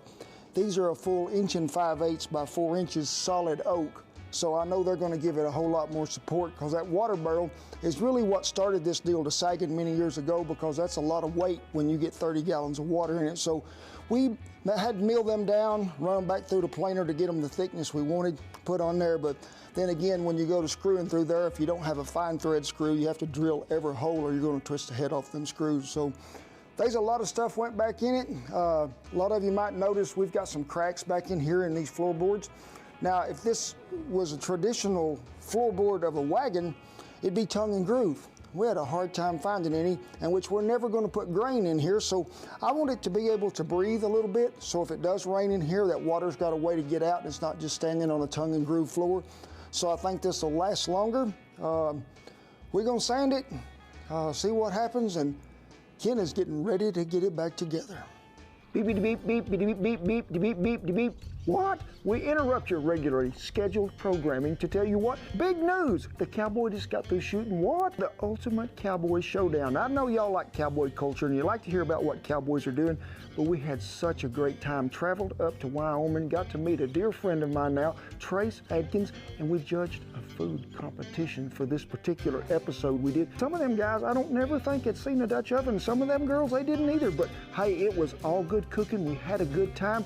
Tune in, check your local listings, because the cowboy's going to be on there giving some advice to some folks who need to learn how to cook. Now that is a good cup of coffee. Well, me and Mage and Jason and Shan have got the new floorboard. Jason is my oldest son. Shan is the boss wife, and Mage is the what? Quality control of all parts. Mage, check this out for me, buddy. What do you think? Mage says, done a good job, Dad. Done a good job. Let me help you down. There you go. Whoa!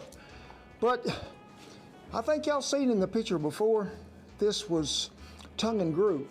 Now, when we put this back in here, I allowed that, since this wasn't going to haul grain no more, I was going to leave me a little airspace, so I spaced each one of them out individually to where I could get a little air in the floor. This wagon is going to make it big. But the sideboards, oh my gosh, them things had to be so precise, because they got this bolt, well really I can show you on this one, this flat piece of strap that runs through here and goes through the bottom of the piece of this oak on here. So you'll bore that one through and then come back and then countersink that to where this is what holds it, and then there's one at the front.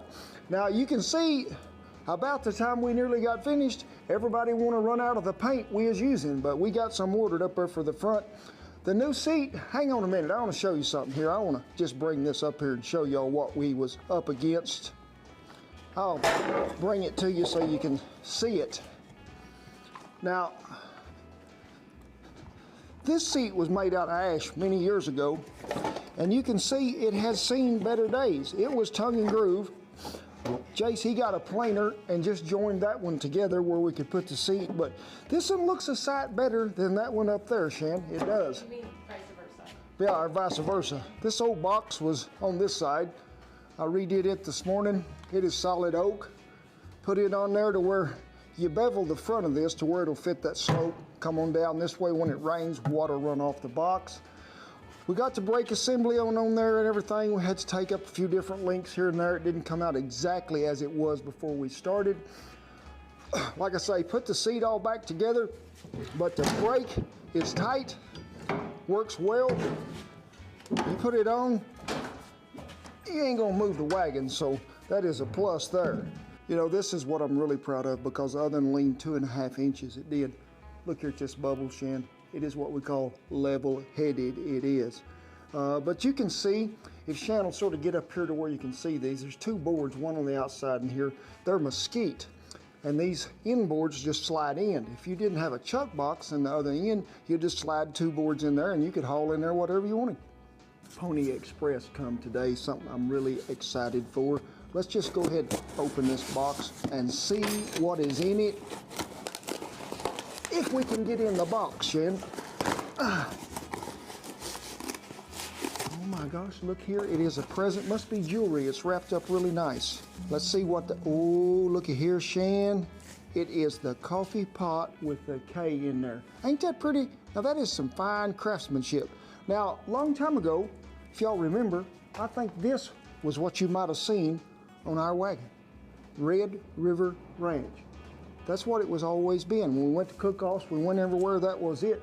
Come here, I'll show you where it used to go. Used to fit exactly right there. But folks, we are proud to display this emblem that Hasty Bake is putting on all the new Berthas now. And it's probably gonna go right there. I think it looks really good up against that good Studebaker green, so it's something we're proud of. That's a logo that we've used on a lot of stuff. That's a pride that we take. This is made in the USA just like this, and hey, we are proud to be putting the wagon back together. When you get to this point, folks, it's something that I think, hey, I'm getting close, and then I remember there's a lot to a chuck box. I want you to see here. I've took the top off this one already because I wanted to see what was going on here. And a lot of people always ask me, well, how wide is your chuck box? Well, it measures today 38 1/4 of an inch. I never measured this over here. You think it'll fit, Shin? We better find out. So we'll stick her up here. We have 38 1/4 of an inch. So that is going to be really close. Height-wise, here's what we're looking at, folks. About 40 1/2 inches. Now you'll see here as this gets wide at 21 1/2, but it slopes down. In fact, let me open this chuck box lid so you can see. It slopes as it comes out there. That way you can have more storage down here. Let me just get her out here where y'all can see it. Have more storage in the bottom for your big stuff, and every old cook organized his chuck box the way he wanted it to be. Now, this one has served us great purpose. It's going to be something that's really going to be a show wagon to me and Shan, because hey, this been needing doing for how many years, Shan? Whew, long time it has, but hey, it's a great deal. There's a lot to a chuck box, sort of like building cabinets, and I used to build cabinets long time ago. I about forgot how. When I started this project, I did. They were all tongue and groove pine, and then went back with 3/4 inch, just regular old plywood. And I'll guarantee you lumber was a lot cheaper when they built that one in the 90s than when I built this one right here. I went back with an oak veneer everywhere on the inside. Went back with tongue and groove pine on the outside.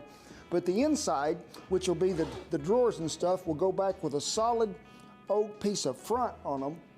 Probably a black cabinet knob, and this will be sort of a honey oak, sort of a lighter color to where it'll contrast just a little. But hey, that solid oak ain't gonna go nowhere. It will weigh a little bit more than it did when I took it out there, but I got good help. I got Major, see? What do you think, Mage? Mage says, I think it'll work, Dad. I really do. Y'all ready to see it?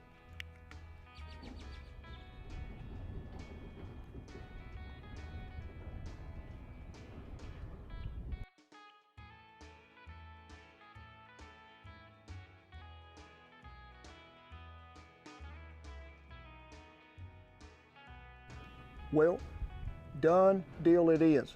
I figured up man hours the other day. If you'd have just been working on this constant with not having to do anything else at all, they was 52 hours in if you'd have just been straight solid. You know, we sure patterned this chuck box after the old one when we pulled it out, because I had to have some kind of guide, and you sort of design it as to how you want it.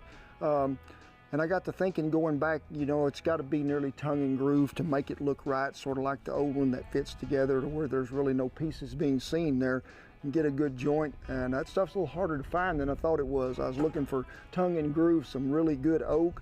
Never did find that, so finally went back with some pine. That's pretty good.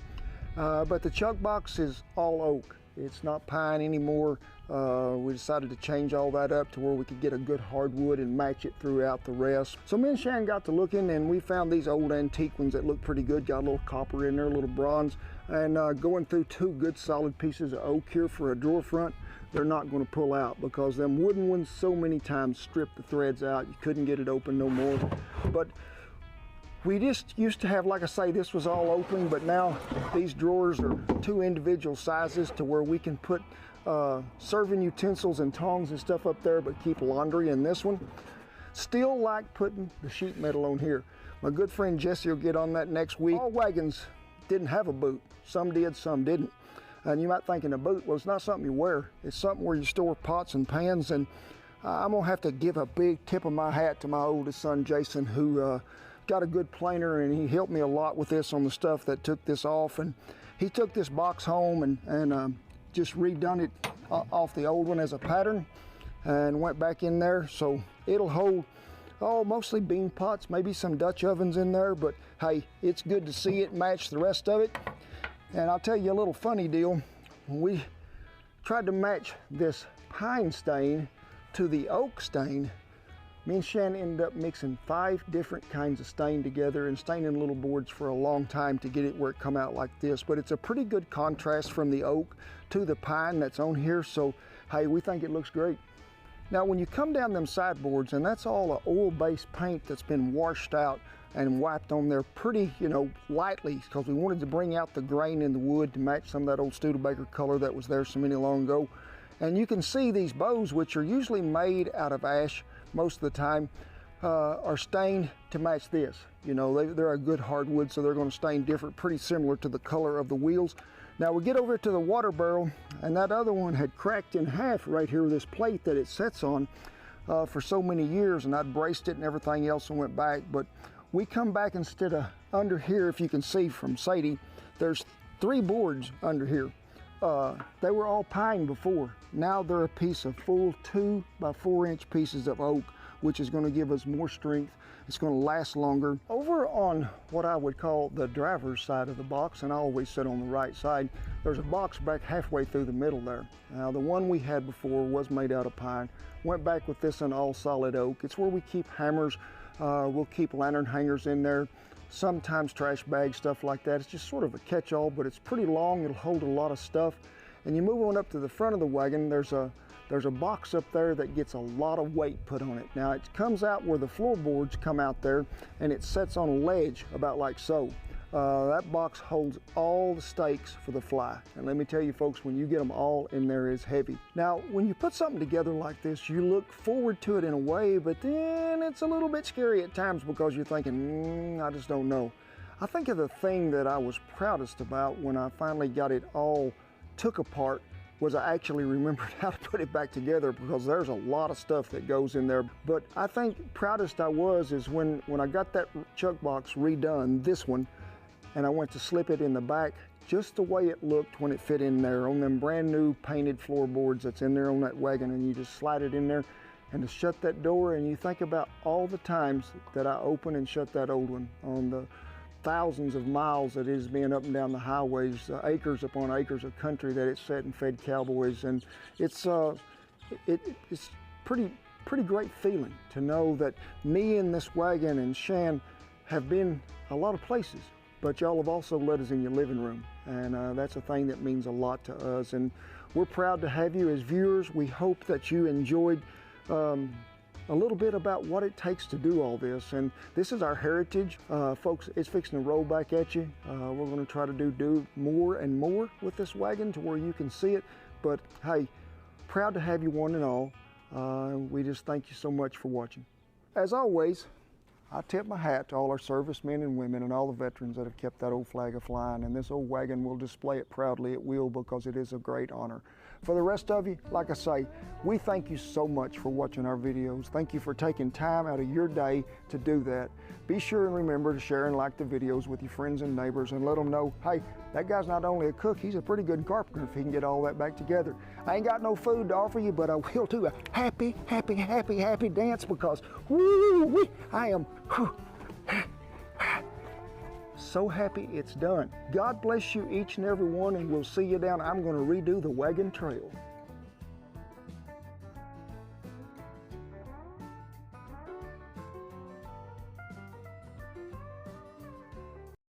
See how it's leaning? I mean, it is leaning.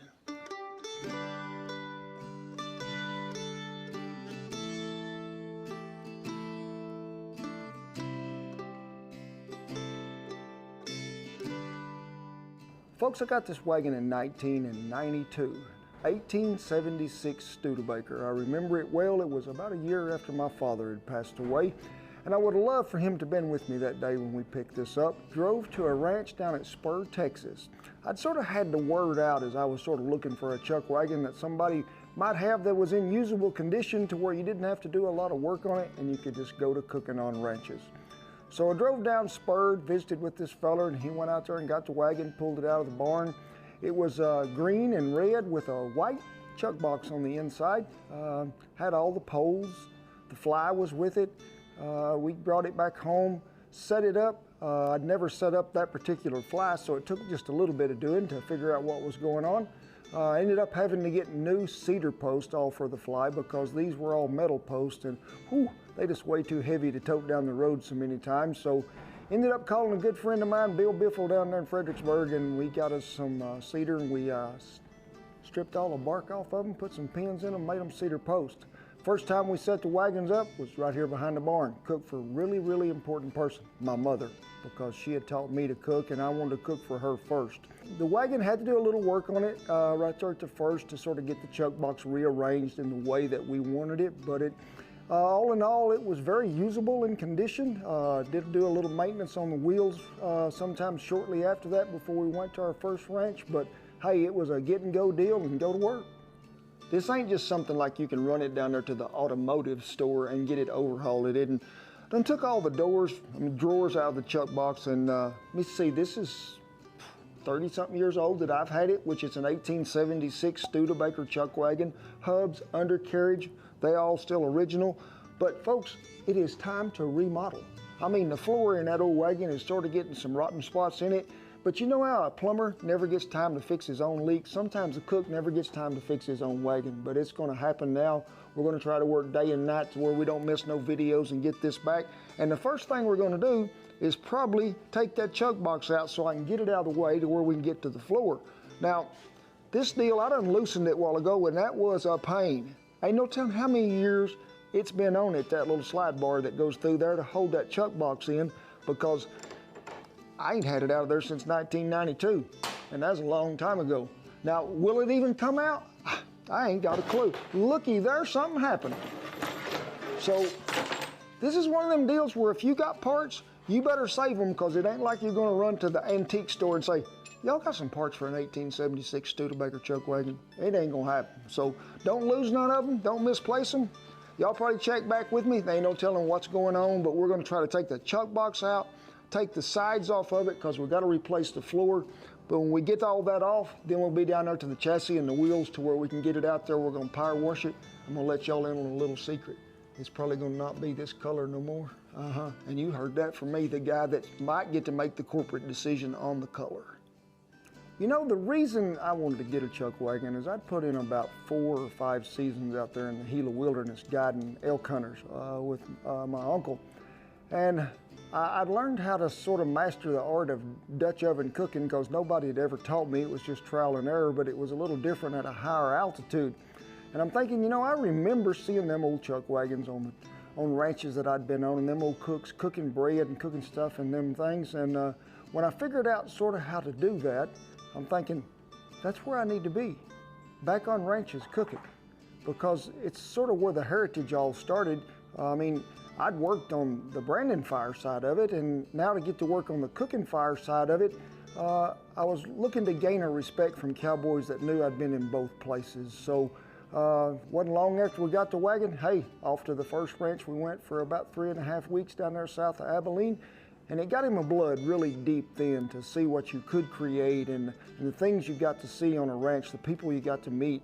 The scenery was some of the greatest, but it was just sort of put people in awe when you could just bring out a Dutch oven full of bread or full of a cobbler or something like that that you cooked right out there in Mother Nature's kitchen. And that was the draw to me to get back to the history to where it started. It's been one of them days, it has. It's been about 3 hours in for me, it has. A lot of moving parts to a wagon is, but you can see when you don't have time to really work on what you got, the rotting effect that will take place through here. I mean, it is there. This is supposed to just pull right out because it's got 2 little boards up in here that are sort of like channels that it runs in. So we'll see, will it come out there? We hope it does anyway.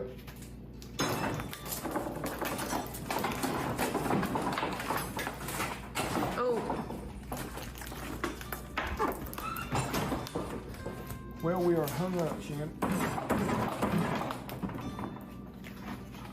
Tune in later for another episode.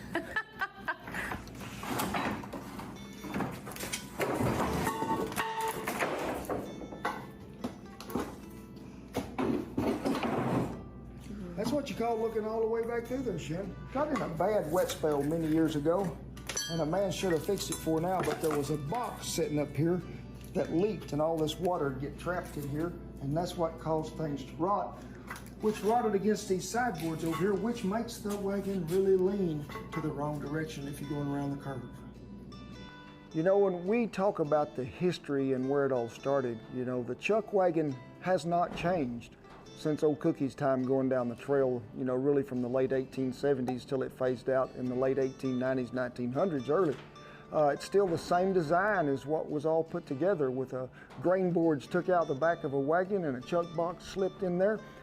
He would get the drawers and arrange them in the way that he wanted in the spaces that he wanted in a chuck box, and you fed cowboys, Meals on Wheels, that's what it was. And today when you look at a chuck wagon, there's really no difference in the way it's made, the way it's put together, or the use that it has. Sure, I have a lot more things to work with than old Cookie did, but all in all, it's the same thing. You see all these little U-clips here? They're what holds the bows in and get tight as the bows above the wagon, which holds the tarpaulin. All the leather here either fits a sledgehammer, pickaxe, or an axe. These are pine, but these support boards on the outside are oak or ash. A box goes on that one. Brake assembly is up there. So we're going to try to save this part of what we got going on. We're going to power wash it, see if we can't get that paint off. If we end up having to take them apart, it'll make the episode even longer and longer. You know, speaking of history, there wasn't a lot of cooks out there. I tried to remember the cooks that I knew, and I could sort of count them on one hand, the ones that were still cooking, that were still doing this as a tradition, not just as a hobby, something you could make a living at. And you know, when you're good at being a cook and cowboys recommend you, you can work all year round because it's a great circle that really the cowboy word passes through all the way back around. Hey, this guy's a good cook. You ought to hire him. So for me to get to play that part, to be a part of history as to pass something on down to maybe a younger generation, and I sure hope that there's a younger cook out there somewhere that thinks, I would love to get a wagon and start this. Well, you can see that there is a lot of pulled paint on there. Now, I don't know when this wagon actually got painted the first time, but I have peeled off yellow paint, red paint, green paint, sort of like a rainbow, I guess. But that stuff was on there. I'm sure it was old lead-based paint, and we've put a lot of stripper on there. Then we take the power washer to it. Then we take the sander to it, the scraper to it, the knife to it.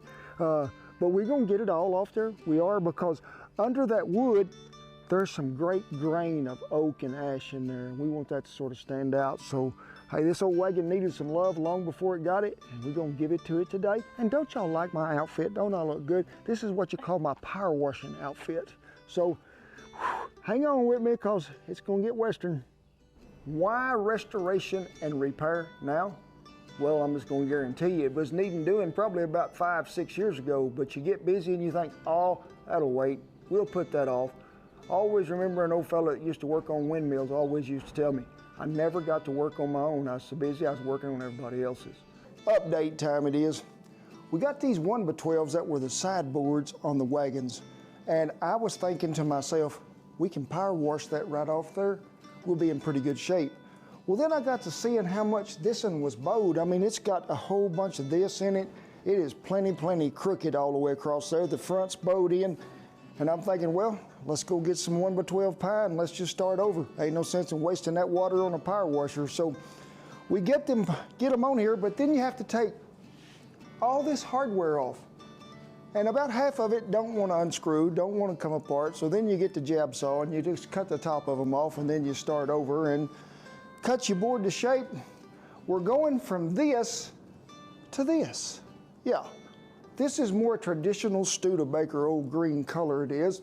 And you can see what we call the standards in here that fit in these pockets that hold the two sideboards together. They're a little different grain. What are they? Y'all might recognize this, you might. This is some of that good mesquite that we make them spatulas out of. And you can see this is just bowed over here on the corner as it's rolled over. We do that right here on this little sander, roll them across. My son Jace, he done rounded them off the edge there. Then we repaint the clips, put them up there, the old one as a pattern, and drill all the holes and hope you remember how it fits, yeah. Now speaking of my son Jace, I want to show you what he put back together for me. That old wagon seat that we had was plenty wore out, it was. So he come back in here, planed me 2 pieces of oak together, put it back together. I just got these sanded off back to the original oak wood that was there, and I'll get them back on there tonight maybe. So it'll be sort of like in this position right here. And still waiting on floorboards we are, but I think they're coming tomorrow and we can start that. So, hey, long process, but we're so glad y'all come by. So in March, we pulled it in the barn. And I told Shannon, I said, we got to work on them floorboards. Now, to get to the floorboards, you have to take sideboards off. Chug box has to come out. And then when you've seen what was actually there, you're thinking, oh my gosh, how did I let it get in this shape? We should have been doing this like 15 years ago. So it was a pretty big undertaking, but it needed doing, and it's something that I really look forward to get it back to its original condition. Y'all ready to see it?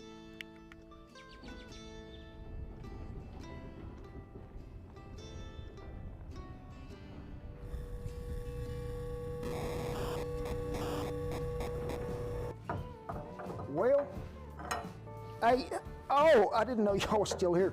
Don't quit me now. You know, we've come a long way, and there's a lot of stuff under here I ain't got fixed yet, so stay tuned for part 2 because you're going to see the finished product, and I'm sort of wanting to finish the product. Oh, thanks for helping, Sade. I didn't know you was a wagon repair dog, but hey, y'all bear with me. We'll get this done in the end. It may take a while, but it'll get there.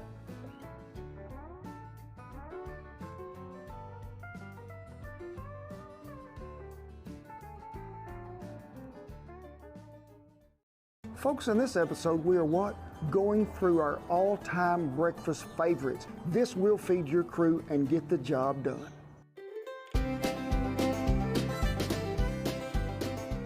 Give us a like because it helps the channel out when you see these videos, and share it with your friends and neighbors because we want to spread the good news throughout. Yes, we do. And I think if we go back to the all-time favorites, the one that really just, hey, when we fixed this on ranches, cowboys kept raising their hands up every morning, bring me more what? Mountain Man breakfast. Look at the layers upon layers of goodness.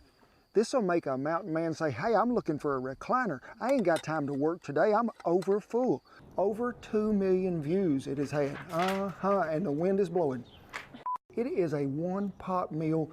Everything put in there that'll satisfy the hungriest cowboy, the hungriest person. When you take that lid off that Dutch oven and you see them baked like fried eggs sitting right there on top, it's like, hallelujah! It is a great day in the neighborhood. Now, we put bacon in it, we can put sausage in it, but folks, a thing that I really do love to do to it, and it ain't in the video, is cook you some of them big old center cut grilled pork chops to where they're just nearly done, and then just slice them really thin, mix them in there, whoo. And guess what? You want to give it a south of the border twist? Combine you some refried beans in there with it too, because you ain't going to hurt nothing, and We're talking a breakfast that lasts all day. I had to feed this to cowboys a lot of times when we was moving camps and stuff because they wasn't going to get a chance to eat dinner. That's why I think when they call it Mountain Man breakfast, you think of this big old husky man that be needing a meal that can fill him up that's a one-time stop. And that's what this is. Now, to make this even easier and simpler, you can get you a package of them frozen hash browns and you can use them, or you can follow right along with the video to where we made our own hash browns. Just remember to rinse them potatoes really well and to dry them well before you start. Coming in at number 2 on the all-time favorite chart of breakfast on your radio station right now, what is it, folks? Crispy hash browns. I don't know if y'all heard that, folks, but that's what I call a crunch.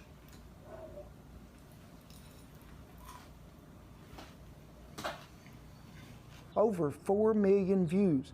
You know how many people was having trouble with hash browns? Over 4 million people, I guess, because I still had trouble with them. I did.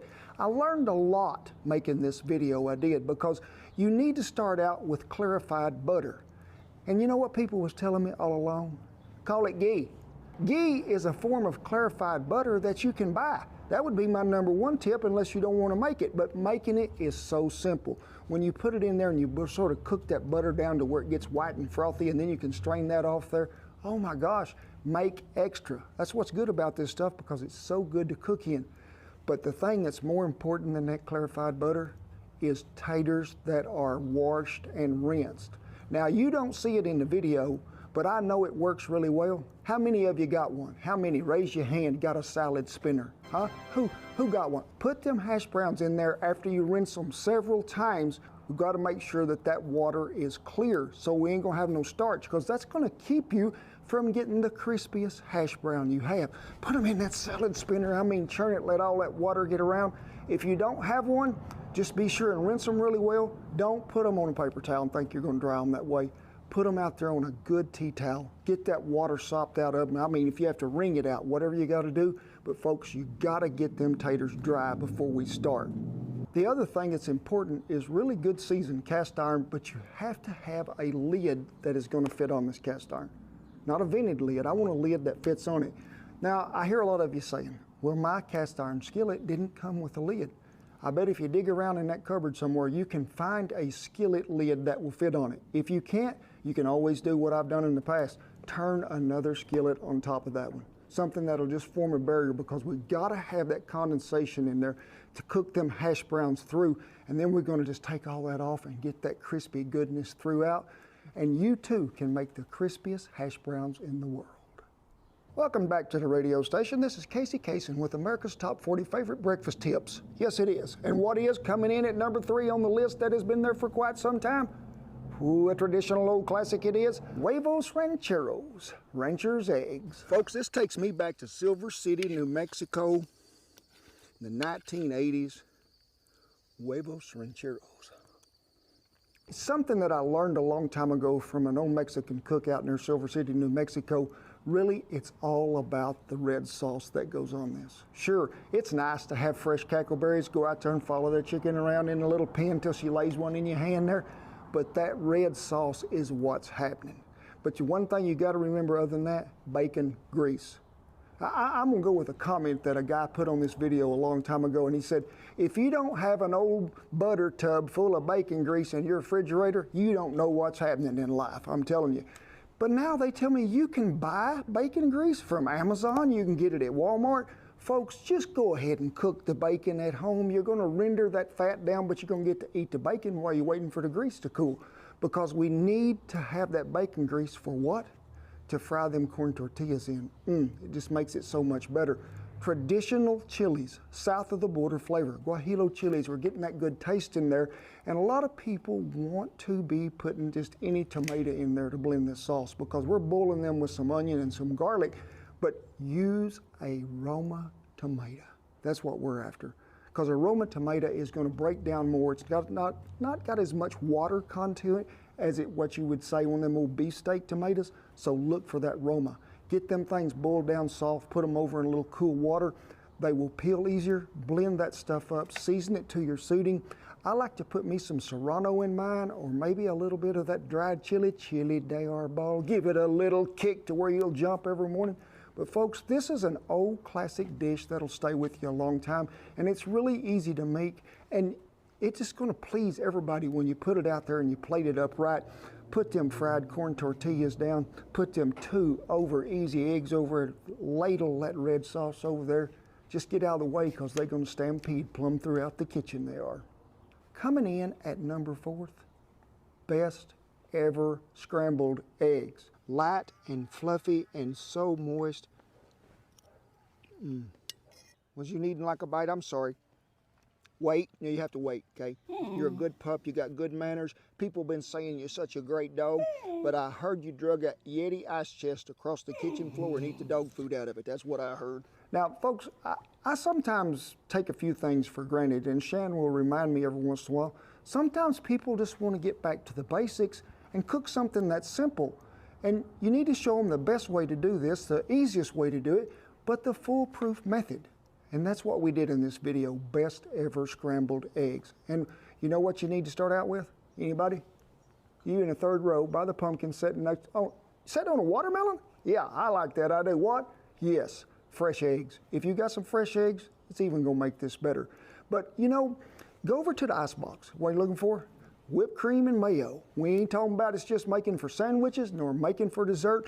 These two are gonna combine to make you get the fluffiest eggs you ever seen in your life. And some of you right now are going crazy thinking, who in the world puts heavy whipped cream and mayonnaise in the eggs?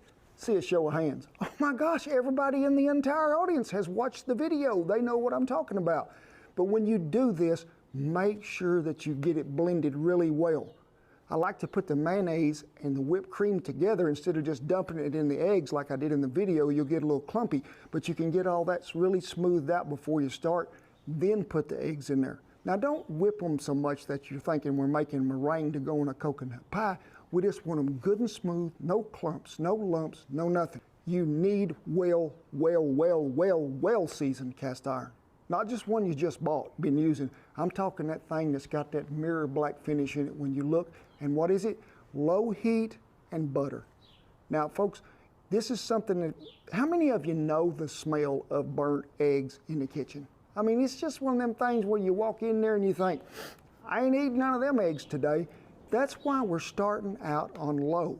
Because we've got these good fluffy eggs prepared that are just want to just float right out of the skillet. And when you pour it in there on top of that butter that is just begin to melt in there, get you a good rubber spatula. Something that you're going to be able to blend them eggs with. Because I'm not talking about just keep chopping them up and throwing them back and forth. No, fold. Just go around the edge of that skillet as you're going oh so slow and just fold that back to the middle. Because you get these big, giant, little old fluffy pillow envelopes of egg that just keep flopping over one and then another and then another. But always remember, low heat. What do you got? The best scrambled eggs ever. You know, folks, we love you, we do. And we love you so much that what? We're gonna give you a bonus. I wasn't gonna give you but them that I just give you, but I'm thinking this might be the reason that some of y'all found us. How to make cowboy coffee. Now that is a lot of coffee, and it will fuel cowboys up on any kind of morning. And most of the time there'll be 12 to 15 in camp. Always make 2 pots. This one will always get through, but I always have another one just in case of backup because you don't never want to run out of coffee. It's a video that's been out there, and I mean, it just keeps getting views and keeps getting views. Now, when we're talking about cowboy coffee, I'm talking about the best coffee in the world. I mean that, the smoothest coffee in the world. Because when you boil that coffee at the right temperature, which is above 212 degrees, you break down the tannin in the bean, releases the acid, smooth coffee. No more heartburn, no more acid reflux. You have created the smoothest cup of coffee in the world. Frank Sinatra cannot sing as smooth as this coffee is. Not only is there a link down there below that will show all of these videos, but you can go to KentRollins.com and you can find our little page there that's got all them recipes on it. You can. Cowboy coffee to everything. But also check out our breakfast playlist. Because folks, breakfast is the most important meal in the world. You gotta have it to get fueled up, to face the day, and to just go. And that's what we're talking about. These classics, these ones have passed the test. You can put them on your table and you will be the greatest cook in the whole wide world. Well, we sure do thank y'all for stopping by, and we hope you enjoyed our all-time favorite breakfast videos because y'all are what made them possible. You did. As always, I tip my hat to all our servicemen and women and all the veterans who have kept that old flag a-flying over there. Hey, we appreciate you one and all and never take it for granted. Folks, come on in here. Come on. Whether it's early morning or late at night, I don't care. You can eat breakfast any time of the day. God bless you, each and every one, and I'll see you down the all-time breakfast trail. And remember, it ain't no step for a stepper. You can use frozen. Got them cameras rolling, Shannon. Film it up, cut it up, splice it up. I gotta have a microphone.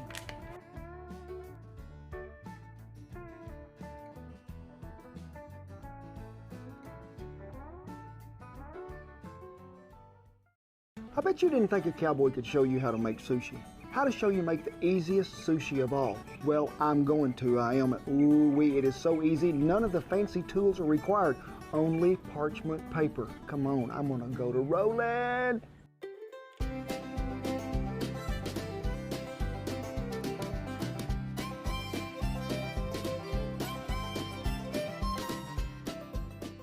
Whew, this is probably one of the windiest, driest springs I ever remember. I even got the pickup truck over here blocking the wind, have to get Dude set in the back seat just to hold it down. They thought we was going somewhere. But what are we talking about? Sushi, my most favorite food in the world. And where did I get it first off that I ever had it?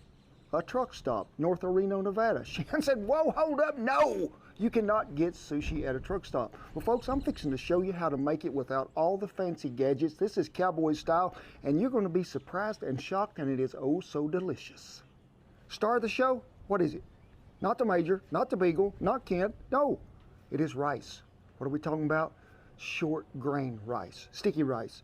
And hey, we just did a rice video not too long ago where we showed you the perfect way to cook rice. That is the method that I use today. Most important thing that you can do, rinse the rice. You see how cloudy that water was when we added it to that bowl? I rinsed it how many times? 7. 7 times before the water cleared up. Make sure you stir it around with your fingers really well, but also we got to get all that starch off there. It's going to keep that rice the way we need it. You can buy small grain, short grain rice, something like that, but look what it says right here. Rice Select Sushi Rice. It's even got the directions on the back, but I wouldn't go by them. I'd watch Kent Rollins' video. We doubled the recipe up today because remember, we're making 2 rolls. We are. We need to season that rice, and a lot of folks are going to tell you, when you get this rice and you let it cool a minute, go ahead and stick it in the ice box to where it is really cold and chilled. That's not the way that I have learned to do it. The way that I have learned to do it is let it just sort of cool off to room temperature, just sitting there. And you have what? Sticky rice. We need to make sure that it has some rice wine vinegar. Yes, see it right here? Rice vinegar. That's what we're talking about. The rice vinegar plays a very important part here, it does. It's going to help with any stickiness too that might have a little of that starch left on there. Sort of get that bacteria really coated really well. And bacteria is not a bad thing in rice, it ain't. That is 3, I think. And I don't want you just to pour it. That's 3. Yeah. This is 4. Yeah. Now, I like a little sugar in mine. So we're going to go ahead and sprinkle this in there. Don't take much, it don't. So give it a little bit of salt. Yes, I did, from the Morton people. Now, make sure when you're seasoning that rice, and I want Shan to get on in here and let her see this, that you sort of in a way fold it in, but make sure you chop any clumps that might have been trying to stick together, because that's what this needs, is to make sure it is really blended well and really seasoned well. I like to taste it because if it's too sour, you can add a little sugar. If you think it's too sweet, pour a little more vinegar in it. Just make sure you stir it. Get it like you want it, and then we're just going to set it aside till we get to the rest of the sushi making. The veggies we be using today, green onion, cucumber, and jalapeno and avocado. Now, the green onion, everybody usually just wants to dice right off the end of them. I like to turn them long ways, split right down the middle of the top of that onion, and then come back and dice through there. Everything's going to be a little smaller, tinier bite. Now, for the cucumber, go ahead and slice her out there, get the peeling off of it. And remember, when you look back at the top of that cucumber, you're going to see the seed rim in there, the little core of it. It's like cleaning a pineapple. For sushi, we need just the outside edge strips of that. Slice it all the way around, and you can cut it in little thin strips. Jalapeno, take the seeds and the stem out. Be careful not to scratch your butt nor your eyes. You will remember it. And then the avocado, we're just going to slice in half in a minute. I'm going to show you how to use it. I'm using smoked salmon. I pick it up at a lot of times, Walmart, Costco, Sam's, like that. And it's so tasty, so good, and so good for you.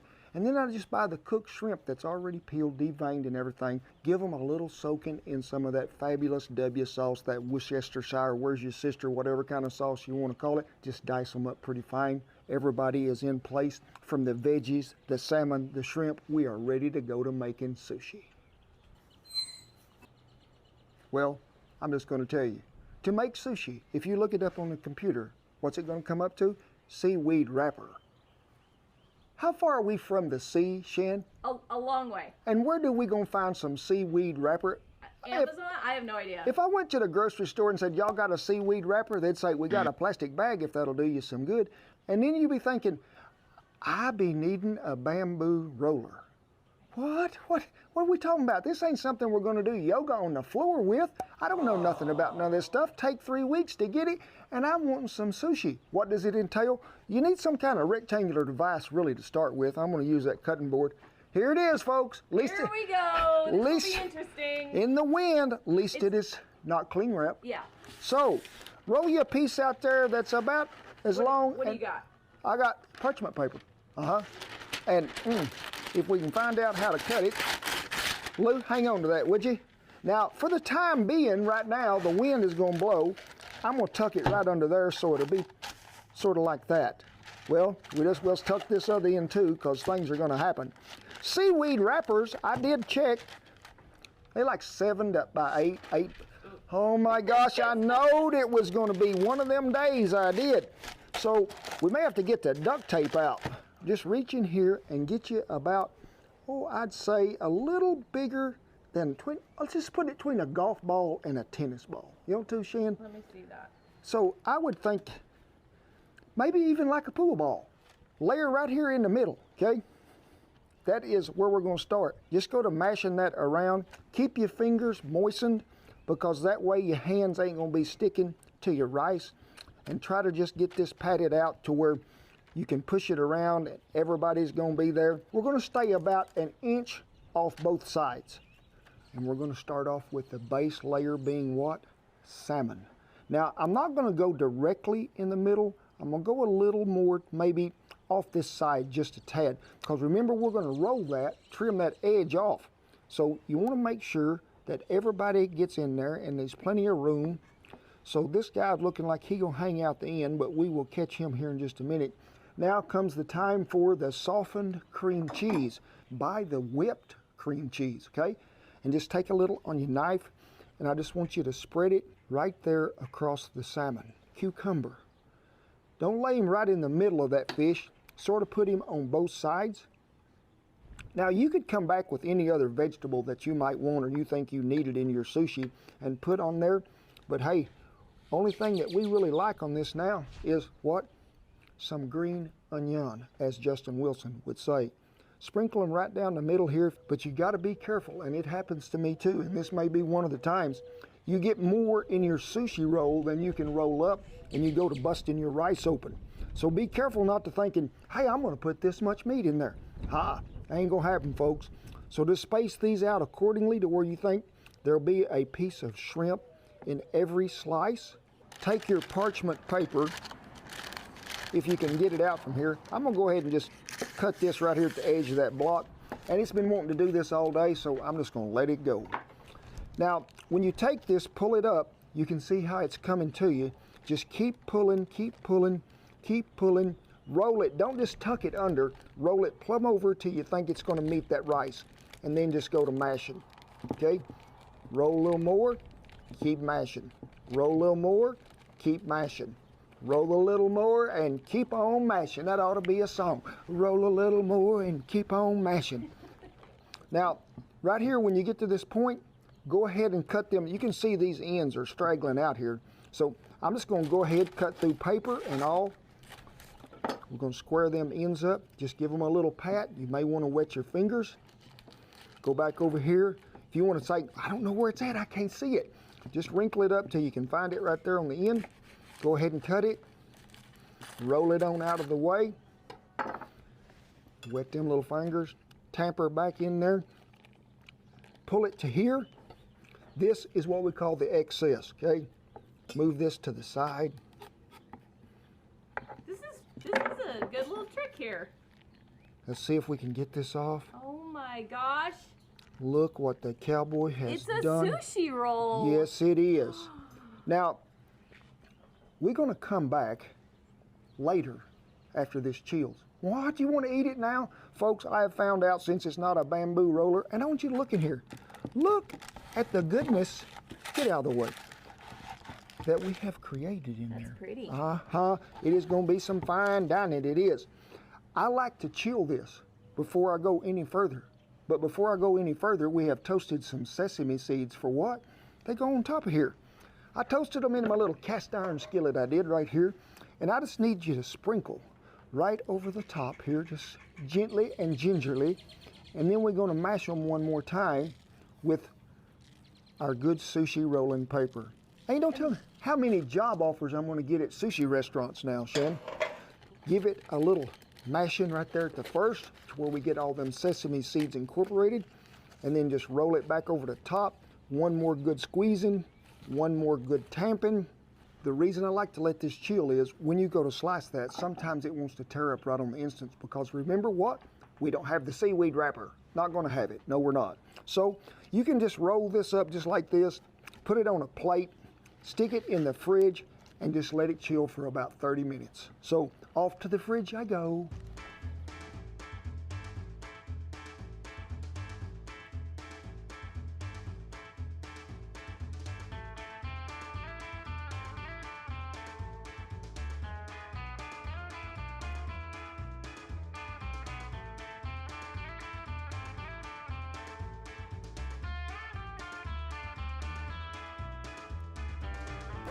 How'd you get up there? Hey, how'd you get up there?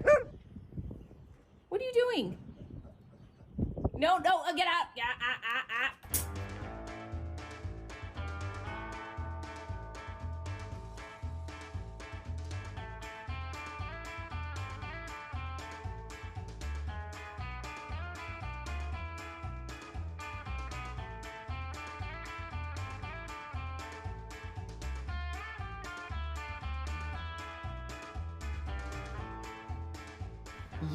for the cowboy, give it up. The cowboy has created sushi all the way around. Y'all was doubting it, wasn't you? I could see you being all skeptical out there thinking, cowboy don't know nothing about sushi. Cowboy can teach you some things about a lot of things. Now, you seen me put this second one together. It's what I call a meat lover's deal. It is. We added some tuna to the mix, some avocado, put it on top. See me whip up that sauce, which really is just some honey mustard, little bit of soy sauce, some brown sugar. It is so good. Squeeze her right over the top there. Now, you can see how that sliced up so easy. Now, the number one thing, sharp knife. Gotta have sharp knife to do this. Number two, most important thing is water.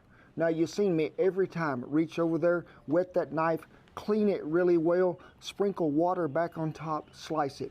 Every time do that. Don't forget, because when you drag just a dry knife through that rice, it's going to crumble on you. Always make sure it is sharp, clean, and wet before you go back through there and slice. I got a surprise. We don't have chopsticks, so I found 2 straws. You gotta use them. No, you gotta use them. I know that's not your favorite.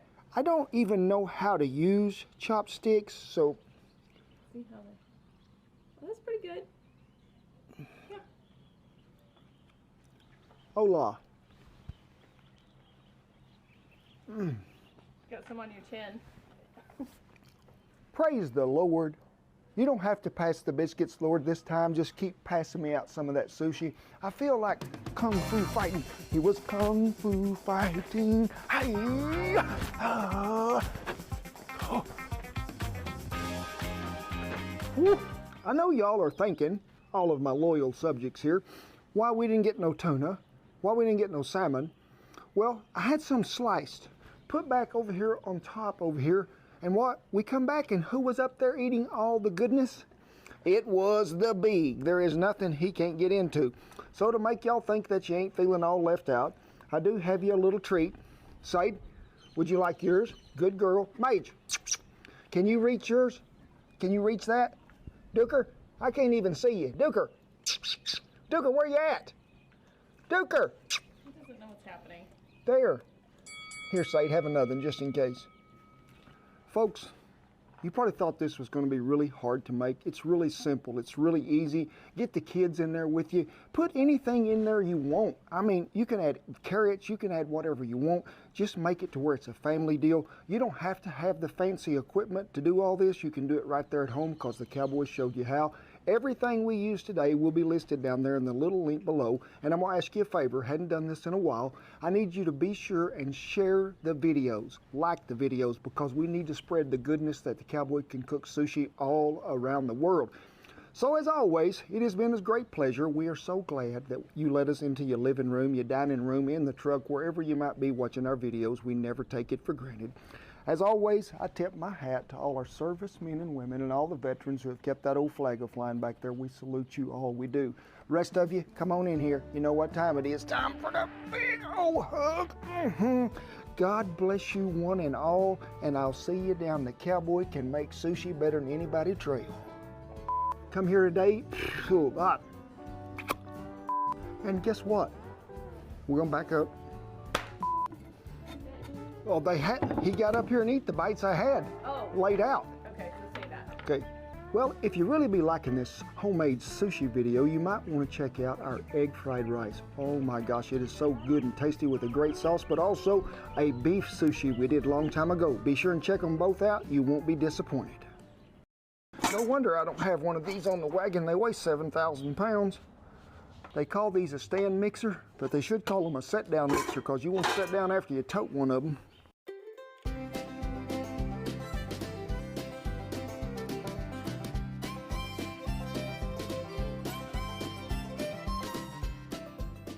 Hey, thank y'all for stopping by, and in this episode, what are we talking about?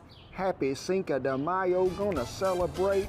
It is a great day for a party. Celebration, good time. Yes, I'm talking about, I love me some Cinco de Mayo food. Woo-wee, I do. And what are we talking about today? Tres leches, 3 milk. Now this is a cake, and as I went back to study the history of this, there is some dispute, there is.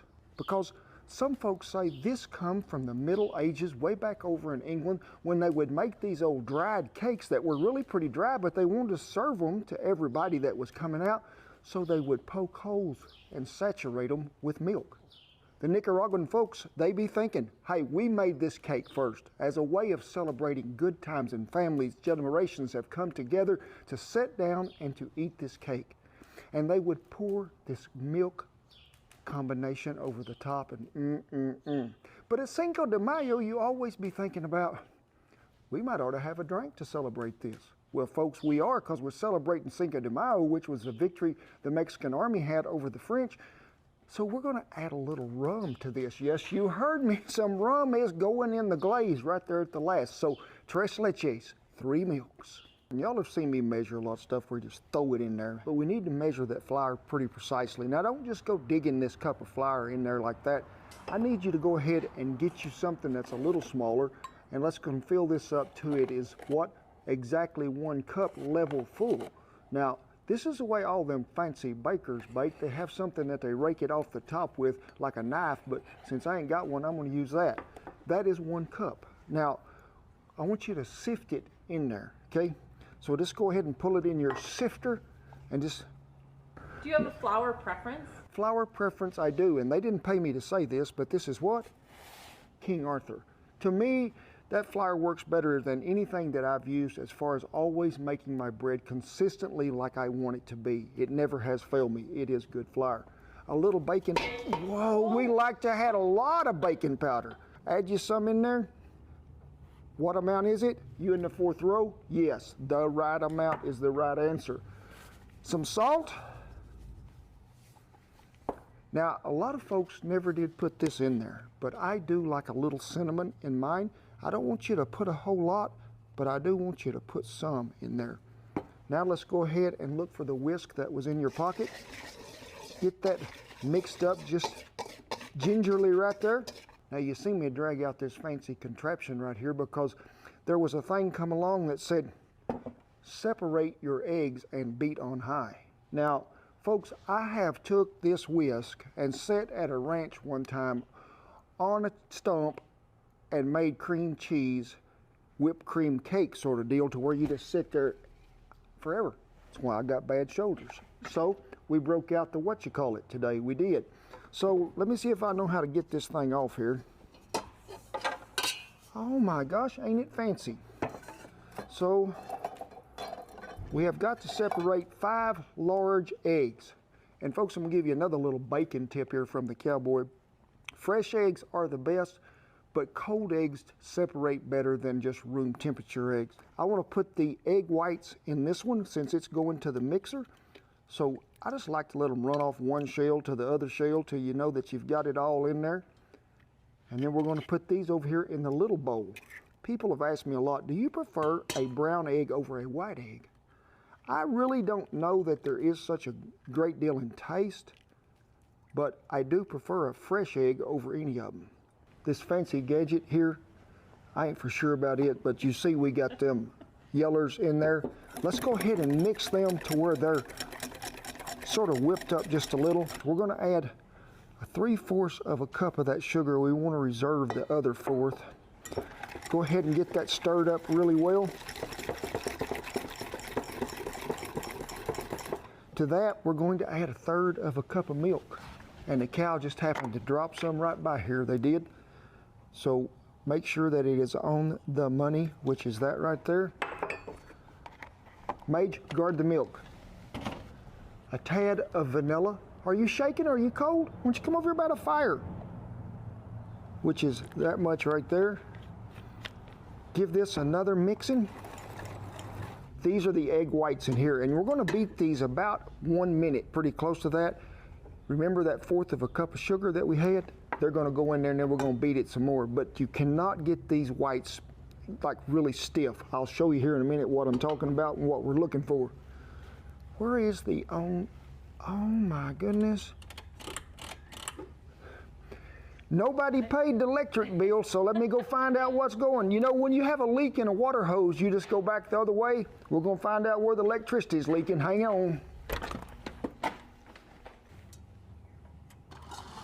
Oh, now see that's saving arthritis. Now, if Shan will come on in here, you can see they've just what I got called frothy. So let's go ahead and add that other 1/4 of a cup of that sugar that we had left. Get her back on high. Watch the, I really like this. Hey, I'll be. Just like unsaddling a horse it is. But you can see that, how that consistency is. It's not really stiff peaks like you're gonna make a meringue on a pie where you want it to whip up like that, because then you'll get this cake to where it's not as moist as it needs to be. Let me get rid of this. Hey, culinary, come here. Can you take care of that for me? Huh? Could be a booby trap, Mage, be careful. Go ahead and stir that back up so you make sure that all that sugar is mixed in well. Just pour right in there.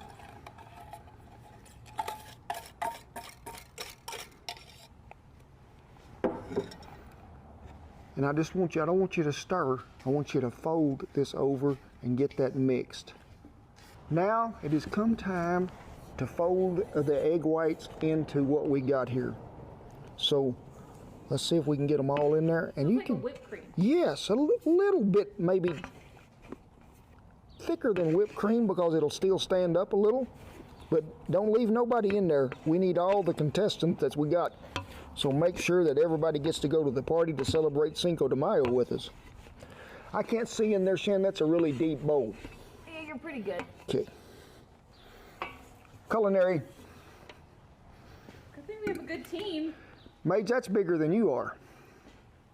His head is all clean in it. I got a feeling that there's gonna be egg whites in his ears, Shan. Let's get this mixed up, and like I say, don't go to just a beating this in there. I just want you to fold this gently in there. Make sure that everything is mixed well. And it's gonna keep it light, keep it moist. Really, this cake is sort of like an angel food cake in a way. And it's, or a sponge cake if you wanna call it that. Today, we're gonna put this in a 10-inch Dutch oven.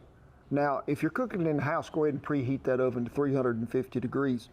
I have done this in a 12-inch cast iron skillet, and it comes out really well too. If you can put it in a casserole dish, whatever you want to put it in, but go ahead and preheat that oven.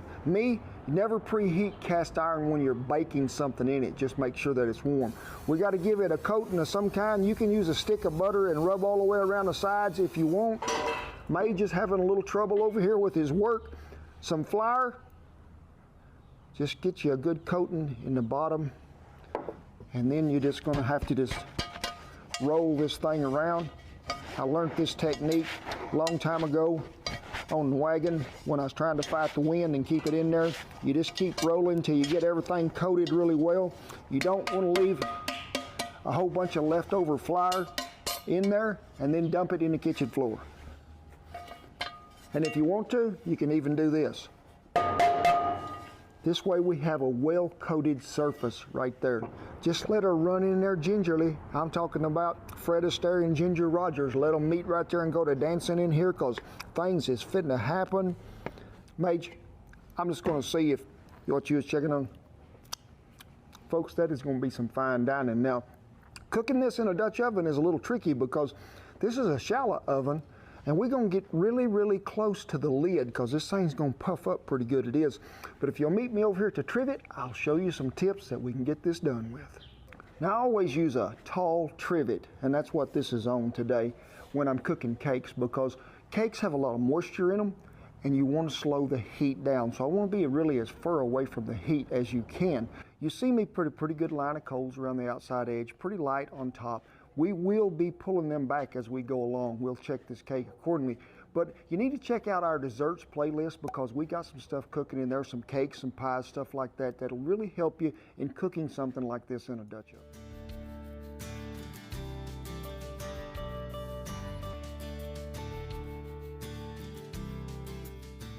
Well, folks, we've been on maybe 8 to 10 minutes, and let me get this extra trivet over here, which is something you always need when you're cooking in a Dutch oven, because when you take this lid off, I don't want to see you lay it over here in the dirt. I want to see you lay it here. But I think you can see there is some browning already taking place here. But I haven't done this. There's a lot of jiggle in the wiggle, make you want to giggle when you got the jiggle and the wiggle. So, folks, what that is telling me is we don't need to get rid of that top heat. We can always add a little back onto it. And remember, this is not Teflon, stainless steel, copper, all this stuff. Cast iron, when it's hot, it is going to hold some heat. So let's get rid of them. Because we're getting too much browning? Because we got too much browning going on too fast.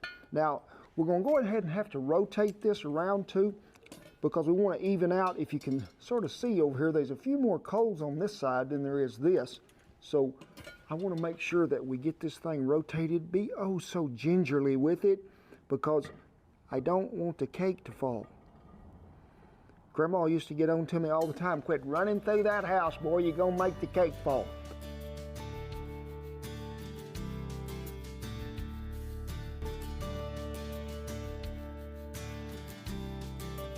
I want to go ahead and show you something right here. There is a lot of jiggle going on in here, and we've about reached the brownness that we're going to be. So we need to get on the helpline and call somebody and figure out what we're going to do. Mage, what we're going to do here? Well, number one, folks, what we're going to do, and I've done this a lot with cakes, let's go ahead and check that heat. And there's a little, but I really don't. Let's just scoot them back up just a little. As they've cooled off a little, I don't mind them being just a tad closer. But we are going to have to target some heat directly under this Dutch oven in the middle. So we're going to hope that he makes it to the right spot here in a minute. He's right there in the middle. You're centralizing heat right in the center of this Dutch oven. Now sure, heat is going to disperse and spread, but I need a little right there in the middle to where we can try to get that moisture to come on out of there, and it won't jiggle so bad when it wiggles.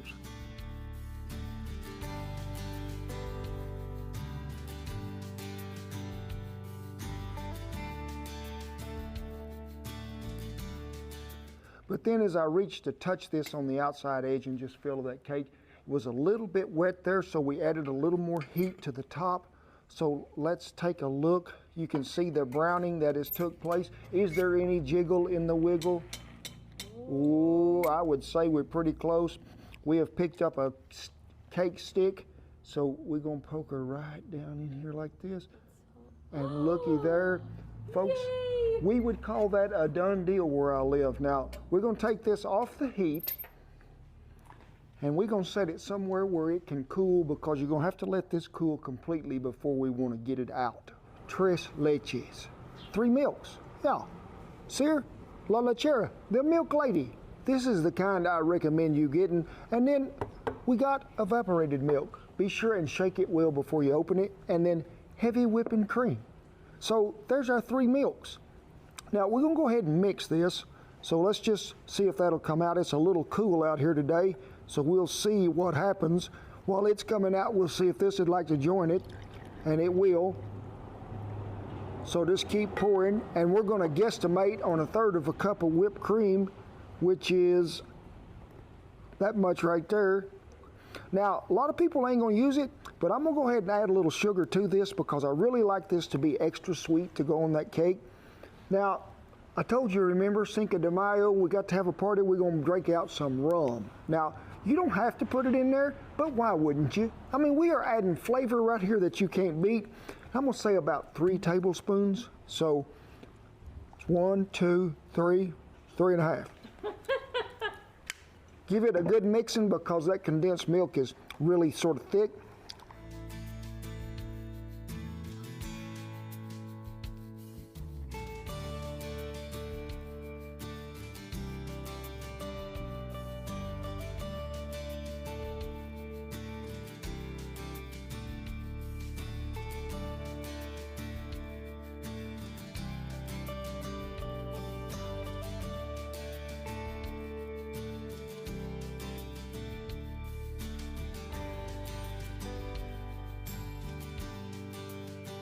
Ooh-wee.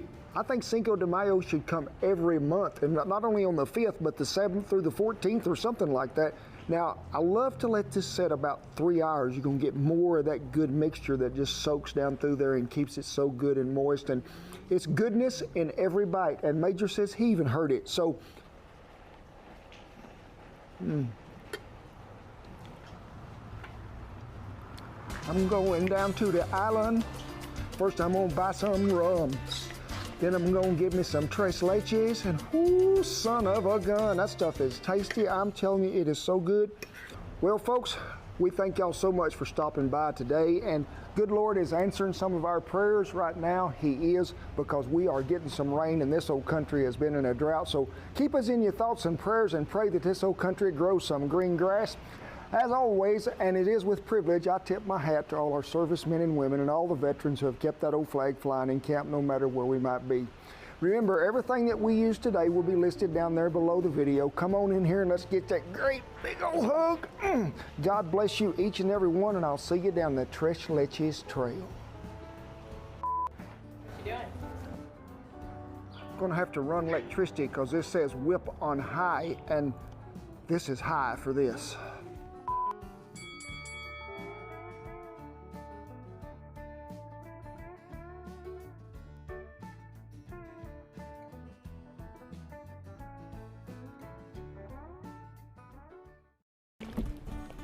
Today's surprise ingredient, Mountain Dew. You probably didn't think you could put these in potatoes, did you? But I'm fixing to show you how, and oh folks, they oh so tasty with some jalapeno garlic. Finish it off with some Parmesan cheese. Come on, cause we're drinking a lot of Mountain Dew today.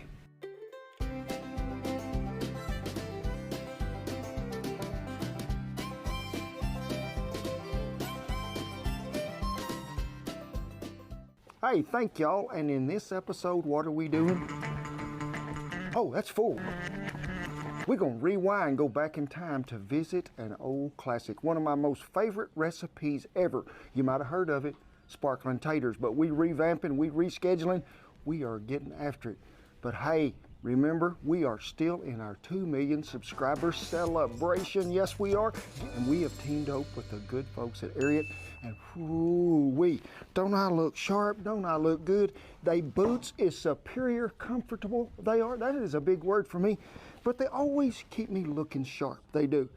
And the good folks there have decided that they would help us with the giveaway and give away 2 $100 gift certificates. Whoa, but y'all know how it works. You gotta stay tuned to the end of the video to find out how to enter. Remember I told you we was going back in time for this recipe? Let me see, August 2014. That's when we first... Do that back in time war pans. The what? You know, the... That's like a... I have never in my life, not even on Star Trek, did I see anything like that. But that's when we first put this video out on YouTube. And it was, hey, an old classic dish of mine that I come up with on ranches so many years ago due to I was running out of supplies in a snowstorm in the Palo Duro Canyon, and I had to come up with something to cook. I did. I looked over there under the table. One of them cowboys had a soda pop over there that he was using to mix a cocktail at night. Yes, he was. And I'm thinking, it says Sprite. Can you cook with it? I don't know, but I was going to find out. Folks, that thing become an instant hit. Them cowboys wanted that for 3 meals a day, and we keep making it still today. But what I tell you, revamping, rechanging, creating a whole new name with a very special secret ingredient. And what is it? Yippee-yi-yay, I just love me today, that good old Mountain Dew. Yeah, y'all remember that commercial? Yeah, you know, that old hillbilly guy. He just got that jug, turned it up, and I mean the cork blew off of it, shot a hole in his hat. That's what Mountain Dew will do for you. It's gonna jazz these taters up something special, it is. The Russet. He is the one that has come forward today to show you how to make the sparkling hillbilly potatoes. Yes, he is. Why a Russet? Because he holds up really well. He's a potato that if you cut him right, leave the peeling on there, he will keep his shape as we make this dish. Got me some water in the bowl, got my russets over here. Now, it is really important that you leave the skin on the potato, and I want you to try to get that measurement right there. How many times have we made this dish? There is no telling. I mean, this is a crowd favorite anywhere we go. So the water, the reason is, sure, a lot of dust in Oklahoma, we're gonna get some of it washed off, but it's going to help take a little starch out of them potatoes too, which is going to help them as they cook along. So while them are sitting there just waiting for the star attraction, we're going to Dutch oven over here and we're going to cut up some bacon. Let me get some. Now I'm going to read on the sack here, it says 1.5 pound. Now Shan and the Beagle and Duke have been in this sack already, and y'all be thinking like, that's a lot of bacon. Folks, remember what the cowboy has always told you? You can never have too much bacon, too much cheese, or too many jalapenos. Now, get your knife good and sharp. I need you just to cut that bacon about like so. Just run it across there where it's about that thick. That's all you got to do. Always, even in medieval times, they had someone to test their food to make sure that the food was good. I have such subject. His name is Loyal Beagle. Is the bacon okay? He says the bacon is fine. So, 12-inch Dutch oven over here, I forgot to mention. This is a one-pot meal. That way you ain't got to be dirtying up too much dishes. So we're going right over here to the, whoa, my favorite sound in the world is what? A sizzle. Let her go to cooking. We're going to cook it about 3/4 of the way through. While that's just sitting there minding its own business, let's go back over here and let's take us one yellow onion, a Vidalia it is. I prefer that because of the sweetness it sort of brings to the dish. Leave the root end on there, okay? Slice her pretty well, oh, I'd say within a 1/4 of an inch to the bottom. Turn her around here, that way you don't be cutting your fingers off. And then I want you to go back to the outside edge. Here, come across again, turn it around. You might want to check out our Better Than Outback's Bloomin' Onion video because, folks, we done carved up some rose petals on that deal we did. Now we just slice her and look what we got, diced onion. Handy trick. It is a very good trick, the magical fruit. Y'all knew this recipe was going to have them, didn't you? You can take the seeds and the membrane out of there if you wish. And then we're going to go back and automatic dice them. We are halfway done, we are, with the bacon. Now it's time to add the onions and the sweet old jalapenos. We're just going to cook that maybe 3 or 4 more minutes till the onions begin to get a little tender. You could take like a flour tortilla right now and just go to town with that, or maybe throw it over some ice cream, be good enough for me. Your potatoes that you have cut up, you need to drain the water off of. Not in the kitchen floor. Make sure you're in an outside environment, okay? Because, folks, it doesn't go well, it doesn't. Now, I'm gonna add these in there a little at a time because I wanna make sure that everybody get some of that good bacon up on them and some of that bacon grease, and it's getting breezy in the kitchen, Shan. I like a one-pot meal, I do. Everybody's getting some love from that bacon and jalapeno. When I told you we did that video in 2014, you might have seen it somewhere else too, like in 2015, there was this great cookbook come out called A Taste of Cowboy. It's right there. I know that guy on the cover. It has got this recipe in it, folks, and so many more. But don't forget too, our other cookbook, Faith, Family, and the Feast. So everybody is incorporated well now. Now, a long time ago, I just used them dried minced garlics and just throw them in there. But no, I told you we was revamping and changing, we are. So I got me some of them elephant ear garlic, and we're going to put... What's the difference between elephant ear and the regular? Well, sort of looks like an elephant ear, okay?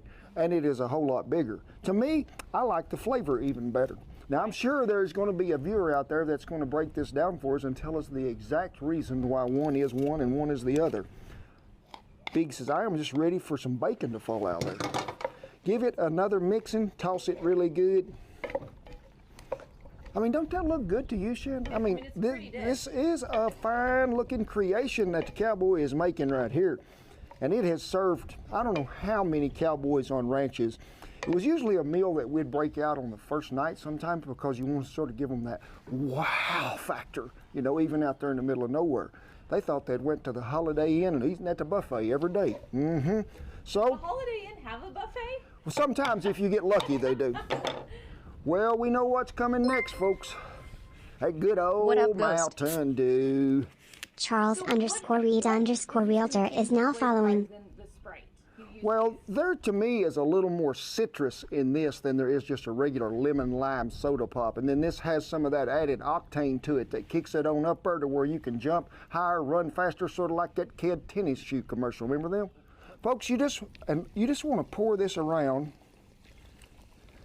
until you see how that's come up about halfway in this Dutch oven over here. And then make sure. Now, if you're cooking this in the house, go ahead and preheat that oven. And you're going to cover this as you cook it in the house. But one thing that I want to show you when we're cooking, you don't want to run out of liquid in this. You may have to bring some more. So buy the Mondo size bottle. Let's get it mixed one more time. You know what's next, don't you? Some of that original seasoning. Because why? It's sort of got a lemon citrus base to it as well.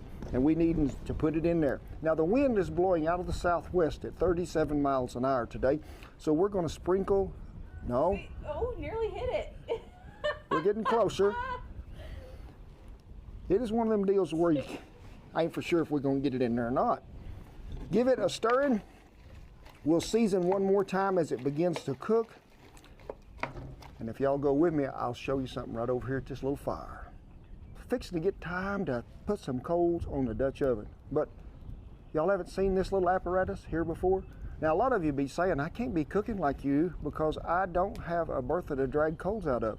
You got a wash tub, you got a wheelbarrow, you got maybe an old feed trough that you can use, something like that. You can get that hardwood lump in there, which is just regular old wood that's been cooked and starved for oxygen and then sacked up and sent to you. Now, you can't just set that right on some bare concrete or in your grass. It's going to blister it pretty bad. So underneath, I have 3 bricks to hold that wash tub up off the ground. What do we got? We got a trivet right over here, a tall one. We're going to put coals around the outside edge, coals around the top, go to cooking. Fired up and hot it is, and with that wind blowing, folks, we have a microwavic conditions today, we do. Now I'm using a tall trivet mostly because that wind is probably 30 miles an hour today and things are going to cook pretty quick, or you're even apt to burn something. But this is a little easier because this is sort of like one of them dishes that you can check on. You can also add more liquid and you can stir it on occasion. This is not like we're baking bread or cornbread, something like that. Now I have a good line of coals around the outside edge of the Dutch oven and a good layer on top. Now y'all have seen me use that shovel I got at the wagon that's got all them holes in it to sift that ash out. You ain't got one of them, but you got a fireplace shovel, even a good set of gloves and some long tongs. You can put coals on a Dutch oven with them. You can make sure that you don't have the ash in the shovel when you start, because ash will not cook. It will insulate and keep things from cooking.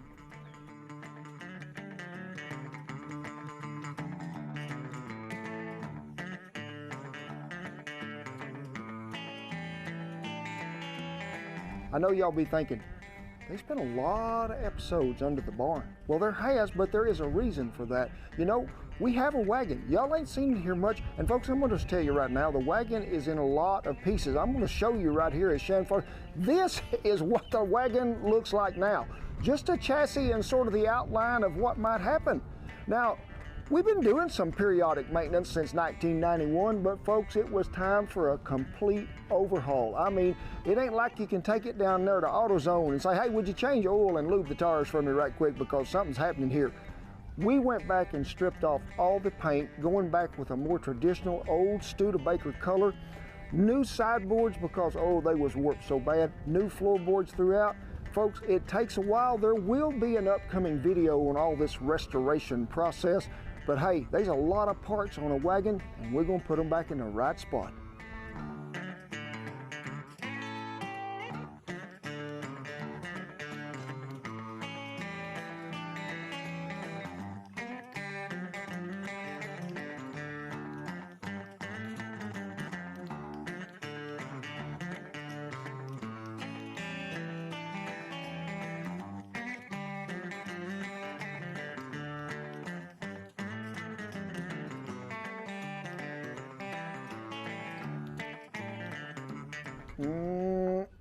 Goodness, I mean, when you lifted the lid off that pot, did y'all see that little bubbling, simmering going on there, and the flavors that just jumped out of there?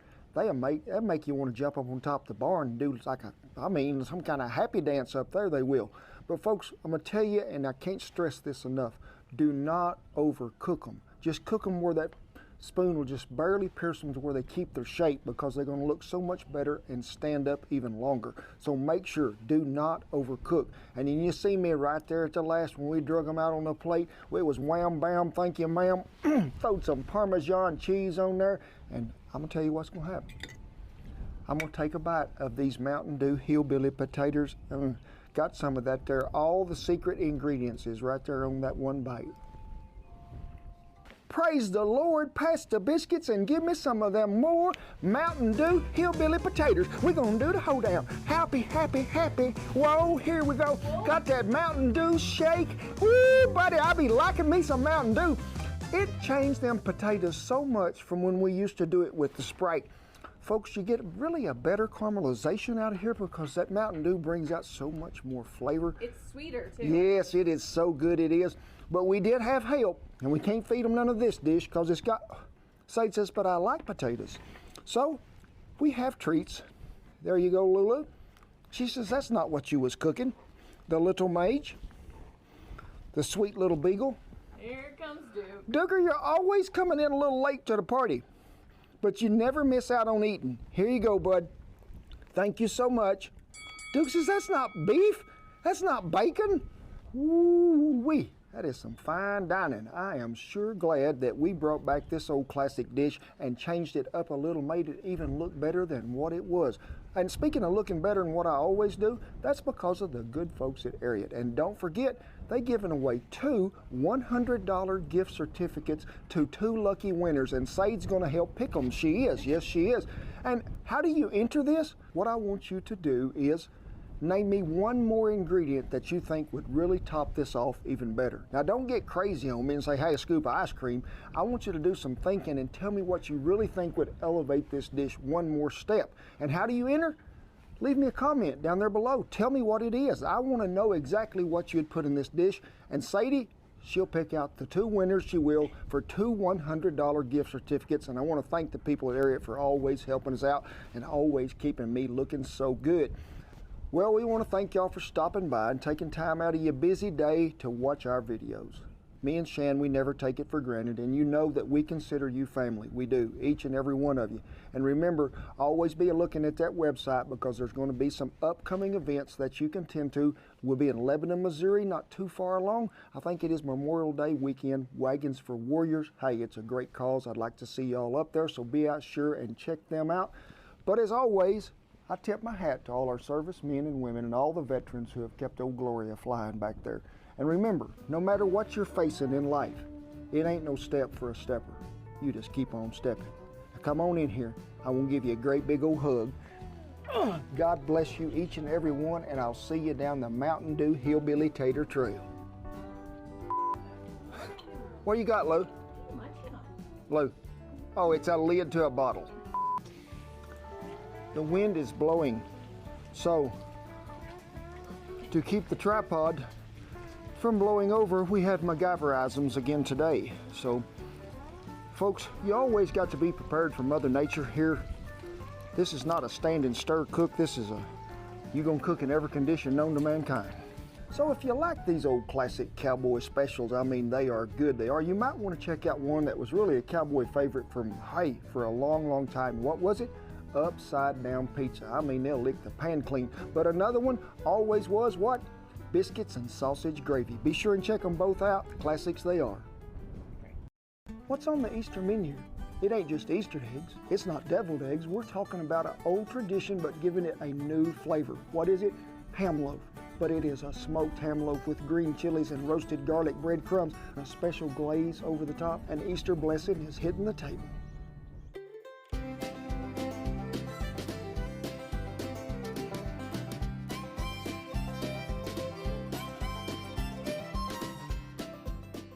Hey, thank y'all for stopping by the barn, and what are we talking about? The Easter special episode. Oh my gosh, it's gonna be a great one. We're talking about ham loaf.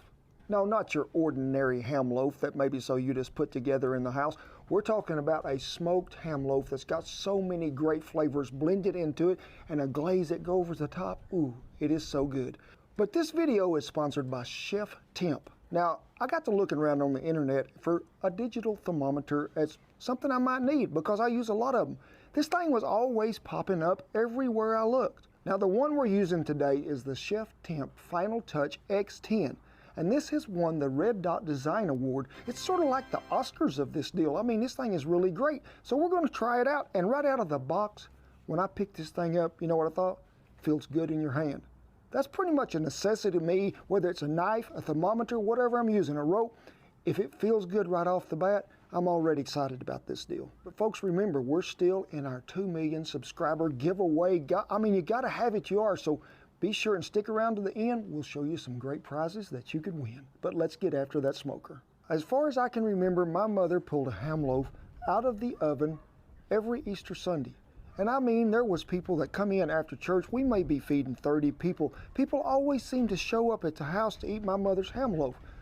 My mother, I loved her so much. She was a great cook. She was my greatest inspiration to learn to cook. But I never really was a fan of the ham loaf. I never let her know.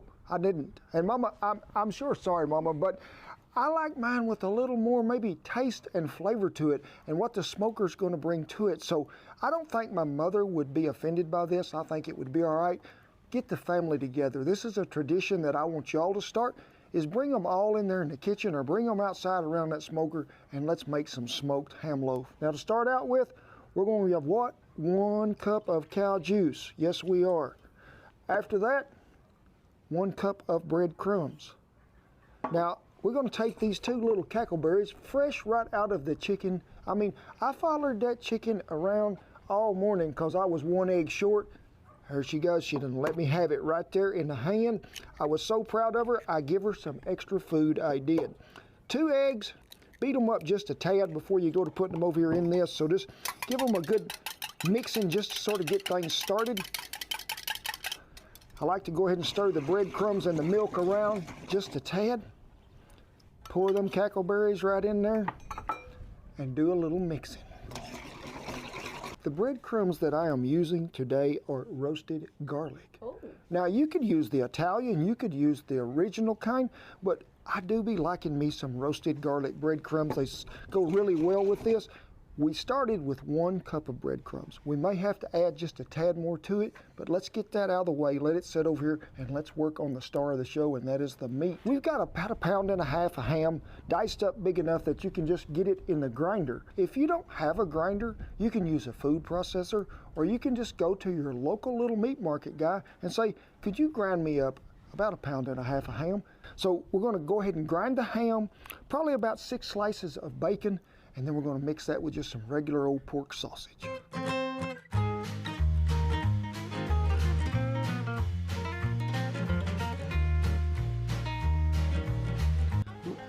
What happened? I got tangled up in my work. Now I've got to try to rewind it backwards to know which way it went. We have got the ham and the bacon ground up. Get you one of them yeller onions. I like the yellow because it's going to add a little sweetness to this.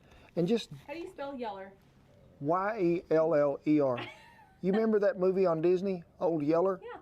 It was not Old Yellow. Hey, Old Yellow! Nobody hollered for Old Yellow. They hollered for Old Yeller. That's why it's yeller. Get a yeller onion. Just dice it up there pretty fine. We've got a pound of pork sausage already in this bowl. Let's just go ahead and get these onions over in there. To that, let's just go ahead and add this wonderful dab of meat here. And we're gonna go to incorporating it all. Big says, maybe you could have dropped some of that. It would have been really nice if you'd have dropped it. Now, when you just first get it mixed up just a little, we have a surprise ingredient that my mother would have never put in there that I know it needs. Some Hatch green chili. We gotta have it because, folks, how many of you have ever watched a video where we didn't pull out a green chili or a jalapeno? Ain't no sense in quitting now. Here comes the breadcrumbs. Look at them. They have done set up a little out here due to the hot weather. So we may have to add a little broth to these, Shen. Looks like peanut butter. But the cowboy loves a challenge, so we'll see what happens. You gotta get more out of that bowl. Got to get more out of that bowl. Yeah, use your hands.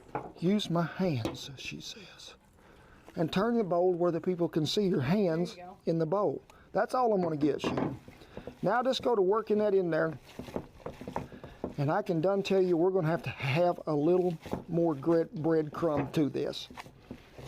Because we want it to be able to stay together in a loaf. And you can see it ain't do that. So we're going to add probably a half a cup more just to start out with. We'll see what that brings along here in a minute. It's like making biscuits. Always start out as wet as you can, and then we'll get it to where it's drier. So what are you looking for? I'm looking for a consistency that will stay in a loaf form and not fall apart. And see, that half a cup really done us some good. And what would you like to season it with? You in the third row by the mesquite tree behind the house that, oh, he's gone, Shen. He done left, he's camera shy. We would season it with what? Our mesquite seasoning. You know where to get it, KentRollins.com. Give it a pretty generous little bath here because I want everybody to get in that flavor. We're going to mix it one more time. We have preheated our grill with some good Fogo hardwood lump charcoal that is oak. We'll be mixing some fruit wood with that to give us a little better taste. So hang on, folks, we're nearly there. Culinary is hard at work. Well, we have got it into a loaf form, we do. You can see that. I like to go ahead and put it on this pan. Put a little breadcrumbs down there to sprinkle it, sort of like when you're flouring biscuits. We want to make sure that it's molded to shape. I like to go ahead and put me some bacon on it because I need that good bacon flavor to run down through there. Give them a good tucking under, and we'll probably have to do this again when we get it to the grill, so just lay them on there. Then we'll try to get them tucked under that meat and get it sealed up really well. About 4 pieces is all you need. Well, ain't it a pretty sight? Bacon all wrapped up on some hog meat. This is what you call, let me see, 1, 2, 3, a 3 hog meat combination. Yes, they are all glad to be a part of this deal. We have cleaned and oiled the hasty bake here. Down here it's the hot end of the fire, about from here down. That's what we call direct heat. Down here, I don't see nobody over here. This is what we call indirect heat. That's where we're going to start out. So let's go ahead and see if we can get it placed over there. And I'll tell you a little tip too. If you get this done in time, stick it in the ice box and let it chill just a little bit longer. It'll hold together. But this one here's staying pretty good. So we're going to put it right there. Go ahead and shut that lid. We're going to add some applewood chunks to it here in just a minute. Try to run that temperature pretty close to between 220, 250 along in there. We hope maybe in an hour or so, we'll break out that chef temp. We'll probe it to 145 because that is a magic number. You say, no, we cannot eat pork at 145. I know we can't, but we're going to move it back over here, do some goodness to it. Y'all stick around. You don't want to miss all of this and the prizes. Well, we've been on 1 hour and 45 minutes. About that. Took a little longer than I thought. temperature run good in there. You can see I got the little probe ready to go. We're gonna go in this end here, check down here in the middle. So we're in good shape. Well, the temps are all good where we need to be. And folks, the first thing, remember I told you it felt good in your hand when you had this? But here's another plus too. You open this up, it comes on. You know how many times I run a battery down when I'm putting it back over here looking for the on-off switch where it might be? It goes off. That's true. This is really handy. Now, another thing I really liked, and you've seen me when I had it in here, I was reading the temperature here. But when I come back over here, it turns it around for you. You ain't got to try to read it upside down like some genius, folks. This thing is very handy. No matter where you put it, it's going to show that temperature. It's easy to read.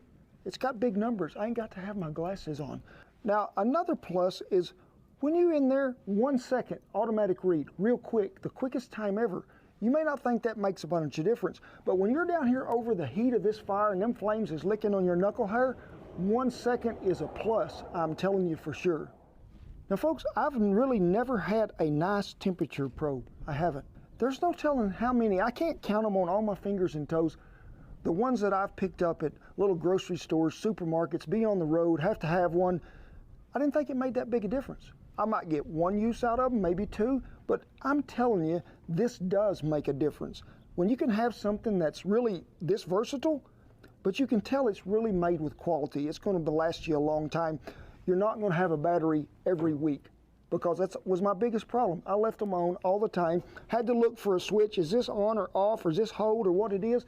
This is so easy to read. So we have reached our temperature. We're going to move this back down here to the hot side. And ooh, it does smell some good. And that bacon is looking really good. While y'all wasn't here, I done took me some Worcestershire sauce, brown sugar, some of that honey Dijon mustard, and some apple cider vinegar. Mix that up, and we'll probably go about 10 to 20 minutes here accordingly. We'll put the Chef Temp Final Touch X10 probe in there to get to a temperature of around 160, but we need to glaze that thing. I mean, that's what it needs. It's telling me right now, give me a little bath with some of this, give me a good coating. I want to feel that shine. Lay me out in the sunshine. I got a $1,000 tan right now, I do.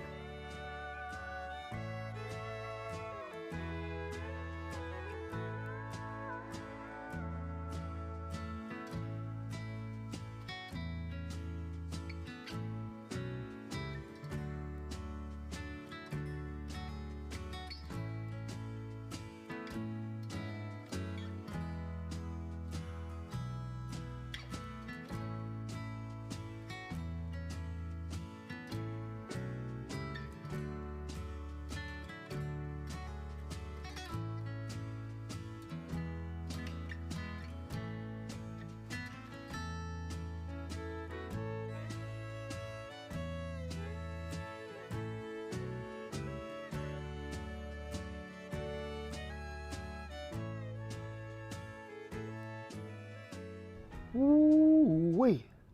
My mother would be so proud she would. Now folks, when you get that off there, one little tip I'm gonna give you right quick too is let that thing cool a little bit. Whoa, say not yet, say not yet. Let it cool before you slice it. It's gonna slice that much better. And you may have to use a serrated knife, but hey, this is just like any meatloaf too. Tomorrow's sandwiches, if you have any left, cold meatloaf, don't get no better than that. So let me get a bite out of here. And I'm gonna try that one right there. Got a little extra sauce right on there. You can see them breadcrumbs and that onion. There's some of that green chili in there. It is so good. Made me want to do the Easter Bunny. Woo! It is probably 93 degrees here today, and all my pups, see, look at Duker there. It's really hot.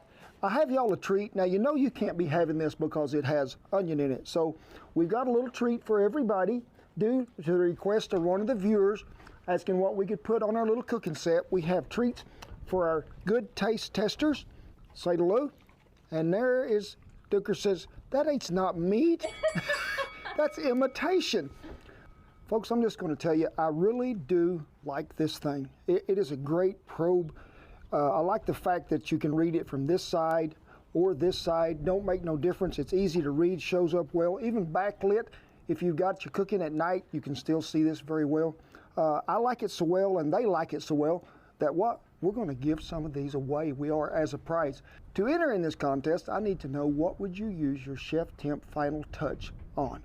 That's the first thing that you would be able to smoke. Be sure and comment down there below and tell me what it would be, because I'm going to read them all and we're going to pick out some winners. And folks, they're giving you the opportunity to not only help us promote this and you can win one of these, but there is a code down there below too to where you can get $10 off. Grilling season's coming up. Father's Day's right around the corner. Mother's Day, they have a lot of mothers that be grilling too. So make sure that you check this out, enter that code, and if you don't win one, get you $10 off and have you several of them. But I got a little story I need to tell you right quick about an Easter egg hunt that we had so many years ago when my kids were little. And we had some company that come by, and these kids do not know anything about hunting Easter eggs in a cow pasture. Some eggs were green, some eggs were white, some eggs were brown. We laughed at them little kids that was trying to pick up them fresh green piles that looked like maybe like eggs, but they wasn't. And you'd see one of them pick it up, it'd be dripping off their finger, and they said, these eggs aren't cooked enough. Well, folks, I'm thinking that really wasn't an egg. But folks, this is not a season about hunting Easter eggs. This is not. This is a season about being thankful and remembering what really happened so many years ago. They rolled away the stone. There was nobody in there. As you sit around your table that is full today, I want you to remember the tomb was empty. So you have something's empty and you got hope and you got faith and you got a full table around you. Hey, it's a great Easter blessing, it is. But as always, I tip my hat to all our servicemen and women and all the veterans who have kept that old flag flying safe no matter where we be. We really do appreciate it. For the rest of you, get on in here. It's time for that big old hug, it is. God bless you, each and every one. I hope you have a happy Easter, and I'll see you down the smoked ham loaf trail.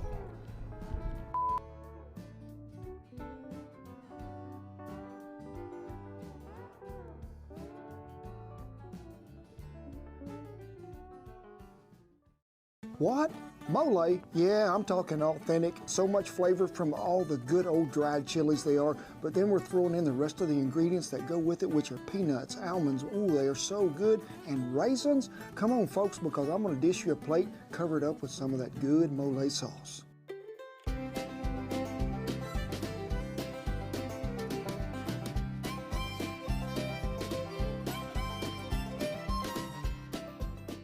Hey, thank y'all for stopping by Under the Barn. We appreciate you taking time to watch this episode. And what are we talking about?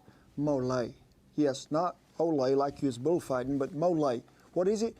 It is a really rich sauce. This is traditional. We've changed it up just a little to add a little more heat, but it's been going on down there by forever and ever in Mexico. And it was always usually served over chicken, sometimes fish, sometimes beef, sometimes pork. But I've always mostly seen it over chicken. People see the ingredient list and they get sort of scared off as to what this might be, and it's too much trouble. Folks, it is worth the effort, I promise you. So, hey, remember, everything that we use today will be listed down there in the little link below. And hey, we're just proud to have you here, so let's make some mole. Now, when we're talking about mole, and we're talking about a really, really rich, red, thick sauce that has so much authentic flavor, the main ingredient and the star of the show to me is what?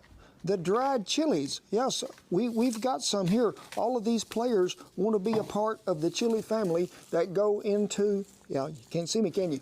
Into the mole. Now, we did a video on chilies, my favorite ones, what they sort of taste like, the flavor you're going to get from using them, and what you use them for. So I'm going to meet you over here at the fire, and we're going to talk about cutting up a chicken and putting it in some hot water and boiling him down. There is a whole chicken in there. Be careful. It might fly out when we take the lid off. No, it's still in there. But guess what? That chicken is cut up. Now, some of you saying, well, I can't cut up a chicken. Folks, they're cheaper if you buy the whole chicken, cut them up yourself. Go back and look at our fried chicken video. We'll show you how to take apart that chicken piece by piece. Get him in there, enough water to cover it, usually about 6 to 8 cups. Then some salt, some bay leaves. Just let it boil for about 45 to 55 minutes until that chicken is fork tender. And then what are we going to do? We're just going to go ahead and turn him out, because I guarantee you he is fork tender. If I can find a spot that ain't too hot, We're gonna set him right over here and just let it set. Now, I have me a little sauce pot that has got some water in it to about right there. So we got our Marquette skillet here, and in an upcoming video, you're gonna see me really talk about this thing, how it performs, how it cleans, and how it reseasons. But today, we are using it to roast chilies. And Shan said, well, why do you want to roast them? Folks, there's so much flavor that is gonna come out of these things when they get roasted. Then we'll put them over here in the water and we'll rehydrate them, let it come to a good boil there for about 5 or 6 minutes, and then just let it simmer, and we'll be done with that part of it. Well, look what we got here. We have some roasted tomato. 2 Roma tomatoes they are.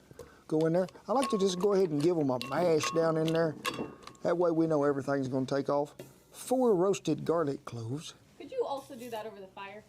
You could if you got a burner. It fell through that over yonder, but hey, if you got or over a grill, if you don't fire the grill up. Now, how do we know them chilies is like we like them? So let's reach in here and get us one of these right here, and you can see how it just pulls apart oh so easy. And ooh, that is hot. It is.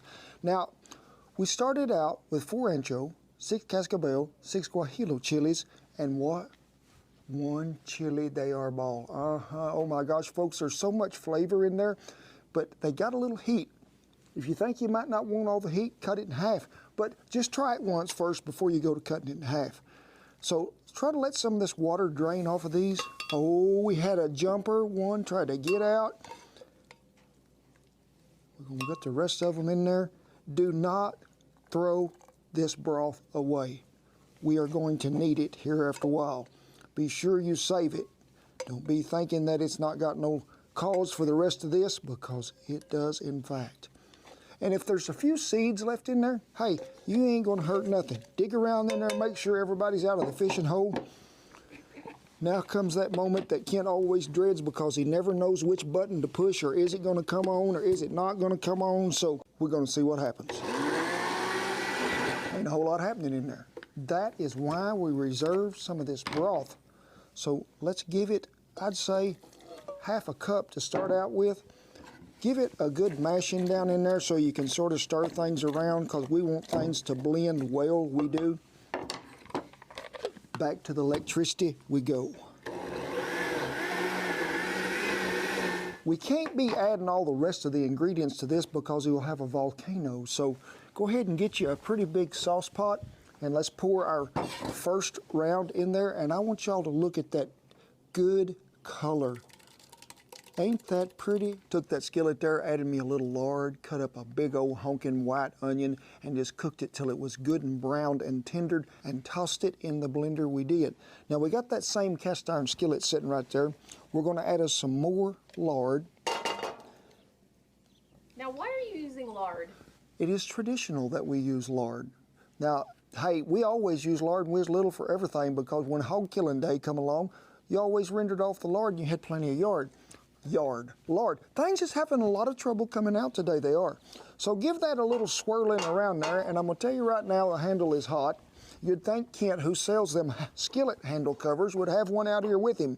But if Shan will pan around right there and show you, that's where they're at, because we fitting to hit the road. So we got things going here. Almonds, 1 cup. How you say it, Shan?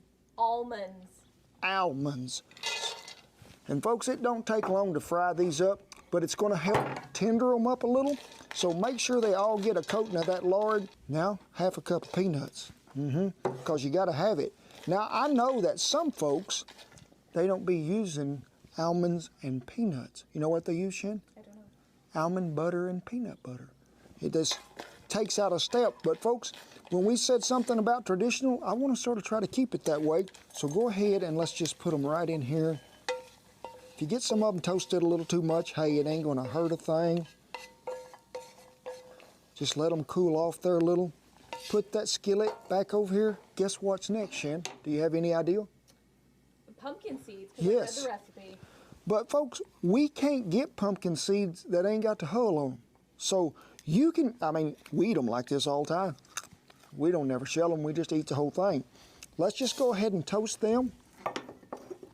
There was enough lard left in there, we're gonna give them just a little coat in there. Now, a lot of this you could be doing and just put all this right in here.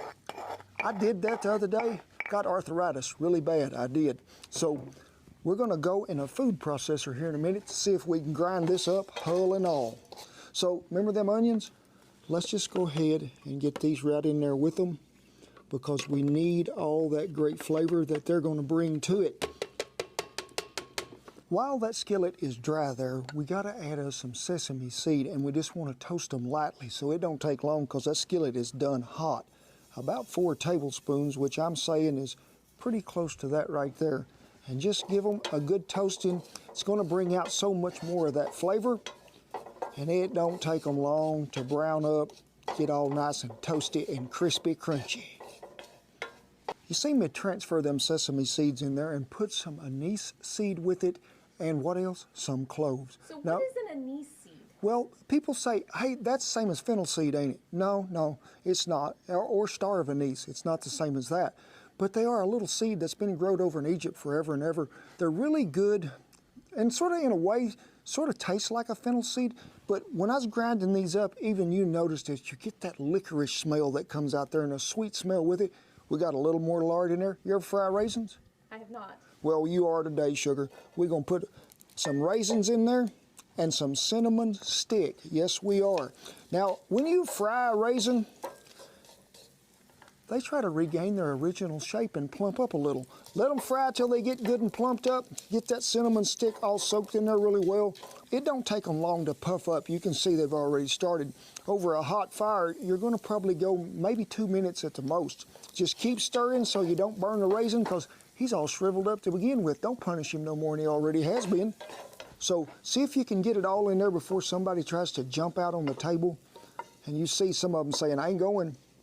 Ain't gonna happen. We got everybody in there. We did all that good grinding right here, so you're gonna make sure you get all that in here, because we need that flavor that it's gonna bring to it.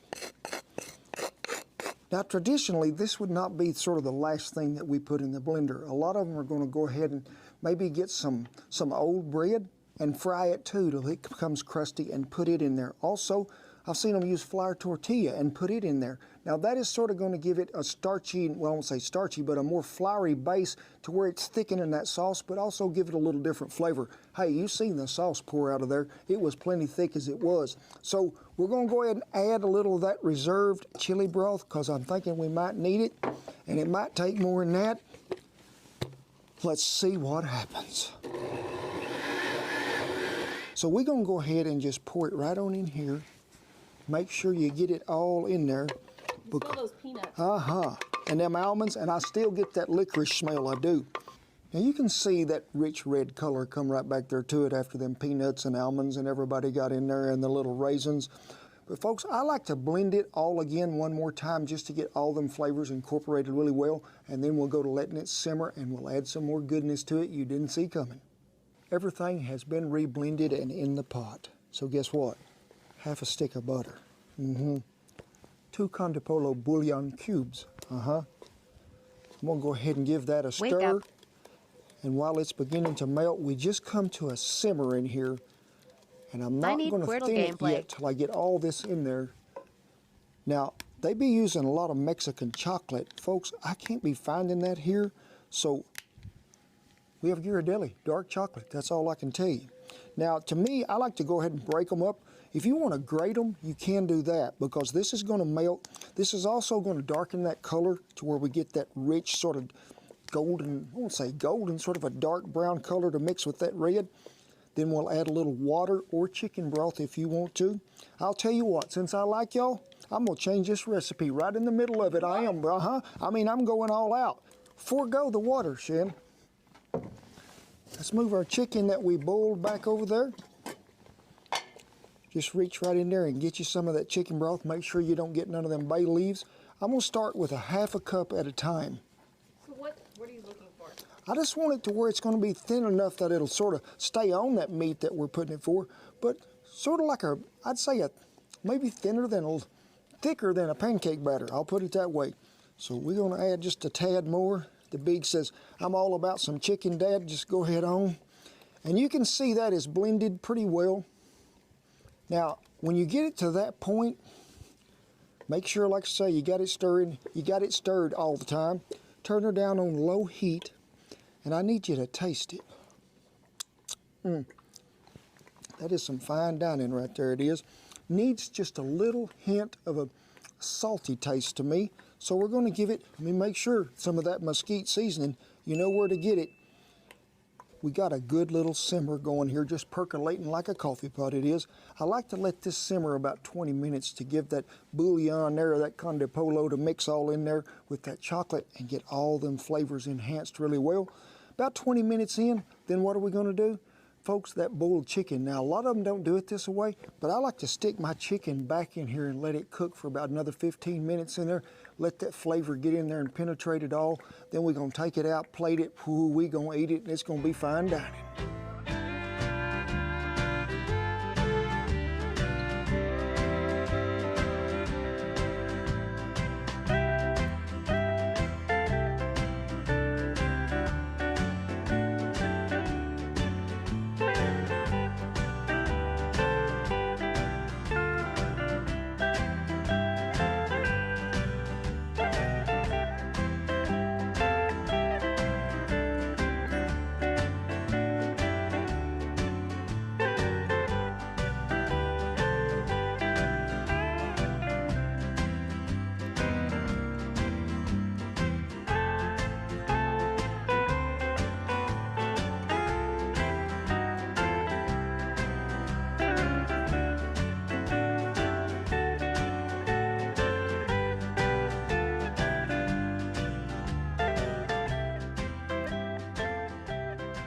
Done, deal it is. Stick a fork in it, I done half. I'm letting it cool just a little bit, but you see me just go ahead and just get that chicken out there.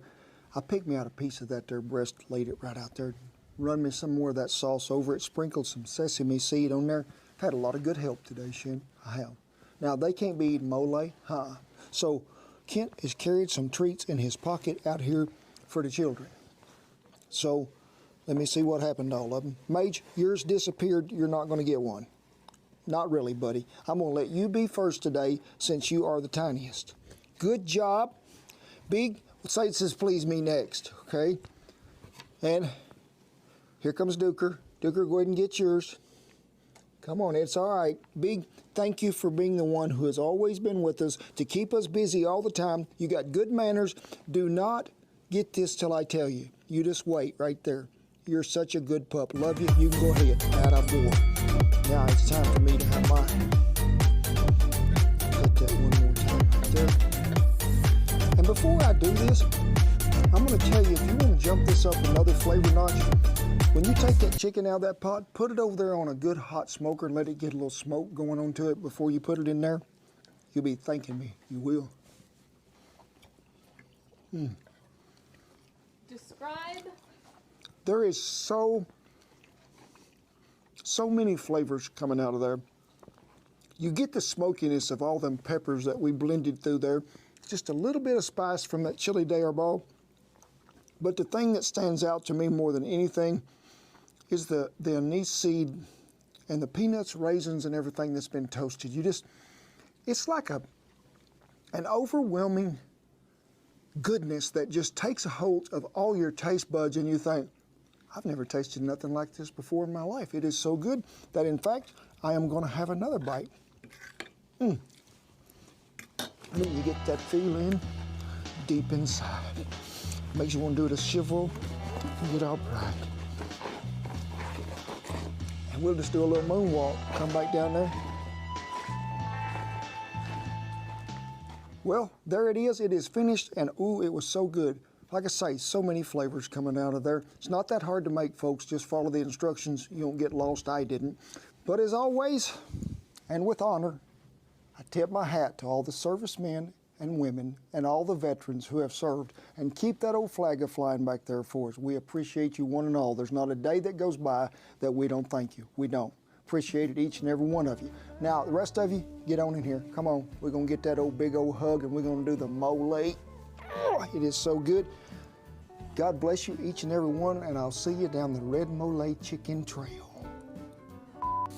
Wait a minute. Almonds. Almonds. Almonds. Hey, Shen, come here. Y'all ever get ready to cook in your kitchen and someone has pooped on your counter. I mean, I think it comes from these fellers that roost up here at night. It's that one.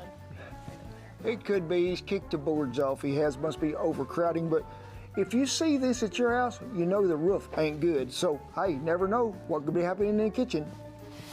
We have launched some new apparel, some t-shirts, sweatshirts. We got you fixed up, so be sure and check them out. All right, so we got our longismus dorsi right there. Say that in Okie, like slow it down and let's hear it. Let's see if I can do a southern twang there. Okay. Longismus dorsi. There you go. Yes, ma'am.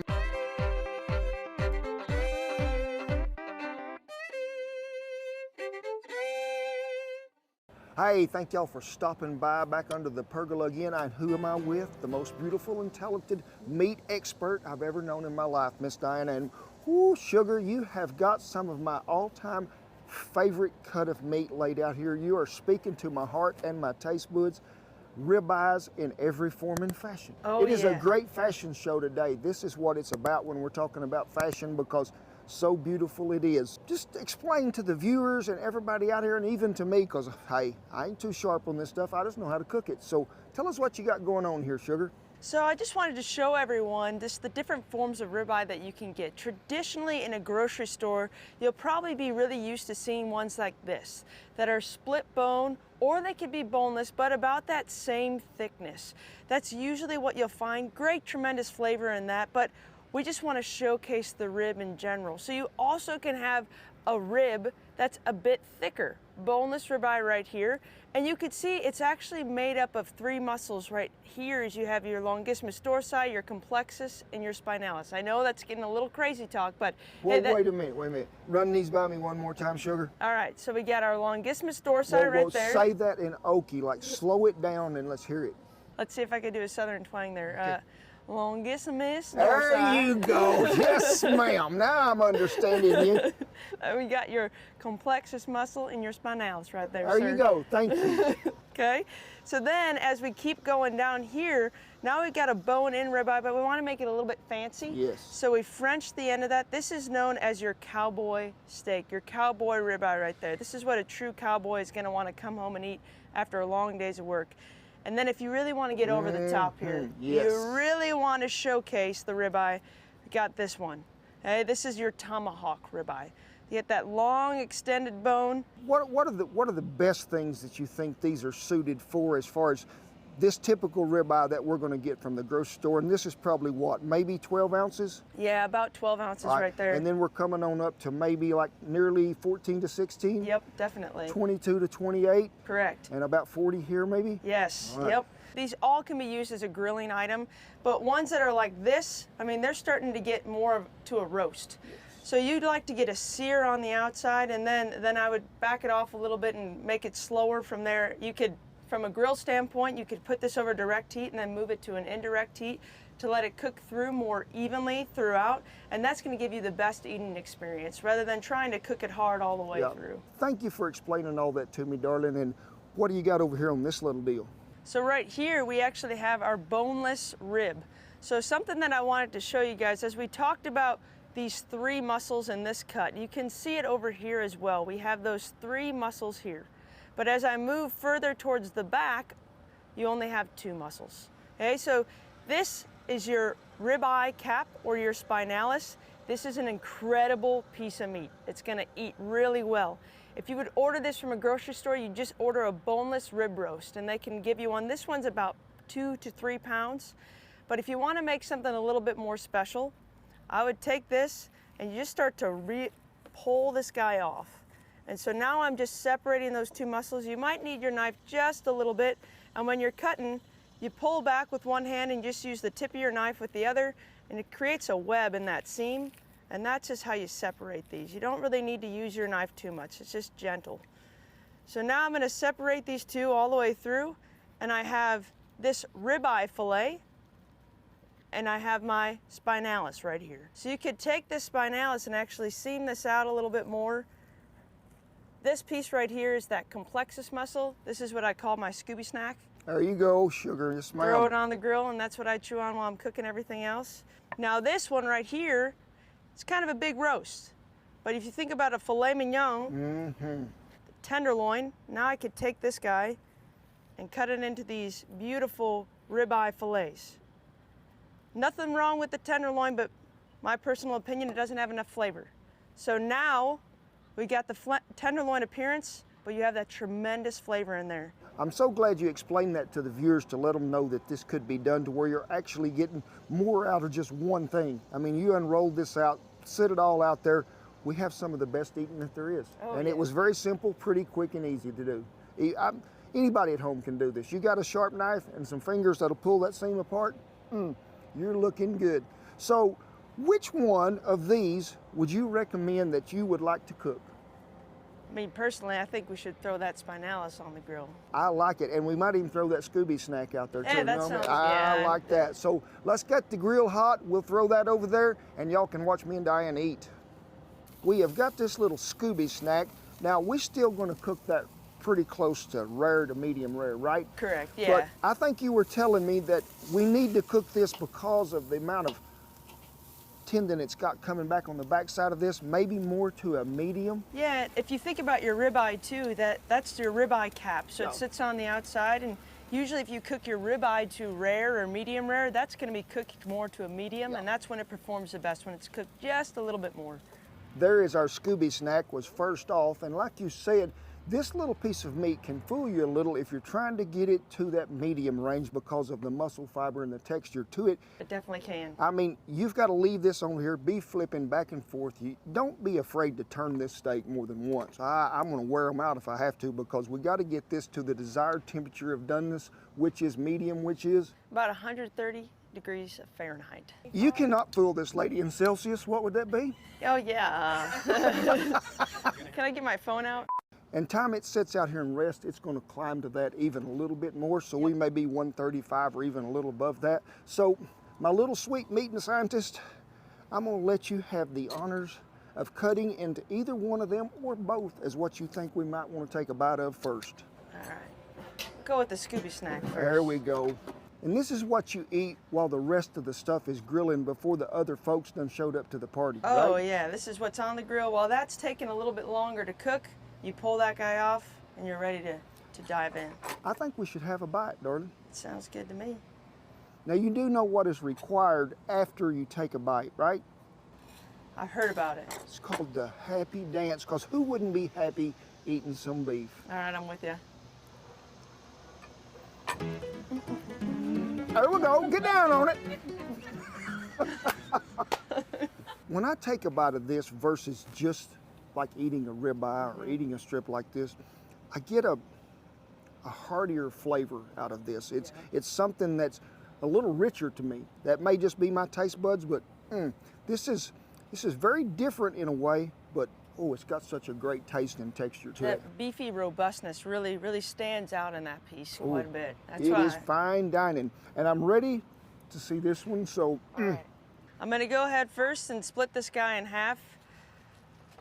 And then from here, I'll take this and slice. Doing that to make sure I cut against that grain. There you go. Make sure it stays nice and tender.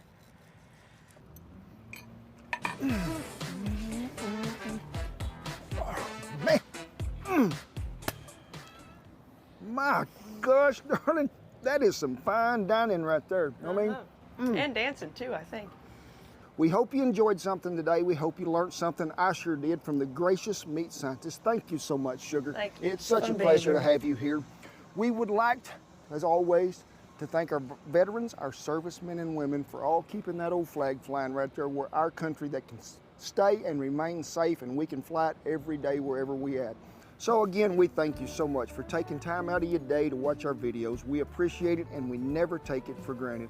I'd like to thank the Certified Angus Beef family for all they do for us. Folks, you gotta try this product out. You won't be disappointed. Remember when I tell you, start with the best. It just gets better every time you use it. And be sure and what, Diane? You gotta like, share, and subscribe. There you go. See y'all down the ribeye trail. I'm learning a lot just standing here watching this. I don't know about that. You can do the like, share, and subscribe. I am so glad I'm in some smoke.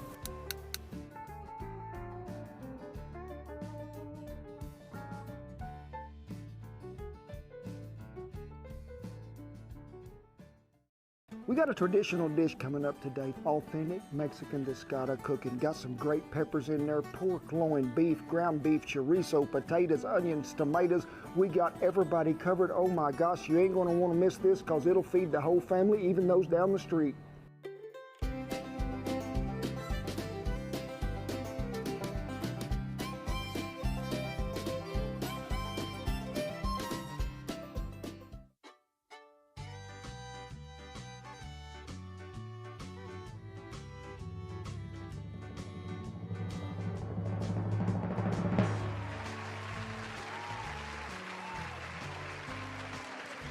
$2 million subscribers has finally got here, and y'all are part of it. You are. Some of you were here when we had 1 subscriber, 100,000, then 1 million, but now we are at 2 million, and oh, you better stick around plumb throughout this video because we're going to tell you about some prizes that are going to be given away. So let's talk about how all this started. A long time ago, probably close to 10 or 11 years ago it was, we did our first ever video. It was what? Cowboy Kent Rollins Cooking School down there on the Red River, and whew, we had a good time, we did. And the next one that come along was Spring Works on the Bell Ranch. Now I want y'all to go back through time and look at all those videos and see what has changed, especially the camera and the sound. Yeah. And I've even got better looking as we've went along, right, Shan? Yeah. But go back through it, you'll see where we celebrated so many things, and guess what? There was one dog that has been with us when we started and is still here, but today he is absent. It is too hot outside. That is the Beagle. Now after that, come along Frank the Wonder Dog. Y'all remember Frank, stealing chicken out of the backyard, steal butter, he'd eat all that. But old Frank, hey, y'all read the story about catching a rabbit, or y'all can check the video out about the hush puppies and you'll find out about old Frank. Next, come along the Duker Dog. Whew, you know the Duker. And then what was it? Major and Sadie. And Major is the only one present today, aren't you, Mage? You got something you'd like to tell the folks? Major says be sure and vote for a Schnauzer for the best looking dog in the whole group because he's going to be the winner. But hey, we appreciate y'all that were watching from the very start. We appreciate y'all that are watching now.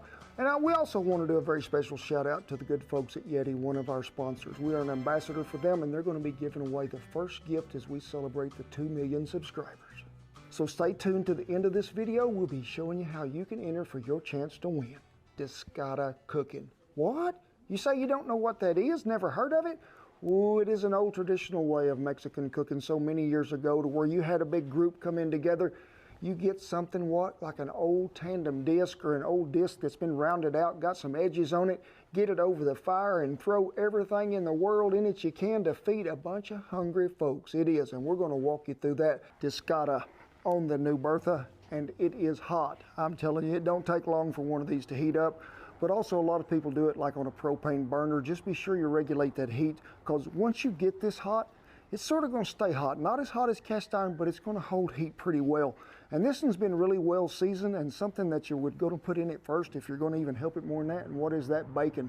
Because we're going to go with bacon, then we're going to get some potatoes in there, then we're going to put some onions in there, walk on down the line with some chorizo, some pork, some jalapenos, poblanos, Anaheims, tomatoes. We got everything in the garden coming out in this one. So let's go ahead and get that bacon in there so it can go to cooking. And you can think, that's a lot of bacon? Well, there's people over here that's going to eat. Y'all don't believe me. Y'all always hear me say, people in the 4th row behind the mesquite tree. See, we have a live studio audience today. So, get her in there, get her to cooking. This cooks up just a little. We'll add them onion in there to it. And then the thing about you using one of these, a discada or something like this, as this goes to getting done, you can slide it up here on the edge where it's not getting so hot. So we'll let that bacon cook till it begins to brown. Then we're going to put the onion in there. As you can see, the bacon is about 3/4 done. There it is. So it is time to throw in the onion. And I got 2 really large white onion, just diced up, chunked up, however you want to get them. We want to get them to cooking in there so they can get soft too. Now this dish has always been around down there, like I say, in Mexico, but it was usually for family reunions or big gatherings, celebrations, birthdays, anniversaries, and you can do it any time of day and figure out what you want to cook. Whether it be breakfast in here, you can do steak in here, anything in here is just as feasible as anything else. It is what you call a giant wok. Stay with us, we're fitting to throw the taters in. Let's get this pushed up to the side. But you can see how you can raise that up there and you get that out of the grease, and that bacon grease, you know what it's crying for? Red taters, it is. Now, there's about 1.5 pounds in here, they are. We're just gonna dump them in there. They take a little longer to cook than everybody else. You want them to get pretty good and done, but while they're in there just like that, it would be a good time for what? Some of that good mesquite seasoning. Because it's got a little bit of that ancho chili in there. People ask, is it hot? Nah, it's just about right. So we're gonna go ahead and get them onions a little licked since we missed them a while ago. We'll let them taters brown up, push them back over here to the other side, then add more goodness to it. Taters is about golden brown they are, so let's pull them over here out of the way. Still got that good grease in there we do from that bacon. There's a lot of good smell that's coming out of here already. And guess what is next? Chorizo. Pork chorizo. It is going to be some fine dining, it is. Get this thoroughly cooked. You don't want to burn this stuff, but you don't want to let it cook too little of a time. So make sure you get it good and cooked up. It'll get sort of crumbly in a way. Slide it back out of the way and we'll go on from there because there's still a lot of meat left to go in the disc. Well, some taters fell in there as we was going, so they're saying, hey, bring that chorizo right up here to me because I want it. So we're just going to bring it on over here. Next, we're going to throw in what? Some pork loin. Now, remember when I told you a lot of people might have used a hot dog? Nah, pork loin was on sale today, so what'd I do? I decided I'd get some, dice it up. Be sure and look for any of that silver skin that might be left on the pork loin, whether it be deer, elk, pork, whatever. Make sure you get that off there because that's a little chewy. If you don't, we're going to give it a little of that mesquite seasoning, let it brown up a little, slide it up and go on to the next contestant.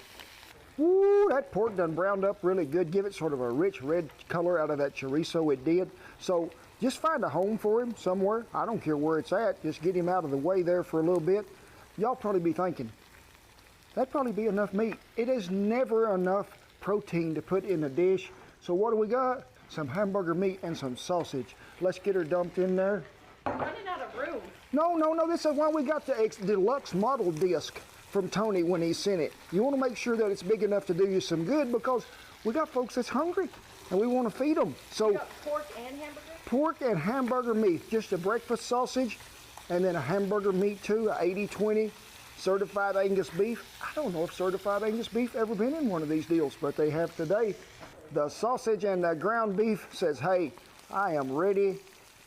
Get me up out of there, get them right over here. You can see things are getting full, they are. But what are we talking about? Cowboy Kent Rollins' favorite vegetables in the whole wide world, Anaheim peppers, poblano peppers, and jalapeno pepper. Now you can leave the seeds in them. You can take the membranes out, whatever you want to do. You can swap that out for what? Serranos if you like. But while we got that just right in there too, we'll go ahead and put in some of them tomatoes and about 4 garlic cloves that's minced all up because we just got to have that flavor that it's going to bring. That is a good sound that's coming out of there. We're going to let them peppers and tomatoes cook just till they get tender. Blend it all back together. You ain't never seen nothing like this till it's all heaped up and serving.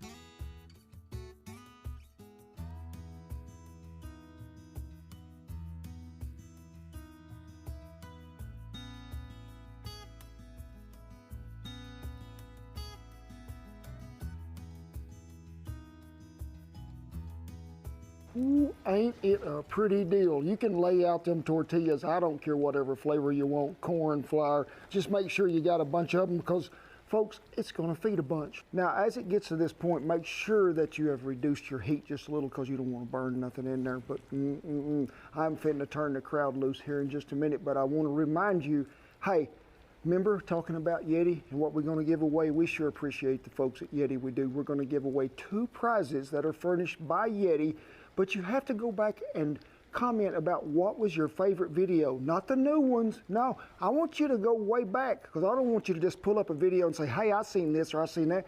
I want you to tell me a line I might have said in one of them videos. This is maybe, I want to make sure that you've been watching. We'll find out what's going on. So remember, folks, when you got something like this, what's it about? Sharing. That is the best part. When you can bring family into the backyard or family into your house, friends from across the street, because folks, we need more friends and neighbors, we do. Lay it all out there, let them come by and get them a big heap and helping. Hey, you'll make friends for the rest of your life, you will. But as always, I tip my hat to all our servicemen and women and all the veterans and everybody who have kept that old flag flying in safety for us. I commend you, I do. For the rest of you, don't forget, now anything that we use in this video will be listed down there in the little link below. Be sure and keep an eye on the website because we got upcoming events, we do. And don't forget about that Yeti prize. God bless you, each and every one. Come on in here and I'll see you down the Discada. And I'll see you down the Discada Trail cooking a lot of food. We got a traditional dish today. I got to back up, it didn't come out. So let's talk about how we got this vehicle went by and another one went by. Okay, good. Now it's time. I heard it. Ready? Yep.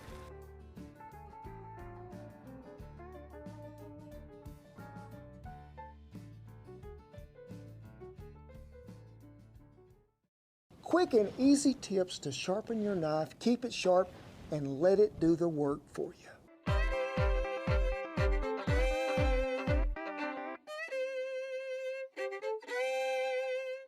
Hey, thank y'all for stopping by the barn on a little bit of an airish day it is, and what are we talking about? How to sharpen a knife. The correct way. Yeah? I mean, sure, everybody's made mistakes, but we're going to walk you through some things that have helped me through the last 27, 28 years of cooking that's going to keep that knife sharp, keep it working for you. First of all, I think it needs to be with what? Really good steel. Now, how many of you know Damascus steel? Ooh, that is some really good stuff with this big old knife right here.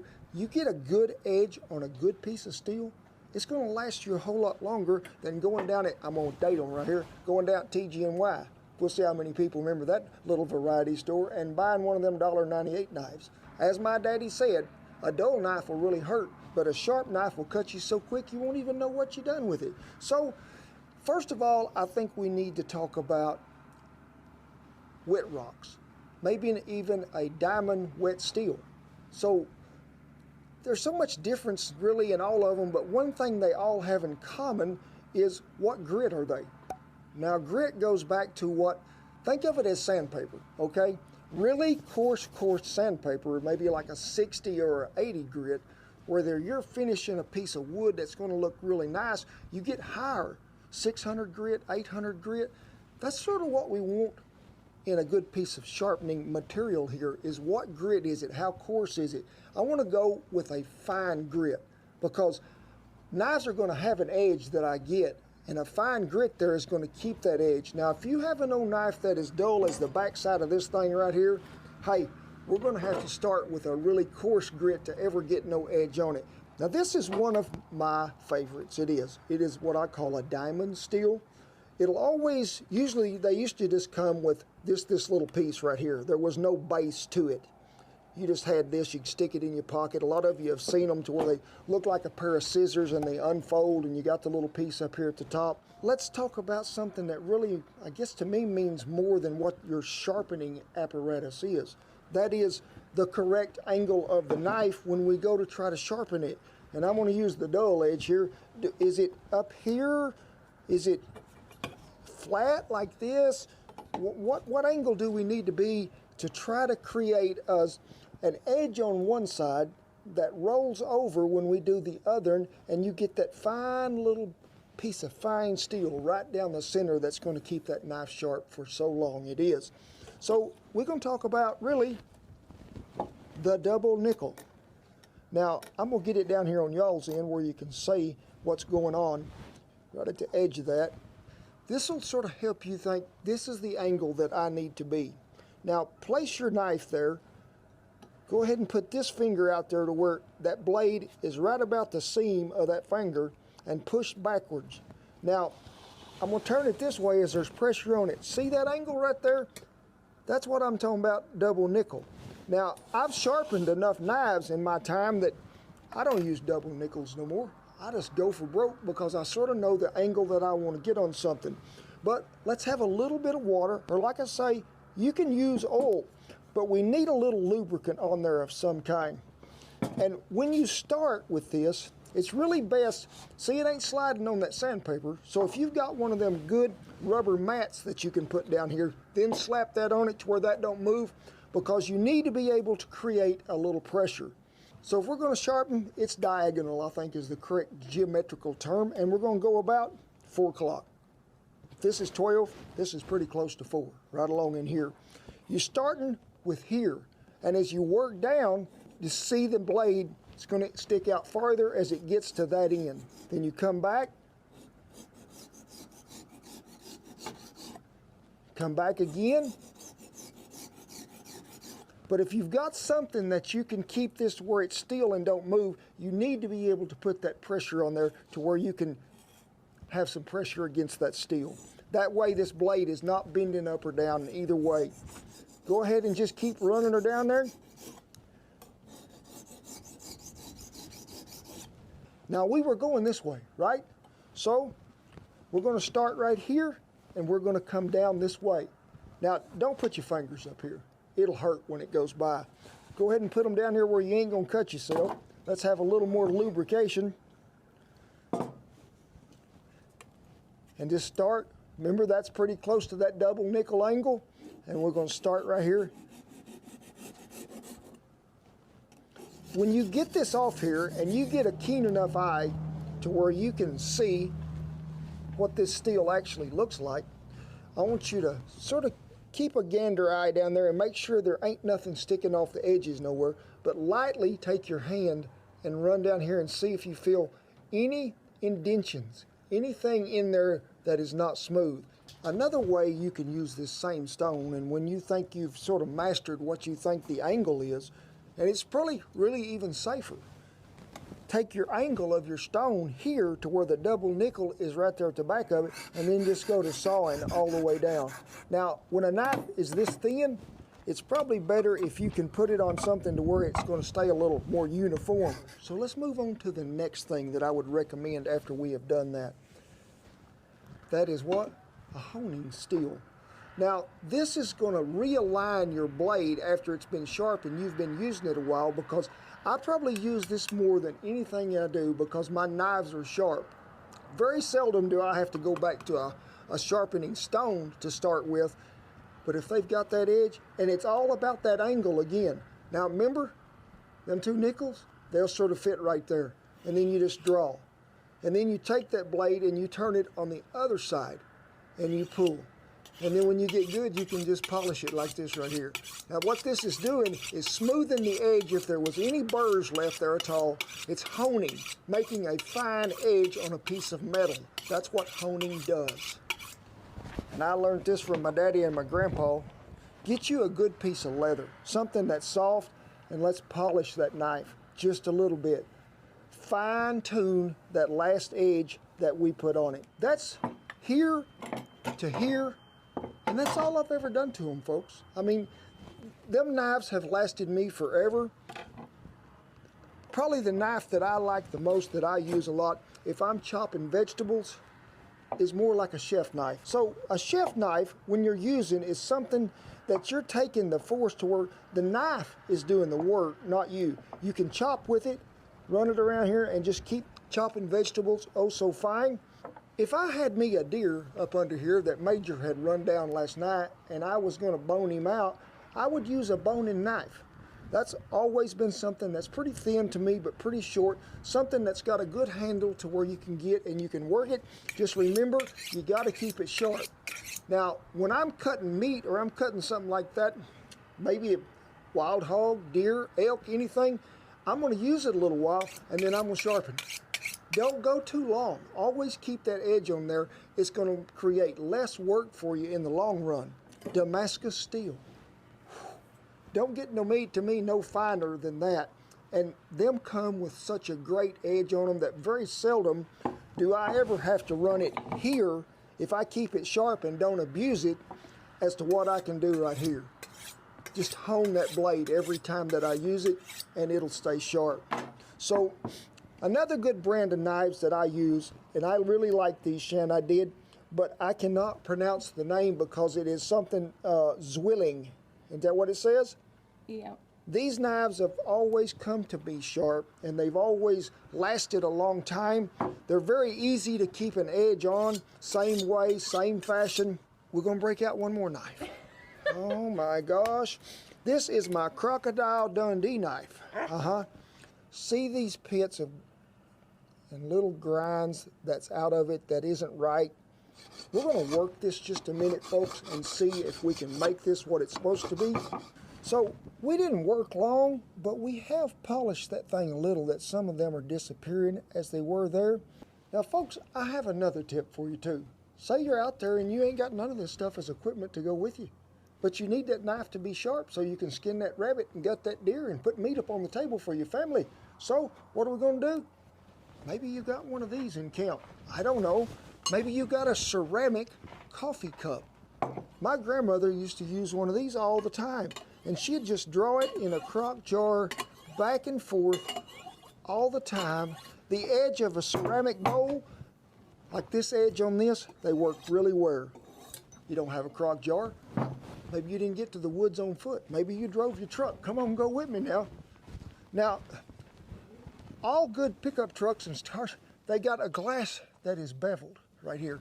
Ooh, they are so nice to sharpen a knife on. I have used these so many times when I was guiding hunters or had something on the ground that we needed to clean. So don't forget this beveled piece of glass. It works well. There's things out there really, folks, that I don't use. I see a lot of these in grocery stores and stuff. And we'll take that old bad knife, and you're supposed to put it in there and run your knife this away. That doesn't sound good. And it doesn't really even sound good, so I really don't like that deal. This one here, you can see that it's got some fine sandpaper on it right there, and when you hit the switch, it runs. Now, this is not such a bad tool, especially if you've got a knife that has no edge on it whatsoever. You can start here. I don't mind that at all, because you can get that edge. But remember, you got to come back over to the other side of it too, because we got to have that same edge on it. We thank y'all for taking time out of your busy day to watch these videos. We hope that we've brought you a little humor, but also a little knowledge to pass along. Keep your knife sharp, it does. And as always, I tip my hat to all our servicemen and women and all the veterans who have kept that old flag flying back there wherever we may be to keep us all safe. And it is with great honor that I lift these folks up to you. It is. God bless you, each and every one, and I'll see you down what? The Sharp Knife Trail. Take 14.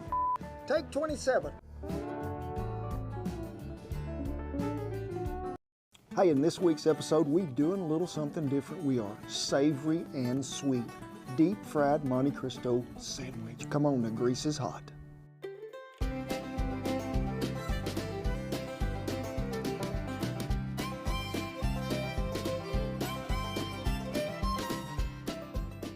Hey, thank y'all for stopping by the barn today. And what are we talking about? Cooking the Monte Cristo sandwich. Shan found out it's out there at her happiest place in the world. What is that place called, Shan?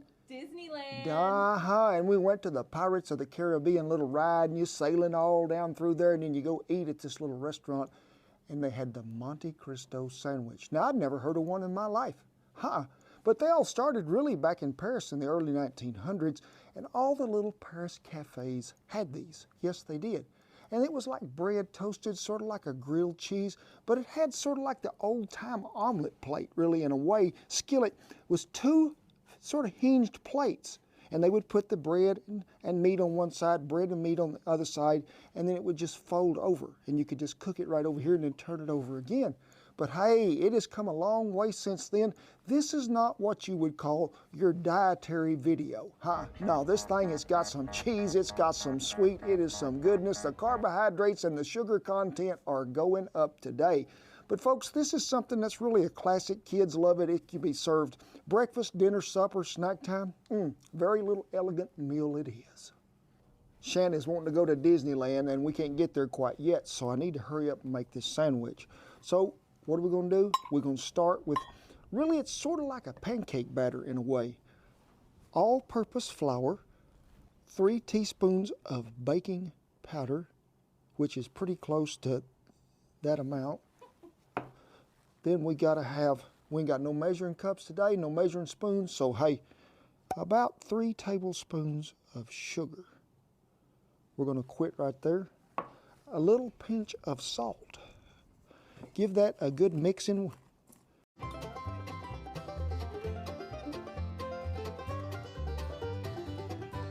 Excuse me, girls, pardon the interruption, but has anybody got an egg in here today? Oh, they're on top of it today, they are.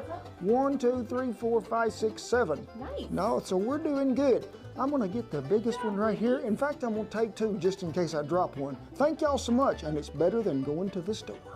It is time for the hen fruit and the milk. Now, a lot of people, they just be using regular old milk, they do. But no, you know Cowboy Kent, he thinks that stuff should be richer. I mean, this ain't diet food to begin with. Somebody probably be wanting to put 2% milk in it if they had a chance. But we're gonna go ahead. Really, I think we should do it this way. Let's crack the egg in here and whip it first. Y'all do that? And I want y'all to look at how bright the yeller is in this right out of the chicken butt egg. Ooh. Now, when you get that thing whipped up there, I mean, there ain't nothing beat a fresh egg. Flour, salt, sugar, baking powder, and a pinch of what you call it for salt in there. 2 cups of half and half. Now, I got a question for you, Shan. Yes. Half and half. Now, a cow got 4 teats on her udder, okay? 4.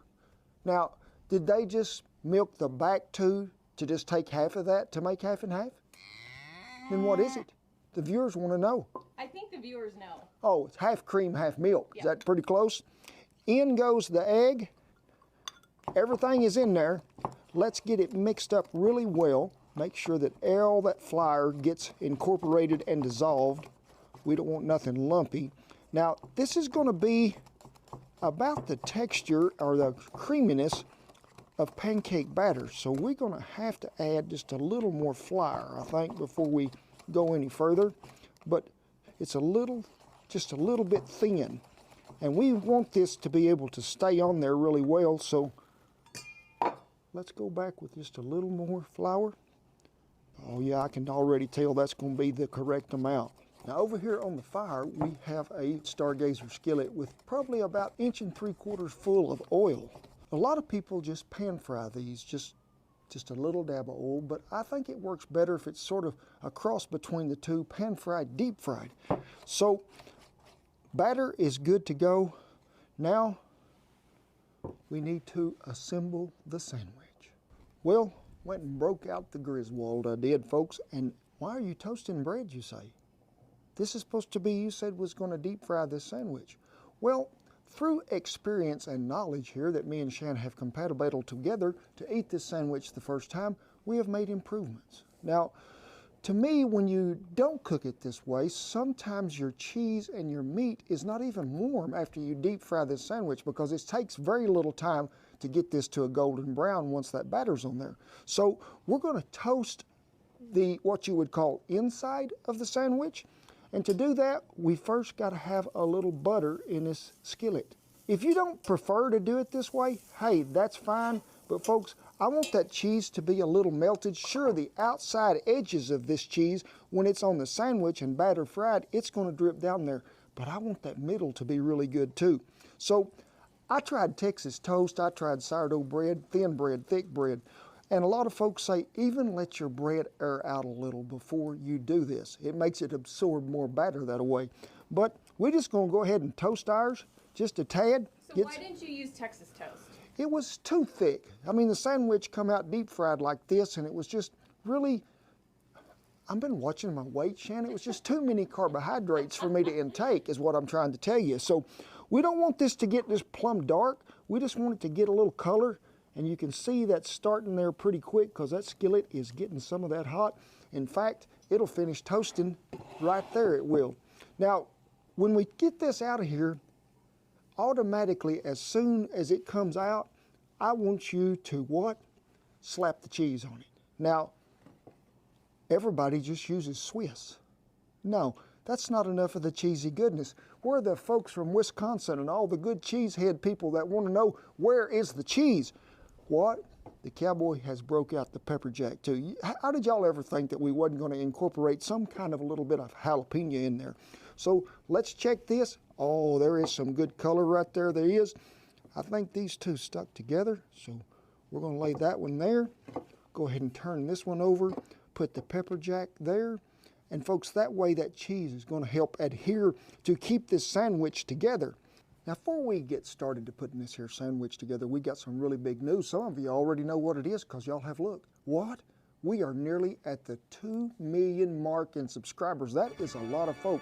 And you need to be sure and really be paying attention to the website, maybe the community tab on YouTube too, because we're going to have some giveaways, some prizes, stuff like that to make it oh so good. But I'm in a Monte Cristo kind of mood. Assembly time, it is. Now, I want you to take some of that good Duke's mayonnaise, spread it right here across that cheese. It's going to try to slide a little because cheese is slippery. So make sure you get it covered well, if it will let me. And then we're just going to use the squirt top of the mustard. And I'm using what? Honey Dijon. We have got fancy. If you're making Monte Cristos, you got to break out the fancy. You do. So give it a little coating all the way across. And it can't be a sandwich like that if it ain't got no meat on it. Now, you need to use deli sliced is what they tell me. I use it as I can read the newspaper through it. It is pretty thin. Ham and turkey. Now, I like to just go ahead, put all the turkey on one side. Go ahead and fold them over neatly. 4 slices of each. And then we're going to go right back over here with ham on the other side. Big, have you been in this one? See that, Shan? What? Has Big already been in that piece of ham? It's got, missing a piece right out of the middle it is.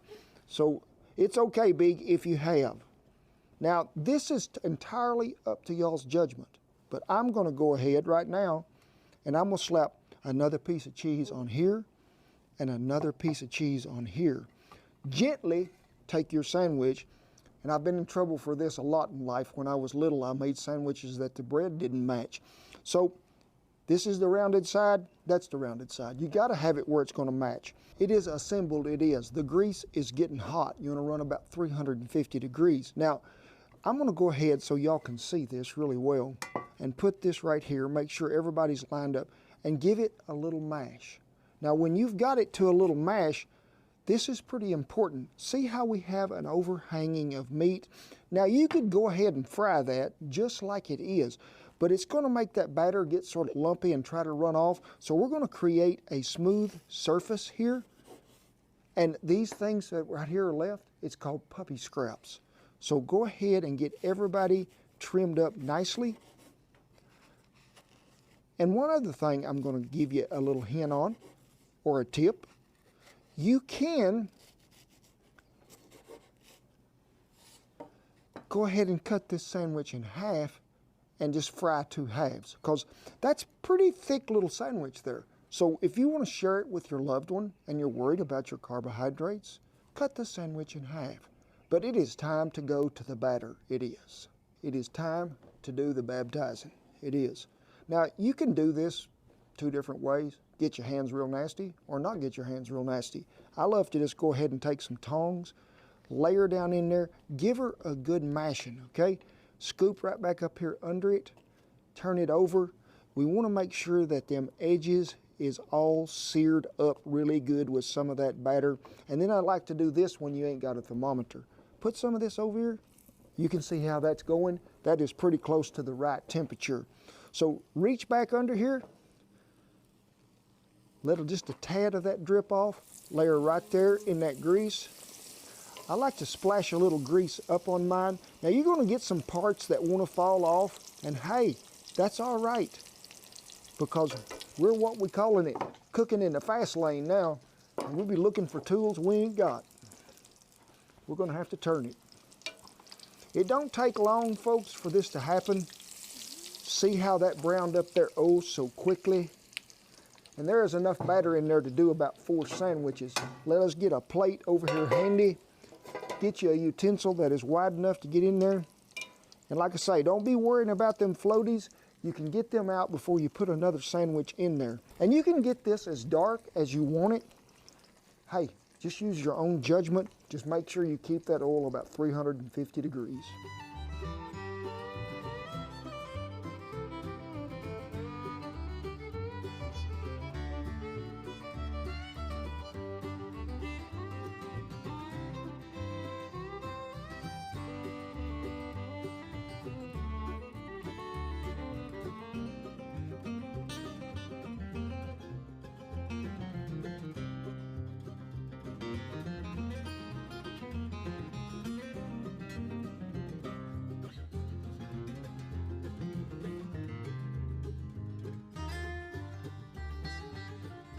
Ooh-wee, ain't that a pretty sight? Now, you got to put that powdered sugar on there. I hope that you can do it without the wind blowing and you ain't got to figure out the windage from one side to the other. And people be saying, I like some raspberry jam on mine. Well, I like some raspberry preserves with some chipotle adobo sauce mixed right in there, mixed up well, because I want things to be able to take a bite. But we've had good help. The crust come off the sandwich. Side, there you go, girl. You get to be the first one. The big. Hey, Duker, you like to missed out, buddy. There's a Duker. And here's the little Mage. Mage, you better get it, buddy. So you can see how that cheese is melted on the edge as it run off there, and them little crispies. So let's give her a little dunk right in there.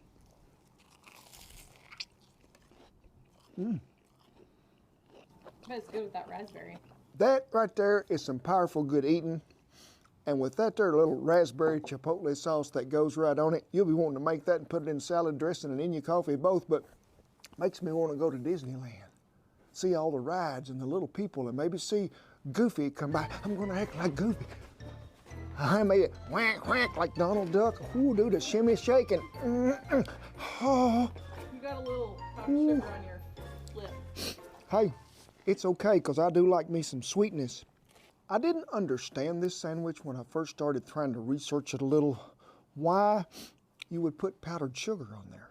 But folks, when you get really the savory taste of the ham and the turkey, and I think the Swiss sort of brings that about too, because to me Swiss cheese is totally different than a lot of cheeses. It's got that unique taste to it that's sort of a savory taste in its own, but a little bit of saltiness to it too. So sweet combined with all that, dipped in the raspberry sauce. Oh my goodness, praise the Lord. Pass the biscuits and let's make Monte Cristos for everyone. Let's do it. Now get the folks of the family in there, share this together, makes a great breakfast treat or a brunch.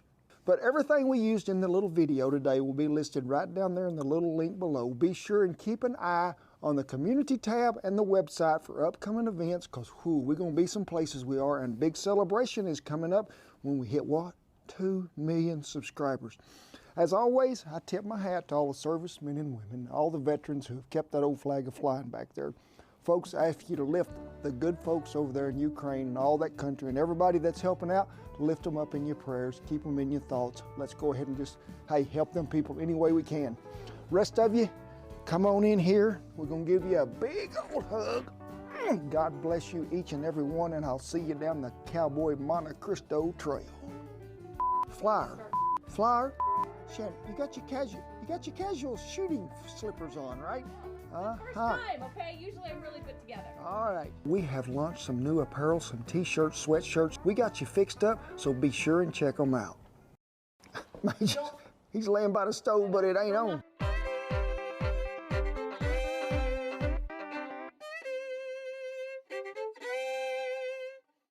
Hey, thank y'all for stopping by back here in the back of the coffee shop. And before we go any further, I'd like to tell y'all, be sure and check that website periodically because we're fixing to start hosting some events here and you don't want to miss out. But hey, warmer weather is coming and you know what that means? Camping time. Oh, it's time to get out in the woods, time to go to state parks, time to bring the family together and let's talk about cooking and cooking in a Dutch oven. Now, it's not as scary as it might seem, or I wouldn't even be able to do it, but I'm gonna walk you through all the best tips and the tricks to make Dutch oven cooking easy as it can be. Now, there's two kinds out there. There's a camp oven and a Dutch oven. Now, camp ovens, they got legs. Legs, yeah, I'm talking about they can walk off if they want to. See them there on the bottom, them little three right there? That is so they will set right there and be off the ground. Now, let's move over here to the Dutch oven. Look. Flat bottomed, and most of them have a domed top lid. Now this one has a lid that has a lip all the way around it. It's still beveled just a tad.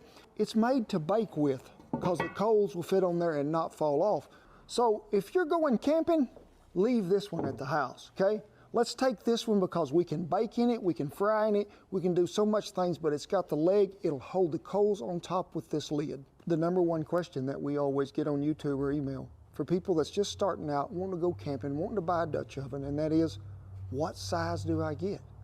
Well, I don't know, maybe how many of you is it? 2 of you, 3 of you, 4 of you going out there to camp? The more the merrier, but a 10-inch Dutch oven, which is probably the smallest size that I've ever used, is just right for like 2 people. The 10-inch, like I say, you can probably get close to 12 biscuits in there, and they're good for baking pies, baking brownies, but I would say probably if I was gonna have to pick an oven that I could tell you, hey, this is what you need to cook with to start with, because the 12-inch is probably my go-to oven most of the time because you can feed like 4 or 5 people out of here. But also you can rewarm the leftovers because you're gonna have some maybe, but also it does well to what? Casseroles, anything like that, and it's gonna make enough that you can really have a hearty helping for everybody around the fire.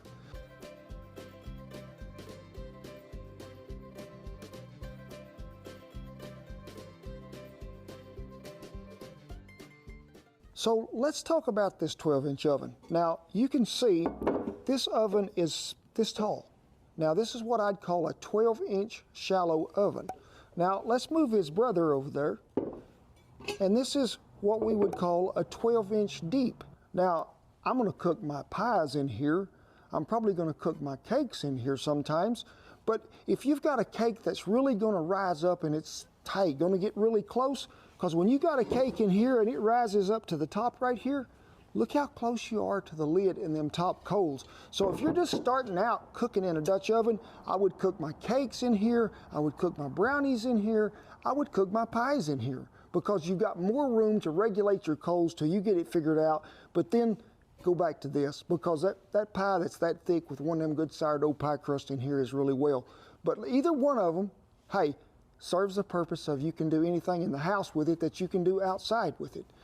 Bake, fry, baked potatoes, biscuits, cornbread, cobblers, anything in the world. These two are probably the most 2 recommended ovens that I would tell you to start with. Now, if you're looking for more information on what you need to know before you buy a piece of cast iron Dutch oven or skillet, we have a buying guide out there and there'll be a link to it on where you can see that video. But folks, look at it because you need to know those things before you go shopping. Folks, there's really 2 things that you're going to need if you're going to cook in a Dutch oven that you have to take with you, because I don't think you're going to find them out there in Mother Nature's kitchen. One is a lid lifter and the other is a shovel. Now, if you've seen me on our videos cook, you've seen that shovel that I got. It's got them holes in it. Now, them holes are in there for a purpose, so when you reach in your fire to get coals, shake it right quick, sifts the ash out. Ash doesn't cook, but it does insulate. And you can't come up here with a bunch of hot coals on a Dutch oven and do this. Now, you might could with some of them gloves, but they're going to end up burning your fingers. Get you a lid lifter of some kind, and we have a video out there where we did a lid lifter review. But if you're ever in a bind and you ain't got none of them, go look in the pickup. Everybody's got one of these. It's called a hammer, and they work pretty well as a Dutch oven lid lifter. They are a little close to the fire, but they'll fit each and every lid. So let's talk about a heat source, because, hey, we're not taking that one flat bottom oven out there with us to where we got a propane gas stove. We are actually cooking with wood, yes. Now, some of you's out there saying, I'm going to use briquettes. Don't let me know you did. And they got stuff in there and so many carcinogens and glue to hold all this stuff together. Don't use them. Either burn you some really good hardwood or take you a sack of hardwood lump with you. Hardwoods is going to make a better coal than like your pine and your cedars. Try to find you some oak, some mesquite, some hickory, pecan, something like that, and you'll have a good source of fire, but it'll make a good amount of heat. Now, when we're talking about hardwood lump, I'm talking about hardwood lump charcoal, okay? This is wood that has been burned, starved for oxygen, and sealed. And folks, it is real wood, makes good coals, it does. Now, you don't have to cut it, which is nice. That's right, you ain't got to take the chainsaw or the axe with you. And you can buy it nearly anywhere, Home Depots, Lowe's, Walmart, everybody got it anymore. But you know them briquettes that you thought about using until I changed your mind? I'm gonna let you know another secret I am. Everybody's always telling me they got this formula where you put 6 on the bottom around the outside edge, 12 of them on top, and you're at 350 degrees. When the wind's blowing 40 miles an hour, them things will ash out so quick that you'll have to refire 3 times to cook something. Not with hardwood lump. If that wind's blowing, that stuff is hotter. Real wood, it's gonna burn always hotter than briquettes. Now, the way I tell that stuff is really hot after you've fired an oven up, and remember, we've sifted the ash out of it, and it's just got coals on it, but we've been cooking, let's say, 15, 20 minutes. And you want to see if you need to add more heat to this. Now, I usually try this test here. Don't set your hand on it, but know that you're about that distance from it, and you're holding your hand there. And then count 1, 2, 3, 4, 5. If you count more than 5 before you have to pull it out of the way, get your lid lifter, take that lid, shake them coals off there, put you some fresh ones on there, because remember, ash doesn't cook. And that's the same as down here around the outside edge of the Dutch oven too. Now, the most important thing about Dutch oven cooking is coal placement and how to regulate your temperature when you're cooking something in a Dutch oven. I think probably the biggest mistake that I see people make when I walk around either in a campground or people used to come to cooking school is they put coals all up under here. I mean, everywhere. Stack them under there. Some of them don't even got a trivet. They'll just stack them all under this Dutch oven. No, because you're going to burn something. We're going to go around the outside edge of this Dutch oven. We can take the lid off and see what's happening on top, but you're telling yourself, this is not Pyrex, it's not glass, I can't see what's in there. How am I going to know if it's going to burn? Well, always, number one, start with less coals than you think if you're using really good hardwood coals, because it doesn't take near as much heat as you think. Cast iron holds heat well, and it will transfer it pretty even. Keep them coals on the outside edge of that Dutch oven unless you're trying to target heat. Now, you can cook cakes in these things, and you get to going over there and you think, hey, I've stuck a stick in the outside edge and it comes out clean. But when I stick that stick in the middle, it looks like Jell-O. I give it the wiggle test. I just take a boot heel and kick it just simple there, and if it's still jiggling in the middle, it ain't done. So what do? Rake all them coals out everywhere.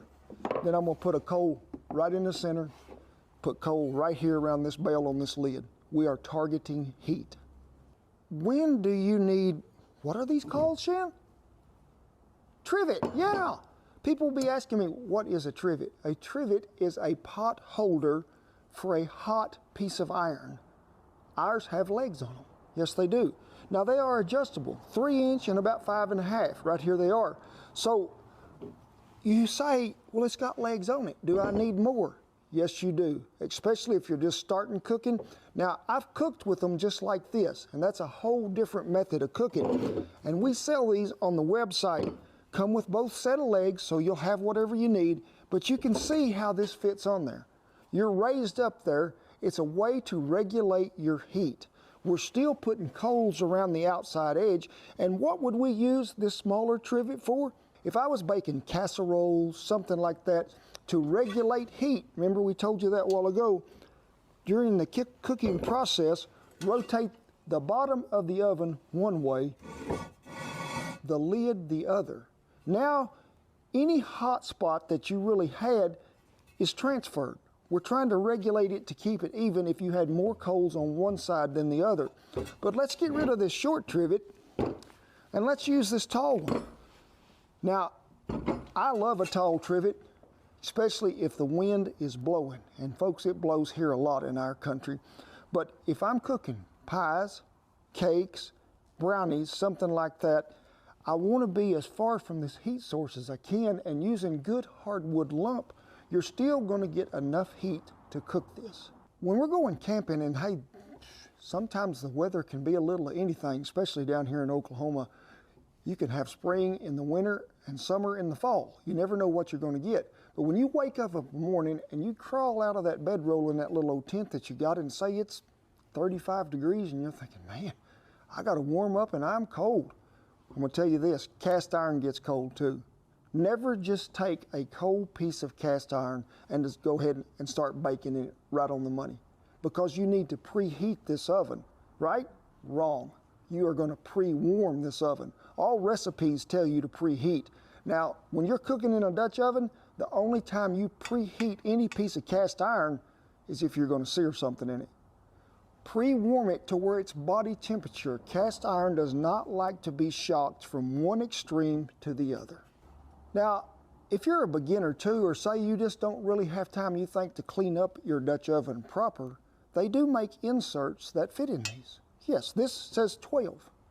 A 10-inch pie pan, and you can get them at a lot of, we get them like, hey, at wedding cake places, they're aluminum, they'll be about like that. Like a cake pan. Yeah, and they'll fit right in here. Now, when you're going to think about using one of them inserts in one here, there's a very important tool that you need to have with you other than that hammer. That's a pair of pliers, because you can't just reach in there with your fingers and pull that out when it's done. But before you put that insert in there, because there's nothing touching the bottom of this oven besides this cast iron against that aluminum pan, rub you a little oil in there first, just a tad, because we want to keep that cast iron a little moist down there when it starts. That way it doesn't just dry out and blister it all at once. But also another tip I'm going to give you, if you think you need a little barrier in there, take your horseshoe with you, set that horseshoe down in there, then put that pie pan in there. You're giving yourself a little air barrier in there, and it's going to take longer to cook than you think. But just remember, hey, it's a great way to start out. You're not as apt to burn something, and if people tell you I ain't never burnt nothing in a Dutch oven, they ain't cooked in one very long. I got a little expert fun tip that I learned the hard way. Yes, I did. Now, when you go camping or something, and it happens to me every once in a while, I'm always forgetting something. And you go ahead and you get them biscuits made and you put in this Dutch oven and you go back over there to the pickup truck, you forgot to bring the skillet. Oh my gosh, and we gotta fry some bacon. What are we gonna do? Because we'd love for that to come out about the same time it is. Take that lid off. Look what you have now, a skillet. You can scramble eggs on it, you can fry bacon on it. And folks, people ask me this question a lot too. Do I season underneath? Do I do this lid and the bottom both?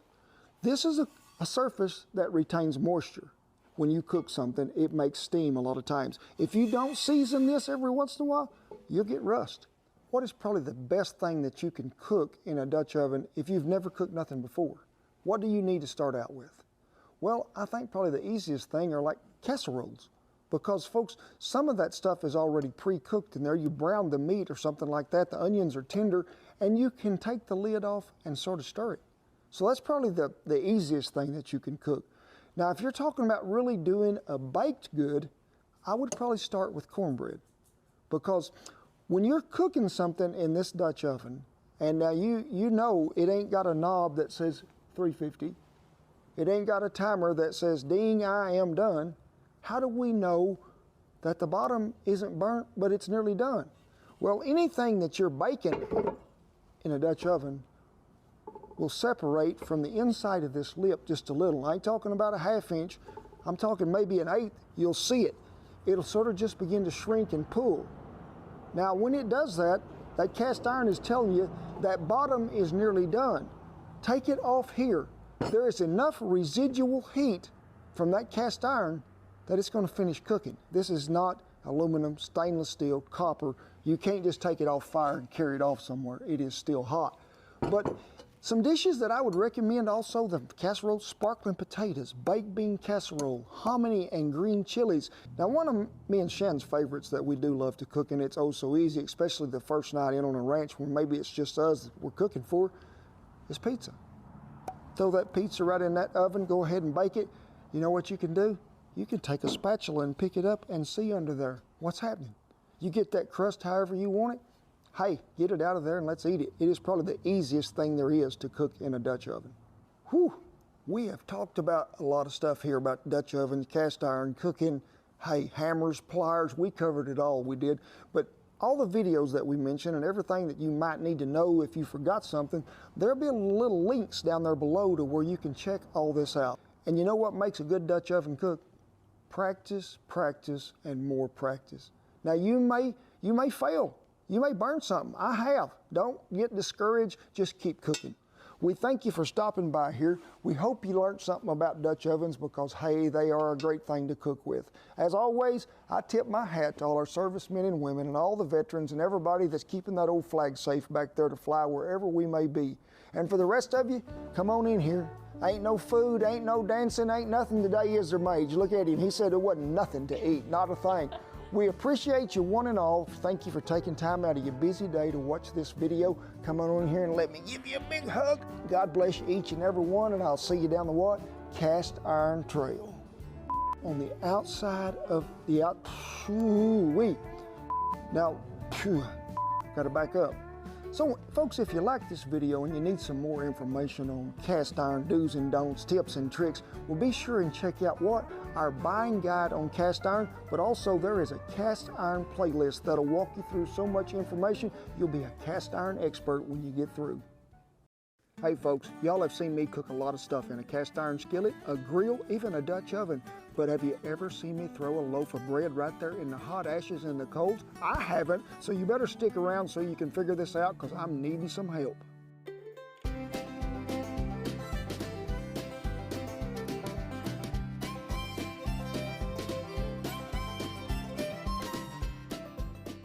Hey, thank y'all for stopping by camp on a beautiful day the Lord has made. He had, hey, there ain't even much breeze. Old Glory just sitting over there being so pretty she is.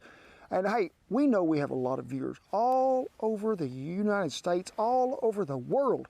And we never take it for granted that you watch, but we do have quite a large number of viewers that are in Australia and New Zealand. Oh, we're so honored to have you all. But we got an email from Janine just the other day from Australia, and she said, you know, Kent, I think y'all should maybe talk about doing, you know, maybe damper, Australian damper, the traditional way. Some folks called it, you know, bush bread. Long time ago, years and years ago, it was made with seeds and nuts and everything, and they'd grind them down to make a dough. And then there was just water and a little salt, a little flour. Hey, go to town. Good morning to the Rowlands family. My name is Janine, and this is my husband, David. G'day. And this is our taste testing team. This is Murphy, and this is Echo. Hope you have a lovely day and enjoy making our Australian damper. And Janine, we thank y'all so much for the suggestion because I do like a challenge. I went back and done my research, folks. They throwing this bread right into hot coals. Y'all have seen me do this to steak, you know, the caveman steak video, but not bread dough. Oh my gosh, I don't know what's going to happen here. But it was made really so popular many moons ago from the Aborigines and all the Bushmen that were working down there and all the cowboys down in that country. And there is a lot of cowboys in Australia. They call a ranch a station. So, hey, this was something that they could make on the trail that was so easy, but it was also easy to store. You could break off a piece of that, put it in your saddlebag, put it in your coat pocket. There's no refrigeration needed. This is something that lasts a long time. Sort of like the hardtack video that we did. But hey, these folks are just so glad to have it. So I got to wondering, how come do they call it damper? Huh. Let's think on that just a minute. It would dampen the appetite until you got something to come along later. It's not going to just make you plumb full, but folks, you can be sustainable. You can get by on this stuff if you're out in the middle of nowhere or you just want to get in the backyard and you and the kids throw some bread in the fire and go to cooking. So, hey, we're glad to try out this dish. We'll see what happens. Have I ever cooked it before? No. So this is going to be a challenge, but old Kent is going to use his noggin today, and we'll see what happens. So to get started with this, and folks, there's not really a whole lot of recipe to this. Long time ago, it's just flour, maybe some powdered milk, and water. You could put fruit in it. A lot of back then, they was putting some dried raisins if they could find them. You could put onion in it, you could put bacon in it, ham, sausage, anything to make it a little more sustainable. But when you do that, folks, this is not going to keep as long as it would if it was just straight pure like they made it from originality. Originality? To start out with, 2 cups all-purpose flour. Now, so many people that I've seen that made this use what they call self-raising or self-rising flour. But we're just going to go with all-purpose. And we're going to start with 4 cups. Now, it will increase as we go along because, hey, you just got to go by feel. That's what bread is always about to me. How does the bread feel? Now, we're going to add a pretty good dab of baking powder because there's no yeast, there's no more leavening action to this, but we do want it to pop up just a little. The salt that Kent forgot, had to run to the wagon to get, I'd say about that much, which is just right. Go ahead and give that a mix in with your hands. Now, traditionally, they would have used what? Powdered milk, little salt, maybe a little dab of flour, and then some water. That was it. Now, we're going to start with canned milk because, hey, this was something that we use on ranches all the time because it don't have to have any refrigeration. It'll keep forever, and to me, it has a really rich taste. Make you a well sort of right there in the bottom, and we're going to start with what I'd call about half of this can, which is, let's see, about that much. Pretty close it is. Now, I just want you to go to folding that over there in that milk, and I know it's going to take some more, but we need to just mix it as we go along. That way, we can sort of tell if we got enough or we ain't got enough. One more time. There's the other half of the first can. Because we want this to make a ball of dough that is really pretty dense in a way, but still has a little moisture but doesn't stick to your fingers when you go to working it. So here comes a little bit more. We're going to go with about 1/3 of that one. Just keep folding it around till we can get a pretty good dough, like I say, that doesn't stick to your fingers. And you can always just say, "Whoa, that's too sticky. We need some more flour." So let me get over here in the flour can. And this is when it becomes really a guessing game. Because when you add flour, if you get too much, then you got to add more milk. So, like I said, it's just by feel and touch. It is. We'll sift that in there so gently. Give it a little going over. And, I be liking that because you see that, but there's nothing here much. Because we'll fly our hands. It's not really sticking to this. We can make us a good ball of dough out of this. So let me get my hands on it. Get a little flour here. Don't do that in the house. And then I just want you to get it to kneading it just a tad to where we can get it out of the bowl and everything is about the same. Now, if you're cooking really a larger batch of this, and most people that I've seen were, it was 6 and 8 cups of flour. Now that's a pretty good dab of damper it would be. So we're going to set this right here. Get a cutting board over here. Flour it well. Dump it out there. There it comes. And then I want you just to flatten it out pretty good. While y'all wasn't watching over there, I done got me 8 or 10 slices of thick cut bacon. 1 yellow onion, because a yellow onion is going to have a little sweetness. And we're just going to scatter this out here on it. Now, traditionally, remember, this wouldn't have had this.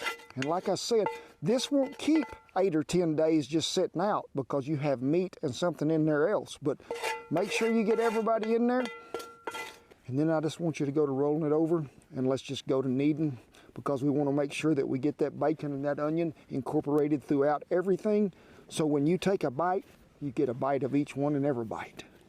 Now, I was thinking about, hey, this would be really good if we put maybe a cup of cheese in there. Grated cheese, you know. But when you're going to throw this directly in the fire, that cheese is going to burn really quick. And burnt cheese and me really don't get along well, so I'm not going to do that. Now, I will go ahead and give you this little tip here. Now, when people want to make this at home, you could make it in a camp oven, but when you can do this with the kids and you can think, we can throw this in the fire, but if you need to, a practice run, wrap this in foil first, then set it over there, cook you 1 or 2 like that, and then you can graduate on over there to the fire. Time I pull this out in a minute, if it's black, you'll think, oh, Kent should have used the tin foil too. Well, folks, we got her down there to about 1 1/4 inches.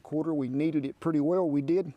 Now, I've got some coals that have burnt down because this really isn't going directly on coals as much as it is sort of hot ash. But I'm going to go ahead and give you another tip right here before we go any further. Go ahead and turn this over.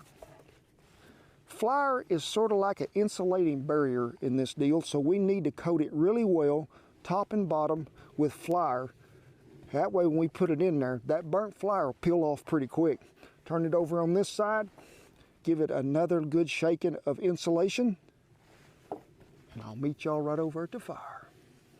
Lesson number 1 I've already learned. Build your fire 30 minutes earlier than you thought, and use littler sticks so you can ash the fire out quicker. Now, we're just gonna go ahead and peel some of these hot coals back over here and see if there's any ash left under there. We'll see what happens here in just a minute. Go ahead and just keep raking to one side.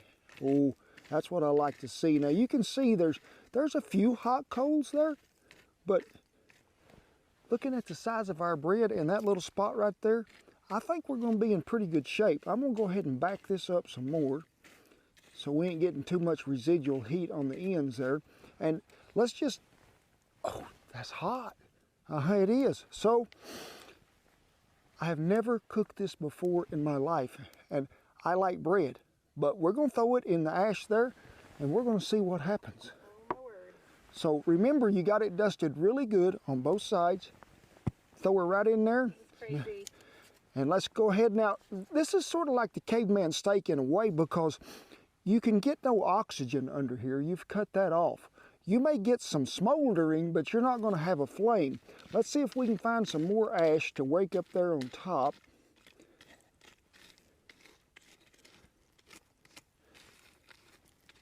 Because we can rake off them big coals here in a minute. I just want to give it a light coating. And make sure you get them hot ones off there if you can. And I know y'all be thinking we're crazy right now, and you're telling yourself, I think we are crazy. I'm not going to eat that. He done covered it all up with ash. Now, I'd like to get me a little more right over here, so we're going to throw that up on there. Try to move the hot coals off of it if we can. You can see if there's any really big hot coals there. We're going to try to get rid of them. And I be acting like I be knowing what I'm doing, but I really don't. And when we get this all done, it ain't gonna be burnt plumb through the middle, I don't think, but it might be a little done on both sides. But that too will peel off. Just make sure you can try to get most of them big coals off there. And I see it. Now that's probably gonna go, I'd say 30 to 40 minutes guessing. Now it's sort of, how do you know it's done? Just like you do when you get a good watermelon. Know what I mean?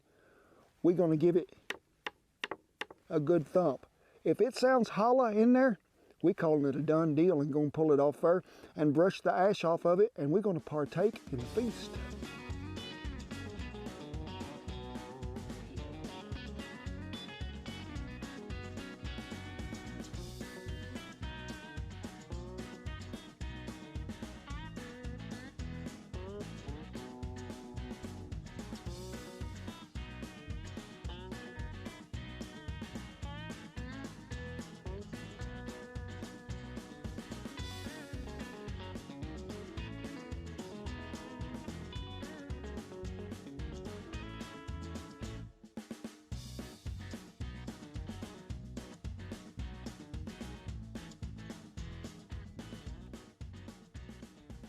Well, we're gonna let her cool off a minute. We are.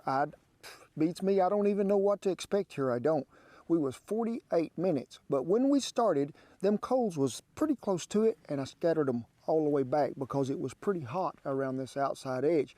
As cooking went on and things began to get a little less heat, I brought them in closer. And even right there, probably the last 20 minutes, I just piled it all up on top of this piece of bread and let it go. Hey, like I say, we're 48 minutes. I don't know what it's going to look like in there. They say it's supposed to sound hollow when you thump it. So I don't know. Big, what do you think? So, I'm excited. this is not Memorex, this is live. I'm heading to sleep, Ghosty Gang _ I'll be back once at work. It's just a little doughy there in the middle, but you can see that bacon and onion. I'm gonna go ahead and cut me a piece right here. Well, Shan, here goes nothing, sugar.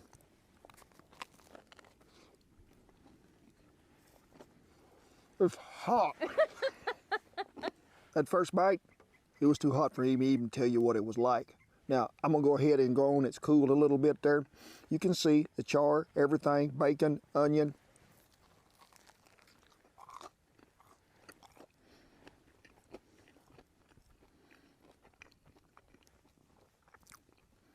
Well,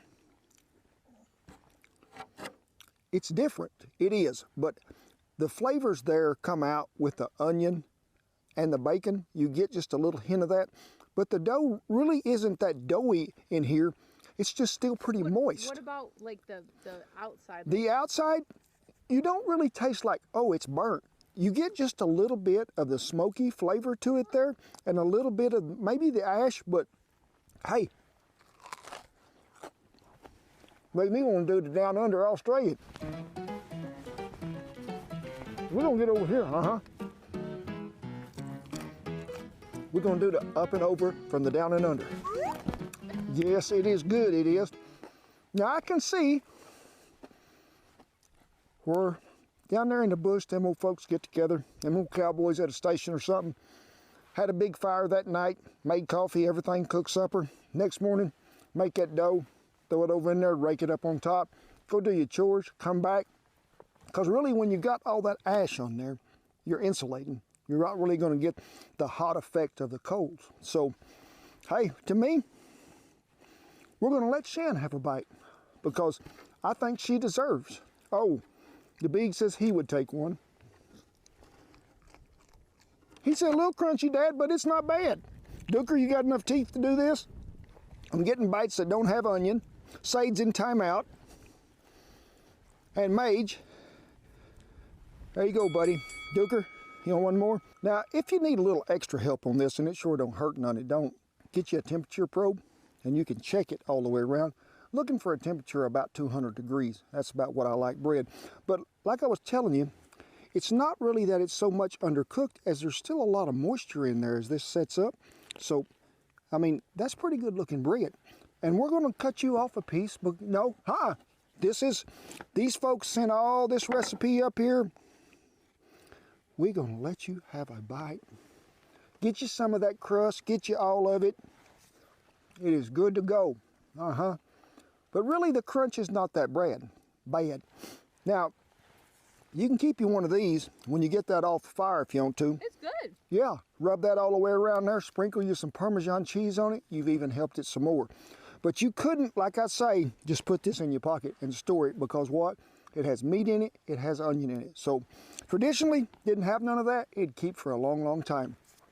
Well, I want to thank the folks from down under, down there to Australia for sending me a little hint to try this bread. It was very challenging, it was, and I do like a challenge. It was a good deal.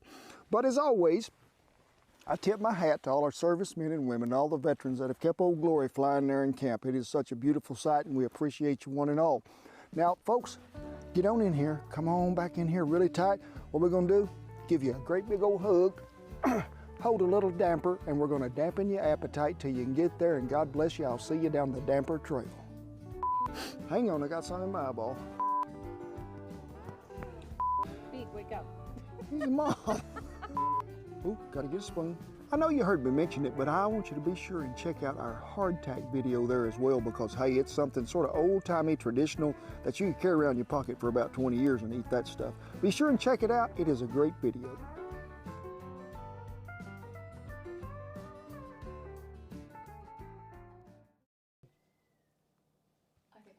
I think we're live. Hey, let us know if y'all are coming in live and clear because I think we are out there getting after it today. Ooh, and we thank y'all so much for dropping by the kitchen.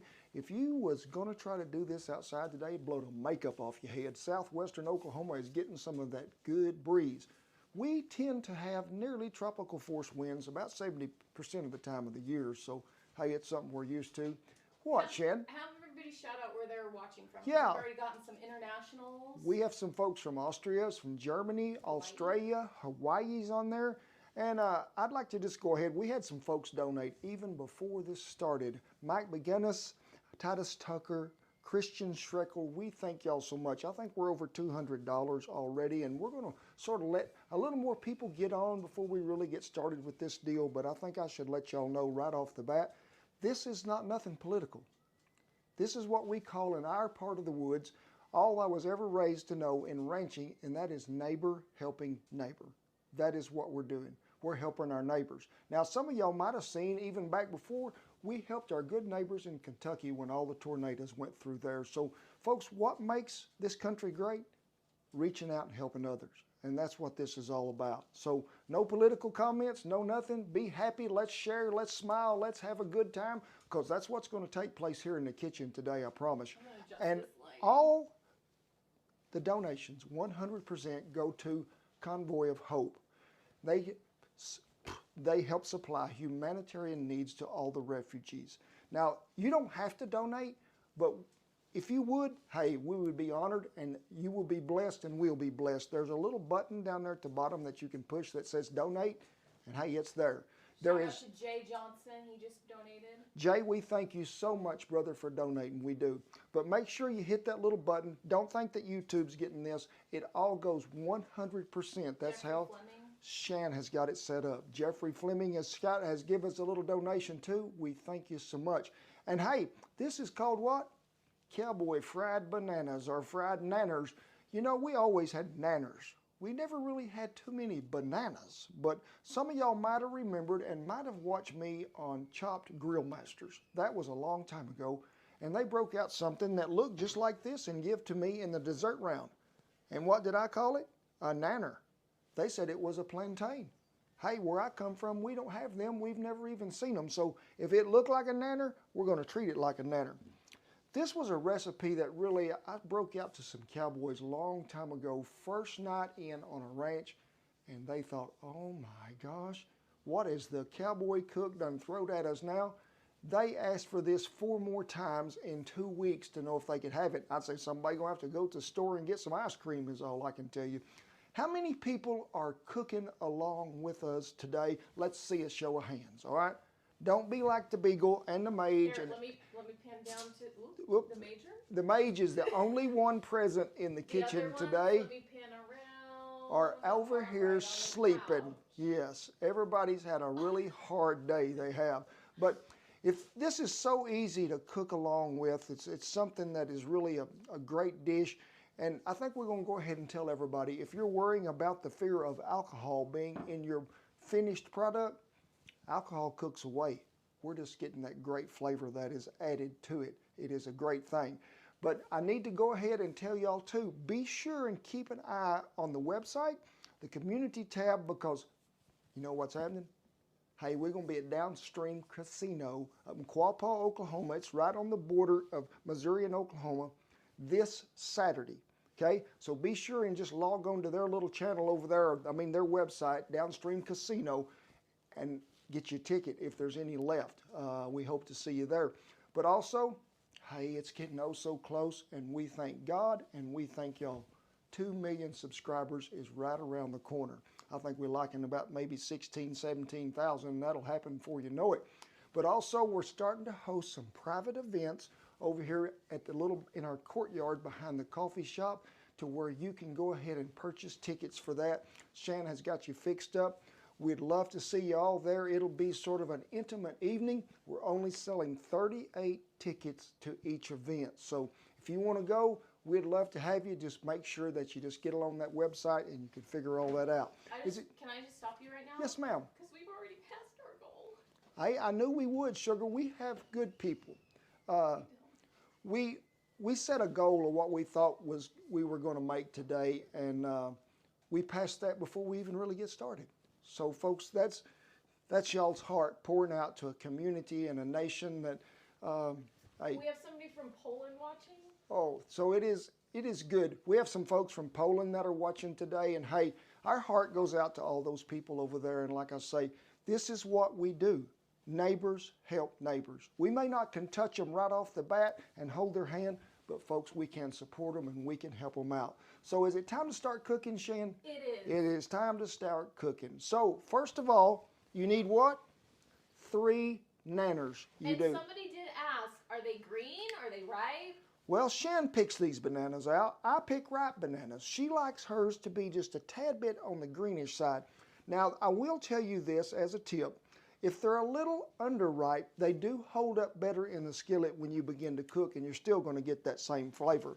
So hurry, go out there to the bush and get 3 bananas off the tree, bring it back in here. You're going to need some sugar, you're going to need some bugger, some cinnamon, and some of this here schnapps, cinnamon schnapps. Now, to start off with, we have our good Stargazer skillet back over here on the stove, and I'm not going there yet, Shan. I'm just going to light this and turn it on low.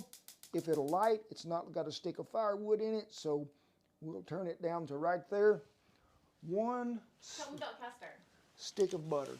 Now, if you're doing this in a piece of cast iron, and I hope that you are, make sure it is a well-seasoned piece of iron, because this is sort of hard on newly resurfaced cast iron. It is. So 1 stick of butter. Can you use Fireball? Oh, you can use Fireball. In fact, let me just see what's up here. Oh my gosh, look here. It says Fireball. Just in case we run a little short, we'll break some of that out. Someone said they already ran out of alcohol. They had to go to the store. Already run out. They done made this dish before we started then, have they? So, what are we going to do? A cup of sugar. Now remember, for you folks that are just jumping on, when you go to donate to this, it all goes to a Convoy of Hope. 100% of the money goes there. We're not getting no money. YouTube not getting no money. It's going straight over there as humanitarian aid to those folks that need it the most. Neighbors helping neighbors. Remember, that's what we do. What'd you start with? What did I start with? A cup of sugar. Yes, I did. Now we're going to have some cinnamon. Now, I know it's in the schnapps, but we got to have some more here. Much? How much? The right amount is what I'd say, which is probably a tablespoon or 2. If you don't have this recipe, but you got this book in your house, run get it quick. Hurry. It's this one right here, A Taste of Cowboy, our first one. And since Shan really wants to know, it's 1 tablespoon of cinnamon, Shan. We're going to give this a mixing with this fancy brand new red whisk we are. Could you add nutmeg? You could add nutmeg, you can add allspice, whatever seasoning you want to put in here. I've never tried it with chili powder or anything like that. I was wondering what that sound was, but it is butter. Ain't that a beautiful sight, Shan, when you can get some, oh my gosh. And some of you might be asking, do we really need a stick of butter? Folks, if it was just me, we'd probably put about 4 sticks in there. You can never have too much butter. So let's move on to these bananas. I need you to just cut them any way you can to get them open. Where's your hat, Cant? Well, try not to wear a hat in the house. That's what my mother would always tell me. A hat hangs on the rack when you come in the door. So that's where it's supposed to be. Y'all can see my wonderful hairdo today. I did have to wet it down before I come in here. The wind had about blowed it off my head. I got a question. I see Shan do this a lot. She'll bite this end of the banana. That's how monkeys do it. That don't mean you a monkey, Shan. I mean, I watched a documentary. they got this little deal right here that you can just pull on. That's why it's here. So get them all peeled out of there. 3 bananas. I like a nanner, I do. Now I want you to turn them up lengthwise like that, because we need them to be able to lay right in the skillet. Go ahead and cut them in half. And if you want, just go ahead and cut them here. That way they're easier to serve when we get ready at the end of the deal, because most of the time they're going to try to break in half anyway when they get hot. So go ahead and cut them. And if they even fall in smaller pieces than that, it's all right. Now I've heard this called bananas Foster. What was the name we got from Hawaii, Sam? That what it was called? I can't even remember now what folks told us it was. But the butter is getting hot. I can hear it sizzling. Make sure that you don't burn it. We've got it on low, low heat. We have our cinnamon and sugar. We're going to do these one We just at have a a time. donation for 500. Oh, a donation for $500 by an anonymous person. God bless you so much, my friend. We appreciate it very much. Let me get in here. What's happening? We are coating nanners with a a cinnamon and sugar mixture. Now, I have used brown sugar for this on a ranch because I run out of everything else. So it don't hurt to experiment, it don't. Just make sure everybody gets coated well. Hi, Mage. How are you, buddy? You don't like bananas, I know. But folks, there is something that goes with this right at the end that Major really does like. That's called Bluebell ice cream. And they ain't sponsoring the video. But whoo, we do like us some Bluebell. Anybody else, Shan? Where can you buy the cookbook? Where can you buy the cookbook? We have two. This one is A Taste of Cowboy, our first cookbook, and you can get Faith, Family, and the Feast, our second cookbook, at www.kentrollins.com. But today, major retailers like, not retailers, but Amazon does have them too as well, right? And folks, I'll give you a little heads up too. Coming sometime, first part of May, if you're near a Atwood's Farm and Ranch store, they will have our product in there. We're so glad to be in there. We got a $5 donation from an anonymous. Thank you so much. We appreciate each and everybody that is donating, but we appreciate you all for watching and having that heart that I know our viewers do. I tell people all the time, we have the best fans in the world, and that is y'all. We appreciate each and every one of you letting us come into your house on Wednesdays and Sundays. Hey, it is a blessing for us. But today, we're talking about all the proceeds going to a convoy of hope, a humanitarian relief that is going 100%. Hit the donate button, it'll get there. Also remember, check the little website out for upcoming events. It is warming up. This Saturday we'll be in Quapaw, Oklahoma at the Downstream Casino. It's sort of a little cook-alive demonstration. They're having steak. Ooh, it's going to be good. We've got a lot of people asking if you can do these every Sunday. Every Sunday? If we don't run out of liquor, we might do them Sunday, Monday, Tuesday. We might do it all. So, Shannon, you want to go ahead and move around here because we're fixing to go to the skillet. Hold on, everybody. Uh-oh. Bear with me. We are in transit. We are. So, we have turned that up to about a medium heat, and we're going to cook these bananas about a minute or two on all sides. And to me, when you can get that in there and things start to go on and you smell that cinnamon that's coming off that mixed in with that butter, it don't get no better than that. So we'll get her turned up, ready to go. Ouch, that's hot. Now this is 3 bananas that's cut up. You can use 2, you can use 8, but if you use much more in a skillet full, you better do it in separate batches because it gets a little crowded in the swimming pool. It does. I want to know how everybody else is doing. Yeah, I want to know who's cooking along. I mean, I want to come over and eat sometime, so I need to know who is cooking. Now, look who has joined me over here. It is my buddy, my kitchen help, who's always in here all the time. No matter what you're cooking, Mage is going to be here. Ain't you, Mage? Rubber spoon, cast iron. Works well together. Just give them a little shaking around there. I have done it 2 or 3 different ways. I'm going to turn it up just a tad. Just go ahead and spoon butter over them instead of turning them over because we're not frying these to where they're golden brown. They're not staying in there that long. So we just want them to go just a little bit. Oh, can y'all smell that, Shen? Because it is smelling some of that good. It is.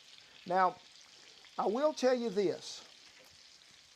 You need one of these too, okay? I don't want to see you using that big old flamethrower that I start fire with outside. Get you just a small striker because this is, what do you call that? Flambe? Oh, are you going to light it on fire? Yes, ma'am. The smoke alarm's been disassembled here in the house, so I think we'll be all right.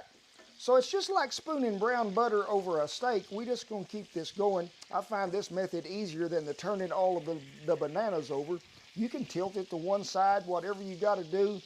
And if sometime in that process, you don't think it's got enough cinnamon to suit you, just open up the shaking side and give it another little shaking in here because you're sure not going to hurt nothing.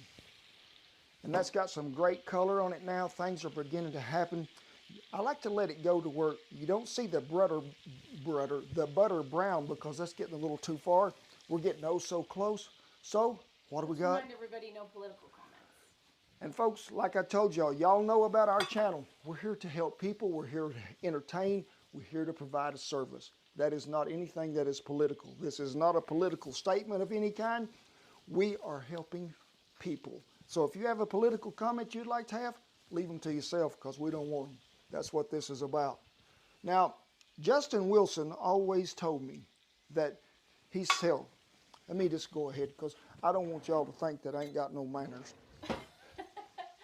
Justin said, whatever you're cooking with, wine, whiskey, or beer, make sure you sample that it has not gone sour.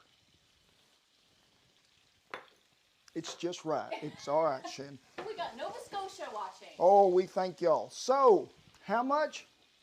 I like to use a whole cup full, I do. And I want to show y'all the good color of this. And don't be worried about the alcohol content. It's good and red. I mean, it looks good. Because this is going to burn off as it cooks. Turn that heat up just a tad more. Let's just go ahead and pour it right on there. Woo, ain't that a pretty sound right there? I like to let her cook for just a little bit. And then guess what? It's time to get flambéed, it is. Well, we always got the window. We can throw it out, Shannon, if things get a little too fast for you. Here we go, Okay, folks. wait, tell me what's happening first. What's going to happen? We're going to burn the alcohol off of it, okay?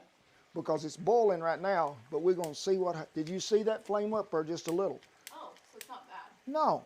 Oh. I have done it at the wagon to where it'll lick the top of the tarp, so just make sure if it'll stay lit, it's even better, but sometimes it won't. Well, and that schnapps doesn't have a ton in it. No, it's 60%. You can get 80, you can get 100.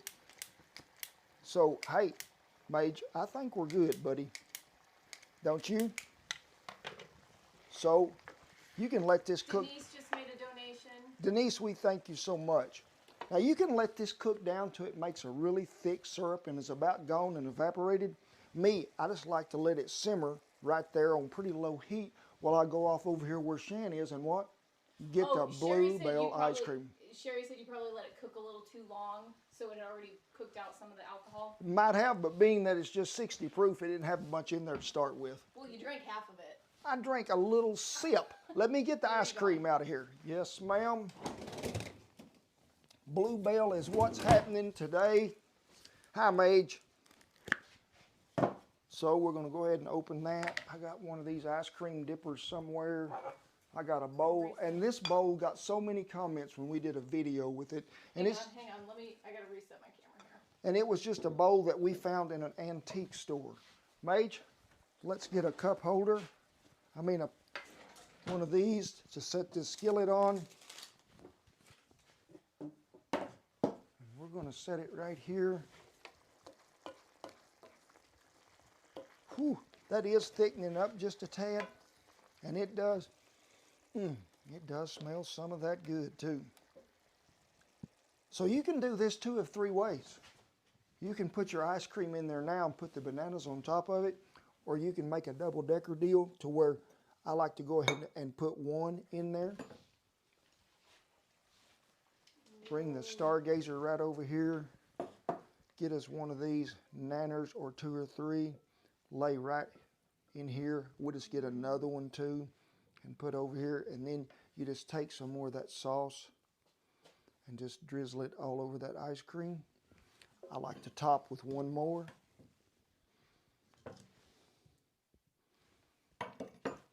This is something that Kent does just for himself.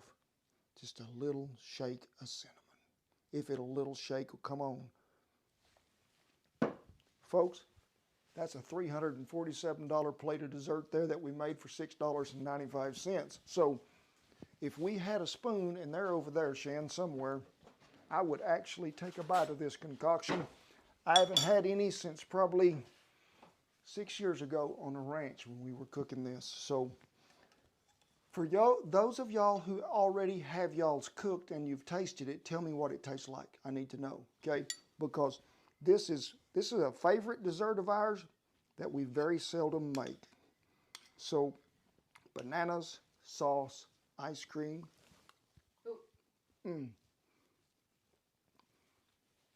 the warmness there that you have from the banana that's cooked in that butter and cinnamon. But folks, the thing that shows out is that their sauce that's got that cinnamon schnapps in it. Drizzle you some more back over there. I'm probably through talking now, Shannon. I'm just gonna go ahead and eat. It make you want to. Oh, there we go. Do the nanner peel. Look out! You nearly got stepped. Oh, we got to stop right there. Give me another spoon. We have help showing up, and if we don't take care of them, we'll get bit. Okay, Mage. Since you've been in here all by yourself helping Dad, there's you some ice cream. Big woke up for ice cream. Big and Sadie found an extra sack of dog food last night and decided that they'd have a smorgasbord. So they got to walk about 3 miles today, they did, and it helped their outlook on life. Remember, all the proceeds, when you hit that donate button, go to Convoy of Hope. So our goal was 1,000. Yeah. We're at 3.3 thousand. There we go, folks. That is 3.3 thousand that we have raised so far, and we sort of set the goal at 1,000. That is due to you good people. And having the heart that we know you have, that's why we tell people we have the best fans in the world, because y'all are family to us. Y'all know what we stand for. I know what y'all stand for, and that's the best part of it. And everybody's wondering if we can do these every Sunday, but remind them we do have videos. Folks are asking, can we do these every Sunday? But we do have a video that comes out every Sunday, 4 o'clock, and every Wednesday at 2:30 Central. And folks, hey, there are a lot more things coming up. We just ask you to be sure and always check the channel. But the best thing that we can do for something like this is share the video with other folks. Share it with everybody you know, because that way we're helping someone that's in need. And we've always wanted to help people. That has just been a goal. I remember when we helped all the good folks in Kentucky, all the emails and everything we got from some of the tornado victims that had lost everything that they had and how much they appreciated. These folks, they may not be watching that we're helping today. They may not speak the language that we speak, but they speak the heart that we speak. And that's what it's about. And hey, without y'all, none of this would be possible. It is a great deal. Remember, this weekend, this Saturday, 10 o'clock, Downstream Casino up near Joplin, Missouri, right there on the borderline in Oklahoma at Quapaw. Get you a ticket. I'd love to see you. I don't know how many tickets they have left. They may nearly be sold out. I don't know. Also, check the website. We're fixing to start some intimate evenings in April, taking 38 people at a time. We do a little dinner demo. Hey, and guess what? Can I go ahead and tell them what's going to be cooking at that, Shan? What? At the demos? Oh, sure. Something we beat Bobby Flay with. Y'all remember that, don't you? Award-winning beat Bobby Flay's butt chicken fried steak, the way the cowboy makes it. So, hey, we'd love to see y'all there too. It is a great deal. Bananas, it don't get no better than this. I really like it. Are we about ready to close it up, Shan? Yep, and I just thank you for everything. Oh, we thank y'all so much, folks, because it wouldn't be possible without you. God bless you, each and every one. Thank you so much for tuning in today. Be sure and share with your neighbor. Know that we love you. See you down the trail.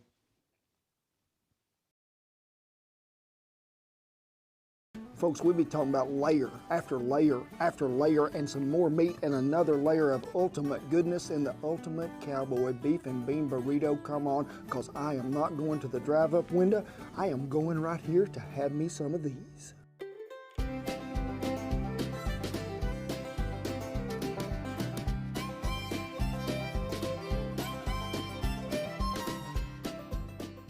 Woo-wee, I am so glad y'all joined me under the barn today. I am, because ain't nothing I really like much better than Shan and the Beagle and Major sides. What?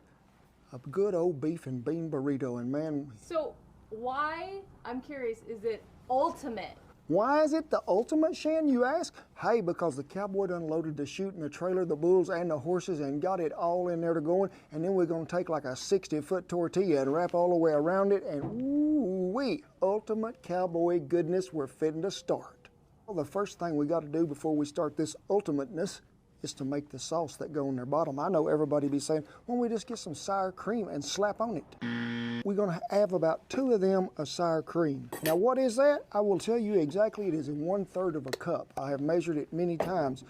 Duke's mayonnaise. The good folks in the southeastern part of the United States turned me on to Duke's mayonnaise. They did. And another child-proof label. It's a fresh one. Yes, it is. Folks, I guarantee you, if you ain't be trying some Duke's, you need to right now. Pardon me while I get us one of these.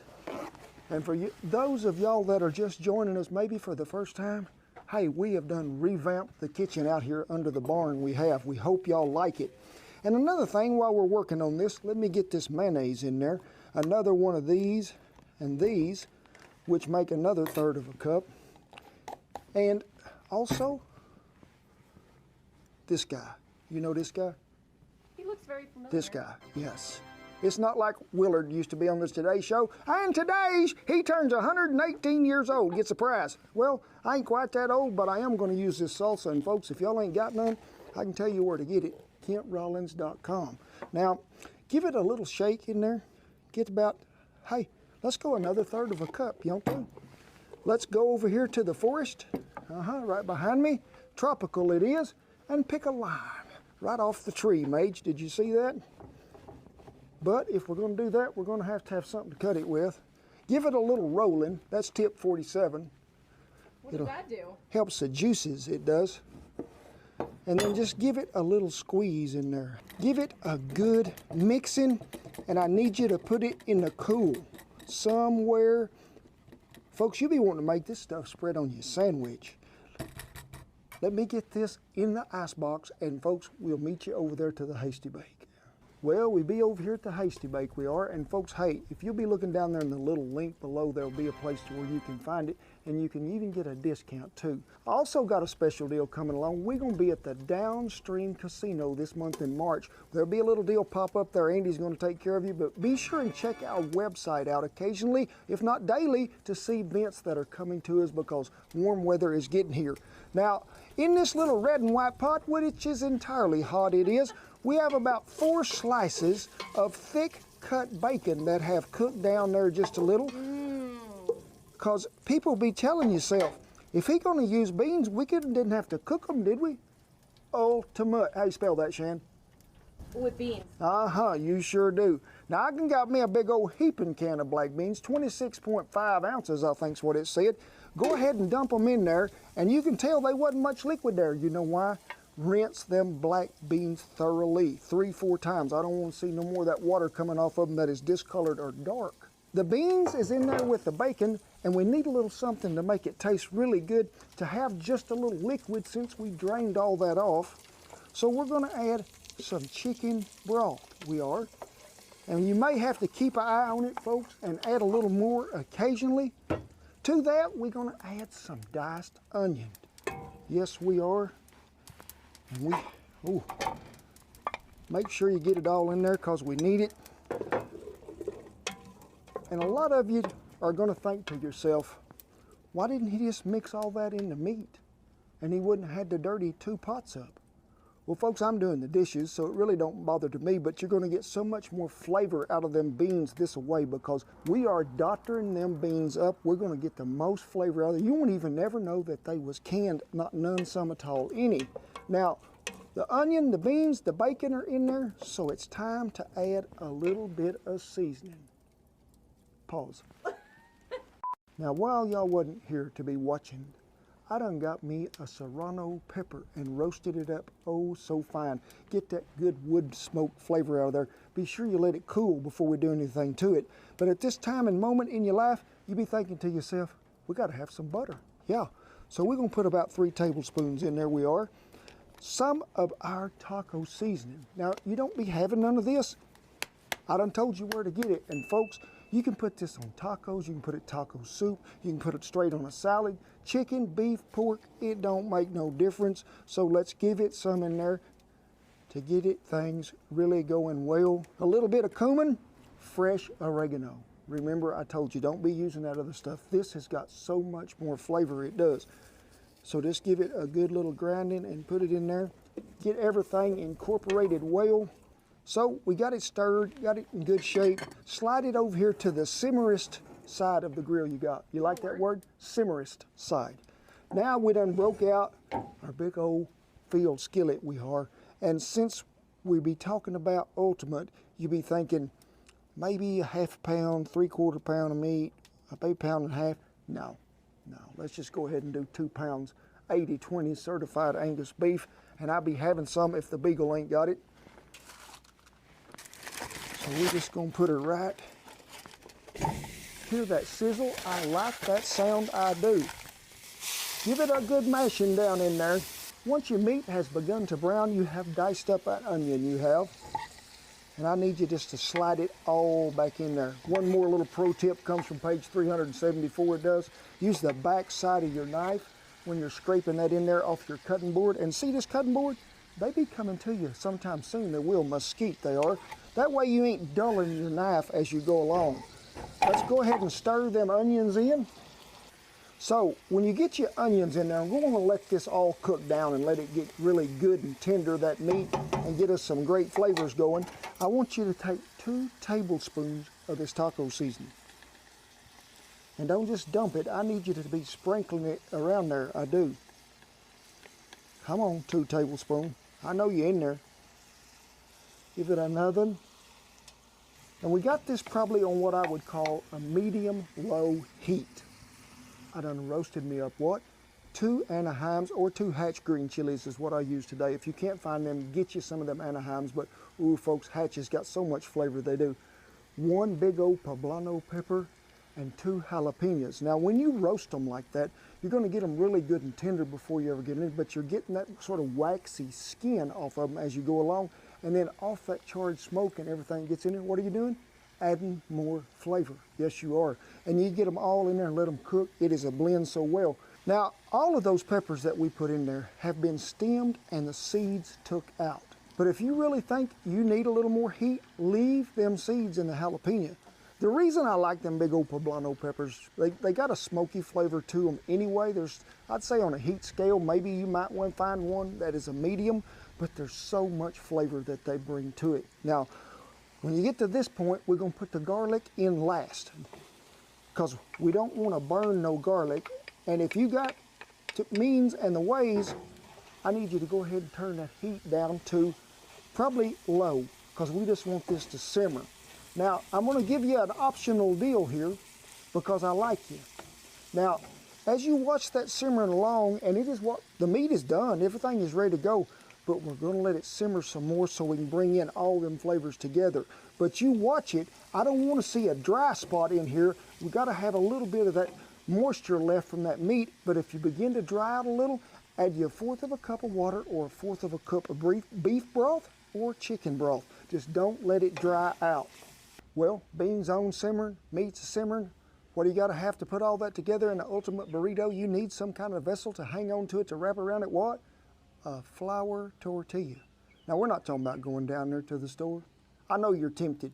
Some of you are leaving right now to get in the pickup, to drive to the grocery store and buy a sack of them big old 12-inch jumbo mambo tortillas. Don't do it.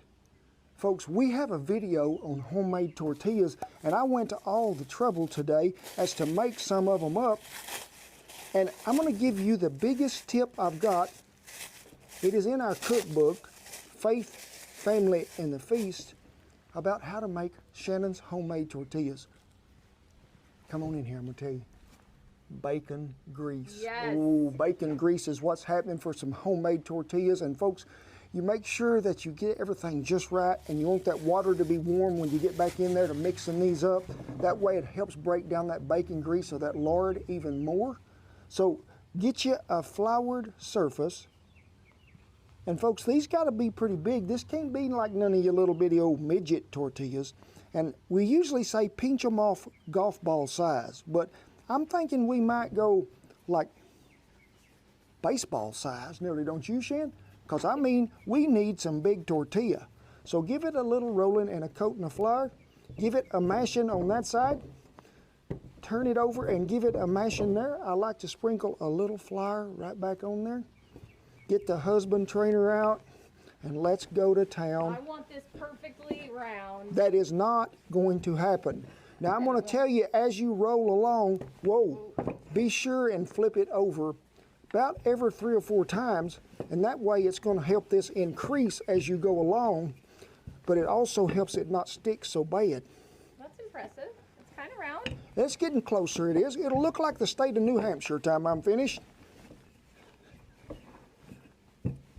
Now, Shan is going to tell us the desired thickness of a homemade tortilla. I mean, mean, I like mine pretty thin. Yeah, I do too. Because, folks, in the tortilla itself, there is some baking powder, which is going to help them puff just a little. And when you go to cook these, they're all the time going to shrink a little. So get bigger than what you think you need, because it's going to shrink up a little as we go along. So get you a bunch of them rolled out. I'll meet you back over here at the fire and we'll go at it again. Well, folks, when you go to cook these tortillas, make sure that your skillet is big enough as to what you're cooking. That's what Major's barking about. He said, Dad, your skillet likes a little being big enough. But lay them in there. Make sure that skillet is hot before you start. I don't want it smoking, but I want it hot. And you can see these little bubbles that are popping up here. That's when I say, hey, it's time to roll this rascal over. Because if you cook him too long, you know what happens? He becomes brittle like a Frisbee, and you can sail him out there like a sail rabbit. Sail rabbit, you say? What is a sail rabbit? Well, that is a rabbit that's been run over in the road about 687 times till he's like a Frisbee with fur mashed down there, and you can throw him. A lot of entertainment come that way. When I was a small child, it did. Got my tortillas in here all keeping warm. They are. All the players are nearly ready to go, but we're missing one more star attraction. We are. What is that? Our Mexican rice. Traditional it was. We did a video on it some time ago. It was back down there at the river in the snake country it was. What do we do when we got everybody fixing to go to ready? Whew, we saddle a horse and we load everybody in the trailer. So let me get the trailer loaded. I'll haul it right over here and we'll put them together.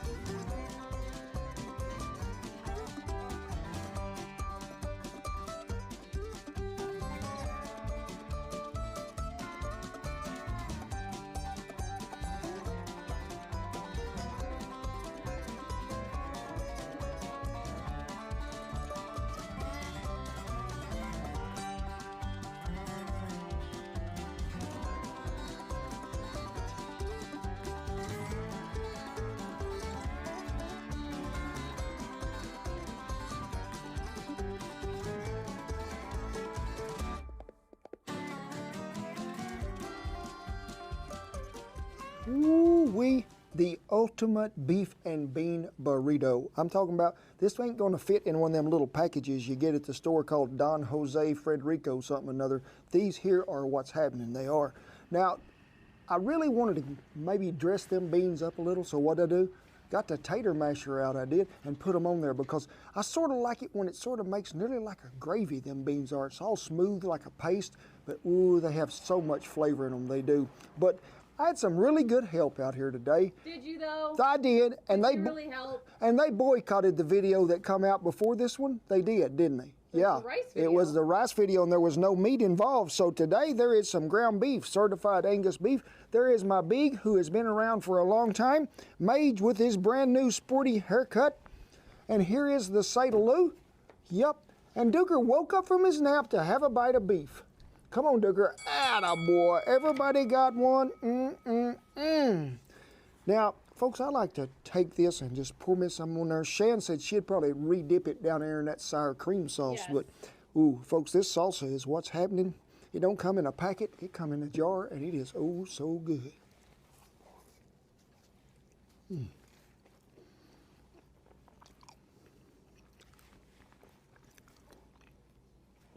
Sometimes even I amaze myself at how good the creations are that I make, and this is one of them, so I'm going back again.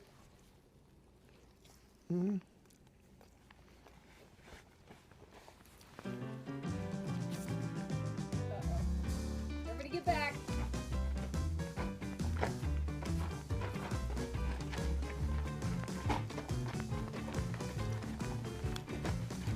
Whoo, say Lou, I do love me a burrito. In fact, I'm gonna have another bite, say.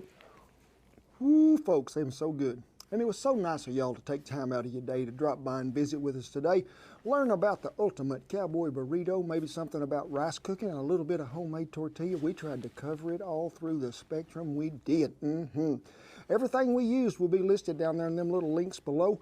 And ooh, you're gonna want to find out what's going on. Be sure and check the website for our upcoming events.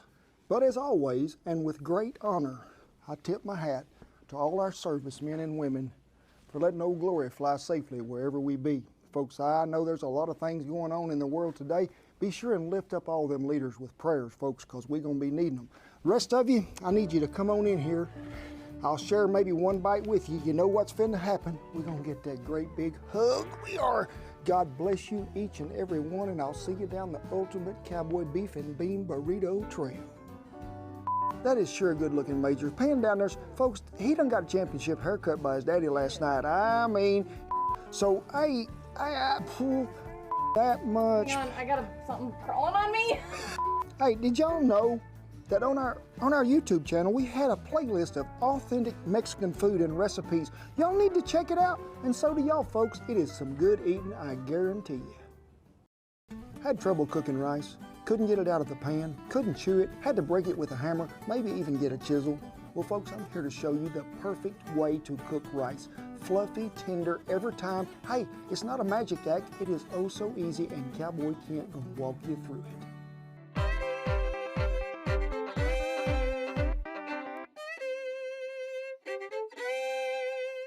Hey, thank y'all for stopping by Under the Barn for another quick tip and tutorial on what are we talking about? How to cook the perfect rice. I hear some of you saying, well, everybody knows how to cook rice. No, they don't. Me and Shan had trouble cooking rice there for a while. Not enough water, too much water, gummy, throw it on the barn, does it stick? We didn't know what we was doing. But before we get started in this, I just wanted to know if y'all would be so kind as to give me a thumbs up, a like on the video, because it does help out the channel.